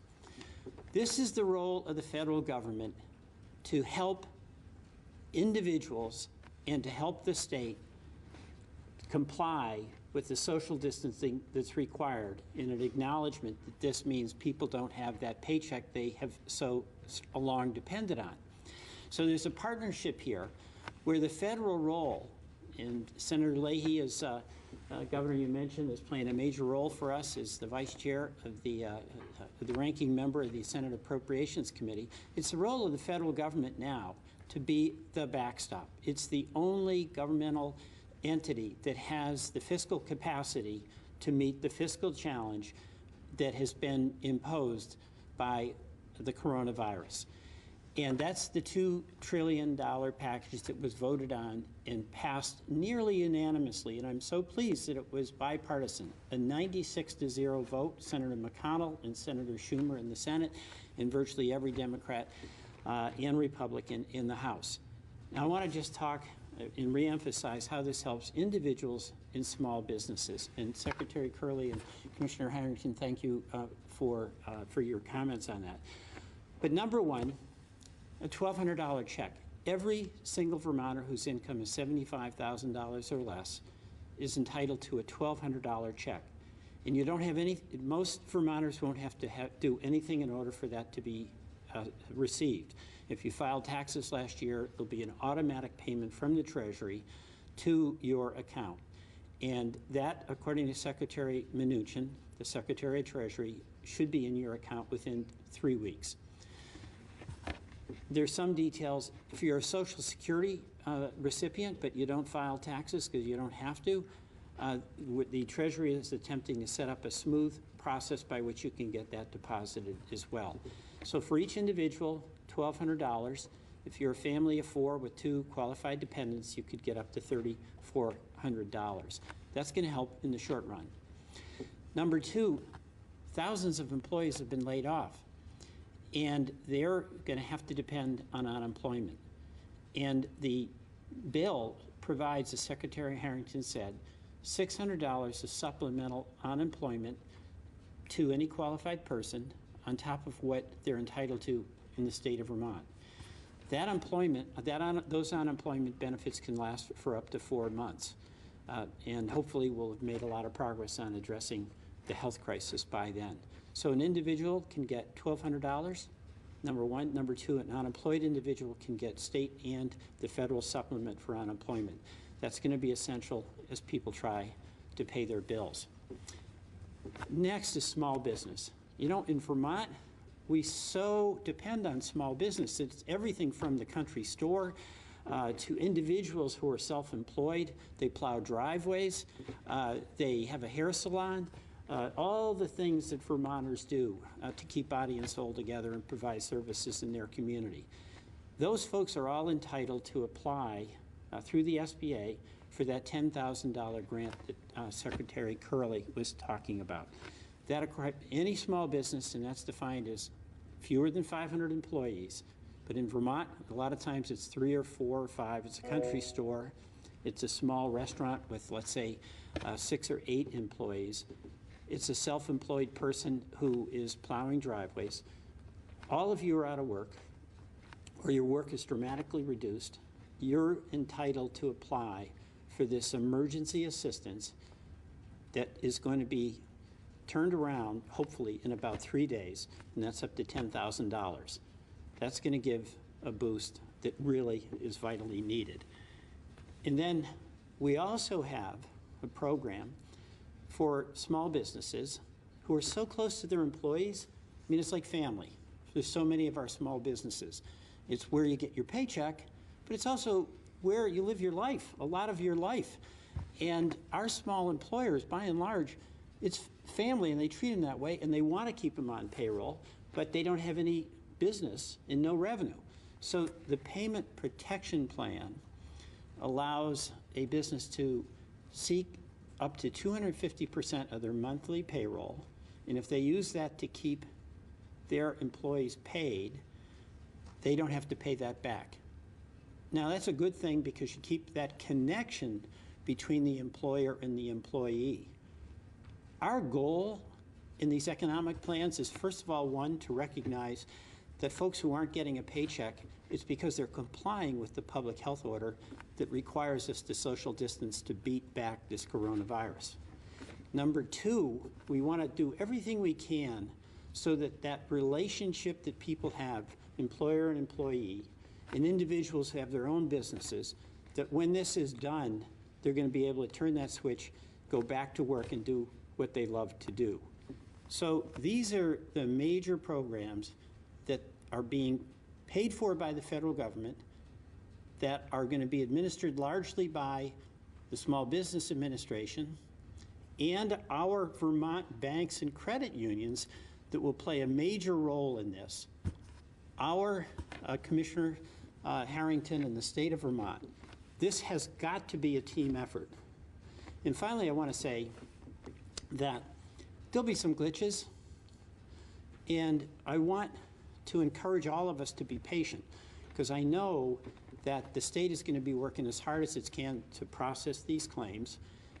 Any Vermonter who's getting frustrated or small business who's getting frustrated, they can call the Secretary's office, the Commissioner's office, go online, call our office. We'll do every single thing we can to smooth this over and to get it right. But the bottom line here, April 1, bill paying time, and there are funds there to help with individuals with that paycheck, $1,200, with the unemployment supplement, $600 a week, with small businesses, with that $10,000 grant, with small business, with the payroll protection plan, up to 250% of their payroll. And also for small businesses that are already borrowing money through the SBA, there's a payment relief program that they can apply for to get relief for up to 6 months on those payments. So there's an economic cost to this, but we can get through it. And we'll get through it by working together, by being patient with one another, and by Vermonters, as usual, working hard and helping others more than they think about themselves. Thank you very much. Thank you, Congressman Welch. We'll now open it up to questions. So we do have a few people on the lines of our own from our administration. Yes, so just a few announcements for the folks on the line for questions. We do have on the line to take your questions, in addition to the people in the room, we have the SBA District Director Darcy Carter, Human Services Secretary Mike Smith, Education Secretary Dan French, and Public Safety Commissioner Mike Sherling. We also have Secretary of Administration Suzanne Young in the room, and I will note that Congressman Welch has another appointment, so has to leave shortly, so he may not be here for the Q&A. Please know you are muted by our system. You need to hit *6 and then just begin speaking once you hit *6. If you have your own personal device muted, you're going to have to unmute that as well. Please be ready to go when we get to you. And just a reminder too that if you ask a question and you do have some clarifying follow-up questions, you need to go ahead and just ask those. I'll give you a pause before I move to the next questioner. We do have 27 members of the press waiting to ask questions, so please just be considerate of your colleagues. Please listen to the other questions, and if one is asked that you were planning on asking, you can just pass when it gets to you. Thank you all. We're going to start in the room with Ann Galloway. Thank you very much. I wonder if a list is going to be made available of the facilities that have COVID positive cases.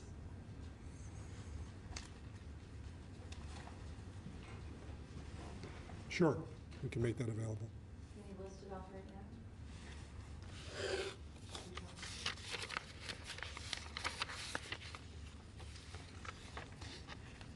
3 that everyone should already be aware of: Burlington Health and Rehab, Quarry Hill, and Pinecrest. The others include, most recently, Birchwood Terrace, Taft Farm, Lancaster Condo Complex, Shelburne House in Williston, and the UVM Home Health and Hospice.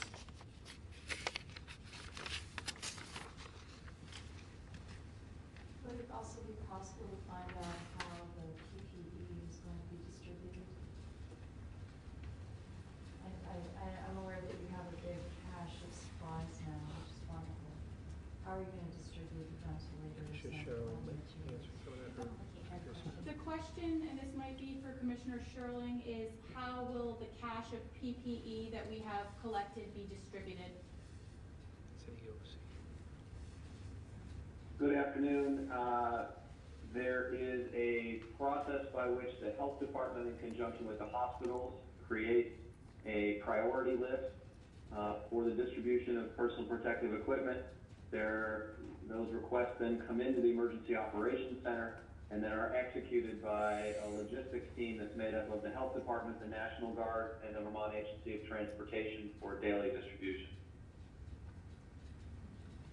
All right, Stuart.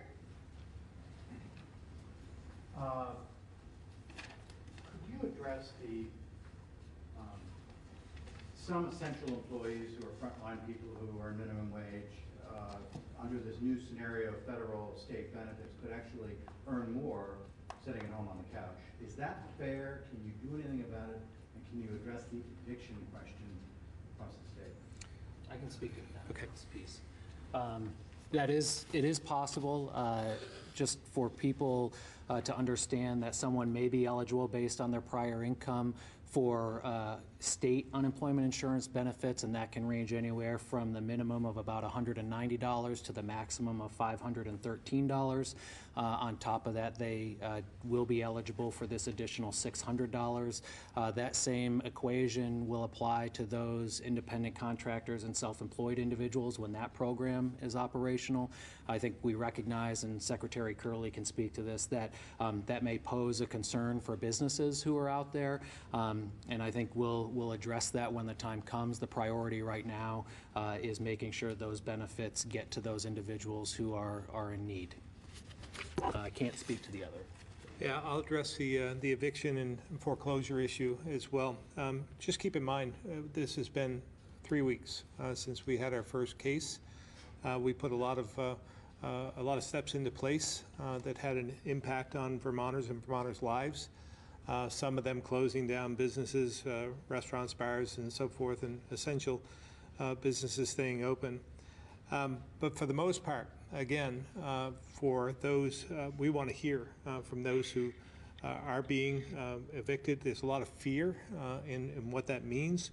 But with what we laid out today in the packages that are available, whether it's for the business owners and the individuals who are going to get a lot of money on top of what they normally would, this should provide the relief.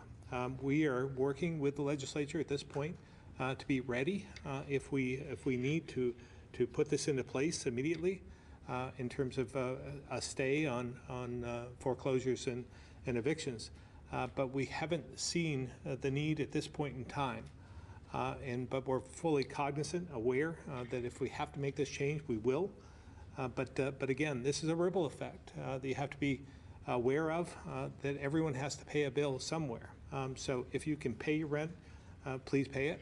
And if you're being confronted with eviction, please let us know. You can call 211, or you can call us directly, 828-3333, and we'll answer that and address it as we need to. All right, Calvin? I wanted to ask about compliance issues. We've heard from some businesses, of course, staying open, some are closing. I guess, what are you doing about businesses that sort of fall in the gray area, like car washes or other things? I guess, what sort of businesses are you seeing and sort of what's being done about that? Yeah, Secretary Curley. Sure, yeah. Thank you, Calvin. Over the last week, we've provided guidance for more than 30 sectors, and we're working to make sure that we cover any of those gray areas. It's taking a little bit of time, and in the meantime, what we're asking is for business owners to do their part to try to understand how they might comply without our specific guidance at this time, and looking at the executive order and asking themselves, is the service I provide or the product that I provide critical to the COVID-19 response, or to ensure health and safety to our citizens at this time? And so we're asking people to make their best judgment. I would also add that I would encourage people to give folks the benefit of the doubt. And if you're looking around and you think that somebody is putting somebody else at risk or in harm's way, if you're comfortable trying to educate them and sharing with them that there's this guidance on the ACCD website, that would be great. If you're not comfortable, again, you can reach out through our website. We have an email where we can take that information from folks. And as the input comes in, it signals to us where we need to provide more education. So we're doing that as fast as we can, and we really believe that Vermonters want to comply. Yeah. Quick follow-up regarding last night's order with the big box stores and the suspending of selling non-essential items in person. How does that apply to smaller businesses as well, like a small mom and pop grocery store that might sell non-essentials? Yeah, so again, the goal here, right, is to stop folks from congregating in areas for non-essential items. So the inquiries that we were receiving indicated to us that we needed to put out more guidance. It's not new guidance, but remind folks of what our hope is. So I would say even to the mom and pop stores, you know, please, if you can limit the non-essential items and find a way to only sell those curbside. Again, we don't want to prevent people from getting something that they believe they need. If it's a school supply or some electronic, we don't want to prevent people from getting that, or an appliance. But we're asking folks to really consider, is it something that can't wait right now? And they can work with the retailer to pick it up curbside. And we're seeing a lot of desire by retailers to comply with that.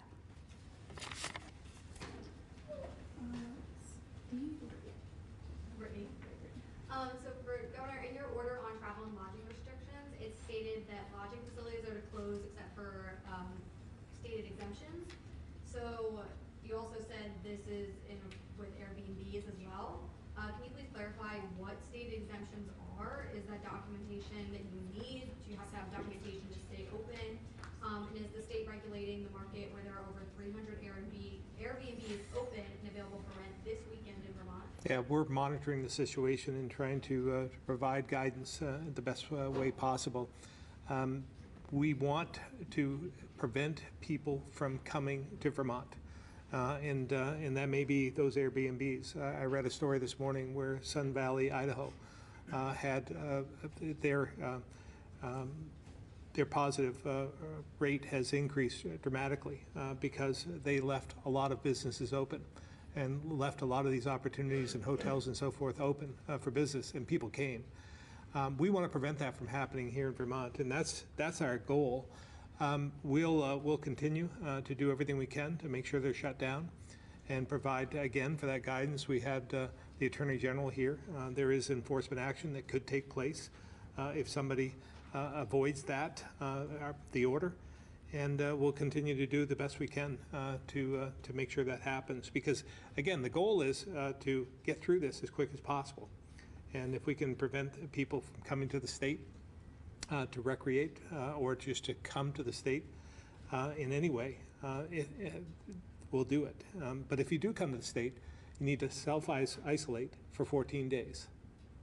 Has the state been in direct contact with Airbnb? I can answer that. Sure. Yeah. So we have been trying to have direct contact. It's been challenging, but what I will say is that we have received information, and we can tell by the Airbnb website that they are recognizing what we are asking, and it's becoming clear that they are even trying to help us encourage people to do the right thing. So there may have been contact at this point as of today. I know that's been very much on our list of things to do, but I can't confirm that there's been an actual connect at this point. All right, we're gonna go to the phones now. Just a reminder, *6 to unmute, and then just go ahead and start asking your question. Greg at the County Courier. Hi, Governor. We've had a couple readers reach out to us, wanted a question asked. The DMV normally has quite a backlog on a normal basis. And so some of the readers would like to know if the state is working towards moving any of the testing online so that the backlog isn't any bigger when in-person business can resume.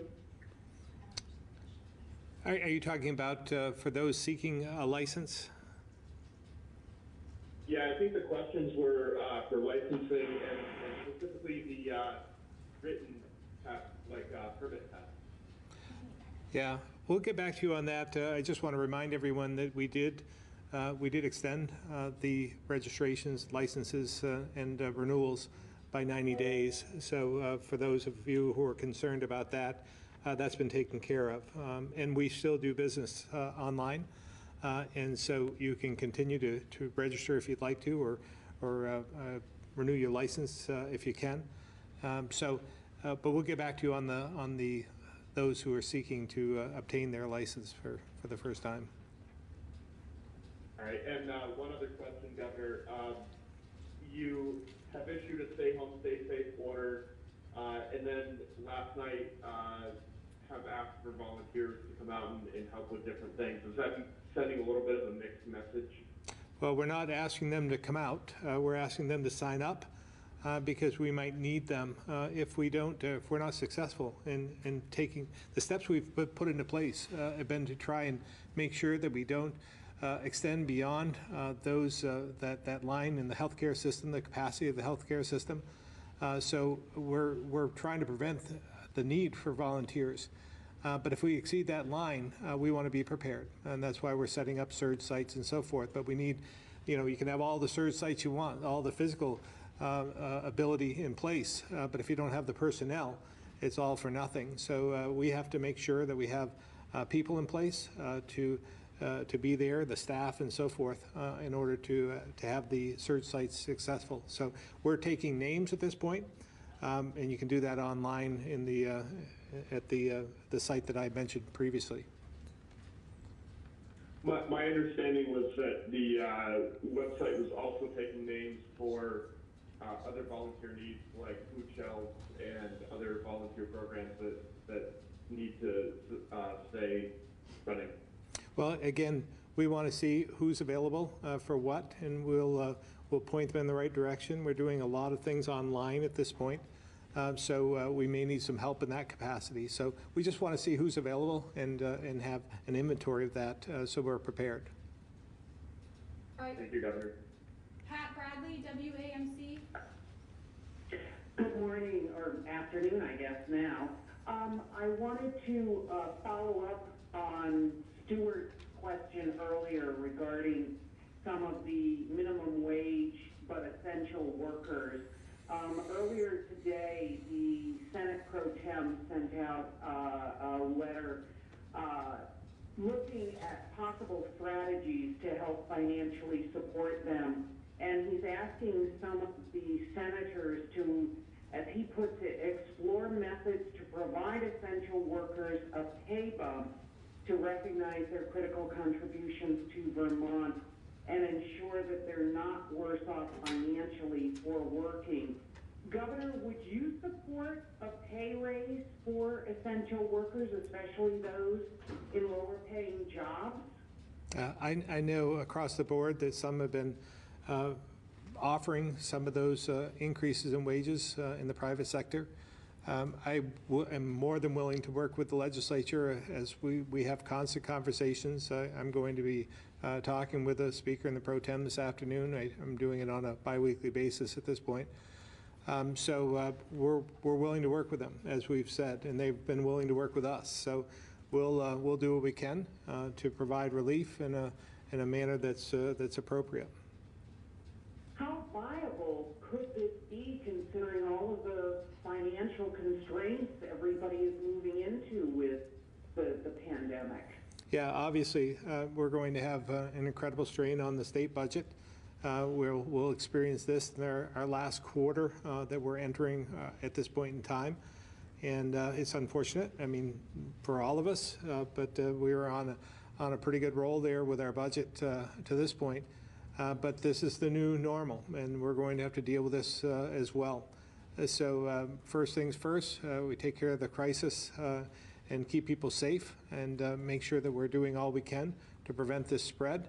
And then we're, as Secretary Curley had outlined, we're setting up an economic task force to take a look at what we can do to make sure that we can get this economy rolling again when it's safe and provide relief for those who are in need. And I would count those frontline employees as some.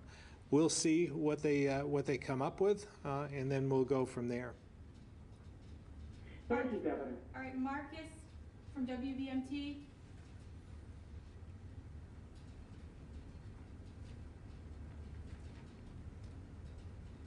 Marcus?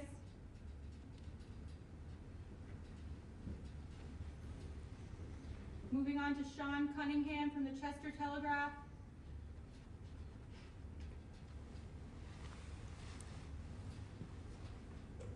Kurt, right here. All right, go ahead, Kurt. Okay. Governor, can someone talk about the broken health and rehab issue We're hearing in Burlington from a number of people there that are complaining, the belief that everybody at Burlington Health and Rehab, people that work there, people that are patients there, should all be tested, and that they have not been. Can you respond to that, please? I'll have Dr. Levine answer that. They are actually all being tested. I also, Everyone, including every patient? patients and staff, Okay, and when did that begin? as we speak. Okay, thank you. I also want to expand on my previous answer about the 8 facilities. None of them should merit a scarlet letter. This is really something we're going to see more and more, not only in Vermont, but across the nation. Some of these facilities actually are just living communities. They don't have any health care associated with them. And so as part of the members living their daily lives, infection can be introduced. It's not coming necessarily because they're a healthcare facility. Just wanted to elaborate on that. All right, Sean Cunningham, the Chester Telegraph. Hi, this is a question for Secretary Curley. The state has put a lot of effort into revitalizing and supporting downtown. Are there any plans specific to helping downtown so those efforts aren't lost? Absolutely. We also received word that there are significant federal dollars that will come to us through, and they will be dispersed as community development block grants. So we are confident that communities can create a plan, a proposal, and apply for those dollars to continue the great work they're doing, as well as to use that money to provide relief that's related to this emergency specifically. And there are more details to come. We're waiting for guidance on that. Yeah, just to mention as well, if you go to the accd.vermont.gov website, there should be a landing page there to address communities, and again, it will be built out as we learn more information. All right, Judy Leach.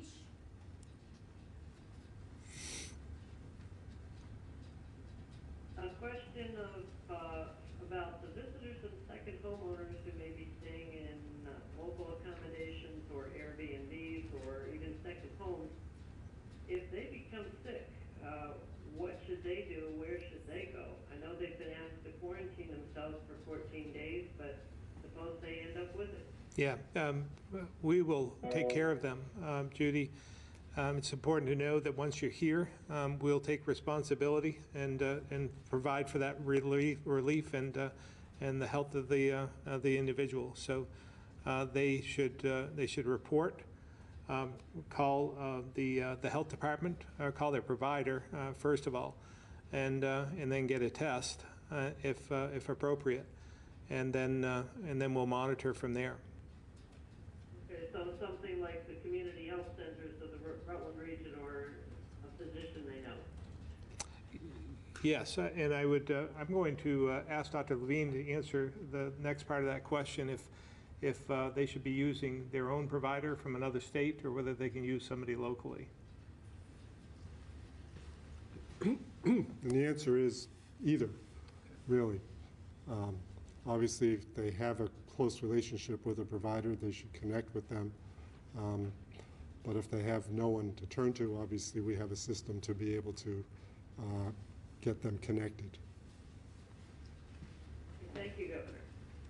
All right, Tim, Vermont Business Magazine. Hi, Governor. This is a couple of questions about sole proprietors. As you know, there are a lot in Vermont, and I thought I heard Congressman Welch say that the $10,000 grant would be available to them. And also, there's a lot of sole proprietors and even people with who are working or on commission who are losing a lot of money, but they're not exactly unemployed, but they're taking a big hit. If someone could address those two issues. I can try. This is Secretary Curley. To answer your question, yes, sole proprietors are eligible to receive that grant. So they need to apply for the economic injury disaster loan and signal to, when they're applying, that they would like to be, to apply for or be eligible for the grant as well. So that's the answer to that part of the question. In terms of if they're going the route of trying to seek relief through the unemployment insurance program that Commissioner Harrington was talking about lifting, that, again, I'm going to have to turn that over to him in terms of how that might be, what's the word? Administered, thank you. Thank you for the question. I think that's some of the nuance that we are still expecting to receive in the federal guidance that should be coming out this week. But I would just say that, whether they claim themselves as an employee of another company or if they're self-employed, unemployment insurance is designed for people who, through no fault of their own, lose their wages. So again, it's not only for those who become unemployed, but if they've seen a significant reduction in the wages that they're receiving, they are also eligible. So no matter the course, I would just say it would be appropriate for that person to either reach out to the department or at least file and open a claim, and then we can work out the details on the back end. I think it's so Michael, even someone, go ahead, I'm sorry. No, I was just going to say, just keep in mind, this has never been done before. Not anywhere in our country has this been done. So we're standing something up that we don't have all the details on, and it was passed and signed into law about 4 or 5 days ago. So some of these details that I know people want to know are just not available at this point in time. We're doing the best we can to try and dissect the federal bill and to be in partnership with our congressional delegation to find out all the details so that we can implement this and get the relief to Vermonters that need it. But they have to be patient in some respects because, again, there's no playbook on this. It hasn't been done. How about on the commission side where people are employed, they are working for somebody else, but their wages are going to go way down, but they're not going to be technically unemployed? Yeah. Again, I would just repeat that, again, the UI program is designed for people who also lose wages. So it's not just based on employment, it's also through loss of wages. Again, there are a lot of variables in there, and whether they're, again, a direct employee or many times they're considered an independent contractor. So the best thing they can do is fill out the claim form, open the claim, and then we will work out the details with them after the fact. Thank you for all your work on this. All right, Mike Donahue.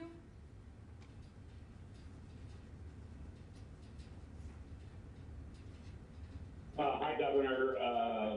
I'm wearing my hat on behalf of the Islander. I'm in Bratt County and got a two-part question dealing with border issues. The Islander reported this morning that the state is now recording the out-of-state motor vehicle traffic coming into Vermont. The AOT has employees parked at 29 entry points along the 4 borders checking registrations, and it's an around-the-clock operation for the foreseeable future. And the Islander was told this is not an enforcement effort, but more fact-finding. So once the state has the facts that confirm out-of-staters are still coming, what does the state of Vermont plan to do with the information about people coming over the border? Are they going to file it away or take some sort of action? And secondly, the state is also saying Grand Isle has no reported cases yet, but yet starting today, they've established a COVID test site in South Bureau. And when we printed the story last night, we got a lot of reactions saying, why didn't they set it up at Sandbar and leave it in the Chittenden County side rather than coming over the causeway and having sick people come to Grand Isle? Yeah. First of all, this is, let's see, the first part of your question. As far as the data collection, it is just that. Anecdotally, we'd heard that many people were coming to the state, and we wanted to have some sort of baseline to determine whether this was indeed the case. And so we set up these points at the points of entry so that we could determine how many people are coming into the state and from which states. And we're not taking registration numbers or anything like that, just looking for colors of plates to determine who's coming in. And then we'll react accordingly, depending on what we see, and how many are in and out and so forth. Obviously, we need a lot of goods and services here in Vermont. That continues to happen, but we really just wanted to monitor what was going on. In terms of the test site, is that to you, Dr. Levine, or somebody on the phone? I'm not exactly sure of the intention of your question, but let me see if I'm going to answer it well. Bottom line is, Maybe try to make it clear.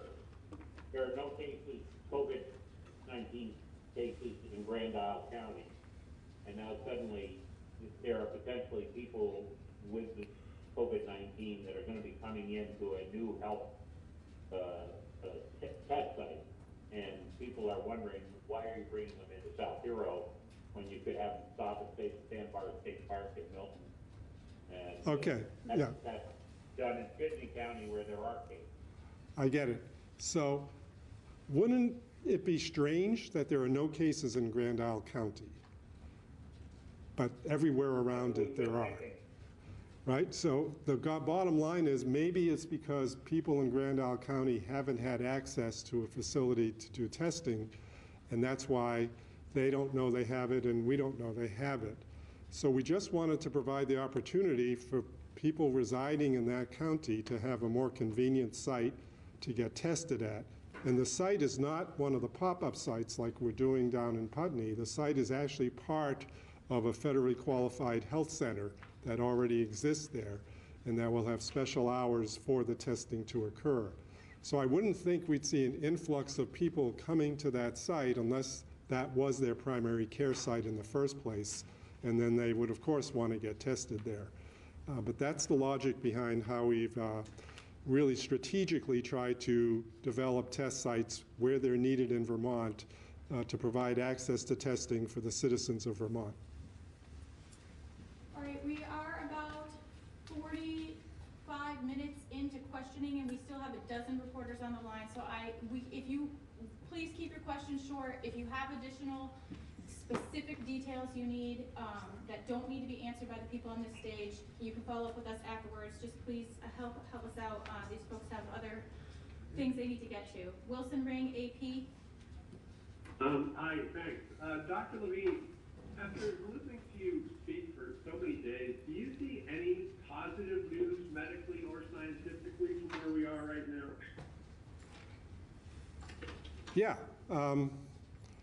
You know, we're going to see more cases in Vermont right now because we're doing more testing, but we're not seeing such a steep increase in the slope of the curve at this point in time to alarm me that we're way behind.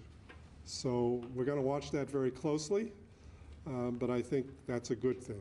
I think another good thing is that though we've mentioned a number of facilities that have had outbreaks, there's a lot of good public health, boots on the ground work occurring in those places, and we have the opportunity to really nip things in the bud, so to speak, and really work productively. I think the other good news is that we are able to test. We have sufficient materials to collect specimens and to test those specimens. We got wonderful news about PPE and truckloads of materials, and now some of our supplies we can actually characterize as being in the millions of pieces as opposed to hundreds or thousands. I could probably think of a bunch more, and I'm not trying to put a silver lining on an epidemic, but there are good things happening, not the least of which is Vermonters are doing what we would like them to do. They're socially distancing. And when you drive around now or walk around, it's lonely, and that's exactly the way it should be. So I think that that's a good thing as well. Thank you. I think, Wilson, you'll also see, and many of the reporters will see tomorrow with the modeling that we've created, you'll see that the steps we've taken are having an effect. And unfortunately, the aggressive nature that we've taken has created an opportunity where we may have fewer cases. That's our hope. And it won't look like success in some respects, but to us, it's going to be successful if we can bend that curve, flatten that curve out, and not exceed our capacity to take care of people. All right, Kat, Thank you. WCAX. Hi, this question is for Dr. Levine. You mentioned that masks are not being considered as an intervention for the public right now. You're telling people not to go buy them.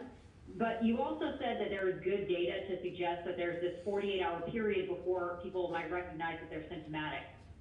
But they can spread the virus during that time. So shouldn't people be wearing masks in somewhere like, say, grocery stores to minimize the chances that they might expose others to a virus that they might have and not know it yet? Yeah, that's an interesting suggestion, and certainly one that some of the Asian countries have just taken and run with, if you will. I think there's going to be more in terms of science-driven approach, so I would hesitate to just embrace something that would give us the illusion that we're protecting ourselves, and I'd much rather see a science-driven approach that actually can state that there is efficacy, and it's been shown, even if it's in limited study and limited situations, to help. But I will also reiterate that people who are currently ill but have wandered out really should be wearing a mask, because it does prevent some of that large droplet aerosolizing that others could suffer from. So just quick follow-up on the kind of illusion of safety. So then was wearing masks discouraged because they aren't effective or because we had a short supply of them? No, I'm concerned about the lack of effectiveness, that we'd be fooling ourselves. The supply is improving substantially, but clearly prioritizing those in the professions who need them the most, for sure. It's also, when we talk about testing a mass population, one can give the illusion of lack of disease in an individual who has tested negative but actually may still be in a pre-symptomatic phase. So these are very challenging and complex questions which we don't want to just answer on the fly, but we also don't have time to do major interventional trials to assess. So we have to take the best science we have and work with it. And like I said, we will watch very closely for what the CDC has to say about masks, because what they came out with about this pre-symptomatic period only leads to questions like that. And they have to be answered on a rapid time frame. Thank you. All right, Lisa, the Valley Reporter. Thanks for taking my call. I want to return quickly to Airbnb, VRBO, and homestay, or HomeAway folks. They seem to be still accepting reservations in my area and in other parts of the state. What specifically, or how specifically, is the state working with the hosts and with those parent corporations on shutting down all the hosts in Vermont? And the second part of my question is, will the fines and penalties accrue to hosts as well as the parent corporations? So this is Secretary Curley. I think Commissioner Sherling can help with this a little bit, but again, this is where I was saying, as we receive feedback and learn where folks need additional support and guidance and education, we want to give it, to help people comply on their own. If they're not complying, there are certainly things that we can do to increase people's compliance. And I'll just ask Commissioner Sherling if he has anything to add on that. I do, thank you. We have a digital investigations team that's looking at postings and creating a follow-up strategy for hosts, and I've been in direct contact with the Attorney General this morning. His office is reaching out, in addition to the Agency of Commerce outreach to Airbnb, HomeAway, VRBO, and others. His office is reaching out to them as well to advise them that digital postings are not permitted at this time. Thank you. And will the fines accrue to both corporations and the hosts? We haven't gotten to that point where we directly explored what the actual enforcement posture is going to be. We're still working on the educational components to ensure compliance. Thank you. Patricia, Bennington Banner.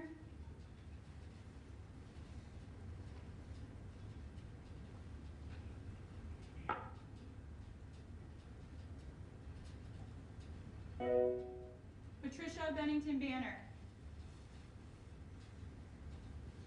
All right, moving to Courtney Landon, 7 days.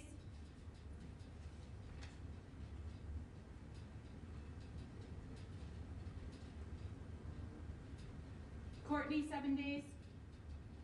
Hello, can you hear me? Yes. Can you hear me? Yes. Sorry, I had to press star 6 like 5 times. I'm wondering, this might be a question for you, Commissioner Levine. Wondering how, broadly, how satisfied are you with the state testing ability? And I know you can't really speak much ahead, but just if you are currently satisfied, do you anticipate staying satisfied with the testing ability of the state? I know many states have reported difficulty getting test supplies, difficulty getting enough, and of course, as I'm sure you know much more than I do, other countries have seen the spread of the virus reduce have largely conducted incredibly wide-scale testing that the U.S. doesn't seem prepared to be able to do, never mind individual states. So I'm wondering if that's something you're concerned about, or are you satisfied that you'll be able to continue doing the amount of testing that needs to be done to contain the spread? So something I've been concerned about ever since this began, but until later last week. And that's why we were able to lift some of the restrictive nature of testing, because we really did have access to all of the components of testing that are required to have a good program in place. Not a program that could test every person in Vermont right now if they just wanted to see what their status was, but we can certainly do what we're doing, which is test all the high priority groups we've always wanted to stress, but also what are considered low priority groups in the testing schema, which include anybody who is able to stay at home but has mild or moderate symptoms. And that's the group we really want to capture here and really want to provide answers to, and that will really help us as we begin to understand where we are in the trajectory of this virus in Vermont. So you asked if I'm satisfied, and I am satisfied, but I'd be more satisfied if more symptomatic people are tested, because I know that they are out there. And they should just know that we have the capacity to test them. Patricia, just confirming that's you and not Courtney. Patricia? I'm sorry? Is this Patricia or Courtney? Oh, I'm sorry, this is Patricia. I'll mute myself. Okay. Courtney, 7 days. Hi, yes. This question is for Dr. Levine. Just a few weeks ago, you had said the health department did not plan on testing all staff and patients at Burlington Health and Rehab because it would not have been an effective strategy unless everyone there was symptomatic of illness. So I'm wondering what changed, and will this broad-based testing be expanded to any of the other facilities that now have cases? Thank you. So the thing that changed predominantly is, most of the cases were at the very inception of the outbreak at that facility, but we have seen others develop over time, both in residents and in healthcare workers. So we really felt it was more important, again, for appropriate cohorting of patients, cohorting of staff to make sure that infection didn't spread from one part of the facility to the other, that we had reached a point where it would be more important for us to test across the board. I can't say that that's a policy that would be applied to every specific outbreak that occurs, because many of them are different. I think when there are healthcare workers involved, it gets much more complex. When there are residents of a facility that are living in a freestanding way, independently in their own apartments, that's usually a very different formula, and it all depends on how that environment is structured. Are there abundant opportunities for people to have been in contact with one another, and there's a relatively small number of them?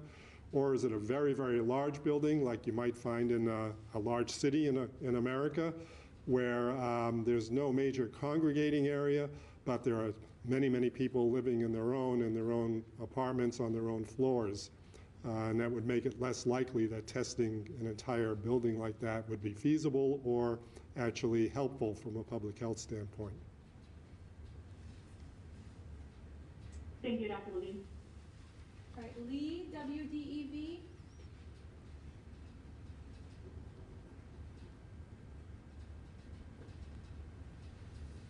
Lee?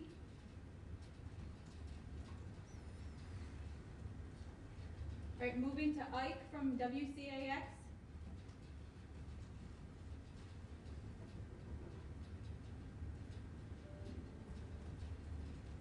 Ike. All right, moving to Michelle from the St. Albans Messenger.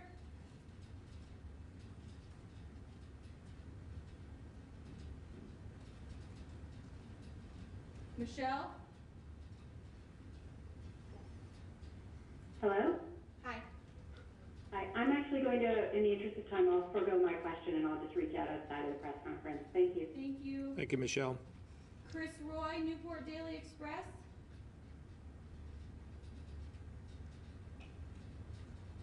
Chris?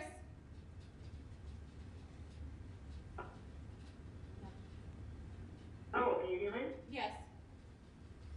There's been some discussion on social media about yesterday's ban to sell non-essential items, and some folks on social media discussing why that includes clothing.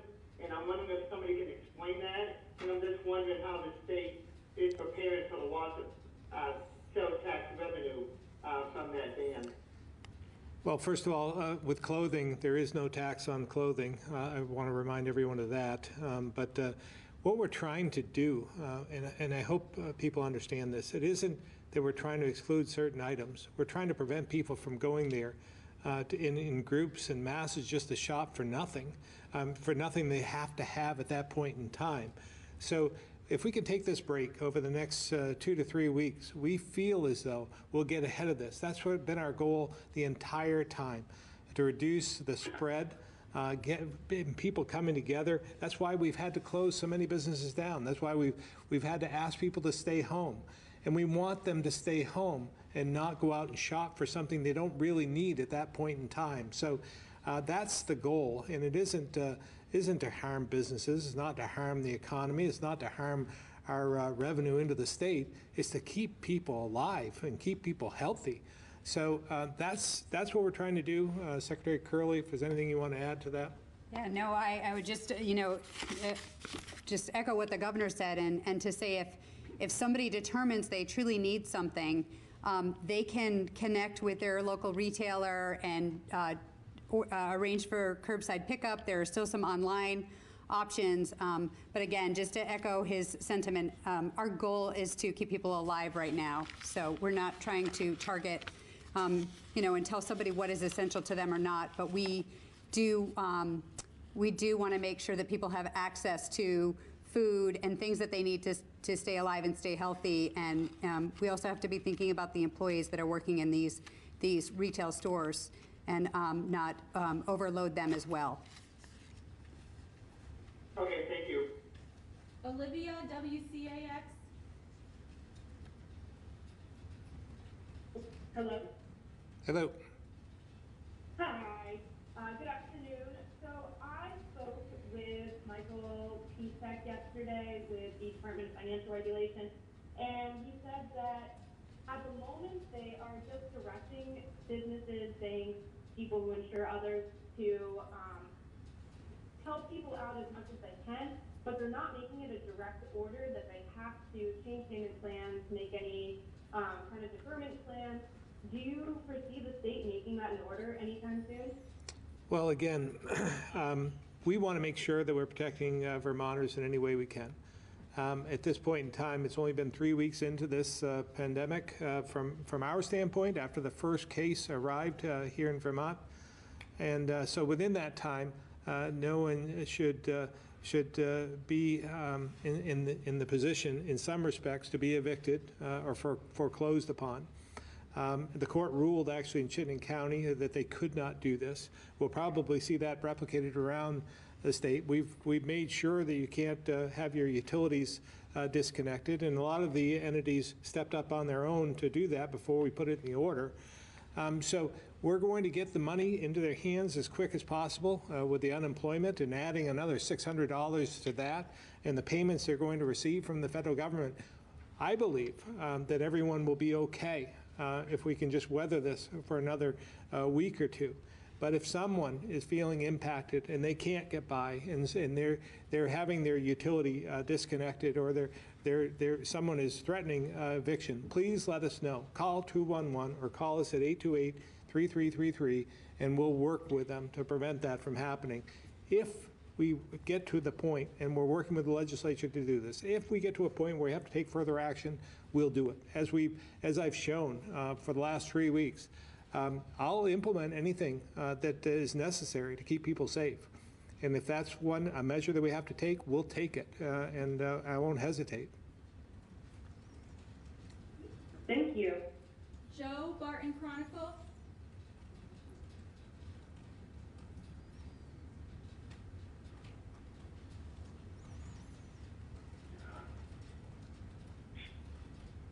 I think you're on, Joe. Go ahead.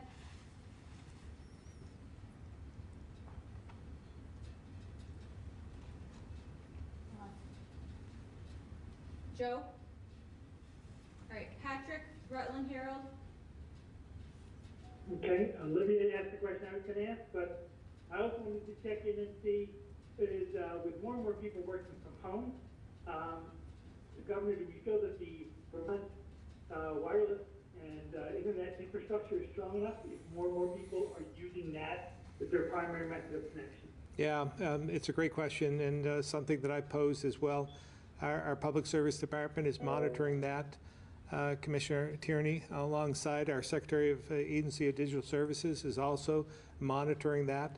So far, so good. We're able to accomplish everything we need to, but with what we're asking of schools and so forth, it's going to be remote learning, and that's going to increase the burden on the system, so to speak. But at this point in time, I believe we're okay, but we're going to continue to assess this situation and do whatever we can to make sure that we have the capacity. Okay, thank you. Ann Wallace Allen, Digger.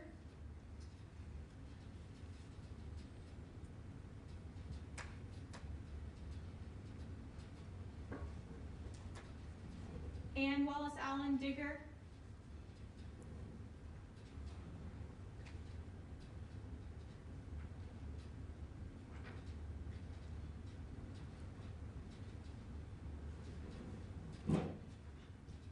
Hi, can you hear me? Go ahead. Hi, can you hear me? Yeah, I just wanted to say that you guys, my question was answered. Oh. I don't need to ask anything else. Thank you very much for that. All right, thank you. I think we're going to have to get these folks to their next meetings now, so thanks everyone.